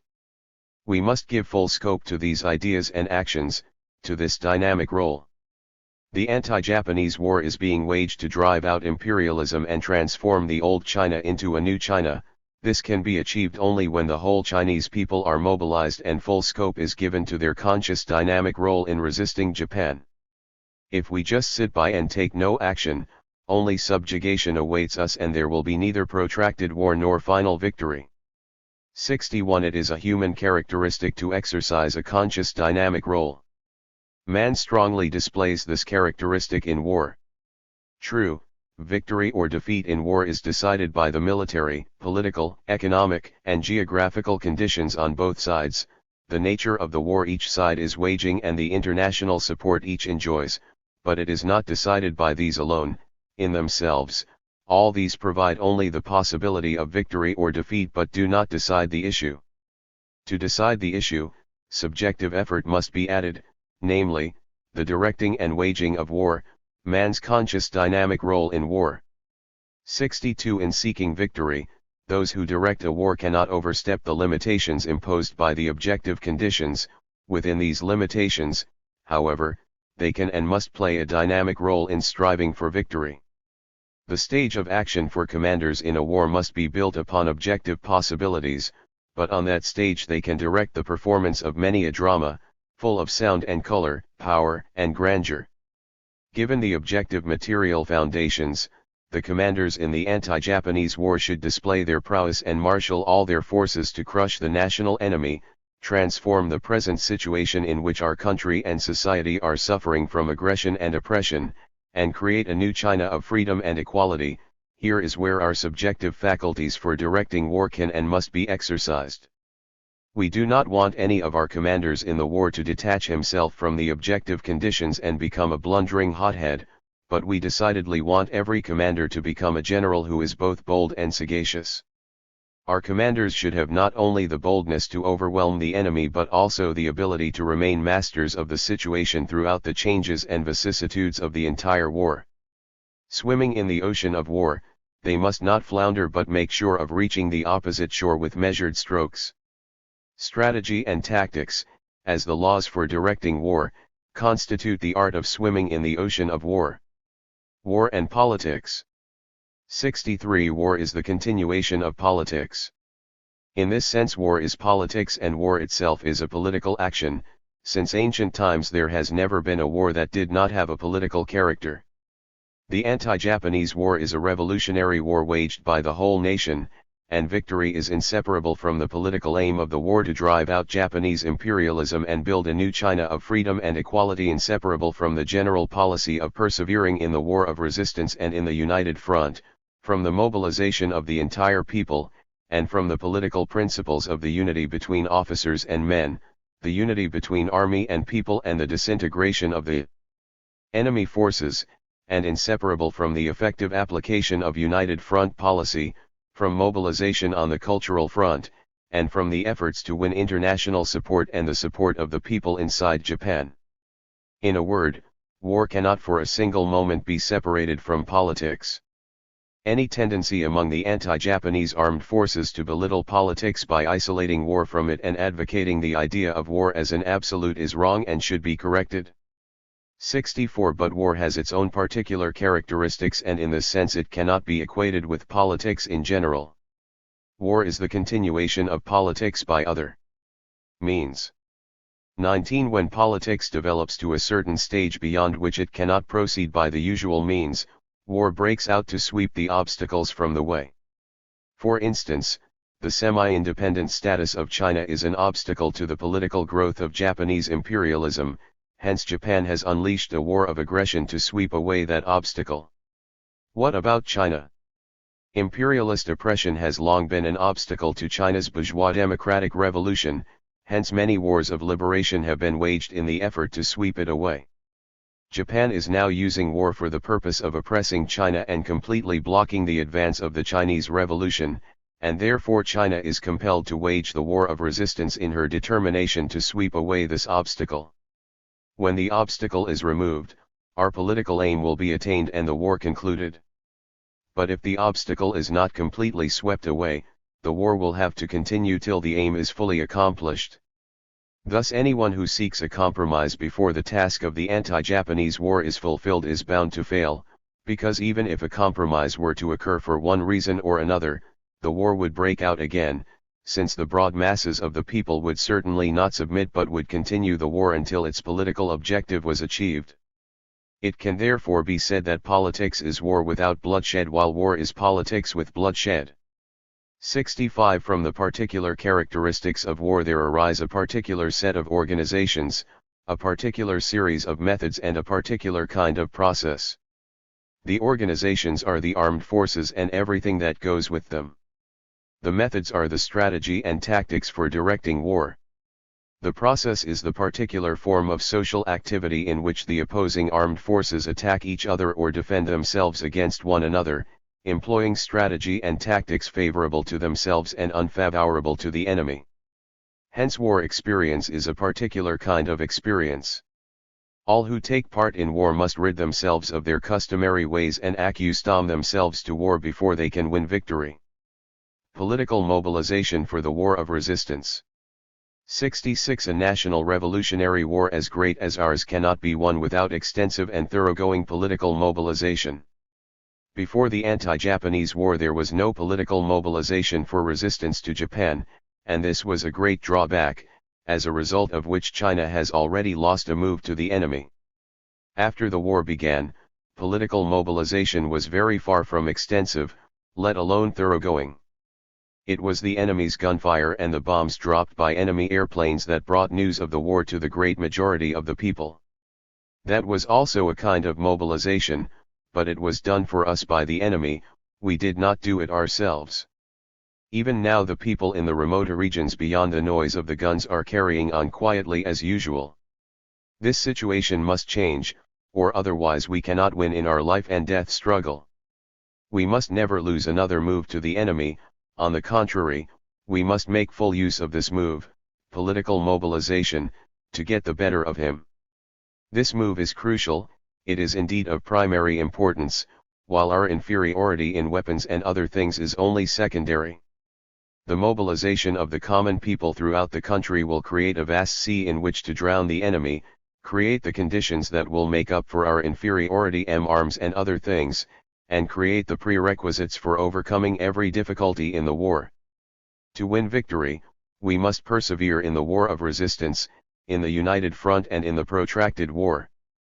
But all these are inseparable from the mobilization of the common people.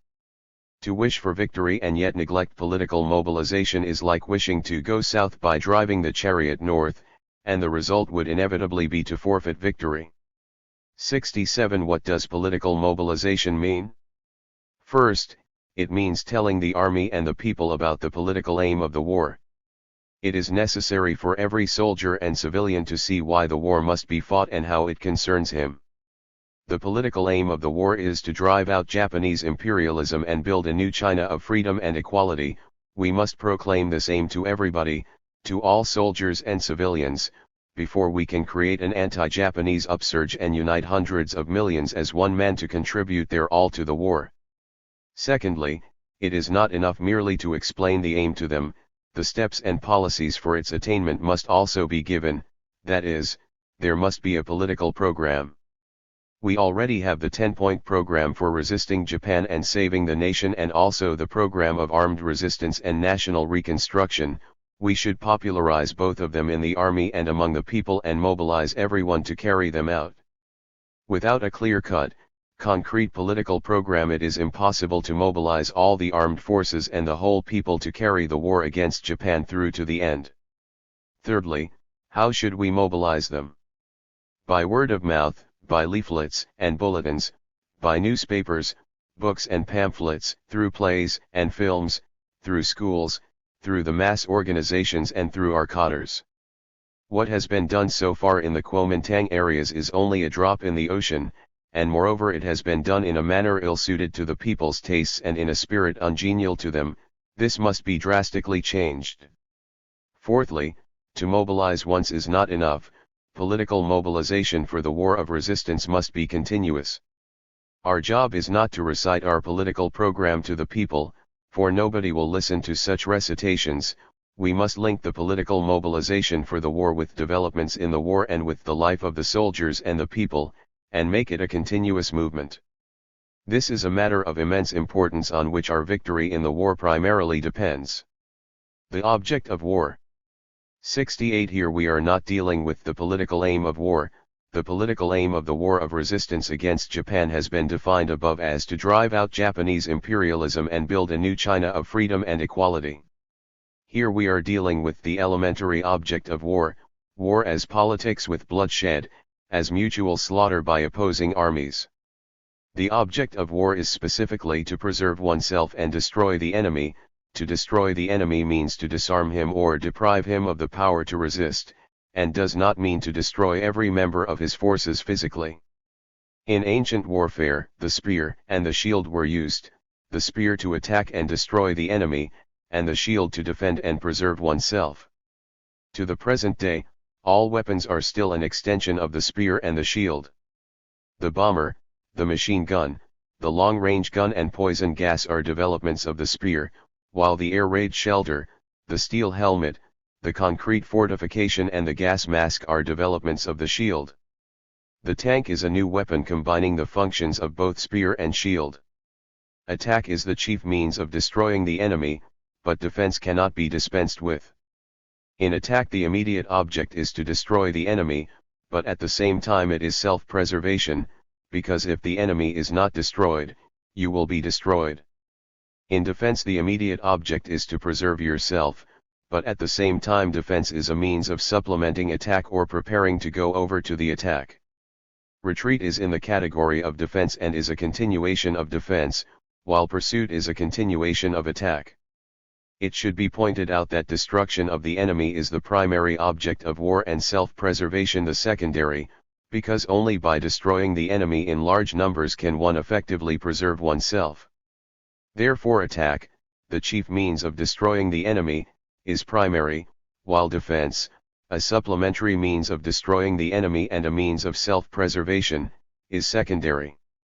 In actual warfare the chief role is played by defense much of the time and by attack for the rest of the time, but if war is taken as a whole, attack remains primary.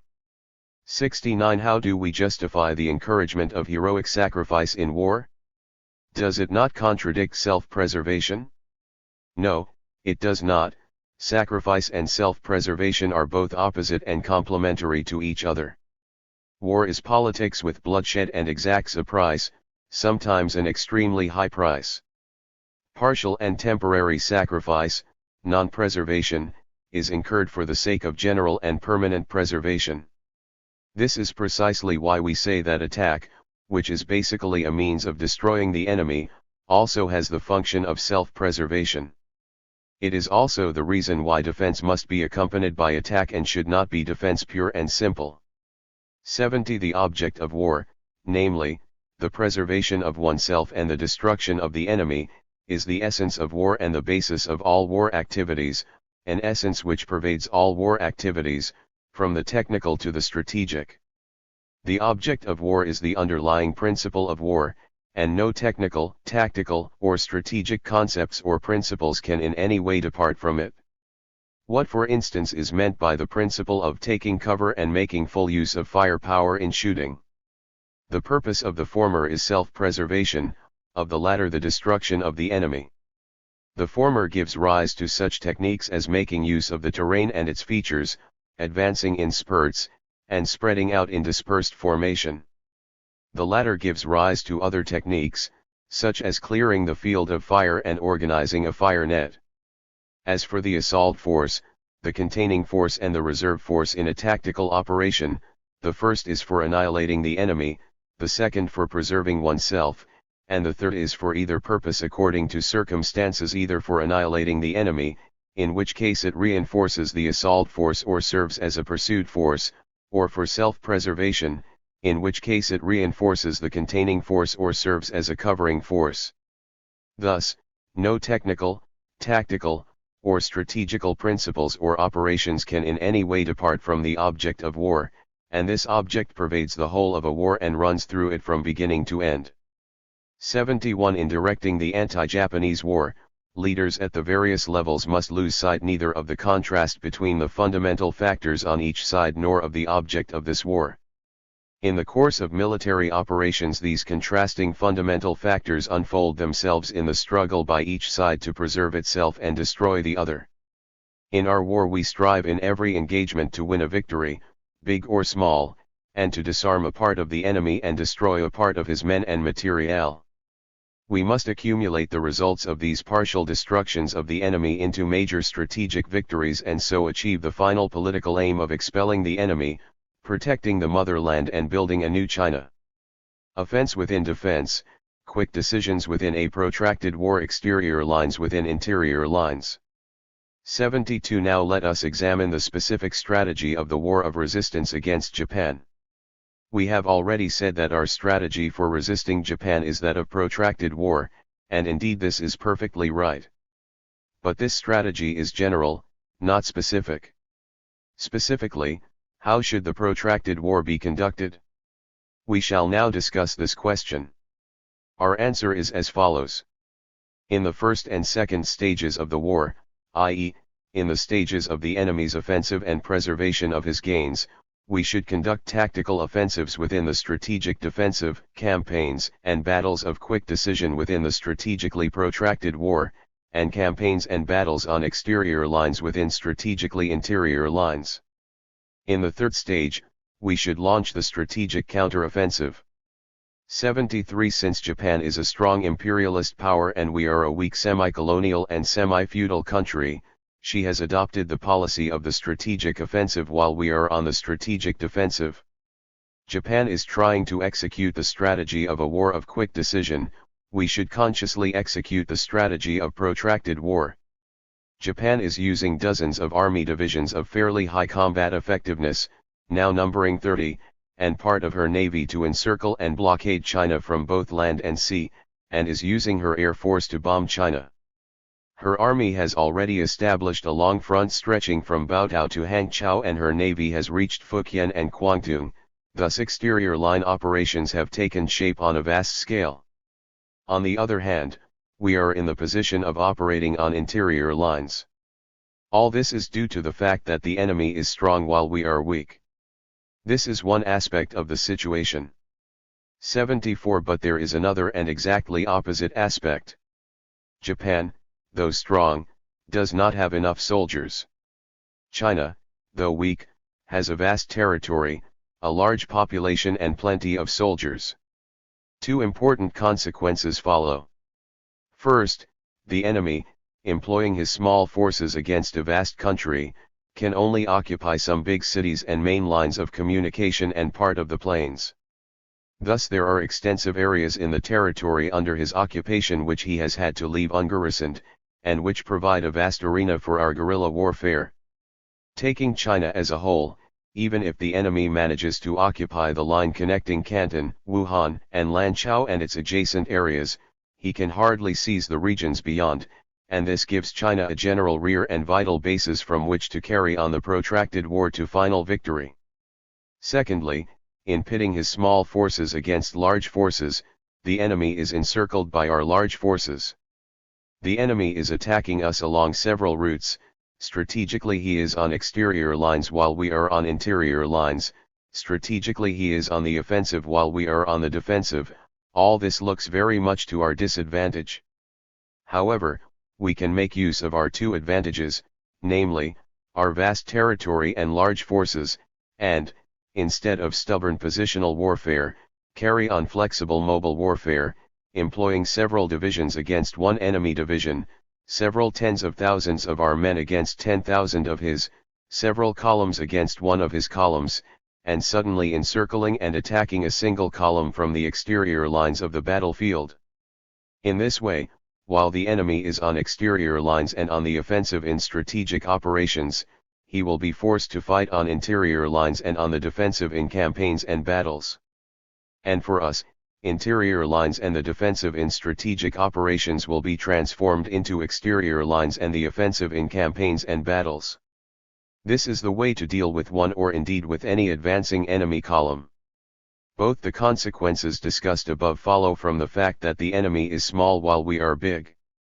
Moreover, the enemy forces, though small, are strong, in arms and in training, while our forces, though large, are weak, in arms and in training but not in morale, and in campaigns and battles. Therefore, we should not only employ large forces against small and operate from exterior against interior lines, but also follow the policy of seeking quick decisions. In general, to achieve quick decision, we should attack a moving and not a stationary enemy. We should concentrate a big force under cover beforehand alongside the route which the enemy is sure to take, and while he is on the move, advance suddenly to encircle and attack him before he knows what is happening, and thus quickly conclude the battle. If we fight well, we may destroy the entire enemy force or the greater part or some part of it, and even if we do not fight so well, we may still inflict heavy casualties. This applies to any and every one of our battles. If each month we could win one sizable victory like that at Pingshinquan or Taechuang, not to speak of more, it would greatly demoralize the enemy, stimulate the morale of our own forces and evoke international support. Thus our strategically protracted war is translated in the field into battles of quick decision. The enemy's war of strategic quick decision is bound to change into protracted war after he is defeated in many campaigns and battles. 75 In a word, the above operational principle for fighting campaigns and battles is one of quick decision offensive warfare on exterior lines. It is the opposite of our strategic principle of protracted defensive warfare on interior lines, and yet it is the indispensable principle for carrying out this strategy. If we should use protracted defensive warfare on interior lines as the principle for campaigns and battles too, as we did at the beginning of the War of Resistance, it would be totally unsuited to the circumstances in which the enemy is small while we are big and the enemy is strong while we are weak. In that case we could never achieve our strategic objective of a protracted war and we would be defeated by the enemy. That is why we have always advocated the organization of the forces of the entire country into a number of large field armies, each counterposed to one of the enemy's field armies but having 2, 3, or 4 times its strength, and so keeping the enemy engaged in extensive theaters of war in accordance with the principle outlined above. This principle of quick decision offensive warfare on exterior lines can and must be applied in guerrilla as well as in regular warfare. It is applicable not only to any one stage of the war but to its entire course. In the stage of strategic counteroffensive, when we are better equipped technically and are no longer in the position of the weak fighting the strong, we shall be able to capture prisoners and booty on a large scale all the more effectively if we continue to employ superior numbers in quick decision offensive battles from exterior lines. For instance, if we employ 2, 3, or 4 mechanized divisions against one mechanized enemy division, we can be all the more certain of destroying it. It is common sense that several hefty fellows can easily beat one. 76 If we resolutely apply quick decision offensive warfare on exterior lines on a battlefield, we shall not only change the balance of forces on that battlefield, but also gradually change the general situation. On the battlefield we shall be on the offensive and the enemy on the defensive, we shall be employing superior numbers on exterior lines and the enemy inferior numbers on interior lines, and we shall seek quick decisions, while the enemy, try as he may, will not be able to protract the fighting in the expectation of reinforcements. For all these reasons, the enemy's position will change from strong to weak, from superior to inferior, while that of our forces will change from weak to strong, from inferior to superior. After many such battles have been victoriously fought, the general situation between us and the enemy will change. That is to say, through the accumulation of victories on many battlefields by quick decision offensive warfare on exterior lines, we shall gradually strengthen ourselves and weaken the enemy, which will necessarily affect the general balance of forces and bring about changes in it. When that happens, these changes, together with other factors on our side and together with the changes inside the enemy camp and a favorable international situation, will turn the overall situation between us and the enemy first into one of parity and then into one of superiority for us. That will be the time for us to launch the counter-offensive and drive the enemy out of the country. 77 War is a contest of strength, but the original pattern of strength changes in the course of war. Here the decisive factor is subjective effort, winning more victories and committing fewer errors. The objective factors provide the possibility for such change, but in order to turn this possibility into actuality, both correct policy and subjective effort are essential. It is then that the subjective plays the decisive role. Initiative, flexibility, and planning. 78 In quick decision offensive campaigns and battles on exterior lines, as discussed above, the crucial point is the offensive. Exterior lines refers to the sphere of the offensive and quick decision to its duration. Hence the name quick decision offensive warfare on exterior lines. It is the best principle for waging a protracted war, and it is also the principle for what is known as mobile warfare. But it cannot be put into effect without initiative, flexibility, and planning. Let us now study these three questions. 79 We have already discussed man's conscious dynamic role, so why do we talk about the initiative again? By conscious dynamic role we mean conscious action and effort, a characteristic distinguishing man from other beings, and this human characteristic manifests itself most strongly in war. All this has been discussed already. The initiative here means an army's freedom of action as distinguished from an enforced loss of freedom. Freedom of action is the very life of an army, and, once it is lost, the army is close to defeat or destruction. The disarming of a soldier is the result of his losing freedom of action through being forced into a passive position. The same is true of the defeat of an army. For this reason both sides in war do all they can to gain the initiative and avoid passivity. It may be said that the quick decision offensive warfare on exterior lines which we advocate and the flexibility and planning necessary for its execution are designed to gain the initiative and thus force the enemy into a passive position and achieve the object of preserving ourselves and destroying the enemy. But initiative or passivity is inseparable from superiority or inferiority in the capacity to wage war. Consequently, it is also inseparable from the correctness or incorrectness of the subjective direction of war. In addition, there is the question of exploiting the enemy's misconceptions and unpreparedness in order to gain the initiative and force the enemy into passivity. These points are analyzed below. 80 Initiative is inseparable from superiority in capacity to wage war, while passivity is inseparable from inferiority in capacity to wage war. Such superiority or inferiority is the objective basis of initiative or passivity.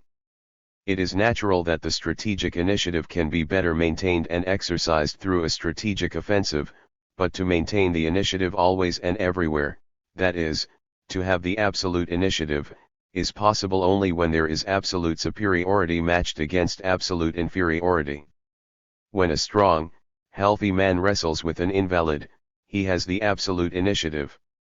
If Japan were not riddled with insoluble contradictions, if, for instance, she could throw in a huge force of several million or 10 million men all at once, if her financial resources were several times what they are, if she had no opposition from her own people or from other countries, and if she did not pursue the barbarous policies which arouse the desperate resistance of the Chinese people, then she would be able to maintain absolute superiority and have the absolute initiative always and everywhere.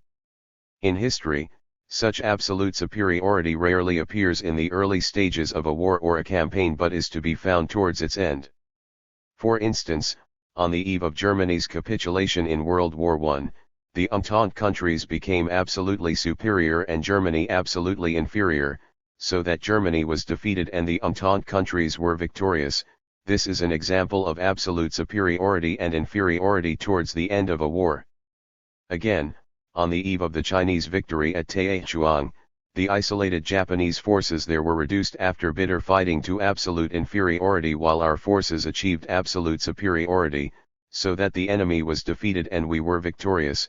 This is an example of absolute superiority and inferiority towards the end of a campaign. A war or campaign may also end in a situation of relative superiority or of parity, in which case there is compromise in the war or stalemate in the campaign. But in most cases it is absolute superiority and inferiority that decide victory and defeat. All this holds for the end of a war or a campaign, and not for the beginning. The outcome of the Sino-Japanese War, it can be predicted, will be that Japan will become absolutely inferior and be defeated and that China will become absolutely superior and gain victory. But at present superiority or inferiority is not absolute on either side, but is relative. With the advantages of her military, economic, and political organizational power, Japan enjoys superiority over us with our military, economic, and political organizational weakness, which creates the basis for her initiative. But since quantitatively her military and other power is not great and she has many other disadvantages, her superiority is reduced by her own contradictions. Upon her invasion of China, her superiority has been reduced still further because she has come up against our vast territory, large population, great numbers of troops and resolute nationwide resistance. Hence, Japan's general position has become one of only relative superiority, and her ability to exercise and maintain the initiative, which is thereby restricted, has likewise become relative. As for China, though placed in a somewhat passive position strategically because of her inferior strength, she is nevertheless quantitatively superior in territory, population, and troops, and also superior in the morale of her people and army and their patriotic hatred of the enemy. This superiority, together with other advantages, reduces the extent of her inferiority in military, economic, and other power, and changes it into a relative strategic inferiority. This also reduces the degree of China's passivity so that her strategic position is one of only relative passivity. Any passivity, however, is a disadvantage, and one must strive hard to shake it off. Militarily, the way to do so is resolutely to wage quick decision offensive warfare on exterior lines, to launch guerrilla warfare in the rear of the enemy and so secure overwhelming local superiority and initiative in many campaigns of mobile and guerrilla warfare. Through such local superiority and local initiative in many campaigns, we can gradually create strategic superiority and strategic initiative and extricate ourselves from strategic inferiority and passivity. Such is the interrelation between initiative and passivity, between superiority and inferiority. 81 From this we can also understand the relationship between initiative or passivity and the subjective directing of war. As already explained, it is possible to escape from our position of relative strategic inferiority and passivity, and the method is to create local superiority and initiative in many campaigns, so depriving the enemy of local superiority and initiative and plunging him into inferiority and passivity. These local successes will add up to strategic superiority and initiative for us and strategic inferiority and passivity for the enemy. Such a change depends upon correct subjective direction. Why? Because while we seek superiority and the initiative, so does the enemy.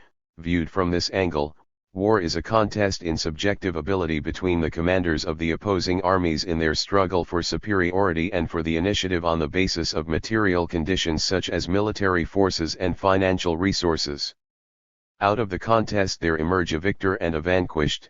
Leaving aside the contrast in objective material conditions, the victor will necessarily owe his success to correct subjective direction and the vanquished his defeat to wrong subjective direction. We admit that the phenomenon of war is more elusive and is characterized by greater uncertainty than any other social phenomenon, in other words, that it is more a matter of probability. Yet war is in no way supernatural, but a mundane process governed by necessity. That is why Sun Tzu's axiom, know the enemy and know yourself, and you can fight 100 battles with no danger of defeat, 20 remains a scientific truth. Mistakes arise from ignorance about the enemy and about ourselves, and moreover the peculiar nature of war makes it impossible in many cases to have full knowledge about both sides, hence the uncertainty about military conditions and operations, and hence mistakes and defeats. But whatever the situation and the moves in a war, one can know their general aspects and essential points. It is possible for a commander to reduce errors and give generally correct direction, first through all kinds of reconnaissance and then through intelligent inference and judgment. Armed with the weapon of generally correct direction, we can win more battles and transform our inferiority into superiority and our passivity into initiative. This is how initiative or passivity is related to the correct or incorrect subjective direction of a war. 82. The thesis that incorrect subjective direction can change superiority and initiative into inferiority and passivity, and that correct subjective direction can effect a reverse change, becomes all the more convincing when we look at the record of defeats suffered by big and powerful armies and of victories won by small and weak armies. There are many such instances in Chinese and foreign history. Examples in China are the Battle of Qinpu between the states of Xin and Chu, 21 the Battle of Qinkao between the states of Chu and Han, 22 the battle in which Han Hsin defeated the Chao armies, 23 the Battle of Kunyang between the states of Hsin and Han, 24 the Battle of Quantu between Yuan Shao and Tsao, 25 the Battle of Chipi between the states of Wu and Wei, 26 the Battle of Yuling between the states of Wu and Shu, 27 the Battle of Faishui between the states of Qin and Xin, 28 etc. Among examples to be found abroad are most of Napoleon's campaigns and the civil war in the Soviet Union after the October Revolution. In all these instances, victory was won by small forces over big and by inferior over superior forces. In every case, the weaker force, pitting local superiority and initiative against the enemy's local inferiority and passivity, first inflicted one sharp defeat on the enemy and then turned on the rest of his forces and smashed them one by one, thus transforming the overall situation into one of superiority and initiative. The reverse was the case with the enemy who originally had superiority and held the initiative. Owing to subjective errors and internal contradictions, it sometimes happened that he completely lost an excellent or fairly good position in which he enjoyed superiority and initiative, and became a general without an army or a king without a kingdom. Thus it can be seen that although superiority or inferiority in the capacity to wage war is the objective basis determining initiative or passivity, it is not in itself actual initiative or passivity, it is only through a struggle, a contest of ability, that actual initiative or passivity can emerge. In the struggle, correct subjective direction can transform inferiority into superiority and passivity into initiative, and incorrect subjective direction can do the opposite. The fact that every ruling dynasty was defeated by revolutionary armies shows that mere superiority in certain respects does not guarantee the initiative, much less the final victory. The inferior side can wrest the initiative and victory from the superior side by securing certain conditions through active subjective endeavor in accordance with the actual circumstances. 83 To have misconceptions and to be caught unawares may mean to lose superiority and initiative. Hence, deliberately creating misconceptions for the enemy and then springing surprise attacks upon him are two ways, indeed two important means of achieving superiority and seizing the initiative. What are misconceptions? To see every bush and tree on Mount Pakung as an enemy soldier 29 is an example of misconception. And making a feint to the east but attacking in the west is a way of creating misconceptions among the enemy. When the mass support is sufficiently good to block the leakage of news, it is often possible by various ruses to succeed in leading the enemy into a morass of wrong judgments and actions so that he loses his superiority and the initiative. The saying, "There can never be too much deception in war," means precisely this. What does being caught unawares mean? It means being unprepared. Without preparedness, superiority is not real superiority, and there can be no initiative either. Having grasped this point, a force which is inferior but prepared can often defeat a superior enemy by surprise attack. We say an enemy on the move is easy to attack precisely because he is then off guard, that is, unprepared. These 2 points, creating misconceptions among the enemy and springing surprise attacks on him, mean transferring the uncertainties of war to the enemy while securing the greatest possible certainty for ourselves and thereby gaining superiority, the initiative, and victory. Excellent organization of the masses is the prerequisite for attaining all this. Therefore it is extremely important to arouse all the people who are opposed to the enemy, to arm themselves to the last man, make widespread raids on the enemy, and also prevent the leakage of news and provide a screen for our own forces. In this way the enemy will be kept in the dark about where and when our forces will attack, and an objective basis will be created for misconceptions and unpreparedness on his part. It was largely owing to the organized, armed masses of the people that the weak and small force of the Chinese Red Army was able to win many battles in the period of the Agrarian Revolutionary War. Logically, a national war should win broader mass support than an agrarian revolutionary war. However, as a result of past mistakes, the people are in an unorganized state, cannot be promptly drawn in to serve the cause, and are sometimes even made use of by the enemy. The resolute rallying of the people on a broad scale is the only way to secure inexhaustible resources to meet all the requirements of the war. Moreover, it will definitely play a big part in carrying out our tactics of defeating the enemy by misleading him and catching him unawares. We are not Duke Shang of Sung and have no use for his asinine ethics. 31. In order to achieve victory, we must as far as possible make the enemy blind and deaf by sealing his eyes and ears, and drive his commanders to distraction by creating confusion in their minds. The above concerns the way in which the initiative or passivity is related to the subjective direction of the war. Such subjective direction is indispensable for defeating Japan. 84. By and large, Japan has held the initiative in the stage of her offensive by reason of her military power and her exploitation of our subjective errors, past and present. But her initiative is beginning to wane to some extent because of her many inherent disadvantages and of the subjective errors she too has committed in the course of the war, of which more later, and also because of our many advantages. The enemy's defeat at Taizhuang and his predicament in Shanxi prove this clearly. The widespread development of guerrilla warfare in the enemy's rear has placed his garrisons in the occupied areas in a completely passive position. Although he is still on the offensive strategically and still holds the initiative, his initiative will end when his strategic offensive ends. The first reason why the enemy will not be able to maintain the initiative is that his shortage of troops renders it impossible for him to carry on the offensive indefinitely. Our offensive warfare in campaigns and our guerrilla warfare behind the enemy lines, together with other factors, constitute the second reason why he will have to cease his offensive at a certain limit and will not be able to keep his initiative.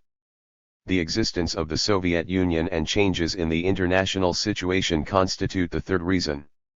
Thus it can be seen that the enemy's initiative is limited and can be shattered. If, in military operations, China can keep up offensive warfare by her main forces in campaigns and battles, vigorously develop guerrilla warfare in the enemy's rear and mobilize the people on a broad scale politically, we can gradually build up a position of strategic initiative. 85. Let us now discuss flexibility. What is flexibility? It is the concrete realization of the initiative in military operations. It is the flexible employment of armed forces. The flexible employment of armed forces is the central task in directing a war, a task most difficult to perform well.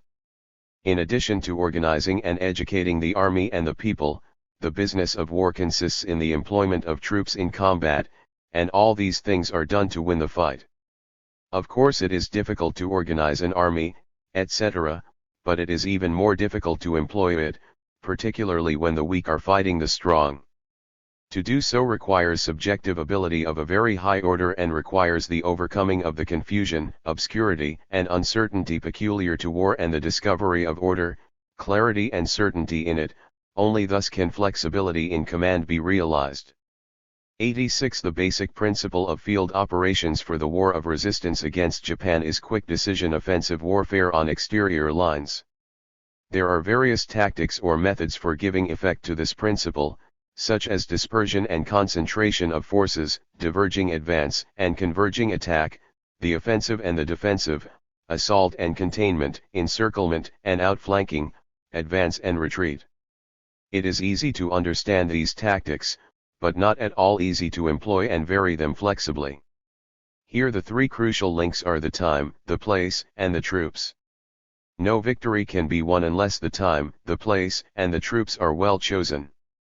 For example, in attacking an enemy force on the move, if we strike too early, we expose ourselves and give the enemy a chance to prepare, and if we strike too late, the enemy may have encamped and concentrated his forces, presenting us with a hard nut to crack.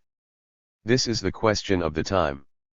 If we select a point of assault on the left flank which actually turns out to be the enemy's weak point, victory will be easy, but if we select the right flank and hit a snag, nothing will be achieved. This is the question of the place. If a particular unit of our forces is employed for a particular task, victory may be easy, but if another unit is employed for the same task, it may be hard to achieve results. This is the question of the troops. We should know not only how to employ tactics but how to vary them. For flexibility of command, the important task is to make changes such as from the offensive to the defensive or from the defensive to the offensive, from advance to retreat or from retreat to advance, from containment to assault or from assault to containment, from encirclement to outflanking or from outflanking to encirclement, and to make such changes properly and in good time according to the circumstances of the troops and terrain on both sides. This is true of command in campaigns and strategic command as well as of command in battles.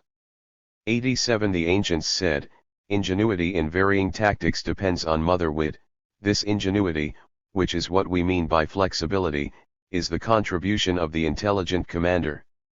Flexibility does not mean recklessness, recklessness must be rejected. Flexibility consists in the intelligent commander's ability to take timely and appropriate measures on the basis of objective conditions after judging the hour and sizing up the situation. The situation includes the enemy's situation, our situation, and the terrain, and this flexibility is ingenuity in varying tactics. On the basis of this ingenuity, we can win more victories in quick decision offensive warfare on exterior lines, change the balance of forces in our favor, gain the initiative over the enemy, and overwhelm and crush him so that the final victory will be ours. 88. Let us now discuss the question of planning. Because of the uncertainty peculiar to war, it is much more difficult to prosecute war according to plan than is the case with other activities. Yet, since preparedness ensures success and unpreparedness spells failure, there can be no victory in war without advance planning and preparations. There is no absolute certainty in war, and yet it is not without some degree of relative certainty. We are comparatively certain about our own situation. We are very uncertain about the enemy's, but here too there are signs for us to read, clues to follow and sequences of phenomena to ponder. These form what we call a degree of relative certainty, which provides an objective basis for planning in war. Modern technical developments, telegraphy, radio, airplanes, motor vehicles, railways, steamships, etc., have added to the possibilities of planning in war. However, complete or stable planning is difficult because there is only very limited and transient certainty in war. Such planning must change with the movement, flow or change, of the war and vary in degree according to the scale of the war. Tactical plans, such as plans for attack or defense by small formations or units, often have to be changed several times a day. A plan of campaign, that is, of action by large formations, can generally stand till the conclusion of the campaign, in the course of which, however, it is often changed partially or sometimes even wholly. A strategic plan based on the overall situation of both belligerents is still more stable, but it too is applicable only in a given strategic stage and has to be changed when the war moves towards a new stage. The making and changing of tactical, campaign and strategic plans in accordance with scope and circumstance is a key factor in directing a war. It is the concrete expression of flexibility in war. In other words, it is also ingenuity in varying one's tactics. Commanders at all levels in the anti-Japanese war should take note. 89. Because of the fluidity of war, some people categorically deny that war plans or policies can be relatively stable, describing such plans or policies as mechanical. This view is wrong. In the preceding section we fully recognized that, because the circumstances of war are only relatively certain and the flow, movement or change, of war is rapid, war plans or policies can be only relatively stable and have to be changed or revised in good time in accordance with changing circumstances and the flow of the war, otherwise we would become mechanists. But one must not deny the need for war plans or policies that are relatively stable over given periods. To negate this is to negate everything, including the war itself as well as the negator himself. As both military conditions and operations are relatively stable, we must grant the relative stability of the war plans and policies resulting from them. For example, since both the circumstances of the war in northern China and the dispersed nature of the Eighth Route Army's operations are relatively stable for a particular stage, it is absolutely necessary during this stage to acknowledge the relative stability of the Eighth Route Army's strategic principle of operation, namely guerrilla warfare is basic, but lose no chance for mobile warfare under favorable conditions. The period of validity of a plan for a campaign is shorter than that of a strategic plan, and for a tactical plan it is shorter still, but each is stable over a given period. Anyone denying this point would have no way of handling warfare and would become a relativist in war with no settled views, for whom one course is just as wrong or just as right as another. No one denies that even a plan valid for a given period is fluid, otherwise, one plan would never be abandoned in favor of another. But it is fluid within limits, fluid within the bounds of the various war operations undertaken for carrying it out, but not fluid as to its essence. In other words, it is quantitatively but not qualitatively fluid. Within such a given period of time, this essence is definitely not fluid, which is what we mean by relative stability within a given period. In the great river of absolute fluidity throughout the war there is relative stability at each particular stretch. Such is our fundamental view regarding war plans or policies. 90. Having dealt with protracted defensive warfare on interior lines in strategy and with quick decision offensive warfare on exterior lines in campaigns and battles, and also with the initiative, flexibility, and planning, we can now sum up briefly. The anti-Japanese war must have a plan. War plans, which are the concrete application of strategy and tactics, must be flexible so that they can be adapted to the circumstances of the war. We should always seek to transform our inferiority into superiority and our passivity into the initiative so as to change the situation as between the enemy and ourselves. All these find expression in quick decision offensive warfare on exterior lines in campaigns and battles and protracted defensive warfare on interior lines in strategy. Mobile warfare, guerrilla warfare, and positional warfare. 91. A war will take the form of mobile warfare when its content is quick decision offensive warfare on exterior lines in campaigns and battles within the framework of the strategy of interior lines, protracted war, and defense. Mobile warfare is the form in which regular armies wage quick decision offensive campaigns and battles on exterior lines along extensive fronts and over big areas of operation. At the same time, it includes mobile defense, which is conducted when necessary to facilitate such offensive battles. It also includes positional attack and positional defense in a supplementary role. Its characteristics are regular armies, superiority of forces in campaigns and battles, the offensive, and fluidity. 92. China has a vast territory and an immense number of soldiers, but her troops are inadequately equipped and trained. The enemy's forces, on the other hand, are inadequate in number, but better equipped and trained. In this situation, there is no doubt that we must adopt offensive mobile warfare as our primary form of warfare, supplementing it by others and integrating them all into mobile warfare.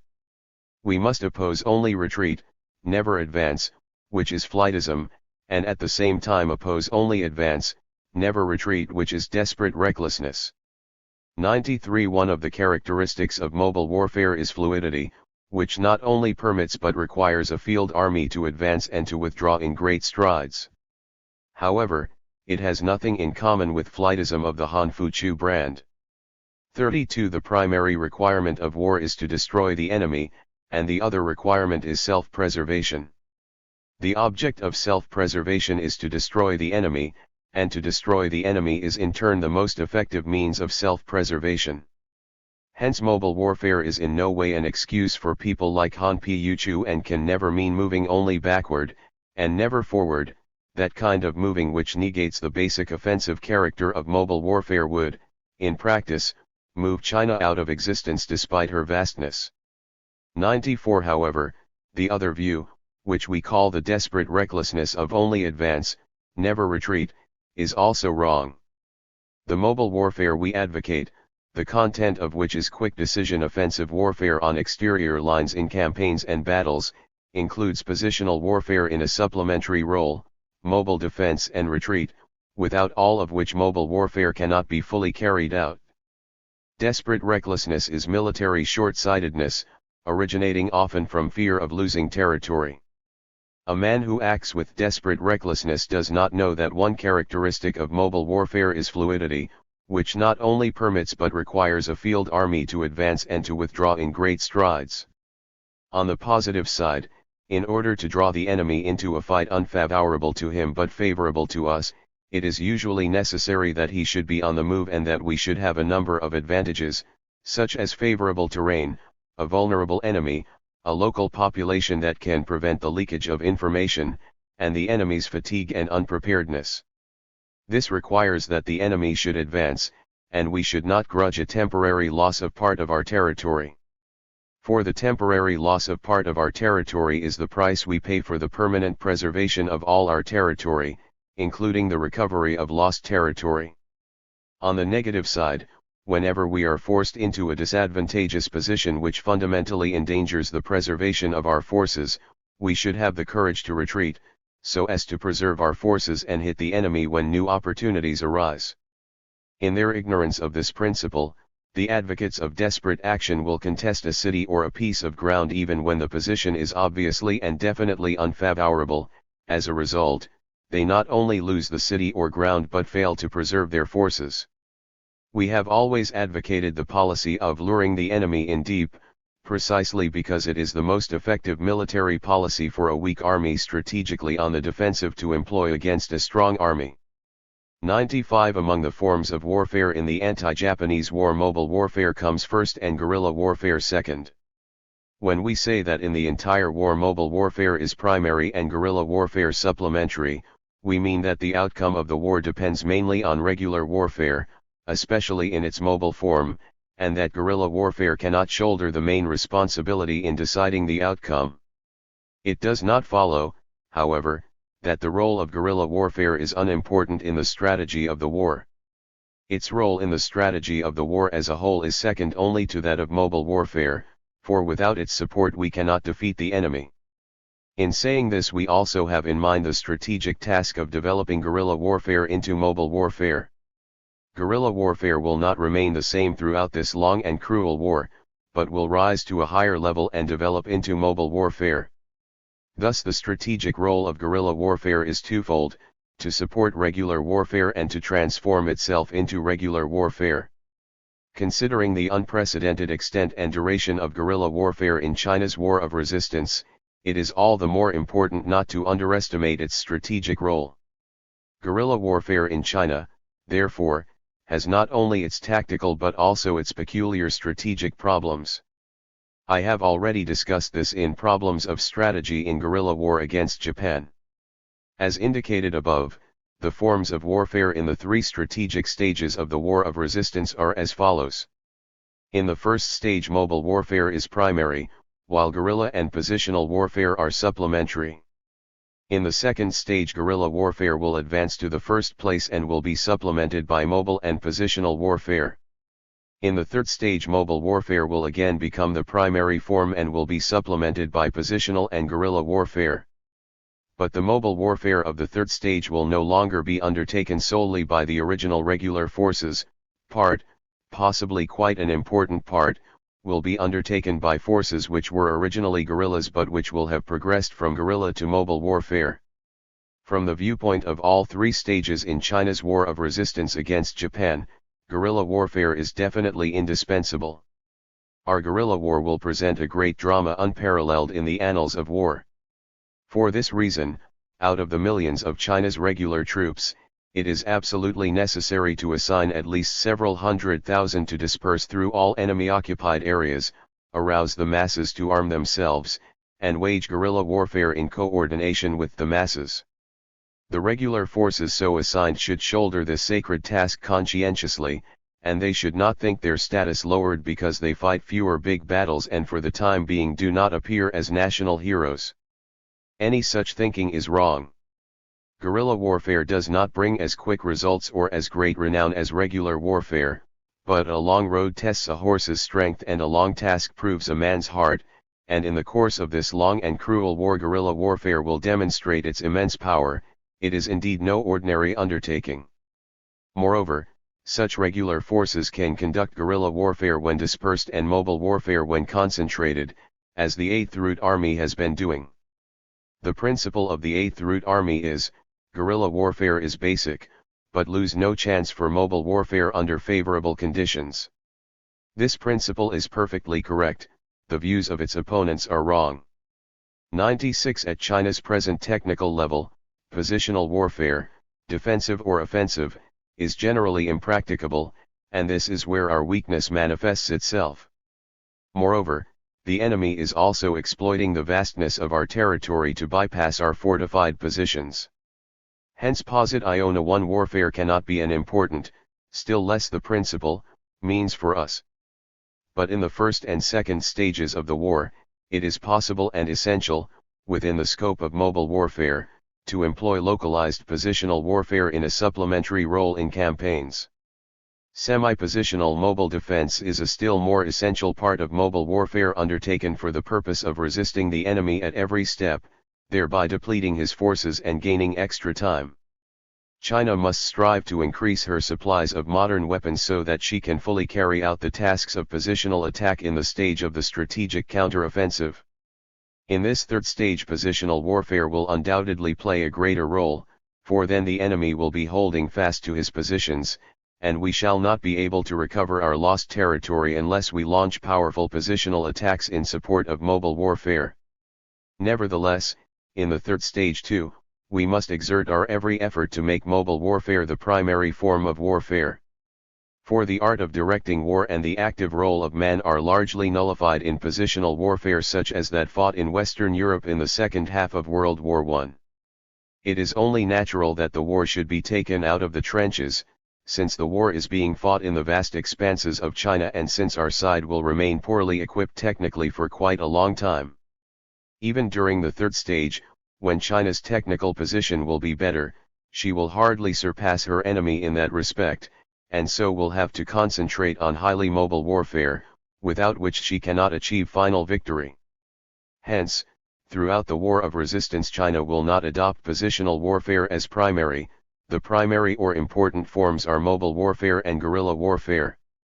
These two forms of warfare will afford full play to the art of directing war and to the active role of man. What a piece of good fortune out of our misfortune! War of attrition and war of annihilation. 97 As we have said before, the essence, or the object, of war is to preserve oneself and destroy the enemy. Since there are three forms of warfare, mobile, positional and guerrilla, for achieving this object, and since they differ in degrees of effectiveness, there arises the broad distinction between war of attrition and war of annihilation. 98 To begin with, we may say that the anti-Japanese war is at once a war of attrition and a war of annihilation. Why? Because the enemy is still exploiting his strength and retains strategic superiority and strategic initiative, and therefore, unless we fight campaigns and battles of annihilation, we cannot effectively and speedily reduce his strength and break his superiority and initiative. We still have our weakness and have not yet rid ourselves of strategic inferiority and passivity, therefore, Unless we fight campaigns and battles of annihilation, we cannot win time to improve our internal and international situation and alter our unfavorable position. Hence campaigns of annihilation are the means of attaining the objective of strategic attrition. In this sense, war of annihilation is war of attrition. It is chiefly by using the method of attrition through annihilation that China can wage protracted war. 99 But the objective of strategic attrition may also be achieved by campaigns of attrition. Generally speaking, mobile warfare performs the task of annihilation, positional warfare performs the task of attrition, and guerrilla warfare performs both simultaneously. The three forms of warfare are thus distinguished from one another. In this sense, war of annihilation is different from war of attrition. Campaigns of attrition are supplementary but necessary in protracted war. 100 Speaking theoretically and in terms of China's needs, in order to achieve the strategic objective of greatly depleting the enemy's forces, China in her defensive stage should not only exploit the function of annihilation, which is fulfilled primarily by mobile warfare and partially by guerrilla warfare, but also exploit the function of attrition, which is fulfilled primarily by positional warfare, which itself is supplementary, and partially by guerrilla warfare. In the stage of stalemate, we should continue to exploit the functions of annihilation and attrition fulfilled by guerrilla and mobile warfare for further large-scale depletion of the enemy's forces. All this is aimed at protracting the war, gradually changing the general balance of forces and preparing the conditions for our counteroffensive. During the strategic counteroffensive, we should continue to employ the method of attrition through annihilation so as finally to expel the enemy. 101 But as a matter of fact, it was our experience in the last 10 months that many or even most of the mobile warfare campaigns became campaigns of attrition, and guerrilla warfare did not adequately fulfill its proper function of annihilation in certain areas. The positive aspect is that at least we depleted the enemy's forces, which is important both for the protracted warfare and for our final victory, and did not shed our blood in vain. But the drawbacks are first, that we did not sufficiently deplete the enemy, and second, that we were unable to avoid rather heavy losses and captured little war booty. Although we should recognize the objective cause of this situation, namely, the disparity between us and the enemy in technical equipment and in the training of troops, in any case it is necessary, both theoretically and practically, to urge that our main forces should fight vigorous battles of annihilation whenever circumstances are favorable. And although our guerrilla units have to wage battles of pure attrition in performing specific tasks such as sabotage and harassment, it is necessary to advocate and vigorously carry out campaigns and battles of annihilation whenever circumstances are favorable, so as greatly to deplete the enemy's forces and greatly replenish our own. 102 The exterior lines, the quick decision and the offensive in quick decision offensive warfare on exterior lines and the mobility in mobile warfare find their main operational expression in the use of encircling and outflanking tactics, hence the necessity for concentrating superior forces. Therefore, concentration of forces and the use of encircling and outflanking tactics are the prerequisites for mobile warfare, that is, for quick decision offensive warfare on exterior lines. All this is aimed at annihilating the enemy forces. 103 The strength of the Japanese army lies not only in its weapons but also in the training of its officers and men, its degree of organization, its self-confidence arising from never having been defeated, its superstitious belief in the Mikado and in supernatural beings, its arrogance, its contempt for the Chinese people and other such characteristics, all of which stem from long years of indoctrination by the Japanese warlords and from the Japanese national tradition. This is the chief reason why we have taken very few prisoners, although we have killed and wounded a great many enemy troops. It is a point that has been underestimated by many people in the past. To destroy these enemy characteristics will be a long process. The first thing to do is to give the matter serious attention, and then patiently and systematically to work at it in the political field and in the fields of international propaganda and the Japanese people's movement. In the military sphere, war of annihilation is of course one of the means. In these enemy characteristics, pessimists may find a basis for the theory of national subjugation, and passively minded military men a basis for opposition to war of annihilation. We, on the contrary, maintain that these strong points of the Japanese army can be destroyed and that their destruction has already begun. The chief method of destroying them is to win over the Japanese soldiers politically. We should understand, rather than hurt their pride, and channel it in the proper direction and, by treating prisoners of war leniently, lead the Japanese soldiers to see the anti-popular character of the aggression committed by the Japanese rulers.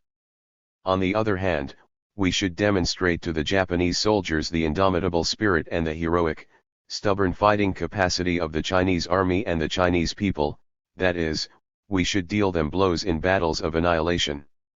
Our experience in the last 10 months of military operations shows that it is possible to annihilate enemy forces. Witness the Pingxingquan and Taechuan campaigns. The Japanese army's morale is beginning to sag, its soldiers do not understand the aim of the war, they are engulfed by the Chinese armies and by the Chinese people, in assault they show far less courage than the Chinese soldiers, and so on. All these are objective factors favorable to waging battles of annihilation, and they will, moreover, steadily develop as the war becomes protracted. From the viewpoint of destroying the enemy's overweening arrogance through battles of annihilation, such battles are one of the prerequisites for shortening the war and accelerating the emancipation of the Japanese soldiers and the Japanese people. Cats make friends with cats, and nowhere in the world do cats make friends with mice. 104. On the other hand, it must be admitted that for the present we are inferior to the enemy in technical equipment and in troop training. Therefore, it is often difficult to achieve the maximum in annihilation, such as capturing the whole or the greater part of an enemy force, especially when fighting on the plains. In this connection, the excessive demands of the theorists of quick victory are wrong. What should be demanded of our forces in the anti-Japanese war is that they should fight battles of annihilation as far as possible. In favorable circumstances, we should concentrate superior forces in every battle and employ encircling and outflanking tactics. Encircle part if not all of the enemy forces, capture part if not all of the encircled forces, and inflict heavy casualties on part of the encircled forces if we cannot capture them. In circumstances which are unfavorable for battles of annihilation, we should fight battles of attrition. In favorable circumstances, we should employ the principle of concentration of forces, and in unfavorable circumstances that of their dispersion. As for the relationship of command in campaigns, we should apply the principle of centralized command in the former and that of decentralized command in the latter. These are the basic principles of field operations for the war of resistance against Japan. The possibilities of exploiting the enemy's mistakes. 105. The enemy command itself provides a basis for the possibility of defeating Japan. History has never known an infallible general, and the enemy makes mistakes just as we ourselves can hardly avoid making them, hence, the possibility exists of exploiting the enemy's errors. In the 10 months of his war of aggression, the enemy has already made many mistakes in strategy and tactics. There are 5 major ones. First, piecemeal reinforcement. This is due to the enemy's underestimation of China and also to his shortage of troops. The enemy has always looked down on us. After grabbing the 4 northeastern provinces at small cost, he occupied eastern Hopi and northern Chahar, all by way of strategic reconnaissance. The conclusion the enemy came to was that the Chinese nation is a heap of loose sand. Thus, thinking that China would crumble at a single blow, he mapped out a plan of quick decision, attempting with very small forces to send us scampering in panic. He did not expect to find such great unity and such immense powers of resistance as China has shown during the past 10 months, forgetting as he did that China is already in an era of progress and already has an advanced political party, an advanced army and an advanced people. Meeting with setbacks, the enemy then increased his forces piecemeal from about a dozen to 30 divisions. If he wants to advance, he will have to augment his forces still further. But because of Japan's antagonism with the Soviet Union and her inherent shortage of manpower and finances, there are inevitable limits to the maximum number of men she can throw in and to the furthest extent of her advance. Second, absence of a main direction of attack. Before the Taechuan campaign, The enemy had divided his forces more or less evenly between northern and central China and had again divided them inside each of these areas. In northern China, for instance, he divided his forces among the Shenzhen-Puqiao, the Peiping-Hankow and the Tadung-Puqiao railways, and along each of these lines he suffered some casualties and left some garrisons in the places occupied, after which he lacked the forces for further advances. After the Taizhuang defeat, from which he learned a lesson, the enemy concentrated his main forces in the direction of Sichuan, and so temporarily corrected this mistake. Third, lack of strategic coordination. On the whole, coordination exists within the groups of enemy forces in northern China and in central China, but there is glaring lack of coordination between the two. When his forces on the southern section of the Shenzhen-Puqiao Railway attacked Chopengpuo, those on the northern section made no move, and when his forces on the northern section attacked Taizhuang, those on the southern section made no move.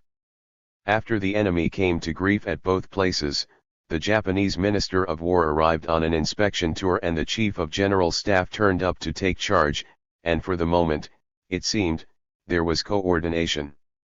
The landlord class, the bourgeoisie, and the warlords of Japan have very serious internal contradictions, which are growing, and the lack of military coordination is one of the concrete manifestations of this fact. Fourth, failure to grasp strategic opportunities. This failure was conspicuously shown in the enemy's halt after the occupation of Nanking and Taiyuan, chiefly because of his shortage of troops and his lack of a strategic pursuit force. Fifth, encirclement of large, but annihilation of small, numbers. Before the Taizhuang campaign, in the campaigns of Shanghai, Nanking, Tsungchao, Baoding, Nankow, Singkao and Linfen, many Chinese troops were routed but few were taken prisoner, which shows the stupidity of the enemy command. These 5 errors: piecemeal reinforcement, absence of a main direction of attack, lack of strategic coordination, failure to grasp opportunities, and encirclement of large, but annihilation of small, numbers were all points of incompetence in the Japanese command before the Taizhuang campaign. Although the enemy has since made some improvements, he cannot possibly avoid repeating his errors because of his shortage of troops, his internal contradictions and other factors. In addition, what he gains at one point he loses at another. For instance, when he concentrated his forces in northern China on Sichuan, he left a great vacuum in the occupied areas in northern China, which gave us full scope for developing guerrilla warfare. These mistakes were of the enemy's own making and not induced by us. On our part, we can deliberately make the enemy commit errors, that is, we can mislead him and maneuver him into the desired position by ingenious and effective moves with the help of a well-organized local population, for example, by making a feint to the east but attacking in the west. This possibility has already been discussed. All the above shows that in the enemy's command, too, we can find some basis for victory. Of course, we should not take it as an important basis for our strategic planning. On the contrary, the only reliable course is to base our planning on the assumption that the enemy will make few mistakes. Besides, the enemy can exploit our mistakes just as we can exploit his. It is the duty of our command to allow him the minimum of opportunities for doing so.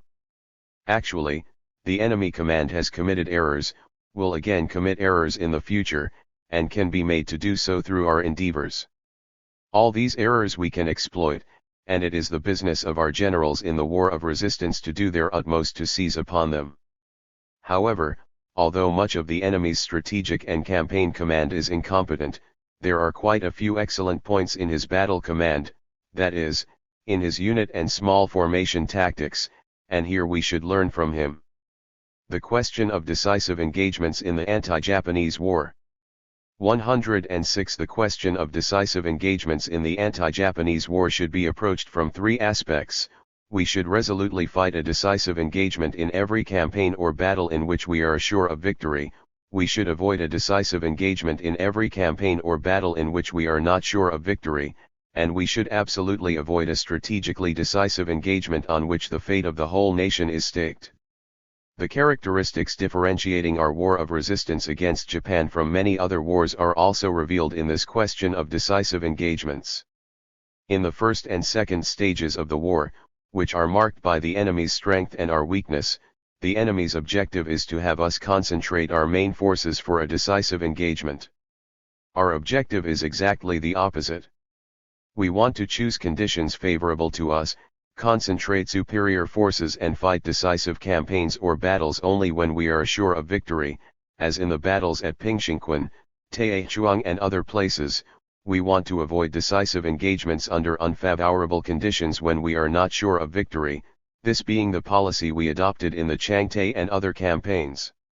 As for fighting a strategically decisive engagement on which the fate of the whole nation is staked, we simply must not do so, as witness the recent withdrawal from Sechel. The enemy's plan for a quick decision was thus foiled, and now he cannot help fighting a protracted war with us. These principles are impracticable in a country with a small territory, and hardly practicable in a country that is very backward politically. They are practicable in China because she is a big country and is in an era of progress. If strategically decisive engagements are avoided, then as long as the Green Mountains are there, one need not worry about firewood, for even though some of our territory may be lost, we shall still have plenty of room for maneuver and thus be able to promote and await domestic progress, international support, and the internal disintegration of the enemy. That is the best policy for us in the anti-Japanese war.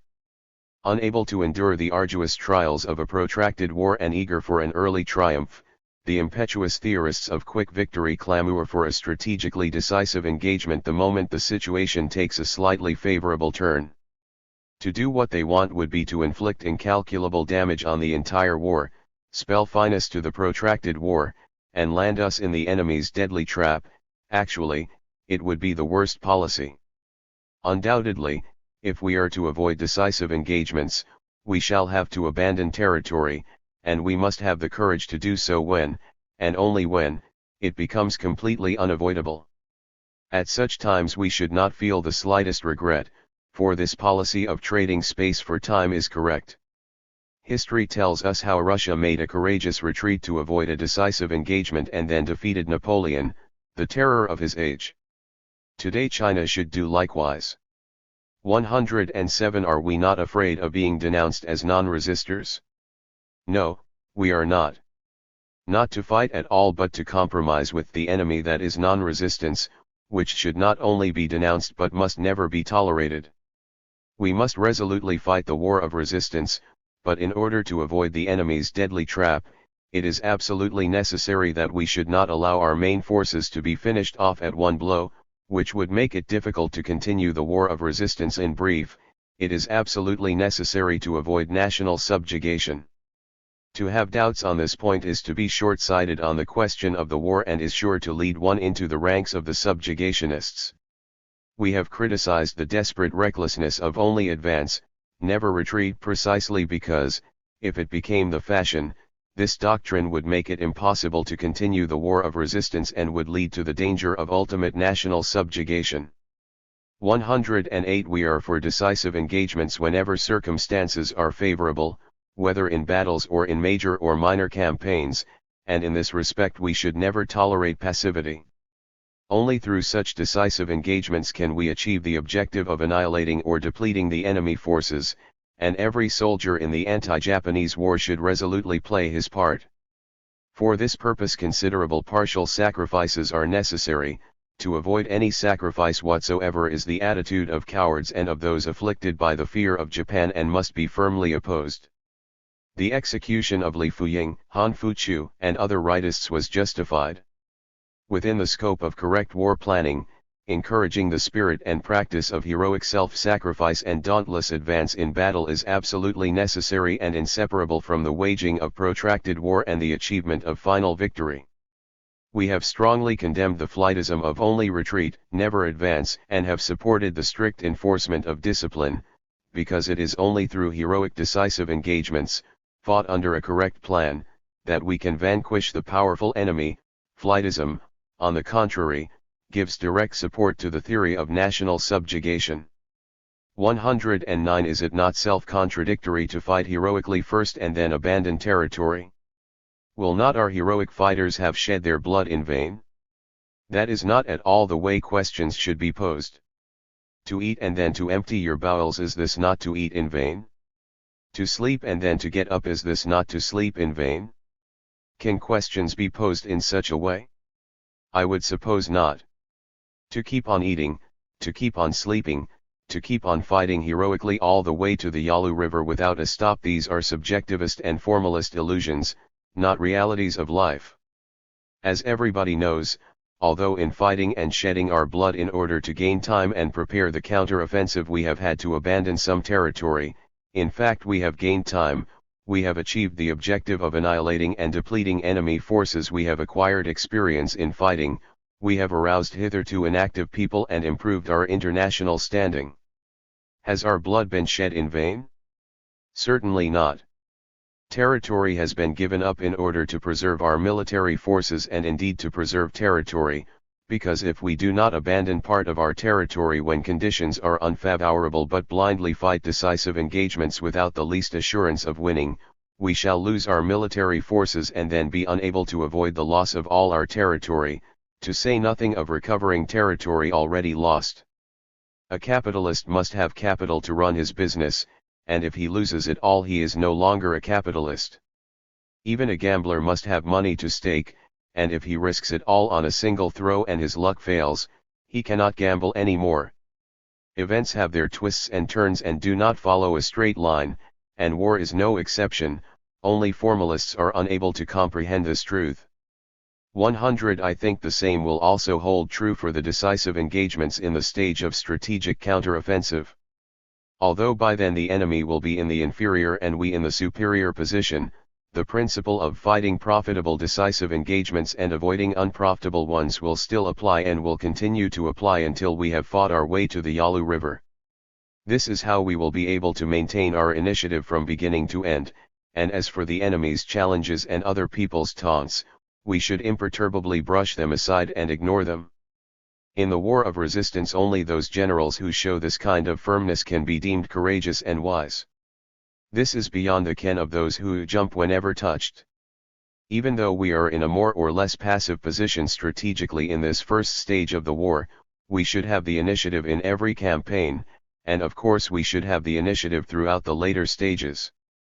We are for protracted war and final victory. We are not gamblers who risk everything on a single throw. The army and the people are the foundation of victory. 111 Japanese imperialism will never relax in its aggression against and repression of revolutionary China, this is determined by its imperialist nature. If China did not resist, Japan would easily seize all China without firing a single shot, as she did the four northeastern provinces. Since China is resisting, it is an inexorable law that Japan will try to repress this resistance until the force of her repression is exceeded by the force of China's resistance. The Japanese landlord class and bourgeoisie are very ambitious, and in order to drive south to Southeast Asia and north to Siberia, they have adopted the policy of breaking through in the center by first attacking China. Those who think that Japan will know where to stop and be content with the occupation of northern China and of Jiangsu and Zhejiang provinces completely fail to perceive that imperialist Japan, which has developed to a new stage and is approaching extinction, differs from the Japan of the past. When we say that there is a definite limit both to the number of men Japan can throw in and to the extent of her advance, we mean that with her available strength, Japan can only commit part of her forces against China and only penetrate China as far as their capacity allows, for she also wants to attack in other directions and has to defend herself against other enemies. At the same time, China has given proof of progress and capacity for stubborn resistance, and it is inconceivable that there should be fierce attacks by Japan without inevitable resistance by China. Japan cannot occupy the whole of China, but she will spare no effort to suppress China's resistance in all the areas she can reach, and will not stop until internal and external developments push Japanese imperialism to the brink of the grave. There are only two possible outcomes to the political situation in Japan. Either the downfall of her entire ruling class occurs rapidly, political power passes to the people and war thus comes to an end, which is impossible at the moment, or her landlord class and bourgeoisie become more and more fascist and maintain the war until the day of their downfall, which is the very road Japan is now traveling. There can be no other outcome. Those who hope that the moderates among the Japanese bourgeoisie will come forward and stop the war are only harboring illusions. The reality of Japanese politics for many years has been that the bourgeois moderates of Japan have fallen captive to the landlords and the financial magnates. Now that Japan has launched war against China, so long as she does not suffer a fatal blow from Chinese resistance and still retains sufficient strength, she is bound to attack Southeast Asia or Siberia, or even both. She will do so once war breaks out in Europe. In their wishful calculations, the rulers of Japan have it worked out on a grandiose scale. Of course, it is possible that Japan will have to drop her original plan of invading Siberia and adopt a mainly defensive attitude towards the Soviet Union on account of Soviet strength and of the serious extent to which Japan herself has been weakened by her war against China. But in that case, so far from relaxing her aggression against China, she will intensify it, because then the only way left to her will be to gobble up the weak. China's task of persevering in the war of resistance, the united front and the protracted war will then become all the more weighty, and it will be all the more necessary not to slacken our efforts in the slightest. 112 Under the circumstances, the main prerequisites for China's victory over Japan are nationwide unity and all-round progress on a scale 10 or even 100 times greater than in the past. China is already in an era of progress and has achieved a splendid unity, but her progress and unity are still far from adequate. That Japan has occupied such an extensive area is due not only to her strength but also to China's weakness. This weakness is entirely the cumulative effect of the various historical errors of the last 100 years, and especially of the last 10 years, which have confined progress to its present bounds. It is impossible to vanquish so strong an enemy without making an extensive and long-term effort. There are many things we have to exert ourselves to do. Here I will deal only with two fundamental aspects, the progress of the army and the progress of the people.